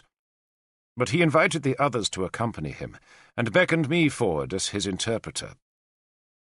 It was thus that I met A.L. for the second time. He was a tall, broad-chested man, with a flat, hard face and dark eyes. His beard was full and black, his cheeks were scarred, his nose broken, and there were 2 fingers missing from his right hand. He was dressed in a suit of mail and boots of leather, and he wore an iron helmet, on which 2 bull's horns had been mounted. There was British gold at his throat and on his wrists. The bearskin robe that covered his armour must have been swelteringly uncomfortable on that hot day, but such a rich pelt could stop a sword blow as well as any iron armour. He glared at me. "I remember you, Worm," he said. "A Saxon turncoat." I bowed my head briefly. "Greetings, Lord King." He spat. "You think, because you are polite, that your death will be easy?" "My death has nothing to do with you, Lord King," I said, "but I expect to tell my grandchildren of yours." He laughed, then cast a mocking glance at the 5 leaders. "5 of you, and only 1 of me. And where's Arthur? Voiding his bowels in terror?" I named our leaders to A.L. Then Keenaglas took up the dialogue that I translated for him. He began, as was customary, by demanding A.L.'s immediate surrender. We would be merciful, Keenaglas said. We would demand A.L.'s life, and all his treasury, and all his weapons, and all his women, and all his slaves, but his spearmen could go free, minus their right hands. A.L., as was customary, sneered at the demand, revealing a mouth of rotting, discoloured teeth. "Does Arthur think," he demanded, "that because he stays hidden, we do not know he is here with his horses? Tell him, Worm, that I shall pillow my head on his corpse this night. Tell him his wife will be my whore, and that when I've exhausted her, she shall be the pleasure of my slaves. And tell that moustached fool," he gestured towards Keenaglas, "that by nightfall this place will be known as the Grave of Britons. Tell him," he went on, "that I shall snip off his whiskers and make them a plaything for my daughter's cats. Tell him I shall carve a drinking cup from his skull and feed his belly to my dogs. And tell that demon," he jerked his beard at Sagramore, "that today his black soul will go to the terrors of Thor, and that it will squirm in the circle of serpents forever. And as for him," he looked at Agricola, "I have long wanted his death, and the memory of it will amuse me in the long nights to come. And tell that limpid thing," he spat towards Murig, "that I shall slice off his balls and make him into my cupbearer. Tell them all that, Worm." "He says no," I told Keenaglas. "Surely he said more than that," Murig, who was only present because of his rank, insisted pedantically. "You don't want to know," Sagramore said tiredly. "All knowledge is relevant," Murig protested. "What are they saying, Worm?" Eyal demanded of me, ignoring his own interpreter. "They are arguing which of them should have the pleasure of killing you, Lord King," I said. Eyal spat. "Tell Merlin," the Saxon king glanced at the druid, "that I offered him no insult." "He knows that already, Lord King," I said, "for he speaks your language." The Saxons feared Merlin, and even now did not want to antagonize him. The two Saxon wizards were hissing curses at him, but that was their job, and Merlin took no offense. Nor did he appear to take any interest in the conference, but just stared loftily into the distance, though he did bestow a smile on Eyal after the king's compliment. Eyal stared at me for a few heartbeats. Finally he asked me, "What is your tribe?" "Dumnonia, Lord King." "Before that fool, your birth?" "Your people, Lord," I said. "Eyal's folk." "Your father?" he demanded. "I never knew him, Lord. My mother was captured by Uther when I was in her belly." "And her name?" I had to think for a second or two. "Ursi, Lord King." I remembered her name at last. Eyal smiled at the name. "A good Saxon name. Ursi, the goddess of the earth and mother of us all. How is your Ursi?" "I have not seen her, Lord, since I was a child, but I am told she lives." He stared broodingly at me. Murig was squeaking impatiently as he demanded to know what was being said, but he quietened when everyone else ignored him. "It is not good," Eyal said at last, "for a man to ignore his mother. What is your name?" "Derfel, Lord King." He spat on my mailcoat. "Then shame on you, Derfel, for ignoring your mother. Would you fight for us today? For your mother's folk?" I smiled. "No, Lord King, but you do me honor." "May your death be easy, Derfel. But tell this filth," he jerked his head at the four-armed leaders, "that I come to eat their hearts." He spat a last time, turned and strode back towards his men. "So what did he say?" Murig demanded. "He spoke to me, Lord Prince," I said, "of my mother. And he reminded me of my sins." God help me, but on that day I liked Eyal. We won the battle. Igraine will want me to say more. She wants great heroics, and they were there. But there were also cowards present, and other men who fouled their breeches in their terror, yet still kept to the shield wall. There were men who killed no one, but just defended desperately, and there were men who gave the poets new challenges to find words to express their deeds. It was, in short, a battle. Friends died. Cavan was one. Friends were wounded. Kiluk was such. And other friends lived untouched, like Galahad, Tristan, and Arthur. I took an axe blow to my left shoulder, and though my mailcoat took most of the blade's force, the wound still took weeks to heal. And to this day, there is a ragged red scar that aches in cold weather. What was important was not the battle, but what happened after. But first, because my dear Queen Igraine will insist on my writing of the heroics of her husband's grandfather, King Kynaglas, I shall tell the tale briefly. The Saxons attacked us. It took Eyal over an hour to persuade his men to assault our shield wall, and for all that time the dung-spiked wizards screamed at us. The drums beat, and skins of ale were passed around the Saxon ranks. Many of our men were drinking mead, for though we might have exhausted our food, no British army ever seemed to run out of mead. At least half the men in that battle were fuddled by drink. But so men were at every battle, for little else serves to give warriors the nerve to attempt that most terrifying of manoeuvres, the straightforward assault on a waiting shield wall. I stayed sober, because I always did, but the temptation to drink was strong. Some Saxons tried to provoke us into an ill-timed charge by coming close to our line and flaunting themselves without shields or helmets, but all they received for their trouble were some ill-aimed spears. A few spears were hurled back at us, but most thudded harmlessly into our shields. 2 naked men, turned blood-mad by drink or magic, attacked us, and Killock cut down the first and Tristan the second. We cheered both victories. The Saxons, their tongues loosened by ale, shouted insults back. Ael's attack, when it came, went horribly wrong. The Saxons were relying on their war dogs to break our line, but Merlin and Nimue were ready with their own dogs. Only ours were not dogs, but bitches, and enough of them were on heat to drive the Saxon beasts wild. Instead of attacking us, the big war dogs headed straight for the bitches, and there was a flurry of growls, fights, barks, and howls, and suddenly there were fornicating dogs everywhere, with other dogs fighting to dislodge the luckier ones. But not one dog bit a Briton, and the Saxons, who had been ready to launch their killing charge, were thrown off balance by the failure of their dogs.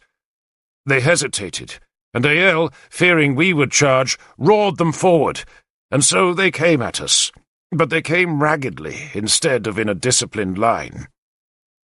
Coupling dogs howled as they were trampled underfoot. Then the shields clashed with that terrible dull sound that echoes down the long years. It is the sound of battle, the sound of war horns, men shouting, and then the splintering dull crash of shield on shield. And after the crash, the screams began, as spear blades found the gaps between the shields, and axes came hurtling down. But it was the Saxons who suffered most that day.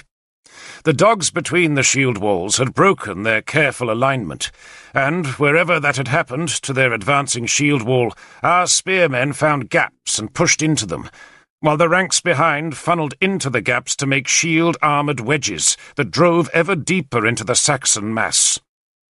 Keenaglass led one of those wedges, and very nearly reached Ael himself. I did not see Keenaglass in the fight, though the bards sang of his part afterwards, and he modestly assured me they did not exaggerate much. I was wounded early. My shield deflected the axe blow and took most of its force, but the blade still struck my shoulder and numbed my left arm, though the wound did not stop my spear from slicing the throat of the axeman.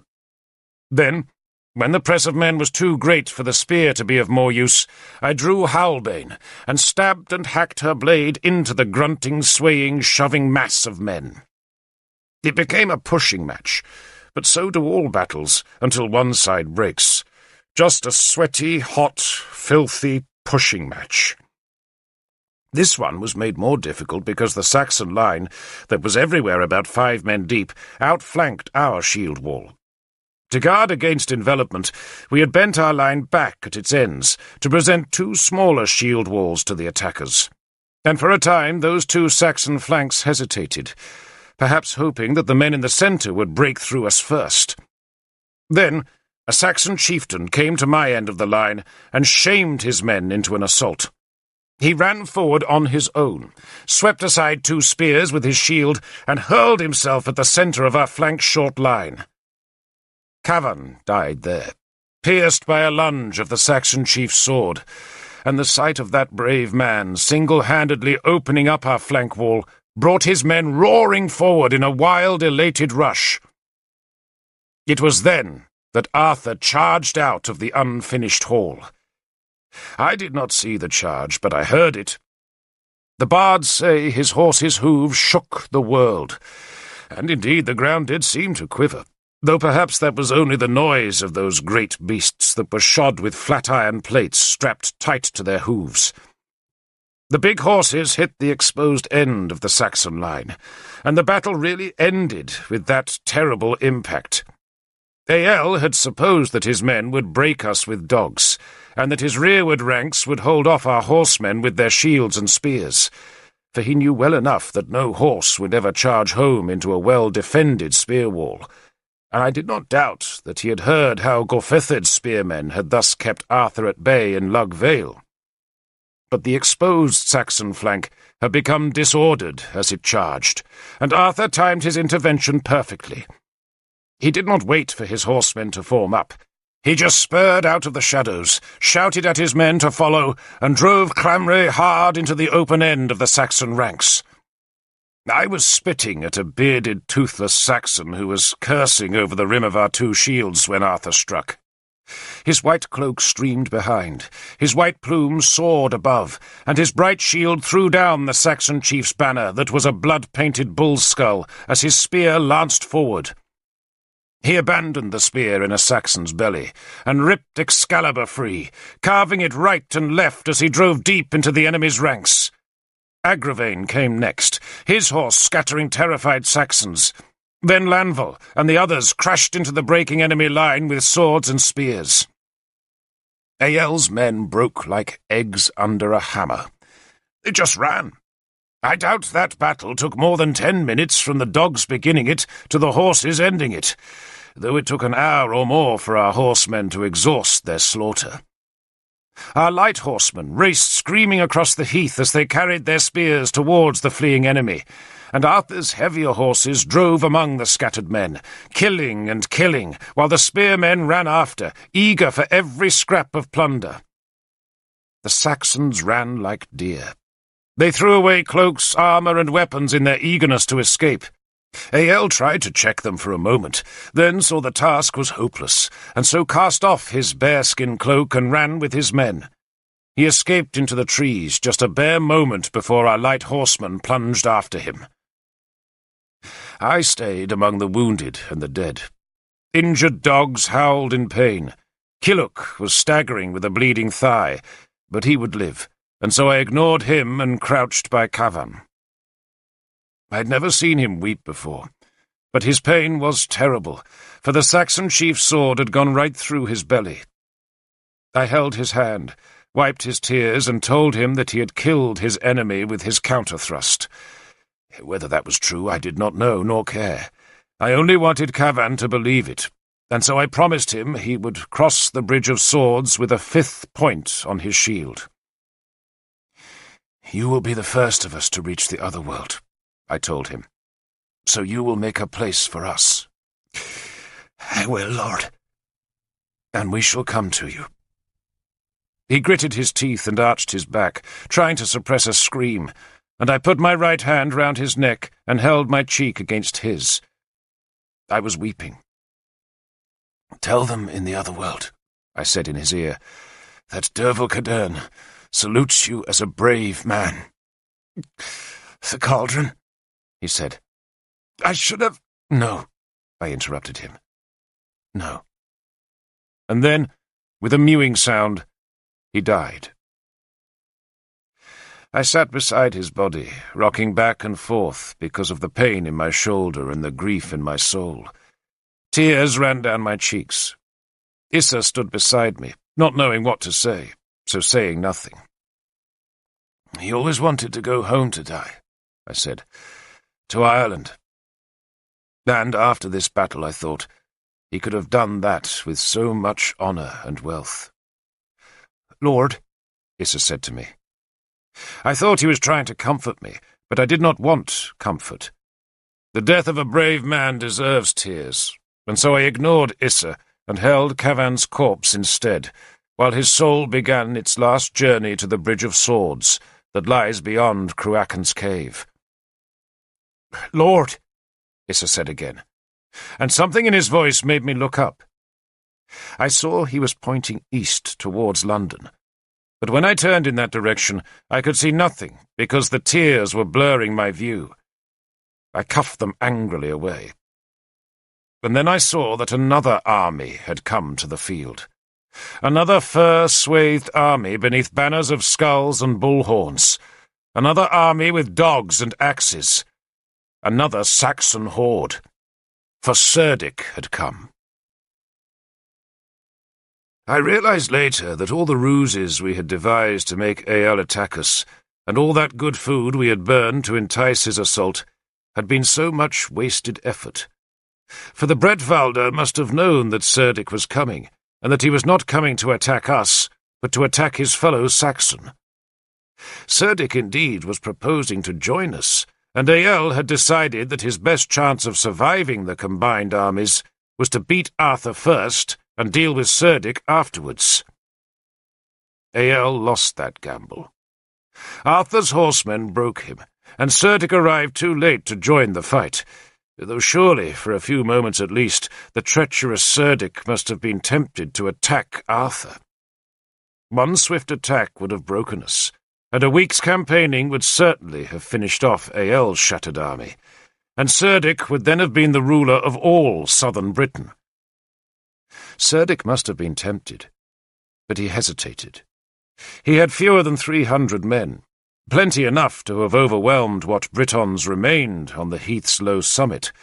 But Arthur's silver horn sounded again and again, and the horn call summoned enough of the heavily armoured cavalry from the trees to make a brave show on Cerdic's northern flank. Cerdic had never faced those big horses in battle, and the sight of them gave him pause long enough for Sagramore, Agricola, and Keenaglass to assemble a shield wall on the heath's summit. It was a perilously small wall, for most of our men were still too busy pursuing Eyal's warriors or sacking his encampment in search of food. Those of us on the low hilltop readied ourselves for battle, and it promised to be a grim business, because our hurriedly assembled shield wall was much smaller than Cerdic's line. At that time, of course, we still did not know it was Cerdic's army. At first we assumed these new Saxons were Eyal's own reinforcements come late to the battle, and the banner they were displaying, a wolf skull painted red and hung with the tanned skin of a dead man, meant nothing to us. Cerdic's usual banner was a pair of horsetails attached to a thigh bone, mounted crosswise on a pole. But his wizards had devised this new symbol, and it momentarily confused us. More men straggled back from their pursuit of Eyal's defeated remnant to thicken our wall, as Arthur led his horsemen back to our hilltop. He trotted clamray down our ranks, and I remember that his white cloak was spotted and streaked with blood. "They'll die like the rest," he encouraged us as he trotted past, the blood-stained Excalibur in his hand. "They'll die like the rest." Then, just as Eyal's army had parted to let Eyal emerge from the ranks, so this new Saxon force divided, and their leaders came towards us. 3 of them walked, but 6 came on horseback, curbing their mounts to keep pace with the 3 men on foot. One of the men on foot carried the gruesome wolf-skull banner. Then one of the horsemen raised a second banner, and a gasp of astonishment ran down our army. The gasp made Arthur wheel his horse and stare aghast at the approaching men. For the new banner showed a sea-eagle with a fish in its claws. It was Lancelot's flag, and now I could see that Lancelot himself was one of the 6 horsemen. He was splendidly arrayed in his white enamelled armour and his swan-winged helmet, and he was flanked by Arthur's twin sons, Amhar and Loholt. Dinas and Lavaine in their druid's robes rode behind, while Aed, Lancelot's red-haired mistress, carried the Silurian king's banner. Sagramore had come to stand beside me, and he glanced at me to make certain that I was seeing what he was seeing, and then he spat onto the heath. "Is Mala safe?" I asked him. "Safe and unharmed," he said, pleased I had asked. He looked back at the approaching Lancelot. "Do you understand what's happening?" No. None of us did. Arthur sheathed Excalibur and turned to me. "Derfel!" he called, wanting me as a translator. Then he beckoned to his other leaders, just as Lancelot broke away from the approaching delegation and spurred excitedly up the gently sloping hill towards us. "Allies!" I heard Lancelot shout. He waved back at the Saxons. "Allies!" he shouted again as his horse drew near to Arthur. Arthur said nothing. He just stood his horse as Lancelot struggled to quieten his big black stallion. "Allies!"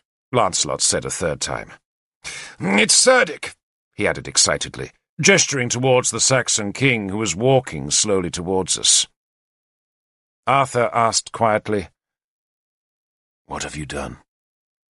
"I've brought you allies," Lancelot said happily, then glanced at me. "Cerdic has his own translator," he said dismissively. Derfel stays! Arthur snapped, with a sudden and terrifying anger in his voice. Then he remembered that Lancelot was a king, and sighed. "What have you done, Lord King?" he asked again. Dinas, who had spurred ahead with the other riders, was foolish enough to answer for Lancelot. "We've made peace, Lord," he said in his dark voice. "Go!" Arthur roared, shocking and astonishing the druid pair with his anger. They had only ever seen the calm, patient, peacemaking Arthur, and did not even suspect that he contained such fury. This anger was nothing to the rage that had consumed him at Lug Vale, when the dying Gorfithid had called Guinevere a whore, but it was a terrifying anger all the same. "Go!" he shouted at Tanaber's grandsons. "This meeting is for lords, and you two," he pointed at his sons, "go!" He waited until all Lancelot's followers had withdrawn, then looked back at the Silurian king. "What have you done?" he asked a third time in a bitter voice. Lancelot's affronted dignity made him stiff. "I made peace," he said acidly. "I kept Cerdic from attacking you. I did what I could to help you." "What you did," Arthur said in an angry voice, but so low that no man in Cerdic's approaching entourage could hear him, "is fight Cerdic's battle. We've just half destroyed Ael, so what does that make Cerdic? It makes him twice as powerful as before. That's what it does. The gods help us." With that he tossed his reins to Lancelot, a subtle insult, then slid off his horse's back, twitched his bloody cloak straight, and stared imperiously at the Saxons. That was the first time I met Cerdic, and though all the bards make him sound like a fiend with cloven hooves and a serpent's bite, in truth he was a short, slightly built man, with thin fair hair that he combed straight back from his forehead and tied in a knot at the nape of his neck. He was very pale-skinned, and had a broad forehead and a narrow, clean-shaven chin. His mouth was thin-lipped, his nose sharp-boned, and his eyes as pale as dawn-misted water. Ael wore his emotions on his face, but even at a first glance I doubted whether Cerdic's self-control would ever allow his expression to betray his thoughts. He wore a Roman breastplate, woolen trews, and a cloak of fox fur. He looked neat and precise. Indeed, if it had not been for the gold at his throat and wrists, I might have mistaken him for a scribe, except that his eyes were not those of a clerk. Those pale eyes missed nothing, and gave nothing away.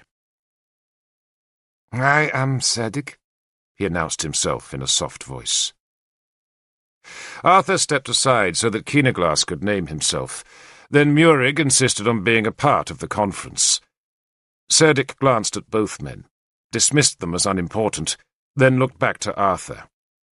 "I bring you a gift," he said, and held a hand towards the chieftain who accompanied him. The man produced a gold-hilted knife that Cerdic presented to Arthur. "The gift," I translated Arthur's words, "should go to our Lord King, Keenaglass." Cerdic put the naked blade onto his left palm and closed his fingers about it. His eyes never left Arthur's, and when he opened his hand, there was blood on the blade. "The gift is for Arthur," he insisted. Arthur took it. He was uncharacteristically nervous, maybe fearing some magic in the bloody steel, or else fearing that acceptance of the gift made him complicit in Cerdic's ambitions. "Tell the king," he told me, "that I have no gift for him." Cerdic smiled. It was a wintry smile, and I thought of how a wolf must appear to a stray lamb. "Tell Lord Arthur that he has given me the gift of peace," he told me. "But suppose I choose war?" Arthur asked defiantly. "Here, and now." He gestured to the hilltop, where still more of our spearmen had rallied, so that our numbers were now at least equal to Cerdic's. "Tell him," Cerdic ordered me, "that these are not all my men." He gestured at his shield wall that watched us. "And tell him, too, that King Lancelot gave me peace in Arthur's name." I told that to Arthur, and I saw a muscle flicker in his cheek, but he kept his anger curbed. "In 2 days," Arthur said, and it was not a suggestion but an order, "we shall meet in London. There we shall discuss our peace." He pushed the bloody knife into his belt, and, when I had finished translating his words, he summoned me. He did not wait to hear Serdik's response, but just led me up the hill until we were out of earshot of both delegations. He noticed my shoulder for the first time. "How bad is your wound?" "It'll heal," I said. He stopped, closed his eyes, and took a deep breath. "What Serdik wants," he told me when he opened his eyes, "is to rule all Chogir. But if we let him do that, then we have one terrible enemy instead of 2 weaker ones." He walked in silence for a few paces, stepping among the dead left from Ael's charge. "Before this war," he continued bitterly, "Ael was powerful and Serdik was a nuisance. But with Ael destroyed, we could have turned on Serdik. Now it's the other way round. Ael is weakened, but Serdik is powerful." "So fight him now," I said. He looked at me with weary brown eyes. "Be honest, Derfel," he said in a low voice, not boastful. "Will we win if we fight?" I looked at Serdik's army. It was tightly arrayed and ready for battle, while our men were weary and hungry. But Serdik's men had never faced Arthur's horsemen. "I think we would win, Lord," I said honestly. "So do I," Arthur said. "But it will be hard fighting, Derfel. And at the end of it, we'll have at least 100 wounded men we'll need to carry back home with us, and the Saxons will summon every garrison in Chogir to face us. We might beat Serdik here, but we'll never reach home alive. We're too deep in Chogir." He grimaced at the thought. "And if we weaken ourselves fighting against Serdik, do you think Ael won't be waiting to ambush us on the way home?" He shuddered with a sudden surge of anger. "What was Lancelot thinking of? I can't have Serdik as an ally. He'll gain half Britain, turn on us, and we'll have a Saxon enemy twice as terrible as before." He uttered one of his rare curses, then rubbed his bony face with a gloved hand. "Well, the broth's spoiled," he went on bitterly, "but we still have to eat it. The only answer is to leave Ael strong enough to frighten Serdik still. So take 6 of my horsemen and find him. Find him, Derfel, and give him this wretched thing as a gift." He thrust Serdik's knife at me. "Clean it first," he said irritably. "And you can take his bearskin cloak as well. Agravain found it. Give that to him as a second gift, and tell him to come to London. Tell him I oath swear his safety, and tell him it is his only chance to keep some land. You have 2 days, Derfel. So find him." I hesitated, not because I disagreed, but because I did not understand why Ael needed to be in London. "Because," Arthur answered wearily, "I cannot stay in London with Ael loose in Chogir. He might have lost his army here, but he has garrisons enough to make another. And while we disentangle ourselves from Serdik, he could lay half Dumnonia waste." He turned and stared balefully at Lancelot and Serdik. I thought he was going to curse again, but he just sighed wearily. "I'm going to make a peace, Derfel. The gods know it isn't the peace I wanted, but we might as well make it properly. Now go, my friend. Go." I stayed long enough to make certain that Issa would take proper care of the burning of Cavan's body, and that he would find a lake and throw the dead Irishman's sword into the water. And then I rode north, in the wake of a beaten army. While Arthur, his dreams skewed by a fool, marched to London. I had long dreamed of seeing London, but even in my wildest fancies I had not imagined its reality. I had thought it would be like Gleavham, a little larger perhaps, but still a place where a group of tall buildings would be clustered about a central open space, with small streets huddled behind, and an earth wall ringing it all. But in London there were 6 such open spaces, all with their pillared halls, arcaded temples, and brick-built palaces. The ordinary houses, that in Glevum or Durnavaria were low and thatched, were here built 2 or 3 stories high. Many of the houses had collapsed over the years, but plenty still had their tiled roofs, and folk still climbed their steep timber stairs.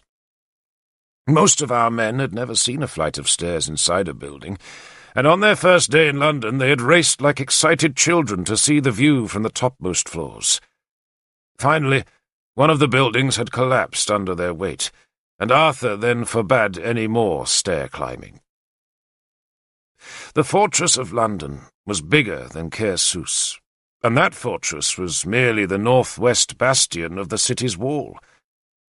There were 12 barracks inside the fortress, each bigger than a feasting hall, and each made of small red bricks. Beside the fortress was an amphitheatre, a temple, and one of the city's 10 bathhouses. Other towns had such things, of course, but everything here was taller and wider. Durnavaria's amphitheatre was a thing of grassy earth, and I had always thought it impressive enough until I saw the London arena that could have swallowed 5 amphitheatres like Durnavaria's. The wall about the city was built of stone instead of earth, and though Ael had allowed its ramparts to crumble, it was still a formidable barrier that was now crowned with Cerdic's triumphant men. Cerdic had occupied the city, and the presence of his skull banners on the wall showed that he intended to keep it. The riverbank also possessed a stone wall that had first been built against the Saxon pirates. Gaps in that wall led to quays, and one gap opened into a canal that ran into the heart of a great garden, about which a palace was built.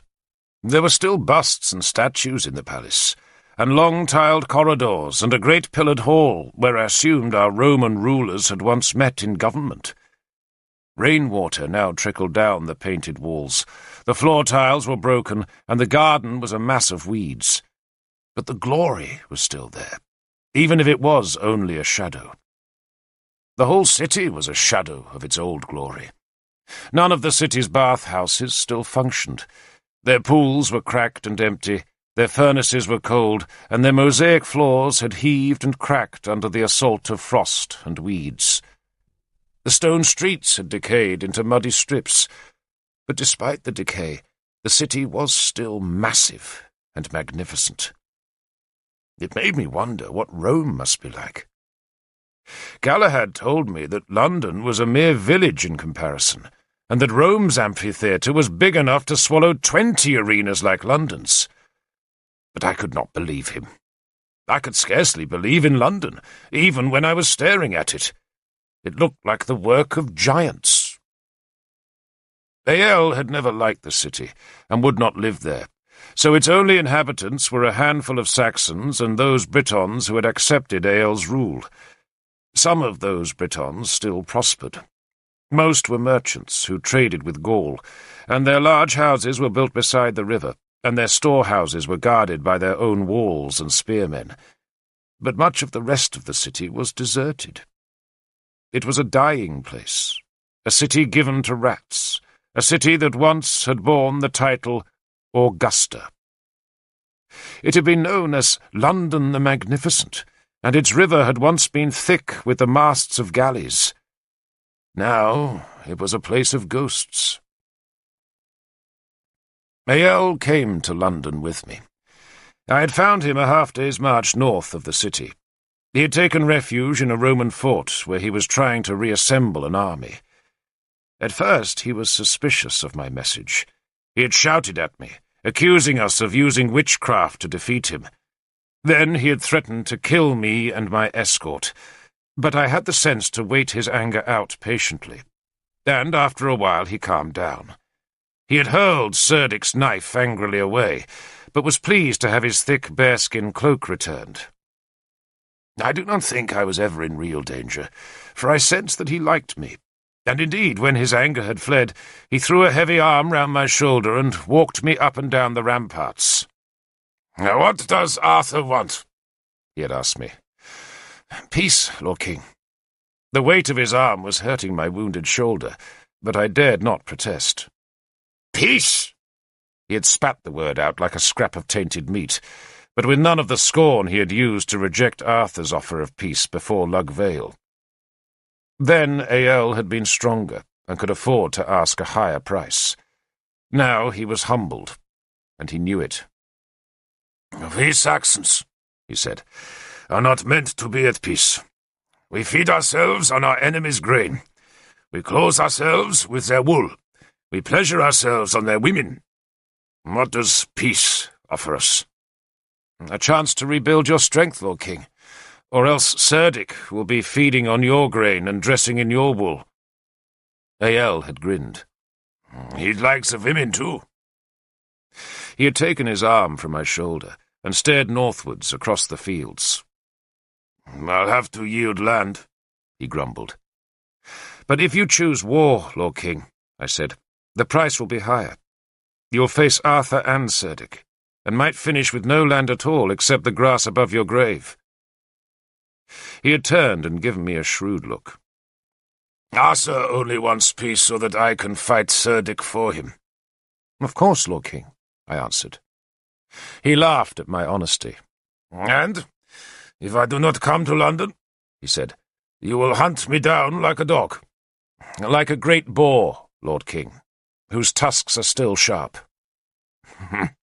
"You talk like you fight, Derfel. Well."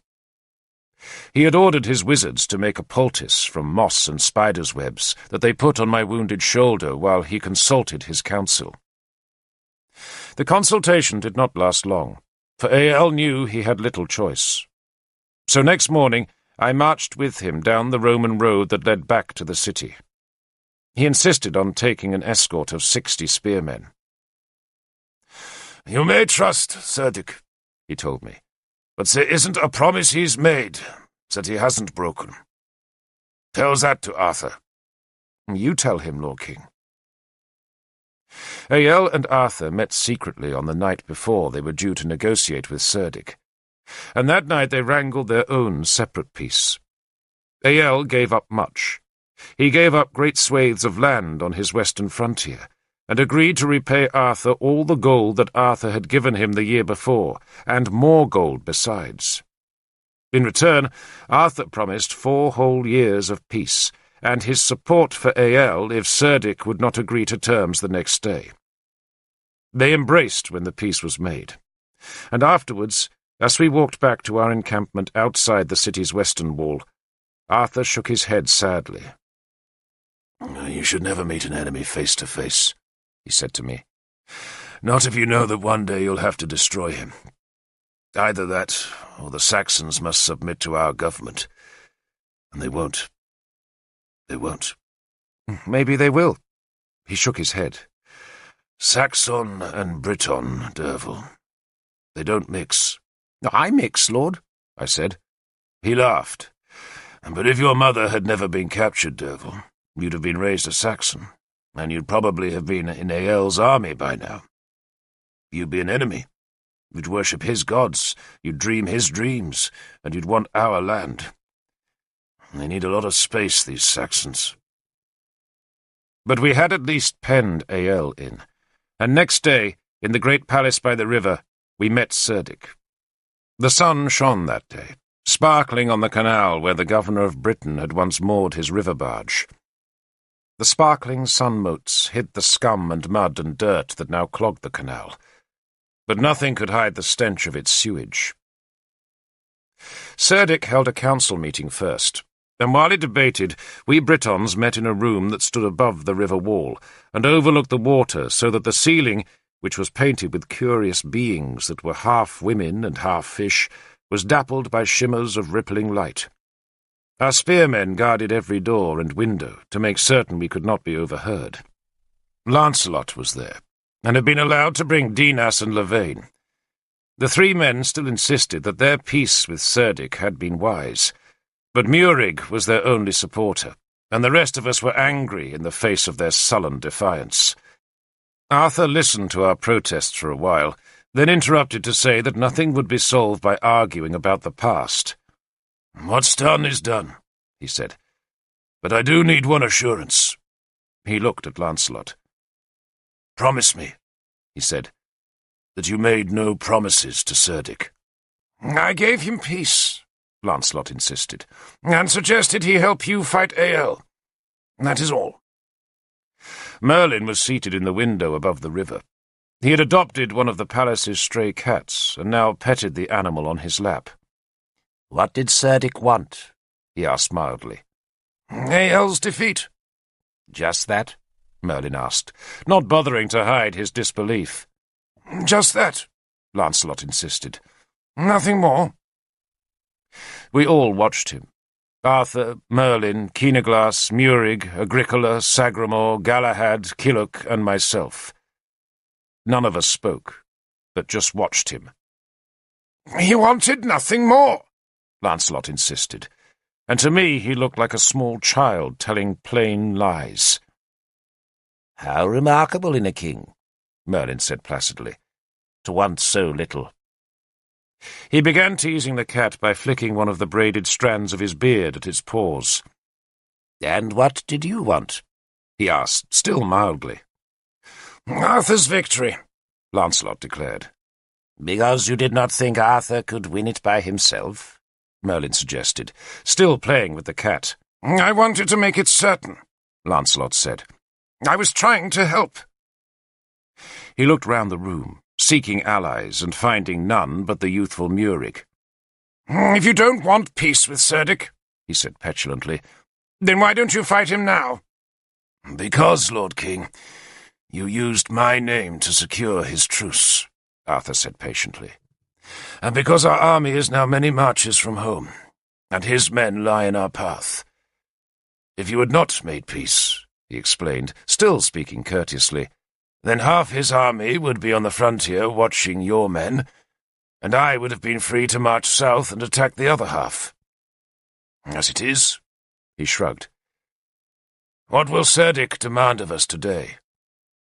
"Land," Agricola said firmly. "It's all the Saxons ever want. Land, land, and more land. They won't be happy until they have every scrap of land in the world, and then they'll start looking for other worlds to put under their ploughs." "He must be satisfied," Arthur said, "with the land he's taken from Ael. He'll get none from us." "We should take some from him." I spoke for the first time. "That land he stole last year. It was a fine stretch of riverland on our southern frontier, a fertile and rich tract that ran from the high moors down to the sea. The land had belonged to Melwas, the client king of the Belgi, whom Arthur had sent in punishment to Isca, and it was land we sorely missed, for its loss brought Cerdic very close to the rich estates about Dernavaria, and also meant that his ships were just minutes away from Iniswit, the great island that the Romans had called Vectis, and which lay just off our coast. For a year now, Cerdic's Saxons had raided Iniswit ruthlessly, and its people were forever calling on Arthur for more spearmen to protect their holdings. "We should have that land back," Sagramor supported me. He had thanked Mithras for returning his Saxon girl unharmed by placing a captured sword in the god's London temple. "I doubt," Murig intervened, "that Cerdic made peace in order to yield land." "Nor did we march to war to cede land," Arthur answered angrily. "I thought— Forgive me," Murig insisted, and a kind of quiet groan went through the room as he persisted with his argument. "But you said, did you not, that you could not prosecute war, being so far from home? Yet now, for a stretch of land, you would risk all our lives? I hope I am not being foolish." He chuckled to show that he had made a joke. "But I fail to understand why we risk the one thing we cannot afford to endure." "Lord Prince," Arthur said softly, "we may be weak here, but if we show our weakness, then we will be dead here. We do not go to Cerdic this morning ready to yield one furrow. We go making demands." "And if he refuses?" Murig demanded indignantly. "Then we shall have a difficult withdrawal," Arthur admitted calmly. He glanced out of a window that looked down into the courtyard. "It seems our enemies are ready for us. Shall we go to them?" Merlin pushed the cat off his lap and used his staff to stand up. "You won't mind if I don't come?" he asked. "I'm too old to endure a day of negotiations. All that bluster and anger." He brushed cat hairs off his robe, then turned suddenly on Dinas and Levane. "Since when," he asked disapprovingly, "have druids worn swords or served Christian kings?" "Since we decided to do both," Dinas said. The twins, who were almost as tall as Merlin and much burlier, challenged him with their unblinking gaze. "And who made you druids?" Merlin demanded. "The same power that made you a druid," said Levane. "And what power was that?" Merlin asked. And when the twins did not answer, he sneered at them. "At least you know how to lay thrushes' eggs. I suppose that kind of trick impresses Christians. Do you also turn their wine to blood and their bread to flesh?" "We use our magic," Dinas said. "And theirs too. It's not the old Britain now, but a new Britain, and it has new gods. We blend their magic with the old. You could learn from us, Lord Merlin." Merlin spat to show his opinion of that advice, then, without another word, stalked from the room. Dinas and Levane were unmoved by his hostility. They possessed an extraordinary self-confidence. We followed Arthur down to the great pillared hall, where, as Merlin had foretold, we blustered and postured, shouted and cajoled. At first it was Ael and Cerdic who made most of the noise, and Arthur, as often as not, was the mediator between them. But even Arthur could not prevent Cerdic becoming land-rich at Ael's expense.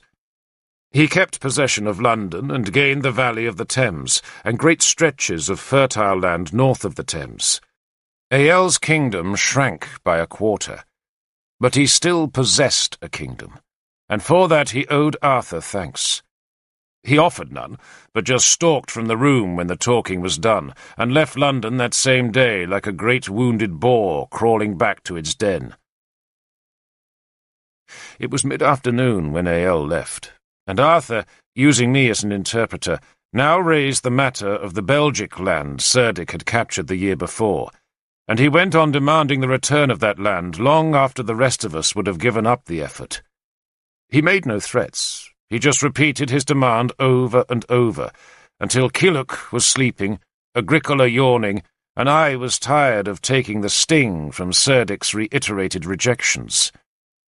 And still Arthur persisted. He sensed that Cerdic needed time to consolidate the new lands he had taken from Ael, and his threat was that he would give Cerdic no peace unless the riverlands were returned. Cerdic countered by threatening to fight us in London, but Arthur finally revealed that he would seek Ael's help in such a fight, and Cerdic knew he could not beat both our armies. It was almost dark when Cerdic at last yielded. He did not yield outright, but grudgingly said he would discuss the matter with his private council. So we woke Kiluk and walked out to the courtyard, then through a small gate in the river wall to stand on a quay, where we watched the Thames slide darkly by. Most of us said little, though Murig irritably lectured Arthur about wasting time making impossible demands. But when Arthur refused to argue, the prince gradually fell silent. Sagramor sat with his back against the wall, incessantly stroking a whetstone down his sword blade. Lancelot and the Silurian druid stood apart from us, 3 tall, handsome men who were stiff with pride. Dinas stared at the darkening trees across the river, while his brother gave me long, speculative looks. We waited an hour, and then at last Cerdic came to the river bank. "Tell Arthur this," he told me without any preamble, "that I trust none of you, like none of you, and want nothing more than to kill all of you. That I will yield him the Belgic land on one condition, that Lancelot is made king of that land. Not a client king," he added, "but king, with all the powers of independent kingship." I stared into the Saxon's grey-blue eyes. I was so astonished by his condition that I said nothing, not even to acknowledge his words. It was all so clear suddenly. Lancelot had made this bargain with the Saxon, and Cerdic had hidden their secret agreement behind an afternoon of scornful rejections. I had no proof of that, but I knew it had to be true. And when I looked away from Cerdic, I saw that Lancelot was staring expectantly at me. He spoke no Saxon, but he knew exactly what Cerdic had just said. "Tell him," Cerdic ordered me. I translated for Arthur. Agricola and Sagramor spat in disgust, and Killuch gave a brief, sour bellow of a laugh. But Arthur just gazed into my eyes for a few grave seconds before nodding wearily. "Agreed," he said. "You must leave this place at dawn," Cerdic said abruptly. "We will leave in 2 days," I responded, without bothering to consult Arthur. "Agreed," Cerdic said, and turned away. And thus we had our peace with the Sace. It was not the peace Arthur wanted. He had believed we could so weaken the Saxons that their ships would stop arriving from beyond the German Sea, and that in another year or 2 we might have driven the rest out of Britain altogether. But it was peace. "Fate is inexorable," Merlin said to me next morning. I found him in the centre of the Roman amphitheatre, where he slowly turned to gaze on the banked stone seats that rose in a full circle about the arena. He had commandeered 4 of my spearmen, who sat at the arena's edge and watched him, though they were as ignorant as I was about their duties. "Are you still looking for the last treasure?" I asked him. "I do like this place," he said, ignoring my question as he turned around to give the whole arena another long inspection. "I do like it." "I thought you hated the Romans." "Me? Hate the Romans?" he asked in pretended outrage. "How I do pray, Derfel, that my teachings will not be passed to posterity through the mangled sieve you choose to call a brain. I love all mankind," he declared magniloquently. "And even the Romans are perfectly acceptable, if they stay in Rome. I told you I was in Rome once, didn't I? Full of priests and catamites. Sansom would feel quite at home there. No, Derfel, the fault of the Romans was coming to Britain and spoiling everything. But not everything they did here was bad." "Well, they did give us this," I said, gesturing at the 12 tiers of seats and the lofted balcony where the Roman lords had watched the arena. "Oh, do spare me Arthur's tedious lecture about roads and law courts and bridges and structure." He spat the last word out. "Structure? What is the structure of law and roads and forts but a harness? The Romans tamed us, Derfel. They made us into taxpayers, and they were so clever at it that we actually believe they did us a favour. We once walked with the gods. We were a free people, and then we put our stupid heads into the Roman yoke and became taxpayers." "So what," I asked patiently, "did the Romans do that was so good?" He smiled wolfishly. "They once crammed this arena full of Christians, Derfel, then set the dogs on them. In Rome, mind you, they did it properly. They used lions. But in the long term, alas, the lions lost." "I saw a picture of a lion," I said proudly. "Oh, I am fascinated," Merlin said, not bothering to hide a yawn. "Why don't you tell me all about it?" Having silenced me thus, he smiled. "I saw a real lion once. It was a very unimpressive, threadbare sort of thing. I suspect it was receiving the wrong diet.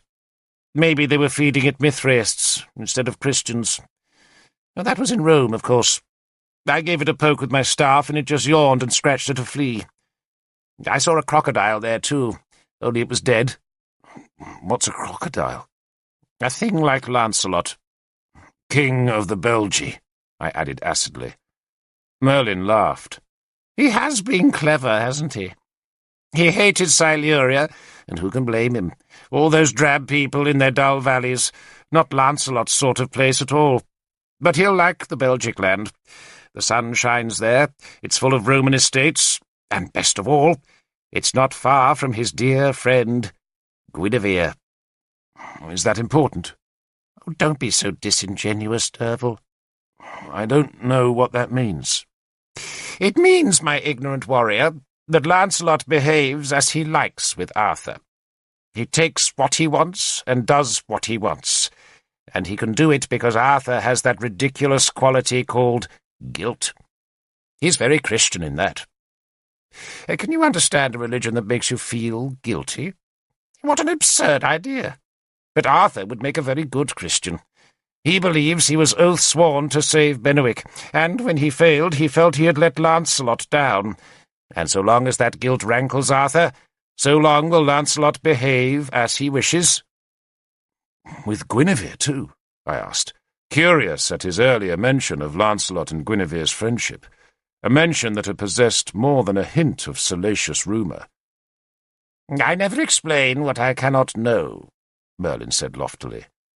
But I surmise Guinevere is bored by Arthur. And why not? She's a clever creature, and she enjoys other clever people, and Arthur, much as we love him, is not complicated. The things he desires are so pathetically simple. Law, justice, order, cleanliness. He really wants everyone to be happy, and that's quite impossible. Guinevere isn't nearly so simple. You are, of course. I ignored the insult. So what does Guinevere want? For Arthur to be king of Dumnonia, of course, and for herself to be the real ruler of Britain by ruling him. But till that happens, Derfel, she will amuse herself as best she can. He looked mischievous as an idea occurred to him. If Lancelot becomes the Belgic king, he said happily, then just you watch Guinevere decide that she doesn't want her new palace in Lindinis after all. She'll find somewhere much closer to Venta. You see if I'm not right. He chuckled at that thought. They were both so very clever, he added admiringly. Guinevere and Lancelot. Don't be so obtuse, Derfel. Who on earth was talking about Guinevere? Really, your appetite for gossip is quite indecent. I mean Cerdic and Lancelot, of course. That was a very subtle piece of diplomacy. Arthur does all the fighting. Ael gives up most of the land. Lancelot snatches himself a much more suitable kingdom, and Cerdic doubles his own power and gets Lancelot instead of Arthur as his neighbour on the coast. Very neatly done. How the wicked do prosper. I like to see that. He smiled, then turned as Nimue appeared from one of the two tunnels that led under the seats into the arena. She hurried over the weed-strewn turf with a look of excitement on her face. Her gold eye, that so frightened the Saxons, gleamed in the morning sun. "Derfel," she exclaimed, "what do you do with the bull's blood?" "Don't confuse him," Merlin said. "He's being more than usually stupid this morning." "In Mithras," she said excitedly. "What do you do with the blood?" "Nothing," I said. "They mix it with oats and fat," Merlin said, "and make puddings." "Tell me," Nimue insisted. "It's secret," I said, embarrassed. Merlin hooted at that. "Secret? Secret? Oh, great Mithras!" he boomed, in a voice that echoed from the tiered seats, "whose sword is sharpened on the mountain peaks, and whose spearhead was forged in the ocean deeps, and whose shield doth shadow the brightest stars, hear us!"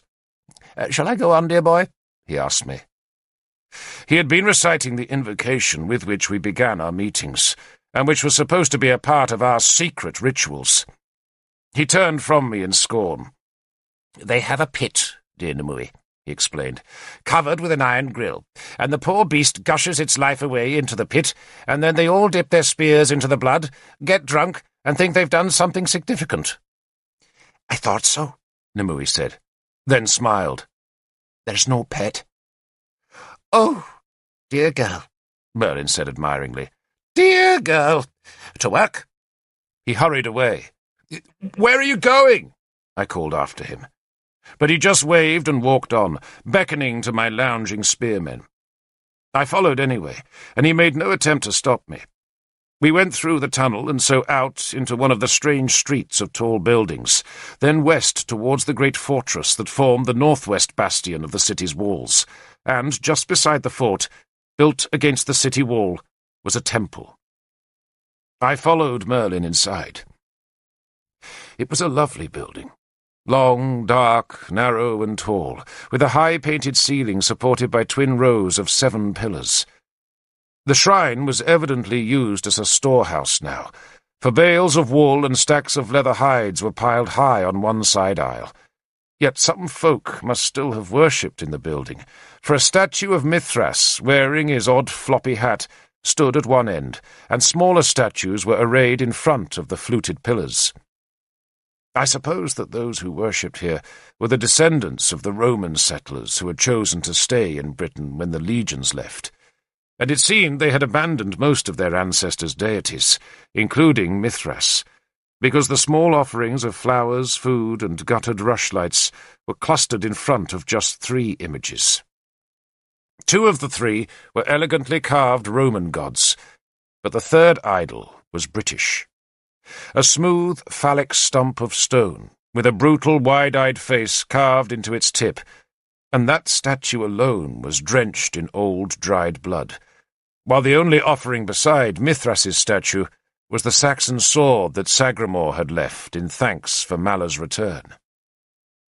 It was a sunny day, but the only light inside the temple came through a patch of broken roof where the tiles had vanished. The temple was supposed to be dark, for Mithras had been born in a cave, and we worshipped him in a cave's darkness. Merlin rapped the floor's flagstones with his staff, finally settling on a spot at the end of the nave, just beneath Mithras's statue. "Is this where you dip your spears, Derfel?" he asked me. I stepped into the side aisle, where the hides and wool bales were stacked. "Here," I said, pointing to a shallow pit, half hidden by one of the piles. "Don't be absurd," Merlin snapped. "Someone made that later. You really think you're hiding the secrets of your pathetic religion?" He tapped the floor beside the statue again, then tried another spot a few feet away, and evidently decided that the 2 places yielded different sounds, so tapped a 3rd time at the statue's feet. "Dig here," he ordered my spearmen. I shuddered for the sacrilege. "She shouldn't be here, Lord," I said, gesturing at Nimue. "One more word from you, Derfel, and I'll turn you into a spavined hedgehog. Lift the stones," he snapped at my men. "Use your spears as levers, idiots. Come on, work." I sat beside the British idol, closed my eyes and prayed to Mithras that he would forgive me the sacrilege. Then I prayed that Kynwyn was safe, and that the babe in her belly was still alive. And I was still praying for my unborn child when the temple door scraped open and boots sounded loud on the stones. I opened my eyes, turned my head, and saw that Cerdic had come to the temple. He had come with 20 spearmen, his interpreter, and, more surprisingly, with Dinas and Lavaine. I scrambled to my feet and touched the bones in Howlbane's handle for luck as the Saxon king walked slowly up the nave. "This is my city," Cerdic announced softly, "and everything within its walls is mine." He stared for a moment at Merlin and Nimue, then looked at me. "Tell them to explain themselves," he ordered. "Tell the fool to go and douse his head in a bucket," Merlin snapped at me. He spoke Saxon well enough, but it suited him to pretend otherwise. "That is his interpreter, Lord," I warned Merlin, gesturing to the man beside Cerdic. "Then he can tell his king to douse his head," said Merlin. The interpreter duly did, and Cerdic's face flickered in a dangerous smile. "Lord King," I said, trying to undo Merlin's damage, "my Lord Merlin seeks to restore the temple to its old condition." Cerdic considered that answer as he inspected what was being done. My 4 spearmen had levered up the flagstones to reveal a compact mass of sand and gravel, and they were now scooping out that heavy mass that lay above a lower platform of pitch-soaked timbers. The king stared into the pit, then gestured for my 4 spearmen to go on with their work. "But if you find gold," he said to me, "it is mine." I began to translate to Merlin, but Cerdic interrupted me with a wave of his hand. "He speaks our tongue," he said, looking at Merlin. "They told me." He jerked his head towards Dinas and Lavaine. I looked at the baleful twins, then back to Cerdic. "You keep strange company, Lord King," I said. "No stranger than you," he answered, glancing at Nimui's gold eye. She levered it out with a finger, and gave him the full horrid effect of the shriveled bare socket, but Cerdic seemed quite unmoved by the threat, asking me instead to tell him what I knew about the temple's different gods.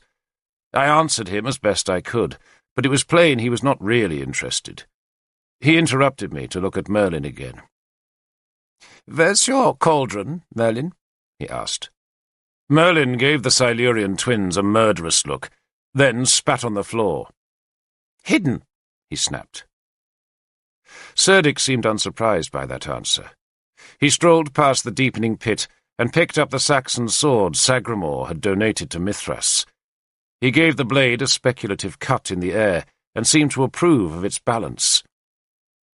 "This cauldron," he asked Merlin, "has great powers?" Merlin refused to answer, so I spoke for him. "So it is said, Lord King." "Powers?" Cerdic stared at me with his pale eyes. "That will rid Britain of us Saxons?" "That is what we pray for, Lord King," I answered. He smiled at that, then turned back to Merlin. "What is your price for the cauldron, old man?" Merlin glared at him. "Your liver, Cerdic." Cerdic stepped close to Merlin and stared up into the wizard's eyes.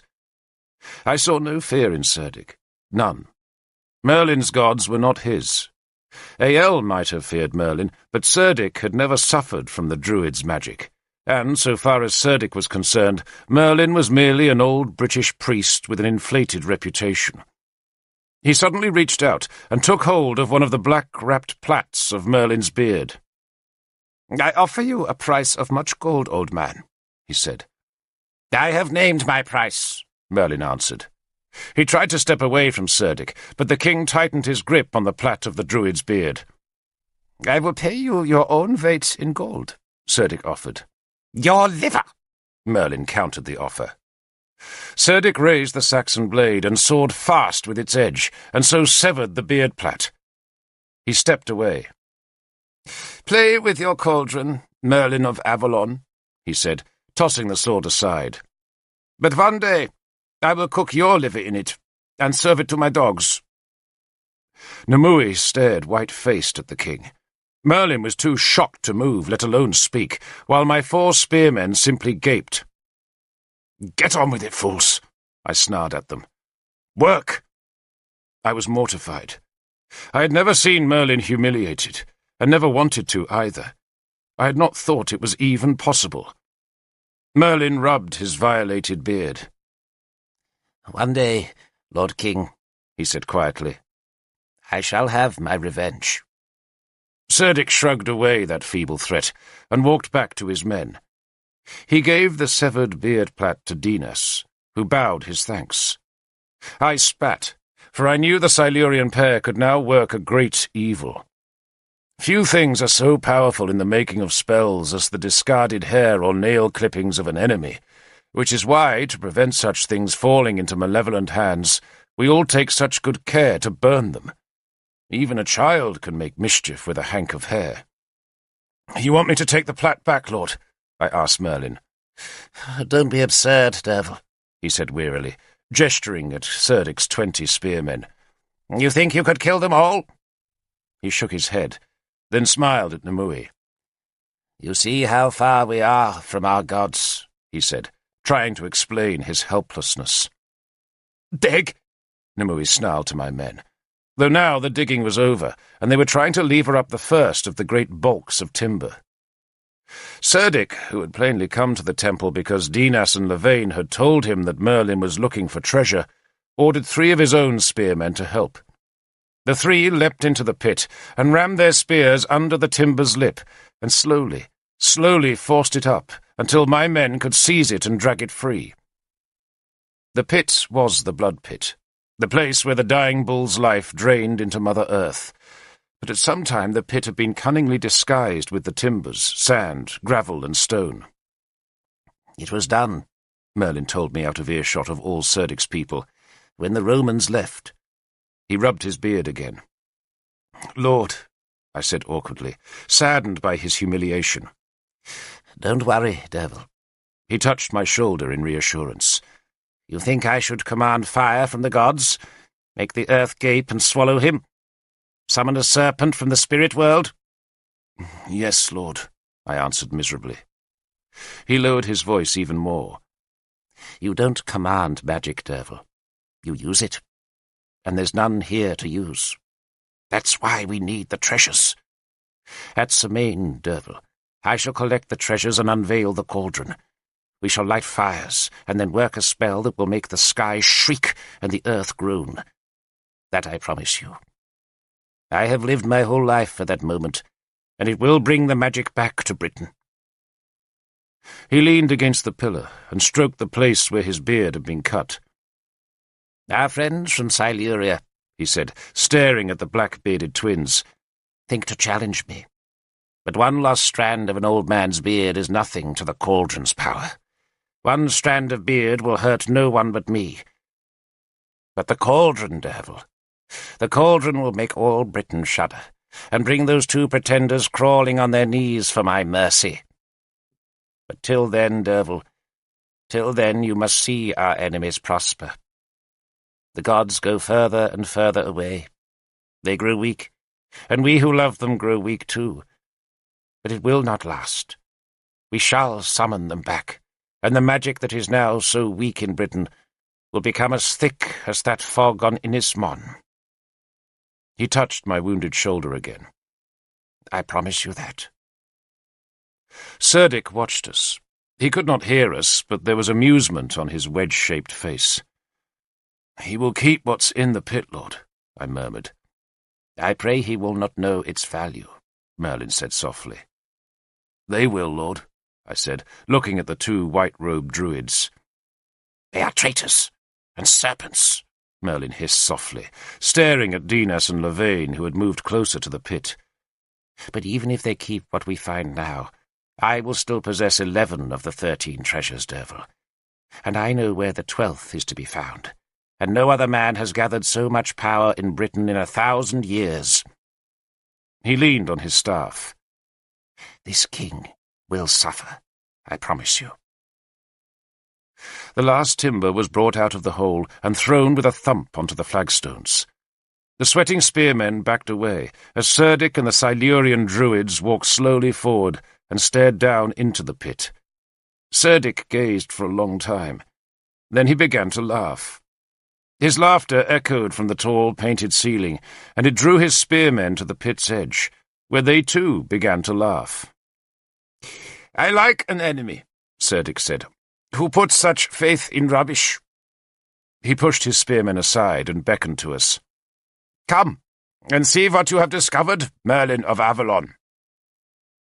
I went with Merlin to the pit's edge, and saw a tangle of old, dark, and damp ruined wood. It looked like nothing more than a heap of firewood, just scraps of timber, some of them rotted by the damp that had seeped into a corner of the brick-lined pit, and the rest so old and fragile that they would have flared up and burned to ash in an instant. "What is it?" I asked Merlin. "It seems," Merlin said in Saxon, "that we have looked in the wrong place. Come." He spoke British again as he touched my shoulder. "I've wasted our time." "But not ours," Dinas said harshly. "I see a wheel," Lavain said.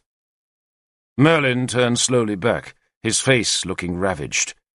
He had tried to deceive Cerdic and the Silurian twins, and the deception had failed utterly. "2 wheels," Dinas said. "And a shaft," Lavain added, "cut into 3 pieces." I stared again at the squalid tangle, and again I saw nothing but wooden scraps. But then I saw that some of the pieces were curved, and that if the curved fragments were joined together and braced with the many short rods, they would indeed make a pair of wheels. Mixed with the scraps of the wheels were some thin panels, and one long shaft that was as thick as my wrist, but so long that it had been broken into 3 pieces, so it would fit into the hole. There was also an axle boss visible, with a slit in its centre, where a long knife blade could be fitted. The heap of wood was the remains of a small, ancient chariot, like those that had once carried the warriors of Britain into battle. "The chariot of Modron," Dinas said reverently. Modron, Lavain said. The mother of the gods. Whose chariot, Dinas said, connects earth to the heavens. And Merlin doesn't want it, Dinas said scornfully. So we shall take the chariot instead, Lavain announced. Serdic's interpreter had done his best to translate all this to the king, but it was plain that Serdic remained unimpressed by the sorry collection of broken and decayed timber. He nevertheless ordered his spearmen to collect the fragments and lay them in a cloak that Lavain picked up. Nimue hissed a curse at them, and Lavain just laughed at her. "Do you want to fight us for the chariot?" he demanded, gesturing at Serdic's spearmen. "You can't shelter behind Saxons forever," I said, "and the time will come when you'll have to fight." Dinas spat into the empty pit. "We are druids, Derfel, and you cannot take our lives, not without consigning your soul and every soul you love to horror evermore." "I can kill you," Nimue spat at them. Dinas stared at her, then extended a fist towards her.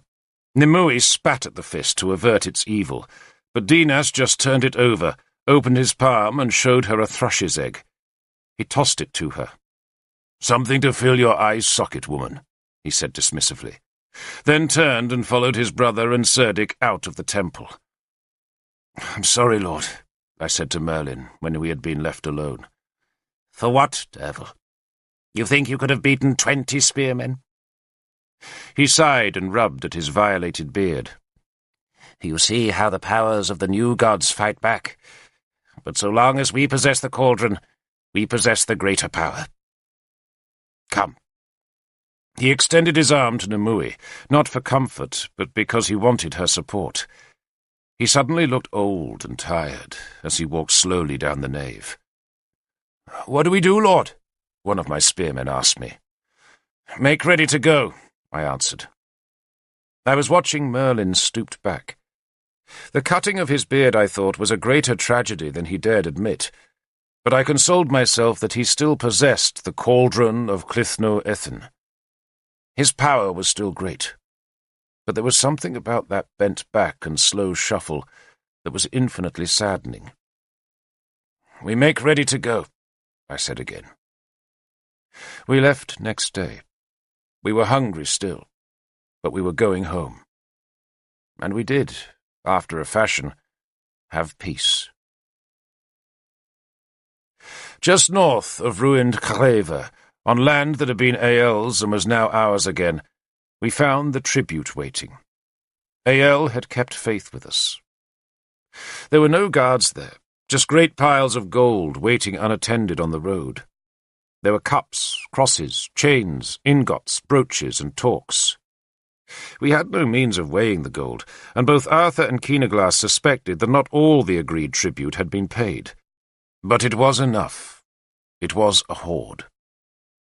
We bundled the gold in cloaks, hung the heavy bundles over the backs of the war horses, and went on. Arthur walked with us, his spirits brightening as we drew nearer and nearer to home, though regrets still lingered. "You remember the oath I took near here?" he asked me shortly after we had collected Ael's gold. "I remember it, Lord." The oath had been taken on the night after we had delivered much of this same gold to Ael the previous year. The gold had been our bribe to turn Ael away from our frontier and onto Ratai, the fortress of Powys, and Arthur had sworn that night that he would kill Ael. "Now I preserve him instead," he commented ruefully. "Keenaglass has Ratai back," I said. "But the oath is unfulfilled, Derfel. So many broken oaths." He peered up at a sparrowhawk that slid in front of a great white heap of cloud. "I suggested to Keenaglass and Murig that they split Siluria in two, and Keenaglass suggested you might like to be the king of his portion. Would you?" I was so astonished that I could hardly respond. "If you wish it, Lord," I finally said. "Well, I don't. I want you as Mordred's guardian." I walked with that disappointment for a few paces. "Siluria may not like being divided," I said.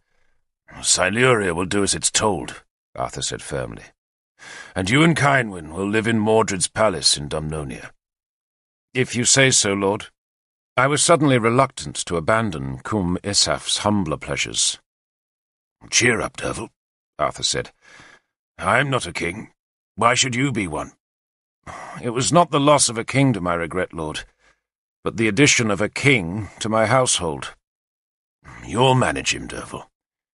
You manage everything." Next day we divided the army. Sagramor had already left the ranks, leading his spearmen to guard the new frontier with Cerdic's kingdom, and now the rest of us took two separate roads. Arthur, Merlin, Tristan, and Lancelot went south, while Keenaglas and Murig went west towards their lands. I embraced Arthur and Tristan, then knelt for Merlin's blessing, which he gave benignly. He had regained some of his old energy during our march from London, but he could not hide the fact that his humiliation in the Temple of Mithras had hit him hard.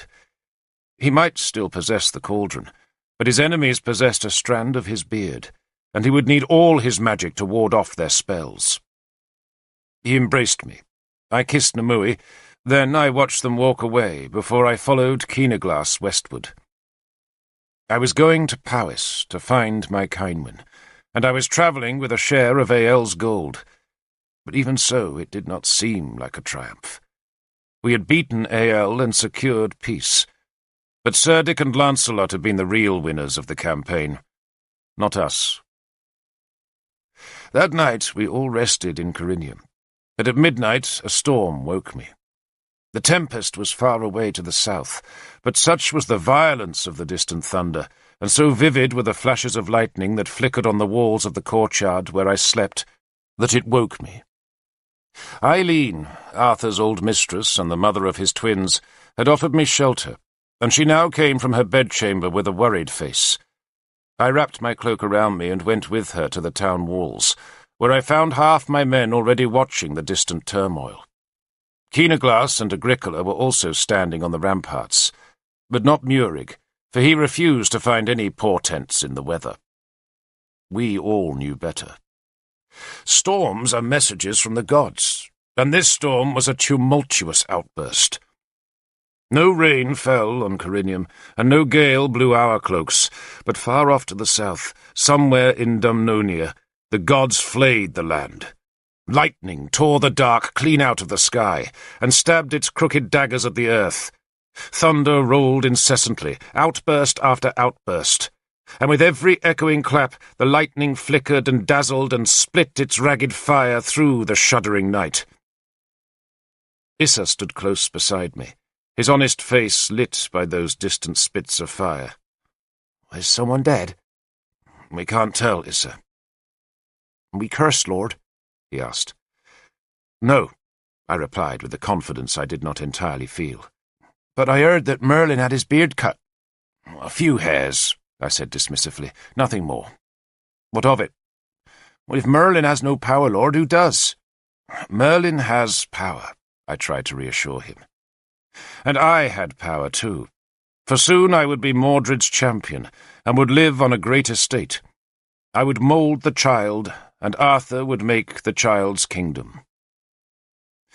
Yet still I worried about the thunder, and I would have worried more had I known what it meant. For disaster did come that night. We did not hear of it for 3 days more, but then, at last, we learned why the thunder had spoken and the lightning struck. It had struck on the Tor, on Merlin's hall, where the winds made moan about his hollow dream tower. And there, in our hour of victory, the lightning had set the wooden tower alight, and its flames had seared and leapt and howled into the night, and in the morning, when the embers were being spattered and extinguished by the dying storm's rain, there were no treasures left at Inniswydran. There was no cauldron in the ashes, only an emptiness at Dumnonia's fire-scarred heart. The new gods, it seemed, were fighting back, or else the Silurian twins had worked a mighty charm on the cut braid of Merlin's beard, for the cauldron was gone, and the treasures had vanished. And I went north to Kynwyn. Part 3. Camelot. All the treasures burned? Igraine asked me. Everything, I said. Disappeared. Poor Merlin, Igraine said. She has taken her usual place on my windowsill, though she is well wrapped against this day's cold by a thick cloak of beaver fur, and she needs it, for it is bitterly cold today. There were flurries of snow this morning, and the sky to the west is ominous with leaden clouds. I cannot stay long, she had announced when she arrived and settled down to skim through the finished parchments. In case it snows. It will snow. The berries are thick in the hedgerows, and that always means a hard winter. Old men say that every year, Igraine observed tartly. When you're old, I said, every winter is hard. How old was Merlin? At the time he lost the cauldron. Very close to 80 years. But he lived for a long while after that. But he never rebuilt his dream tower? Igraine asked. No. She sighed and pulled the rich cloak about her. I should like a dream tower. I would so like to have a dream tower. Well, then have one built, I said. You're a queen. Give orders, make a fuss. It's quite simple. Nothing but a four-sided tower with no roof and a platform halfway up. Once it's built, no one but you can go inside. And the trick of it is to sleep on the platform and wait for the gods to send you messages. Merlin always said it was a horribly cold place to sleep in winter. And the cauldron? Igraine guessed. Had been hidden on the platform? Yes. But it wasn't burned, was it, Brother Derfel? She insisted. The cauldron story goes on, I admitted. But I won't tell it now. She stuck her tongue out at me. She is looking startlingly beautiful today. Perhaps it's the cold that has put the colour into her cheeks, and the spark into her dark eyes. Or maybe the beaver pelts suit her. But I suspect she is pregnant. I could always tell when Kynwyn was with child, and Igraine shows that same surge of life. But Igraine has said nothing, so I will not ask her. She has prayed hard enough, God knows, for a child, and maybe our Christian God does hear prayers. We have nothing else to give us hope, for our own gods are dead, or fled, or careless of us. The bards, Igraine said, and I knew from her tone that another of my shortcomings as a storyteller was about to be aired. Say that the battle near London was terrible.